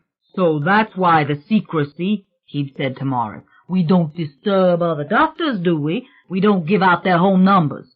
You know this ought to be a matter of public record. I ought to—" But Morris had silenced him quickly enough. "Michael, the lady is driving over to pick you up. She knows you're drunk and she knows you're crazy, yet she is taking you home with her to Tiburon, and she's going to let you crawl around on her boat." "All right," he'd said. "I'm grateful. You know I am." "Then get out of bed, take a shower, and shave." Done. And now nothing was going to stop him from making this journey. That's why he was leaving the lady's house in Tiburon and going straight to the airport, where he'd doze in a plastic chair if he had to, till the plane for New Orleans left. "But, Michael, what is the reason for all this?" Aunt Viv persisted. "That is what I simply cannot understand." She seemed to float against the light from the hallway, a tiny woman in sagging blue silk, her gray hair nothing but wisps now, in spite of the neat curls and the pins in it, insubstantial as that spun glass they would put on the Christmas trees in the old days, what they had called angel hair. "I won't stay long, I promise," he said tenderly. But a sense of foreboding caught him suddenly. He had the distinct awareness, that free-floating telepathy, that he was never going to live in this house again. No, couldn't be accurate. Just the alcohol simmering inside him, making him crazy, and months of pure isolation, why, that was enough to drive anyone insane. He kissed her on her soft cheek. "I have to check my suitcase," he said. He took another swallow of coffee. He was getting better. He polished his horn-rimmed glasses carefully, put them back on, and checked for the extra pair in his jacket pocket. "I packed everything," Aunt Viv said, with a little shake of her head. She stood beside him over the open suitcase, one gnarled finger pointing to the neatly folded garments. "Your lightweight suits, both of them, your shaving kit, it's all there. Oh, and your raincoat. Don't forget your raincoat, Michael. It's always raining in New Orleans." "Got it, Aunt Viv. Don't worry." He closed the suitcase and snapped the lock. Didn't bother to tell her the raincoat had been ruined because he drowned in it. The famous Burberry had been made for the wartime trenches, perhaps, but not for drowning. Wool lining a total loss. He ran his comb through his hair, hating the feel of his gloves. He didn't look drunk, unless, of course, he was too drunk to see it. He looked at the coffee. "Drink the rest of it, you idiot. This woman is making a house call just to humor a crackpot. The least you can do is not fall down your own front steps." "Was that the doorbell?" He picked up the suitcase. "Yes, ready." quite ready to leave here. And then that foreboding again. What was it? A premonition? He looked at the room, the striped wallpaper, the gleaming woodwork that he had so patiently stripped and then painted, the small fireplace in which he had laid the Spanish tiles himself. He was never going to enjoy any of it again. He would never again lie in that brass bed, or look out through the pongee curtains on the distant phantom lights of downtown. He felt a leaden sadness, as if he were in mourning. In fact, it was the very same sadness he had felt after the deaths of those he loved. Aunt Viv hurried down the hallway, ankles painfully swollen, hand wandering, then catching the button of the intercom and holding it fast. "May I help you, please?" "This is Dr. Rowan Mayfair. I'm here to see Michael Curry." God, it was happening. He was rising from the dead again. "I'll be right there," he said. "Don't come all the way down with me, Aunt Viv." Once again he kissed her. If only he could shake this foreboding. What would become of her if something happened to him? "I'll be back soon, I promise you." Impulsively he held her tight to him for a long moment before letting her go. Then he was rushing down the 2 flights, whistling a little, so good it felt to be moving, to be on his way. He almost opened the door without checking for reporters. Then he stopped and peered through a small, round, faceted crystal set in the middle of the rectangle of stained glass. A tall gazelle of a woman stood at the foot of the stairway, her profile to him as she looked off down the street. She had long blue jean legs and wavy blonde page-boy hair blowing softly against the hollow of her cheek. Young and fresh she looked, and effortlessly seductive in a tightly fitted and tapering navy blue peacoat. The collar of her cable-knit sweater rolled at the neck.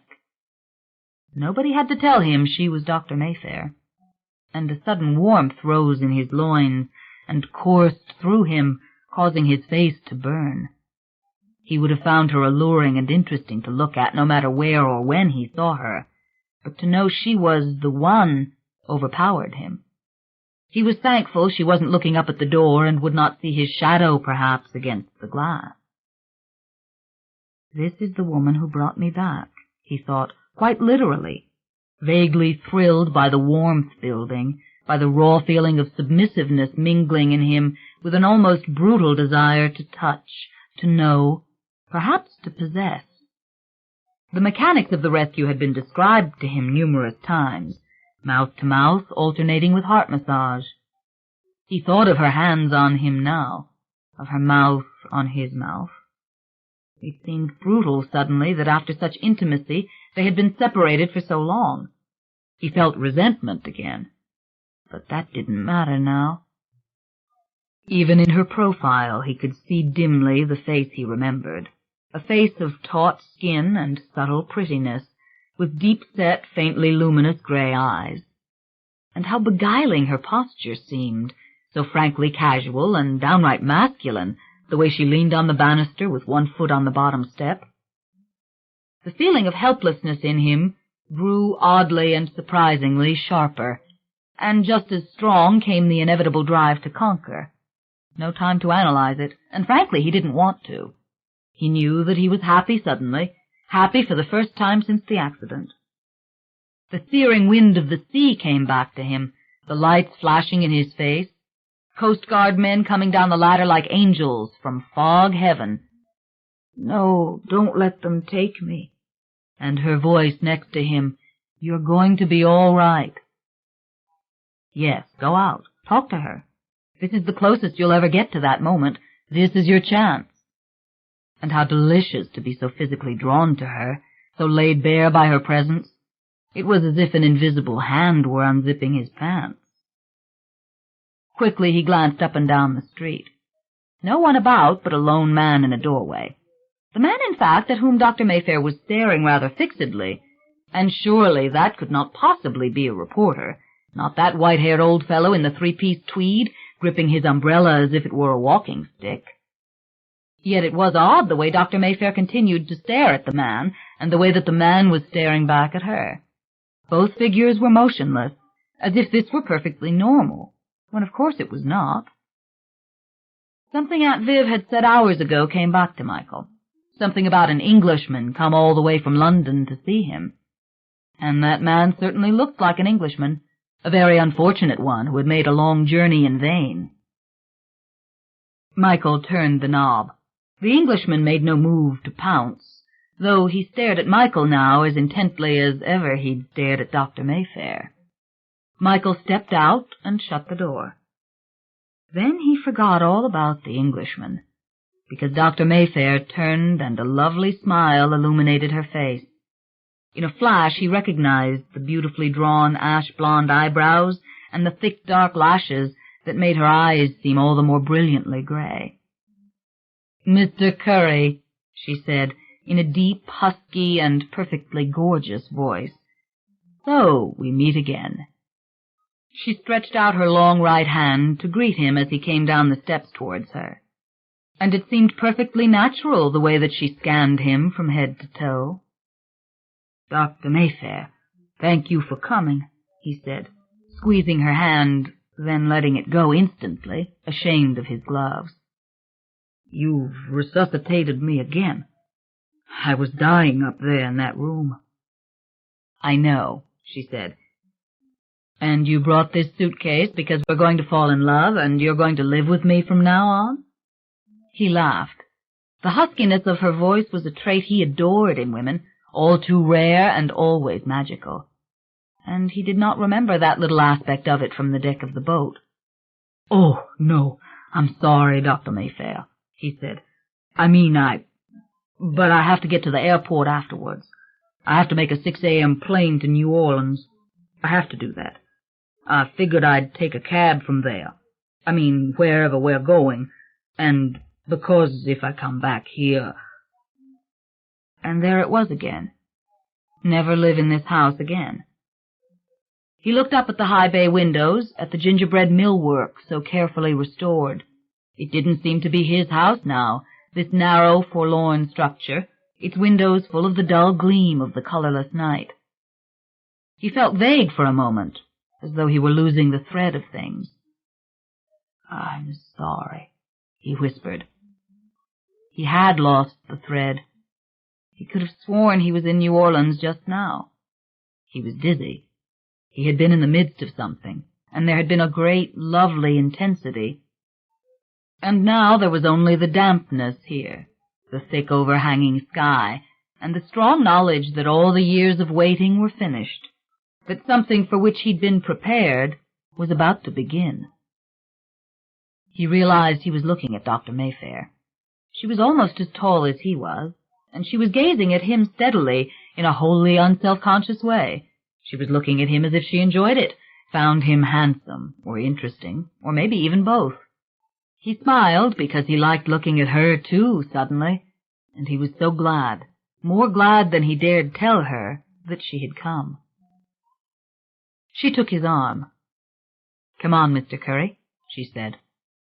She turned long enough to throw a slow and slightly hard glance at the distant Englishman, and then she tugged Michael after her uphill to the door of a dark green Jaguar sedan. She unlocked the door, and taking the suitcase from Michael before he could think to stop her, she heaved it in the back seat. "Get in," she said. Then she shut the door. Caramel leather. Beautiful, old-fashioned wooden dashboard. He glanced over his shoulder. The Englishman was still watching. "That's strange," he said. She had the key in the ignition before her door was closed. "What's strange? You know him?" "No, but I think he came here to see me. I think he's an Englishman, and he never even moved when I came out." This startled her. She looked puzzled, but it didn't stop her from lurching out of the parking place and into a near impossible U-turn before she drove past the Englishman with another pointed glance. Again Michael felt the passion stirring. There was a tremendous habitual forcefulness in the way she drove. He liked the sight of her long hands on the gear shift and the little leather-clad wheel. The double-breasted coat hugged her tightly, and a deep bang of yellow hair had fallen over her right eye. I could swear I've seen that man before, she said, half under her breath. He laughed, not at what she'd just said, but at the way she was driving, as she made a lightning-speed right turn and plummeted down Castro Street through the blowing fog. It felt like a roller coaster ride to him. He buckled up his seatbelt because he was going to go through the windshield if he didn't, and then realized as she roared through the first stop sign that he was getting sick. "Are you sure you want to go to New Orleans, Mr. Curry?" she asked. "You don't look like you feel up to it. What time is your plane?" "I have to go to New Orleans," he said. "I have to go home. I'm sorry. I know I don't make sense. You know, it's just these feelings. They come at random. They take possession. I thought it was all the hands, but it isn't. You heard about my hands, Dr. Mayfair? I'm wrecked, I tell you. Absolutely wrecked. Look, I want you to do something for me. There's a liquor store up here, on the left, just past 18th Street. Would you please stop?" "Mr. Curry, Dr. Mayfair, I'm going to get sick all over your gorgeous car." She pulled in across from the liquor store. Castro Street was swarming with the usual Friday night crowds, rather cheerful with so many lighted barroom doorways open to the mist. "You are sick, aren't you?" she asked. She laid her hand on his shoulder heavily and quietly. Did she feel the raw ripple of sensation passing through him? "If you're drunk, they won't let you on the plane." "Tall cans," he said. "Miller's. 1 6-pack. I'll space it out. Please." "And I'm supposed to go in there and get this poison for you?" She laughed, but it was gentle, not mean. Her deep voice had a nappy velvet feel to it, and her eyes were large and perfectly gray now in the neon light, just like the water out there. But he was about to die. "No, of course you're not going to go in there," he said. "I am. I don't know what I'm thinking." He looked at his leather gloves. "I've been hiding from people. My Aunt Viv's been doing things for me. I'm sorry." "Miller's, 6 tall cans," she said, opening her door. "Well, 12. 12? Dr. Mayfair, it's only 11:30. The plane doesn't leave till 6. He fished in his pocket for his money clip. She waved that away and strode across the street, dodging a taxi gracefully and then disappearing into the store. God, the nerve of me to ask her to do this, he thought, defeated. We're off to a dreadful beginning. But that wasn't entirely true. She was being too nice to him. He hadn't destroyed it all yet, and he could taste the beer already, and his stomach wasn't going to quiet down for anything else. The thudding music from the nearby bar-rooms sounded too loud suddenly, and the colors of the street too vivid. The young passers-by seemed to come much too close to the car. And this is what you get for 3.5 months of isolation, he was thinking. You're like a guy out of a jail cell. Why, he didn't even know what today was, except it was Friday, because his plane was Saturday 6 a.m. He wondered if he could smoke in this car. As soon as she put the sack in his lap, he opened it. "That's a $50 ticket, Mr. Curry," she said, pulling out. "Having an open can of beer in a car." "Yeah, well, if you get one, I'll pay it." He must have drunk half the can on the first swallow, and now for a moment he was all right. She crossed the broad 6-way intersection at Market, made an illegal left turn on 17th Street, and zoomed uphill. "And the beer blunt thing, is that it?" she asked. "No, nothing blunts it," he said. "It's coming at me from everywhere." "Is it coming at you from me?" "Well, no, but I want to be with you, you see." He took another drink, hand out to brace himself against the dash as she made the downhill turn towards the Haight. "I'm not a complainer by nature, Dr. Mayfair," he said.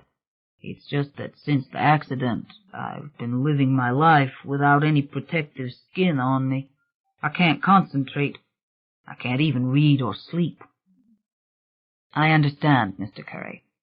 When I get you home, you can go on the boat, do what you want.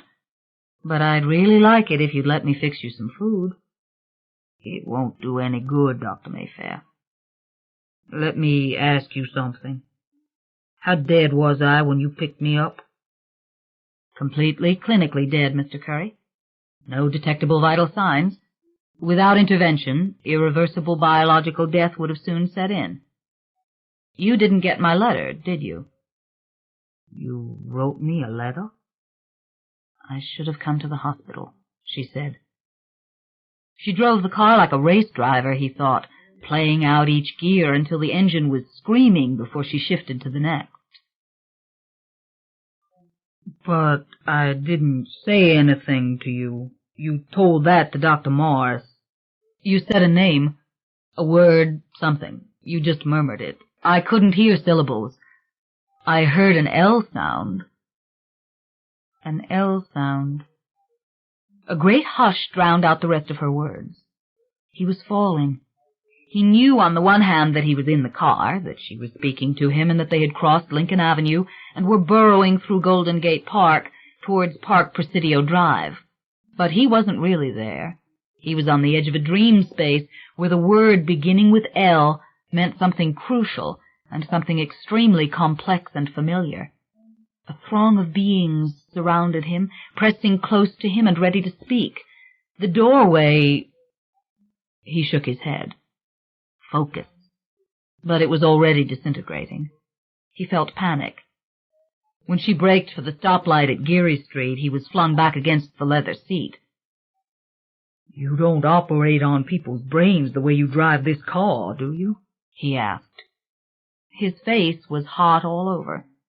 Yes, as a matter of fact, I do, she said. She started out from the light a little more slowly. I'm sorry, he said again. I seem full of apologies. I've been apologizing to people since it happened. There's nothing wrong with your driving. It's me. I used to be ordinary before that accident. I mean, just one of those happy people, you know. Was she nodding? She appeared distracted when he looked at her, drawn into her own thoughts. She slowed as they approached the toll gate. The fog hung so heavily over the bridge that the traffic seemed to disappear into it. You want to talk to me? She asked, eyes on the traffic vanishing ahead of them. She pulled a $1 bill out of her coat and gave it to the toll gate keeper. You want to tell me what's been going on? He sighed. That seemed an impossible task. But the worst aspect of it was, if he started, he wouldn't stop. The hands. You know, I see things when I touch things. But the visions... Tell me about the visions. I know what you think. You're a neurologist. You're thinking it's temporal lobe difficulty, some crap like that. No, that's not what I think, she said. She was driving faster.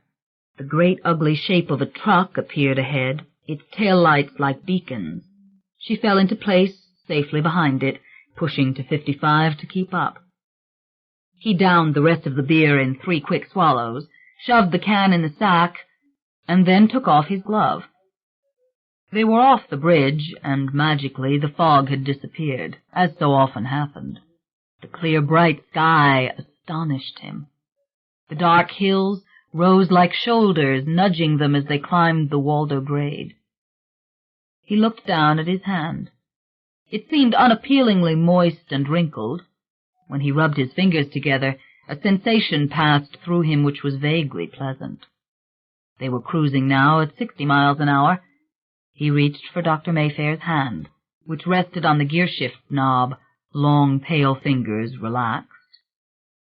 She didn't move to resist him. She glanced at him, then back at the traffic ahead as they entered the tunnel. He lifted her hand off the knob and pressed his thumb into her naked palm. A soft, whispering sound enveloped him, and his vision blurred. It was as if her body had disintegrated and then surrounded him, a whirling cloud of particles. Rowan. He was afraid for a minute that they were going off the road. But she wasn't the one feeling this, he was. He was feeling her moist, warm hand, and this throbbing heartbeat coming through it, and this sense of the being at the core of this great, airy presence that had enveloped him and was caressing him all over like falling snow. The erotic arousal was so intense that he could do nothing to curb it. Then, in an obliterating flash, he was in a kitchen, a dazzling modern affair with shining gadgets and appliances, and a man lay dying on the floor. Argument, screaming. But that was something that had happened moments before. These intervals of time were sliding over one another, crashing into each other. There was no up or down, no right nor left. Michael was in the very middle of it. Rowan, with her stethoscope, knelt beside the dying man. "Hate you." She closed her eyes, pulled the stethoscope out of her ears, couldn't believe her luck that he was dying. Then everything stopped. The traffic was slowing. She'd pulled her hand loose from Michael and shifted with a hard, efficient motion. It felt like skating on ice to him, the way they traveled along, turning right and right again, but it didn't matter. It was an illusion that they were in danger, and now the facts came, the things he always knew about these visions, the things that were simply there in his mind now as if they'd always been, like his address and his phone number and the date of his birth. It had been her adoptive father, and she had despised him, because she feared she was like him, decisive, fundamentally unkind and uncaring.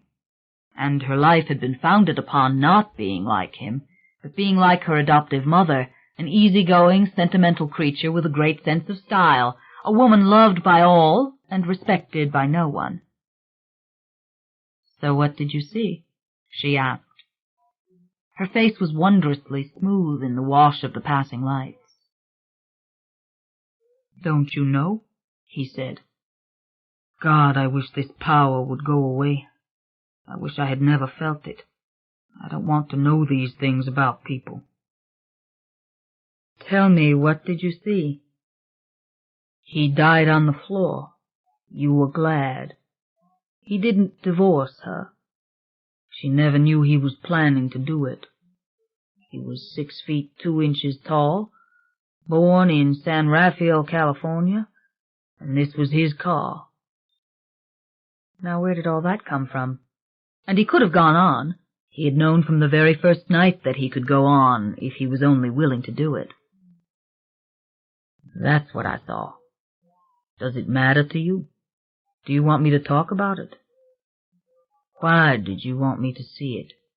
That's what I should be asking you. What good is it that I know it was your kitchen, and that when you got back from the hospital where they took him and coded him, which was plain stupid because he was dead on arrival, that you sat down and ate the food he'd cooked before he died?" Silence then. "I was hungry," she whispered. He shook himself all over. He cracked open a fresh beer. The delicious malty aroma filled the car. "And now you don't like me very much, do you?" he asked. She didn't respond. She was just staring at the traffic. He was dazed by the headlights looming at him. Thank God they were turning off the main highway onto the narrow road that led into Tiburon. "I like you a lot," she answered finally. Voice low, purring, husky. "I'm glad," he said. "I was really afraid. I'm just glad. I don't know why I said all those things." "I asked you what you saw," she said simply. He laughed, taking a deep drink of the beer. "We're almost home," she said. "Would you slow down on the beer? It's the doctor asking."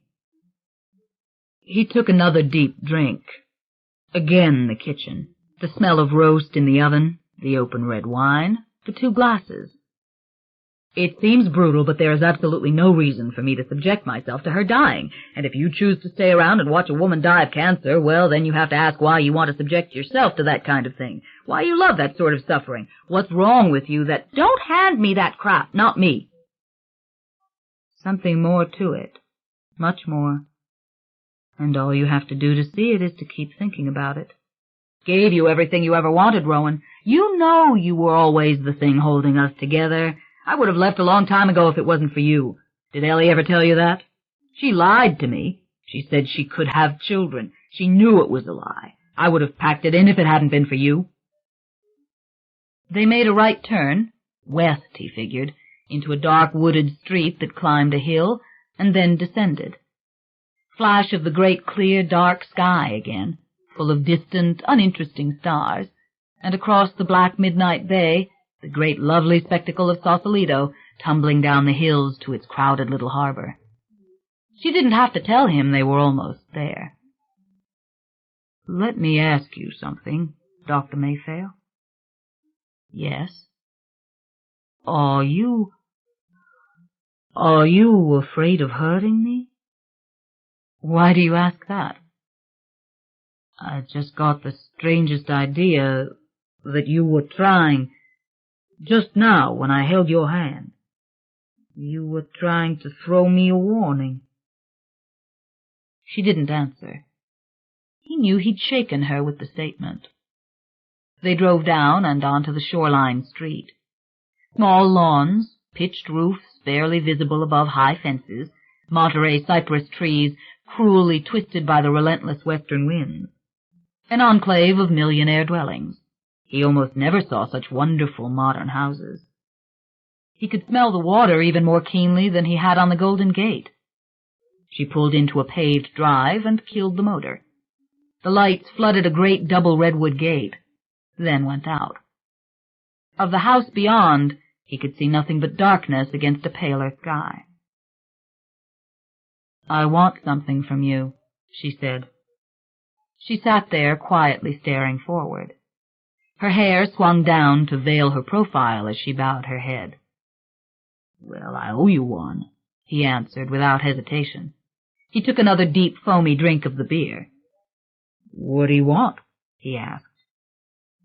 "That I go in there and I lay my hands on the kitchen floor and tell you what happened when he died? What actually killed him?" Another jolt. Silence in the dark cockpit of the car. He found himself sharply aware of her nearness, of the sweet, clean fragrance of her skin. She turned to face him. The street lamp threw its light in yellow patches through the branches of the tree. First he thought her eyes were lowered, almost closed. Then he realized they were open and looking at him. "Yes, that's what I want," she said. "That is the sort of thing I want." "That's fine," he answered. "Bad luck for it to happen during an argument like that. You must have blamed yourself." Her knee grazed his. Chills again. "What makes you think so?" "You can't bear the thought of hurting anyone," he said. "That's naive." "I may be crazy, Doctor," he laughed, "but naive I ain't. The Currys never raised any naive children." He drank the rest of the can of beer in a long swallow. He found himself staring at the pale line of the light on her chin, her soft curling hair. Her lower lip looked full and soft and delicious to kiss. "Then it's something else," she said. "Call it innocence, if you like." He scoffed at that without answering. If only she knew what was in his mind just now as he looked at her mouth, her sweet, full mouth. "And the answer to that question is yes," she said. She got out of the car. He opened the door and stood up. "What the hell question is that?" he asked. He blushed. She pulled his suitcase out of the back. "Oh, you know," she said. "I do not." She shrugged as she started towards the gate. "You wanted to know if I would go to bed with you?" "The answer's yes," as I just told you. He caught up with her as she went through the gate. A broad cement path led to the black teakwood double doors. "Well, I wonder why the hell we even bother to talk," he said. He took the suitcase from her as she fumbled for the key. She looked a little confused again. She gestured for him to go inside. As she took the sack of beer from him, he scarcely noticed. The house was infinitely more beautiful than he had imagined. Countless old houses he'd known and explored, but this sort of house, this carefully crafted modern masterpiece, was something unfamiliar to him. What he saw now was a great expanse of broad plank floor, flowing from dining room to living room to game room without division. Glass walls opened on a broad apron of wooden decking to the south, and to the west and to the north, a deep roofless porch, softly illuminated from above by an occasional dim flood lamp. Beyond, the bay was simply black and invisible, and the small twinkling lights of Sausalito to the west were delicate and intimate compared to the distant, splendid southern view of the crowded and violently colored skyline of San Francisco. The fog was only a thin slash of mist now against the brilliance of the night, thinning and vanishing even as he gazed at it. He might have looked at the view forever, but the house struck him as similarly miraculous. Letting out a long sigh, he ran his hand along the tongue-and-groove wall, admiring the same fine inlay of the lofty ceiling beyond its heavy beams, which rose steeply to a central point. All wood, beautifully grained wood, pegged and fitted and polished and preserved exquisitely. Wood framed the massive glass doors. Wood furnishings stood here and there, with dim flashes of glass or leather, chair and table legs reflected in the sheen of the floor. In the eastern corner of the house stood the kitchen he had seen in the early flashing vision, a large alcove of dark wooden cabinets and countertops and shining copper pots strung from overhead hooks. A kitchen to be looked at as well as worked in. Only a deep stone fireplace with a high, broad hearth, the kind of hearth you could sit on, separated this kitchen from the other rooms. "I didn't think you'd like it," she said. "Oh, but it's wonderful," he sighed. "It's made like a ship. I've never seen a new house so finely made." "Can you feel it moving?" "It's made to move with the water." He walked slowly across the thick carpet of the living room, and only then saw curving iron stairs behind the fireplace. A soft amber light fell from an open doorway above. He thought of bedrooms at once, of rooms as open as these, of lying in the dark with her and the glimmer of city light. His face grew hot again. He glanced at her. Had she caught this thought, the way she claimed to have caught his earlier question? Hell, any woman could have picked up on that. She stood in the kitchen before an open refrigerator door, and for the first time in the clear white light he really saw her face. Her skin had almost an Asian smoothness, only it was too purely blonde to be Asian. The skin was so tight that it made two dimples in her cheeks now when she smiled at him. He moved towards her, keenly aware of her physical presence again, of the way the light was glancing off her hands, and the glamorous way her hair moved. When women wear their hair that way, so full and short, just sweeping the collar as it sways, it becomes a vital part of every gesture, he figured. You think of them and you think of their pretty hair. But as she shut the refrigerator door, as the clear white light went out, he realized that through the northern glass wall of the house, far to his left and very near the front door, he could see a mammoth white cabin cruiser at anchor. A weak flood lamp illuminated its immense prow, its numerous portholes, and the dark windows of its wheelhouse. It seemed monstrously large, an altogether impossible thing, like a whale beached on the site, grotesquely close to the soft furnishings and scattered rugs that surrounded him. A near panic rose in him, a curious dread, as though he had known a terror on the night of his rescue that was part of what he'd forgotten. Nothing to do but go to it. Nothing to do but lay his hands on the deck. He found himself moving towards the glass doors. Then he stopped, confused, and watched as she pulled back the latch and slid the heavy glass door open. A gust of cold, salty wind struck him. He heard the creaking of the huge boat, and the weak lunar light of the flood seemed grim and distinctly unpleasant to him. Seaworthy, they had said. He could believe it when he looked at this craft. Explorers had crossed the oceans of the world in boats much smaller than that. Again it appeared grotesque to him, frighteningly out of scale. He stepped out on the pier, his collar blowing against his cheek, and moved towards the edge. The water was perfectly black down below, and he could smell it, smell the dank odor of inevitable dead things of the sea.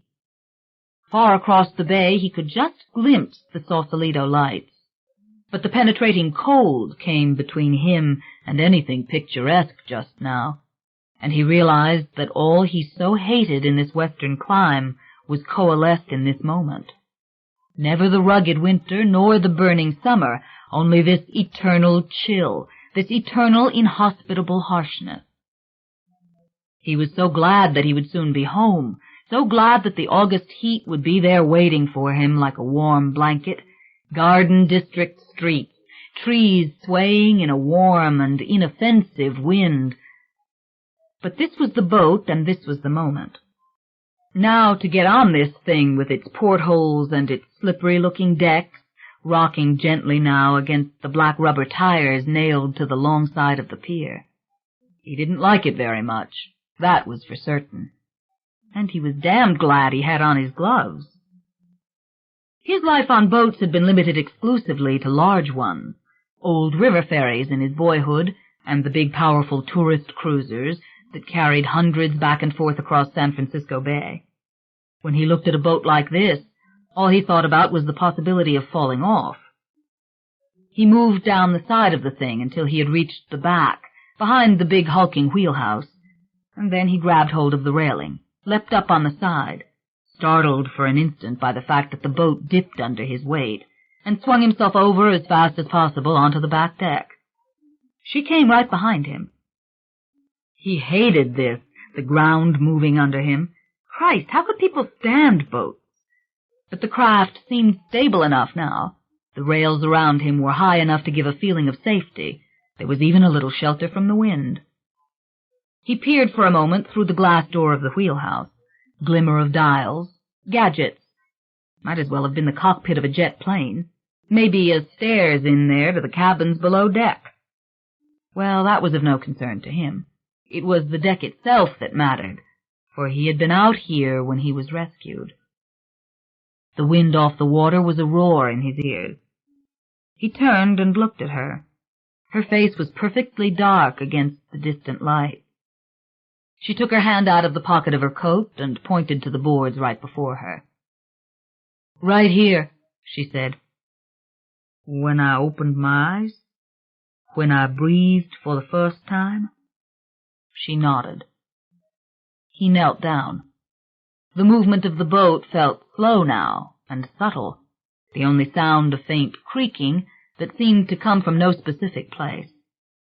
He took off his gloves, stuffed them into his pockets, and flexed his hands. Then he laid them on the boards. Cold. Wet. The flash came as always out of nowhere, severing him from the now. But it wasn't his rescue he saw, only bits and snatches of other people in the very midst of conversation and movement. Dr. Mayfair, then the hated dead man again, and with them a pretty older woman much loved, a woman named Ellie. But this layer gave way to another and another, and the voices were noise. He fell forward on his knees. He was getting dizzy, but he refused to stop touching the boards. He was groping like a blind man. "For Michael," he said. "For Michael." And suddenly his anger over all the misery of the long, wasted summer rose in him. "For Michael," he said, while inwardly he pushed the power, He demanded that it sharpen and focus and reach for the images he wanted.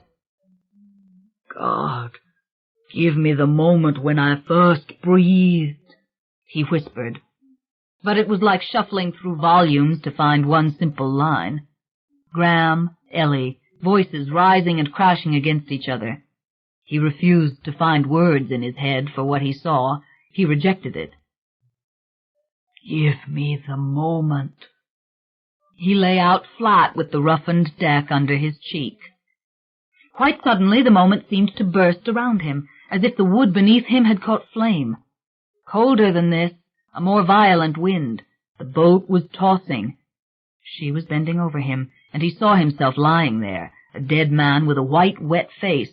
She was pounding on his chest. "Wake up, damn you, wake up!" His eyes opened.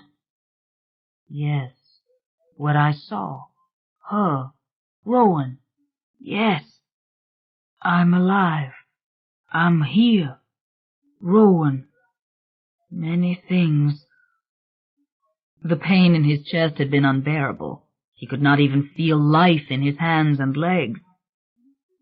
Was that his hand, going up, grabbing her hand? Must explain the whole thing before... Before what? He tried to cling to it, go deeper into it. Before what? But there was nothing there but her pale oval face, the way he'd seen it that night, hair squashed beneath the watch-cap.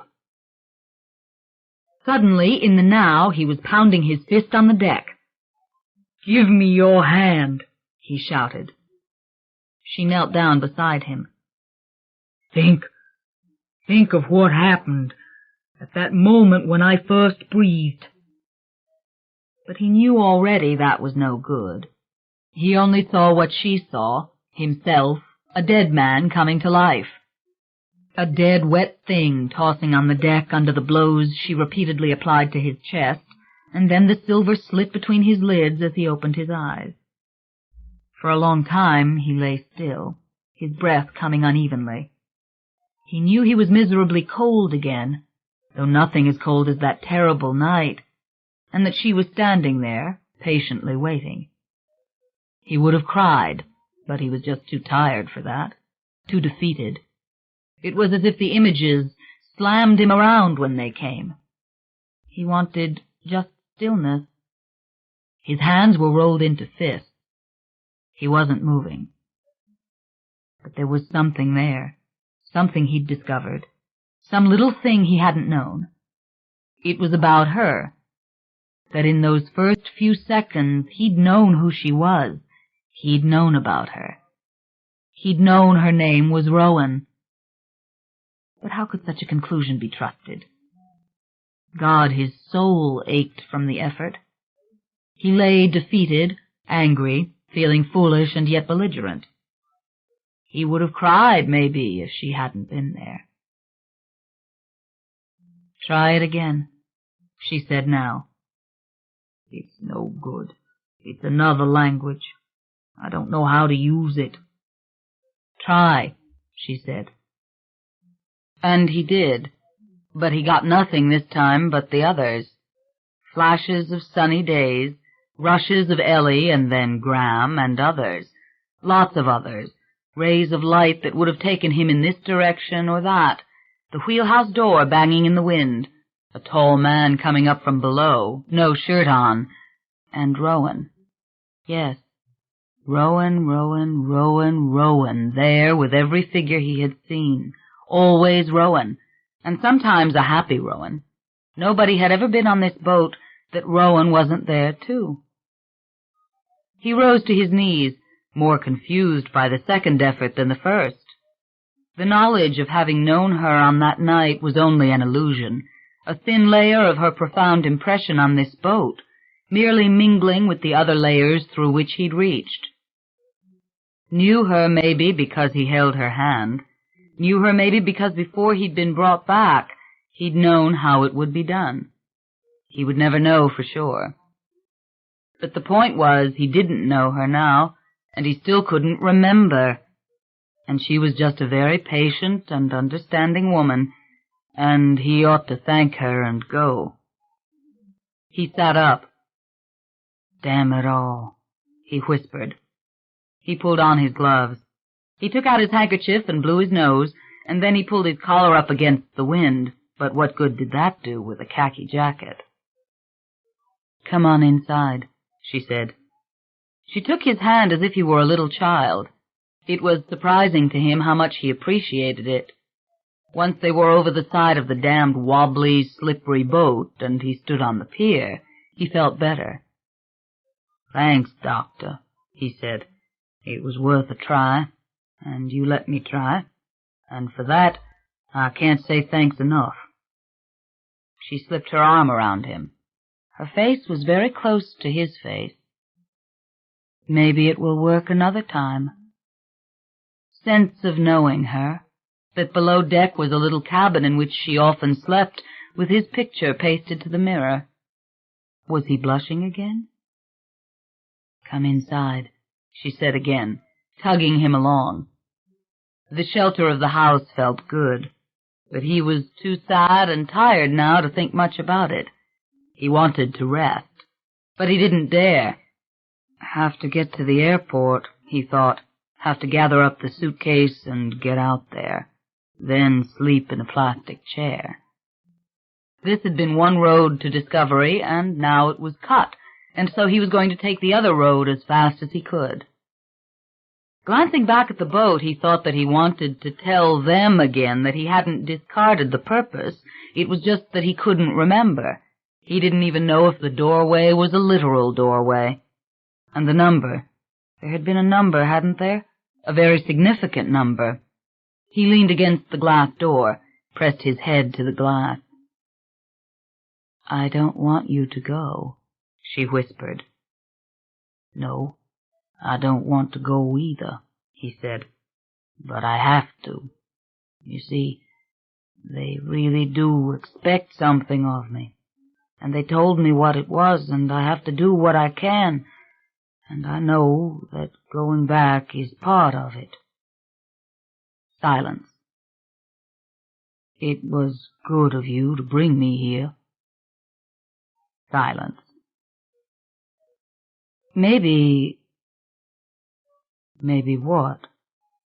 He turned around. She stood with her back to the lights again. She'd taken off her coat, and she looked angular and graceful in the huge cable-knit sweater, and all long legs, magnificent cheekbones, and fine, narrow wrists.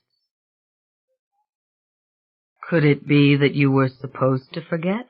she asked. That had never occurred to him. For a moment he didn't answer.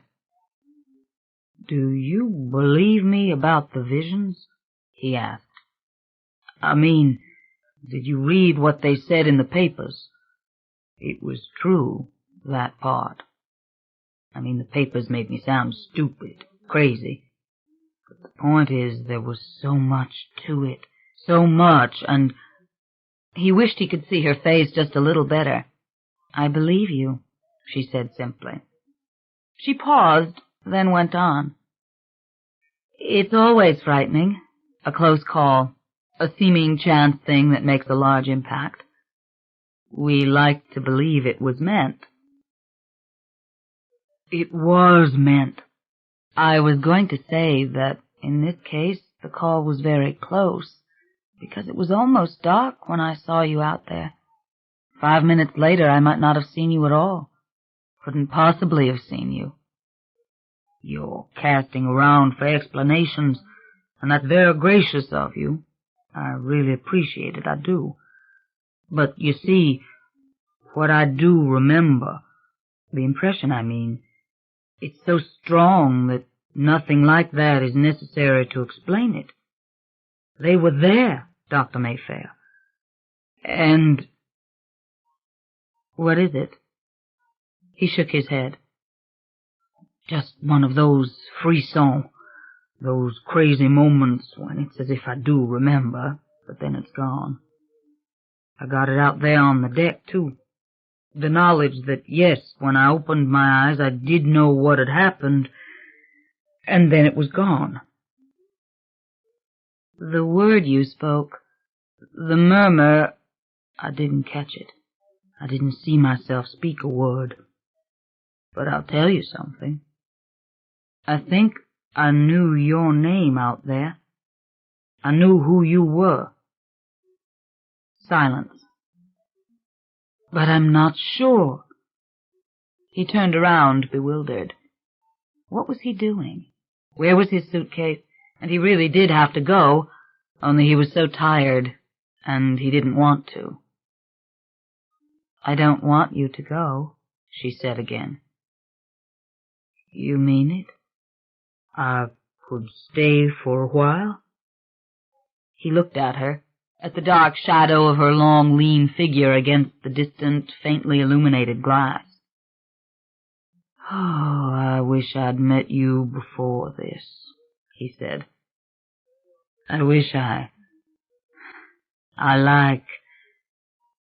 I mean, it's so stupid, but you're very... He moved forward, the better to see her. Her eyes became visible, seeming very large and long for deep-set eyes, and her mouth so generous and soft. But a strange illusion occurred as he drew closer. Her face, in the soft glow from beyond the walls, appeared perfectly menacing and malicious. Surely it was a mistake. He wasn't making out any true expression. The figure facing him seemed to have lowered her head, to be peering up at him from beneath the fringe of her straight blonde hair in an attitude of consummate hatred. He stopped. It had to be a mistake. Yet she stood there, quite still, either unaware of the dread he felt now, or uncaring. Then she started towards him, moving into the dim light from the northern doorway.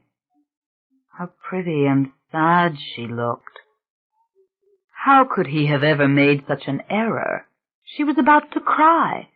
In fact, it was simply awful to see the sadness in her face, to see the sudden silent hunger and spill of emotion. What is it? He whispered.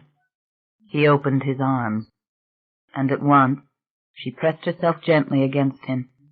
Her breasts were large and soft against his chest. He hugged her close, enfolding her, and ran his gloved fingers up through her hair. What is it? He whispered again, but it wasn't really a question. It was more a little reassuring caress of words. He could feel her heart beating, her breath catching. He himself was shaking. The protective feeling aroused in him was hot, alchemizing quickly into passion. I don't know, she whispered. I don't know.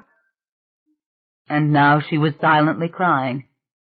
She looked up, and then opening her mouth she moved very gently into kissing him. It was as if she didn't want to do it against his will. She gave him all the time in the world to draw back. And, of course, he hadn't the slightest intention of doing so. He was engulfed at once as he'd been in the car when he touched her hand, but this time it was her soft, voluptuous, and all too solid flesh that embraced him. He kissed her over and over, feeding on her neck, her cheeks, her eyes. With his gloved fingers he stroked her cheek, felt her smooth skin beneath the heavy woolen sweater. God, if only he could take off the gloves. But if he took off the gloves, he'd be lost, and all passion would evaporate in that confusion. He was desperate to cling to this, desperate, and she already mistakenly believed. She was already foolishly afraid. Yes, I do, he said. How could you think I didn't want to, that I wouldn't? How could you believe that? Hold me, Rowan. Hold me tighter. I'm here now. I'm with you, yes. Crying, she collapsed in his arms. Her hand ripped at his belt, at the zipper of his pants, but these were clumsy, unsuccessful gestures. A soft cry came out of her. Pure pain. He couldn't endure it. He kissed her again, kissed her neck as her head fell back. Then he picked her up and gently carried her across the room and up the iron stairs, walking slowly round curve after curve, and then into a large and dark southern bedroom. They tumbled down into the low bed. He kissed her again, smoothing her hair back, loving the feel of her even through the gloves, looking down at her closed eyes, her helpless, half-open lips. As he pulled at the sweater, she struggled to help, and finally ripped it over her head, her hair beautifully tousled by it.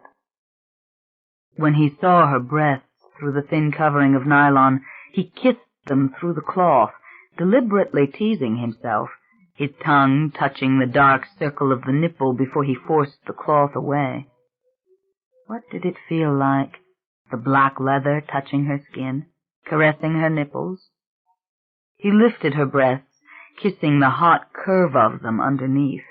He loved this particular juicy crevice. Then he sucked the nipples hard, one after the other, rubbing and gathering the flesh feverishly with the palm of his hand. She was twisting under him, her body moving helplessly, it seemed, her lips grazing his unevenly shaven chin, then all soft and sweet over his mouth, her hands slipping into his shirt and feeling his chest as if she loved the flatness of it. She pinched his nipples as he suckled hers. He was so hard he was going to spill. He stopped, rose on his hands, and tried to catch his breath, then sank down next to her. He knew she was pulling off her jeans. He brought her close, feeling the smooth flesh of her back, then moving down to the curve of her soft, clutchable, and kneadable little bottom. No waiting now, he couldn't. In a rage of impatience, he took off his glasses and shoved them on the bedside table. Now she would be a lush, soft blur to him, but all the physical details he'd seen were ever present in his mind. He was on top of her. Her hand moved against his crotch, unzipped his pants, and brought out his sex, roughly, slapping it as if to test its hardness, a little gesture that almost brought him over the edge.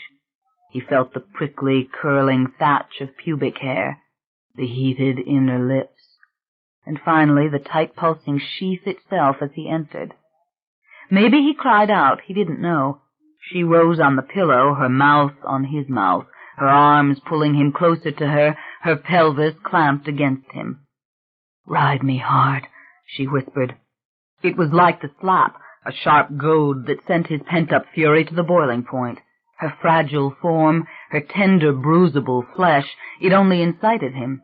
No imagined rape he had ever committed in his secret, unaccountable dream soul had ever been more brutal. Her hips slammed against his, and dimly he saw the red flush in her face and naked breasts as she moaned. Driving into her again and again, he saw her arms flung out limp just before he closed his eyes and exploded inside her.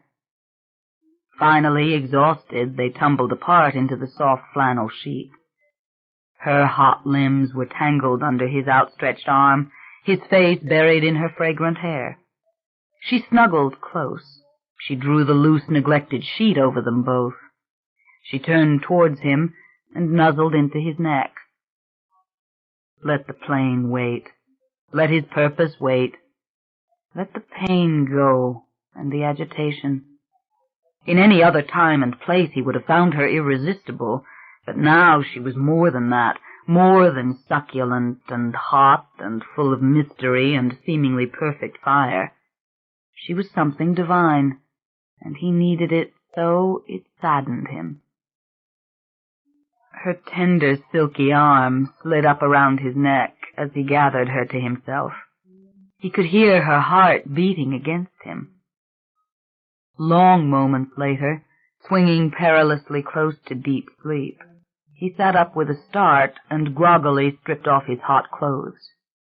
Then he lay naked with her, except for the gloves, his limbs against her limbs, breathing her warmth, and hearing her soft, drowsy sigh like a kiss as he fell to dreaming beside her. "Rowan," he whispered. Yes, knew all about her, knew her. They were downstairs. They said, "Wake, Michael. Come down." They had lighted a great fire in the fireplace. Or was it simply a fire around them, like a forest blazing? He thought he heard the sound of drums. Michael. Faint dream, or memory of the Comus parade that long ago winter night, of the bands beating the fierce, dreadful cadence while the flambeaux flickered on the branches of the oak trees. They were there, downstairs. All he had to do was wake up and go down.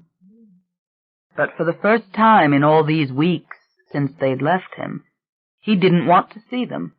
He didn't want to remember. He sat up, staring at the pale, milky morning sky. He was sweating, and his heart was pounding. Stillness. Too early for the sun. He picked up his glasses and put them on. There was no one in this house, no drums, no smell of fire, no one at all, except the two of them, but she was no longer in the bed at his side.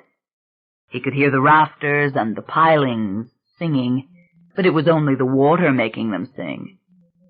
Then came a deep, vibrant sound, more a tremor than a noise at all, and he knew it was the big cruiser rocking in its mooring, that ghastly Leviathan saying, "I am here." He sat for a moment, staring dully at the Spartan furnishings, all well made of the same beautiful fine-grain wood he had seen downstairs. Someone lived here who loved fine wood, who loved things put together perfectly. Everything quite low in this room, the bed, the desk, the scattered chairs, nothing to interrupt the view from the windows that rose all the way to the ceiling. But he was smelling a fire. Yes, and when he listened carefully he could hear it. And a robe had been set out for him, a nice, thick, white terry-cloth robe, just the kind he loved. He put on the robe and went down the stairs in search of her. The fire was blazing. On that account he'd been right. But no horde of dream beings hovered around it. She sat alone, legs crossed on the deep stone hearth, in a robe of her own, her thin limbs almost lost in its folds. And again she was shaking and crying. "I'm sorry, Michael. I'm so sorry," she whispered in that deep, velvety voice. Her face was streaked and weary. "Now, honey, why would you say a thing like that?" he asked. He sat beside her, enfolding her in his arms. "Rowan, what in the world are you sorry for?" In a rush her words came, spilling so fast he could scarcely follow, that she had placed this immense demand upon him, that she had wanted so to be with him, that the last few months had been the worst of her life, and that her loneliness had been almost unbearable. Again and again he kissed her cheek. "I like being with you," he said. "I want to be here. I don't want to be any place in the world." He stopped. He thought of the New Orleans plane. Well, that could wait. And awkwardly he tried to explain that he'd been trapped in the house on Liberty Street. "I didn't come because I knew this would happen," she said. "And you were right. I wanted to know. I wanted you to touch my hand with your hand, to touch the kitchen floor there, where he died. I wanted... You see, I'm not what I appear to be." "I know what you are," he said. "A very strong person for whom any admission of need is a terrible thing." Silence. She nodded. "If only that were all of it," she said, tears overflowing. "Talk to me. Tell me the story," he said. She slipped out of his arms and stood up. She walked barefoot back and forth across the floor, oblivious apparently to its coldness. Again it came so fast, so many long, delicate phrases pouring out with such speed, he strained to listen, to separate the meaning from the beguiling beauty of her voice. She'd been adopted when she was a day old. She'd been taken away from her home, and did he know that was New Orleans? She'd told him that in the letter he'd never received. And yes, he ought to know that, because when he'd wakened, he grabbed her hand and held on to it as if he didn't want to let her go. And maybe then some mingled, crazy idea had come through, some sudden intensity connected to that place. But the thing was, she'd never really been there, never seen it, didn't even know her mother's full name. Did he know there was a paper in the safe, over there, behind the picture there, by the door, a letter she'd signed, saying she'd never go back to New Orleans, never seek to find out anything about her family, her real parents? Cut off, ripped out of it, the past cut away like the umbilical cord, and no way that she could recapture what had been thrown away.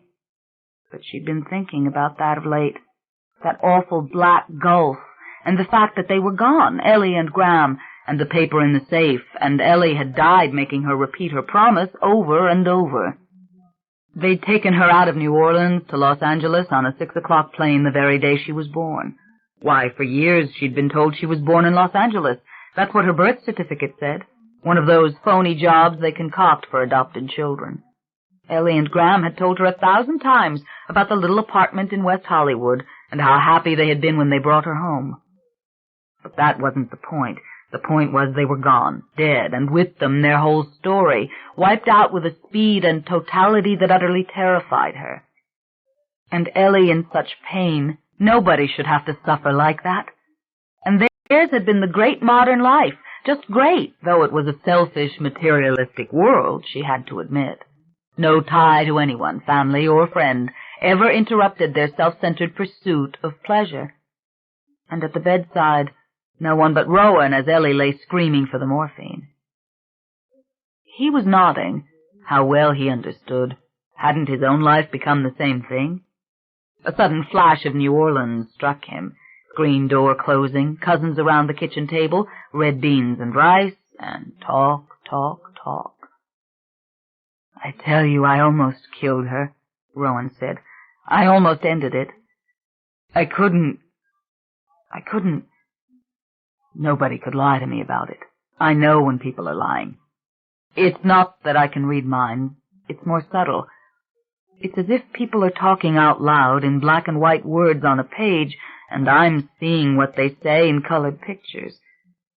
I get their thoughts, sometimes. Little bits of information. And anyway, I'm a doctor. They didn't try. And I had full access to the information. It was Ellie that was always lying, trying to pretend it wasn't happening. And I knew her feelings, always. I had since I was a little girl. And there was this other thing, this talent for knowing. I call it the diagnostic sense, but it's more than that. I laid my hands on her, and even when she was in remission, I knew. It's in there. It's coming back. She's got 6 months at most. And then to come home after it was all over, to this house with every conceivable gadget and convenience and luxury that one could possibly... "I know," he said softly. "All the toys we have, all the money."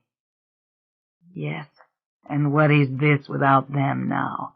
A shell? I don't belong here. And if I don't belong, nobody does. And I look around me, and I'm scared, I tell you. I'm scared. No, wait, don't comfort me. You don't know. I couldn't prevent Ellie's death. That I can accept. But I caused Graham's death. I killed him." "No, but you didn't do that," he said. "You're a doctor. And you know, Michael, you are like an angel sent to me. But listen to what I'm telling you. You have a power in your hands. You know it's real. I know it's real. On the drive over, you demonstrated that power. Well, I have a power in me that's equally strong. I killed him. I killed 2 people before that. A stranger and a little girl years ago. A little girl on a playground. I've read the autopsy report.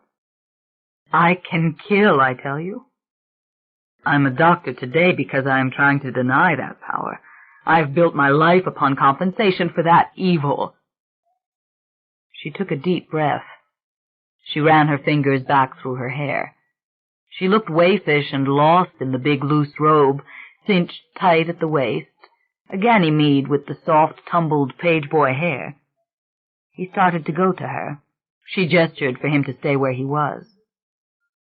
"There's so much. You know, I made this fantasy of telling you. You, of all people." "I'm here. I'm listening," he said. "I want you to tell me." How could he put into words that she fascinated him and utterly absorbed him, and how remarkable that was after all these weeks of frenzy and craziness? She talked in a low voice now of how it had gone with her, of how she had always been in love with science. Science was poetry to her. She never thought she'd be a surgeon. It was research that fascinated her, the incredible, almost fantastical advances in neurological science. She wanted to spend her life in the laboratory, where she thought the real opportunity for heroism existed, and she had a natural genius for it. Take that on faith, she did. But then had come that awful experience, that terrible Christmas Eve. She had been about to go to the Keplinger Institute to work full-time on methods of intervention in the brain that did not involve surgery, the use of lasers, the gamma knife, miracles she could scarcely describe to the layman. After all, she had never had any easy time with human beings. Didn't she belong in a laboratory? And, take it from her, the latest developments were full of the miraculous. But then her mentor, never mind his name, and he was dead now anyway. He'd died of a series of little strokes shortly after that, ironically enough, and all the surgeons in the world hadn't been able to clip and suture those deadly ruptures. But she hadn't even found out about that until later. To get back to the story, he had taken her up into the Institute in San Francisco on Christmas Eve, because that was the one night of all nights when no one would be there, and he was breaking the rules to show her what they were working on, and it was live fetal research. I saw it in the incubator, this little fetus. Do you know what he called it? He called it the abortus. Oh, I hate to tell you this, because I know how you feel about little Chris. I know. She didn't notice his shock. He had never told her about little Chris, never told anyone about that pet name, but she seemed quite completely unaware of this, and he sat there silent, just listening to her talk, thinking vaguely of all those films he'd seen with these recurrent and awful fetal images, but he wasn't about to interrupt her. He wanted her to go on.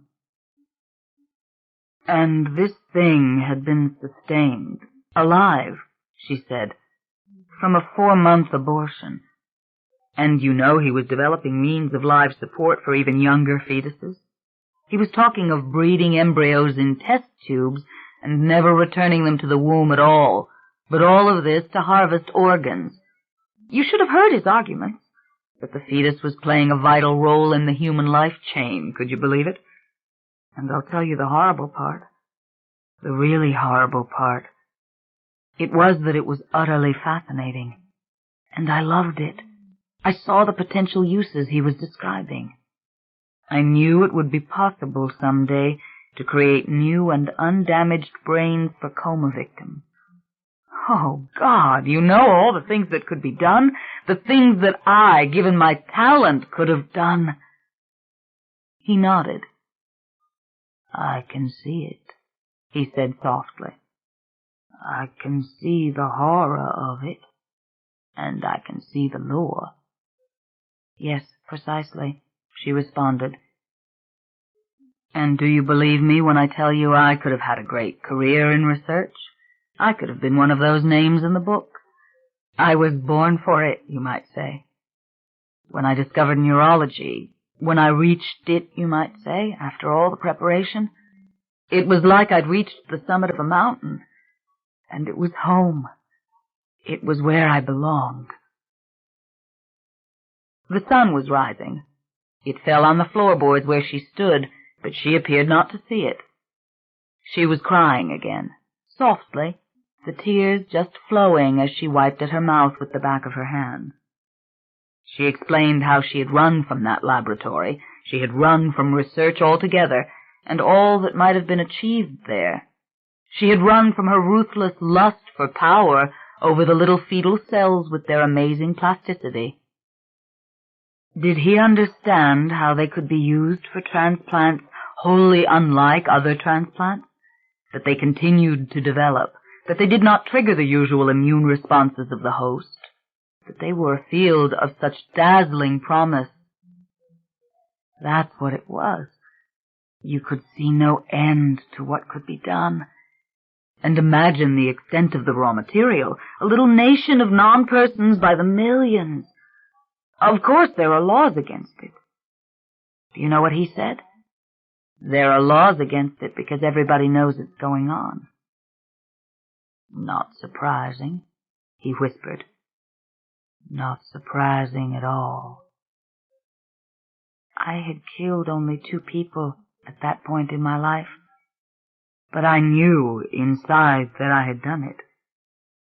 Because you see, it's connected to my very character, my capacity to choose to do something, and my refusal to accept defeat.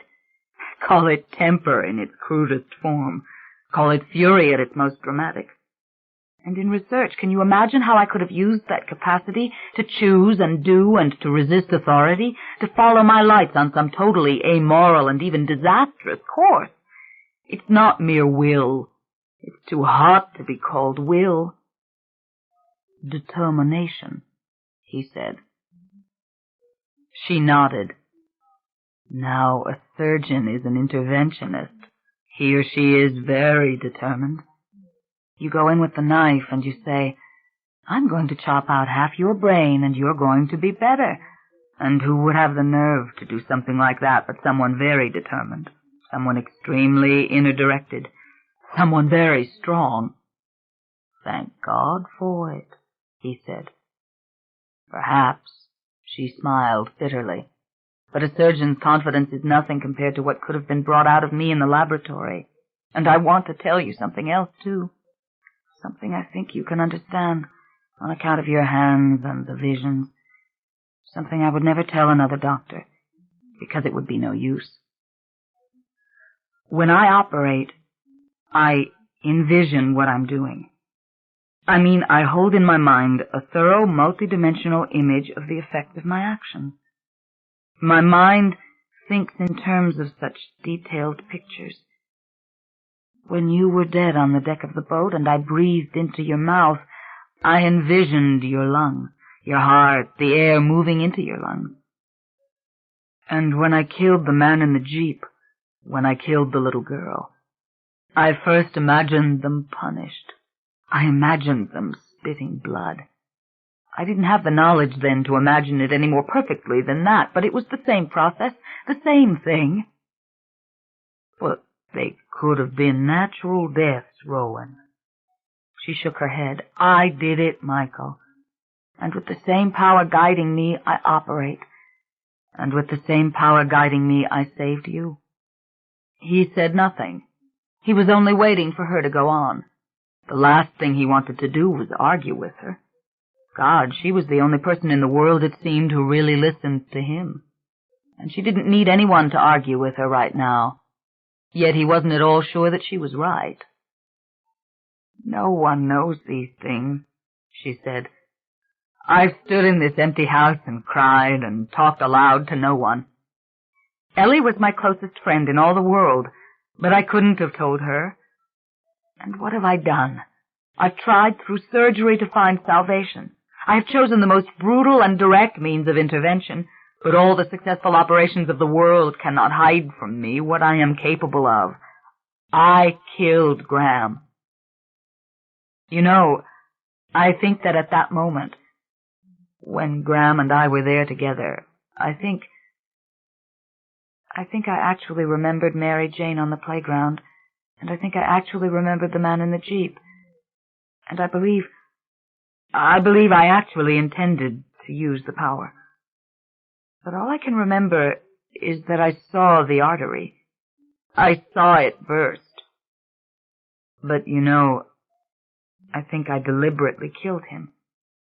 I wanted him to die so he couldn't hurt Ellie. I made him die."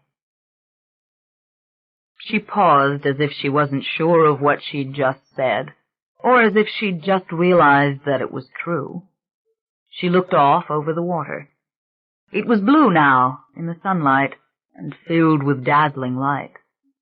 Countless sails had appeared on the surface, and the whole house was pervaded by the vistas surrounding it, the dark olive hills sprinkled with white buildings. And to Michael, it made her seem all the more alone, lost. "When I read about the power in your hands," she said, "I knew it was real. I understood. I knew what you were going through. There are these secret things that set us apart. Don't expect other people to believe, though in your case they've seen. In my case, no one must ever see, because it must never happen again." "Is that what you're afraid of? It will happen again?" "I don't know." She looked at him. "I think of those deaths, and the guilt is so terrible. I don't have a purpose or an idea or a plan. It stands between me and life. And yet I live. I live better than anybody I know." She laughed softly, bitterly. "Every day I go into surgery. My life is exciting, but it isn't what it could have been." Her tears were flowing again. She was looking at him, but seemingly through him. The sunlight was falling full on her yellow hair. He wanted so to hold her. Her suffering was excruciating to him. He could scarcely stand to see her gray eyes, so red and full of tears, and the very tautness of her face made it terrible when the lines of anguish suddenly sharpened and flashed, and the tears flowed, and then the face went smooth, as if with shock again. "I wanted to tell you these things," she said. She was confused, uncertain. Her voice broke. "I wanted to be with you and tell you. I guess I felt that because I had saved your life, maybe somehow—" This time nothing could have stopped him from going to her. He got up slowly and took her in his arms. He held her, kissing her silky neck and her tear-stained cheeks, kissing her tears. "You felt right," he said. He drew back, and he pulled off his gloves impatiently and tossed them aside. He looked at his hands for a moment, and then he looked at her. There was a look of vague wonder in her eyes, the tears shimmering in the light from the fire.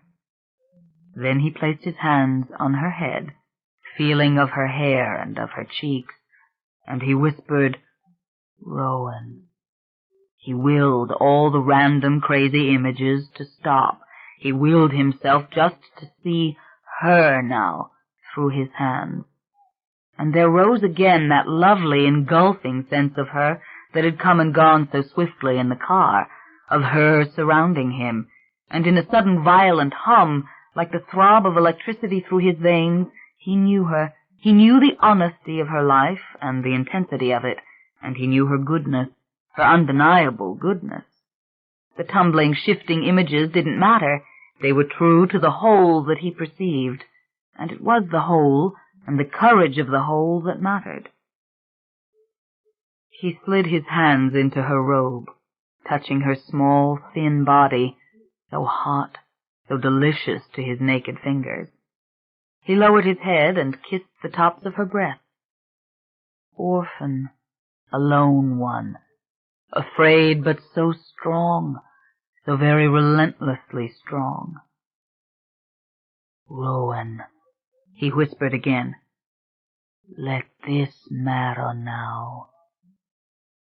He felt her sigh and give in, like a broken stem against his chest, and in the mounting heat, all the pain left her. He lay on the rug, his left arm bent to cradle his head, his right hand idly holding a cigarette over the ashtray, a steaming cup of coffee at his side. It must have been 9 o'clock by now. He'd called the airline. They could put him on the noon plane. But when he thought of leaving her, he was filled with anxiety. He liked her. He liked her more than most people he'd ever known in his life, and more to the point, perhaps, he was enchanted by her obvious intelligence and her near-morbid vulnerability, which continued to bring out in him an exquisite sense of protectiveness which he enjoyed almost to the point of shame. They had talked for hours after the second lovemaking. They talked quietly, without urgency or peaks of emotion, about their lives. She'd told him about growing up in Tiburon, taking out the boat almost every day of her life, what it had been like attending the good schools. She'd talked more about her life in medicine, her early love of research, and dreams of Frankenstein-like discoveries, in a more controlled and detailed way. Then had come the discovery of her talent in the operating room. No doubt she was an incredibly good surgeon. She felt no need to brag about it. She simply described it, the excitement of it, the immediate gratification, the near desperation since the death of her parents to be always operating, always walking the wards, always at work. On some days she had actually operated until she could not stand upright any longer. It was as if her mind and her hands and her eyes weren't part of the rest of her. He had told her briefly, and a little self-deprecatingly, about his own world, answering her questions, warmed by her seeming interest. "Working class," he had said. How curious she had been. What was it like back there in the South?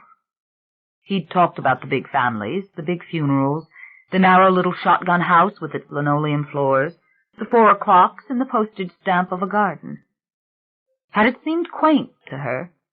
Maybe it did to him, too, now, though it hurt to think of it, because he wanted to go home so badly. It isn't just them, and the visions and all. I want to go back there. I want to walk on Annunciation Street, too. Is that the name of the street where you grew up? That's so beautiful. He didn't tell her about the weeds in the gutters, the men sitting on the steps with their cans of beer, the smell of boiled cabbage that never went away, the riverfront trains rattling the windows. Talking about his life here had been a little easier, explaining about Elizabeth and Judith and the abortion that had destroyed his life with Judith, explaining about the last few years and their curious emptiness, and the feeling of waiting for something, though he did not know what it was. He told about houses and how he loved them, about the kinds that existed in San Francisco, the big Queen Anne's and the Italianates, the bed-and-breakfast hotel he had wanted so badly to do on Union Street. And then he had slipped into talking about the houses he really loved, the houses back there in New Orleans. He understood about ghosts in houses, because houses were more than habitats, and it was no wonder they could steal your soul. It was an easy exchange, deepening their knowledge of each other, and amplifying the intimacy they'd already felt. He had liked what she said about going out to sea, about being alone on the bridge with the coffee in her hand, the wind howling past the wheelhouse. He didn't like it, but he liked to hear her tell about it. He liked the look in her gray eyes. He liked the simplicity of her easy languid gestures. He had even gone into his crazy talk about the movies and the recurrent images of vengeful babies and children, and the way he felt when he perceived such themes, as though everything around him was talking to him. Maybe one step from the madhouse, but he wondered if some of the people in the madhouse were there because they took the patterns they perceived too literally. What did she think? And death.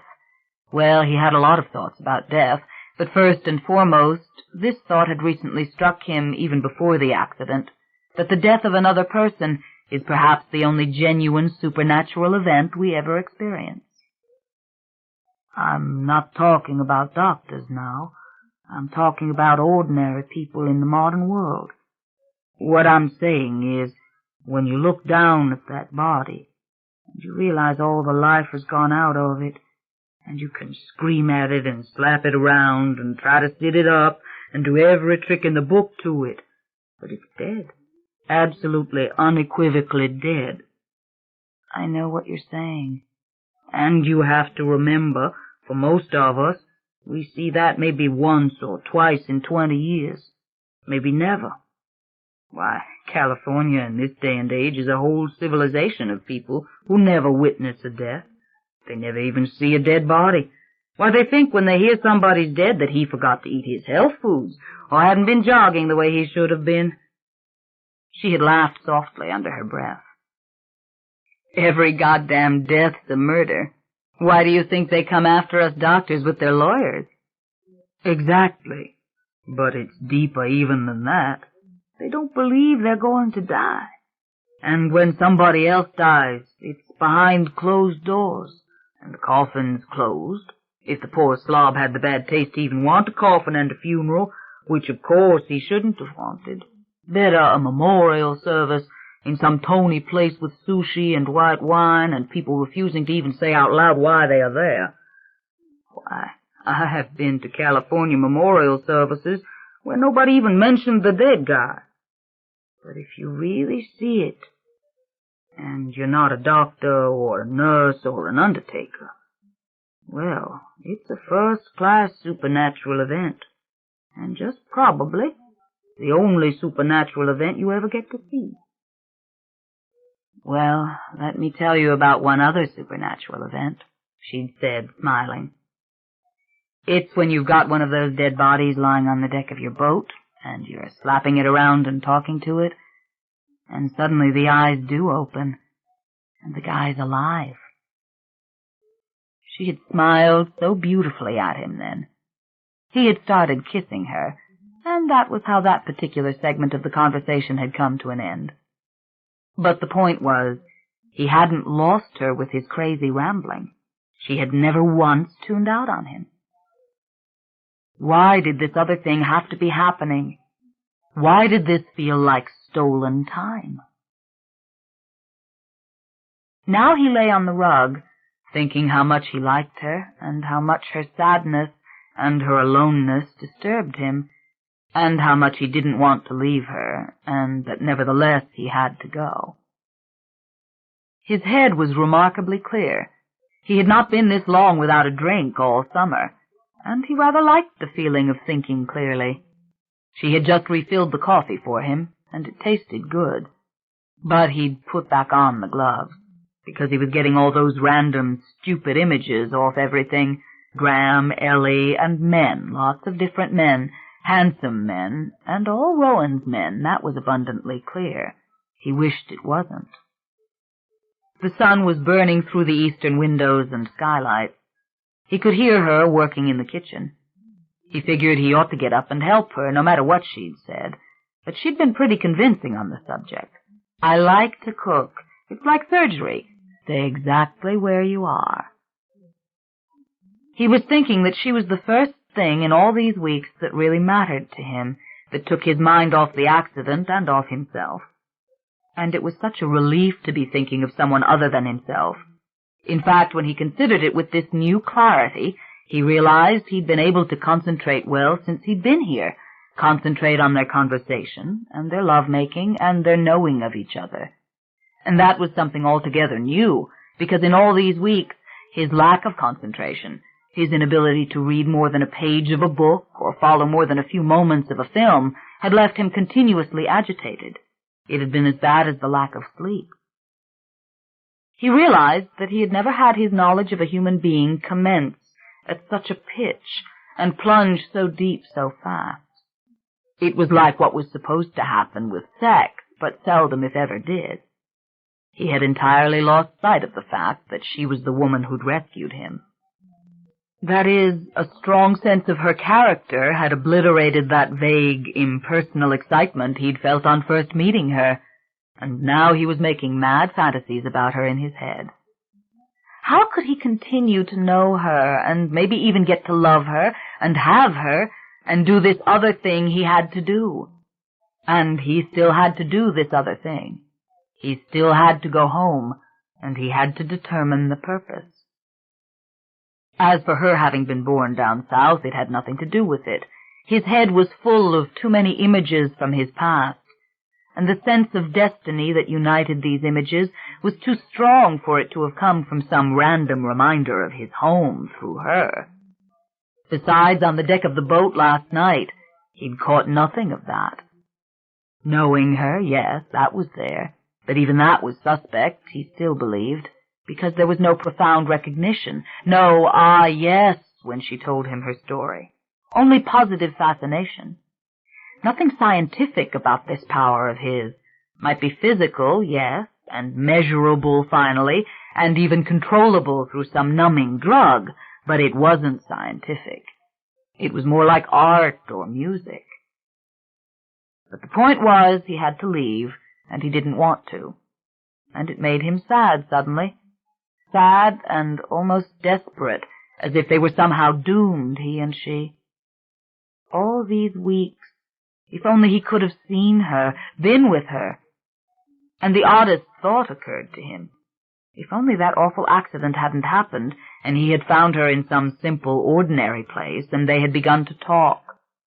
But she was part and parcel of what had happened. Her strangeness and her strength were part of it. All alone out there in that big, awful cruiser right at the moment when darkness fell. Who the hell else would have been there? Who the hell else could have gotten him out of the water? Why, he could easily believe what she said about determination, about her powers. When she'd been describing the rescue to him in more detail, she had said a strange thing. She had said that a person loses consciousness almost immediately in very cold water, yet she had been pitched right into it, and she hadn't lost consciousness. She had said only, "I don't know how I reached the ladder. I honestly don't." "Do you think it was that power?" he asked. She had reflected for a moment. Then she had said, "Yes and no. I mean, maybe it was just luck." "Well, it was luck for me, all right," he'd responded. And he had felt an extraordinary sense of well-being when he said it. And he wasn't so sure why. Maybe she knew because she said, "We're frightened of what makes us different." And he had agreed. "But lots of people have these powers," she said. "We don't know what they are or how to measure them, but surely they are part of what goes on between human beings. I see it in the hospital. There are doctors who know things, and they can't tell you how. There are nurses who are the same way. I imagine there are lawyers who know infallibly when someone is guilty, or that the jury is going to vote for or against, and they can't tell you how they know. The fact is, for all we learn about ourselves, for all we codify and classify and define, the mysteries remain immense. Take the research into genetics. So much is inherited by a human being. Shyness is inherited. The liking for a particular brand of soap may be inherited. The liking for particular given names. But what else is inherited? What invisible powers come down to you? That's why it's so frustrating to me that I don't really know my family. I don't know the first thing about them. Ellie was a third cousin once removed or something like that. Why, hell, that's hardly a cousin." Yes, he had agreed with all that. He talked a little about his father and his grandfather, and how he was more like them than he cared to admit. "But you have to believe you can change your heredity," he said. "You have to believe that you can work magic on the ingredients. If you can't, there's no hope." "Of course you can," she'd replied. "You've done it, haven't you?" "I want to believe I've done it. This may sound insane, but I believe that we ought to—" "Tell me." "We ought to aim to be perfect," she said quietly. "I mean, why not?" He had laughed, but not in ridicule. He had thought of something one of his friends once said to him. The friend had been listening to Michael rattle on one night about history, and how nobody understood it, or where we were headed, because we didn't know history. And the friend had said, "You are a peculiar talker, Michael," explaining that the phrase was from Orpheus Descending, a Tennessee Williams play. He had treasured the compliment. He hoped she would, too. "You're a peculiar talker, Rowan," he had said, and he had explained it as his friend explained it to him. That had made her laugh, really break up. "Maybe that's why I'm so quiet," she said. "I don't even want to get started. I think you've said it. I'm a peculiar talker, and that's why I don't talk at all." He took a drag off the cigarette now, thinking it all over.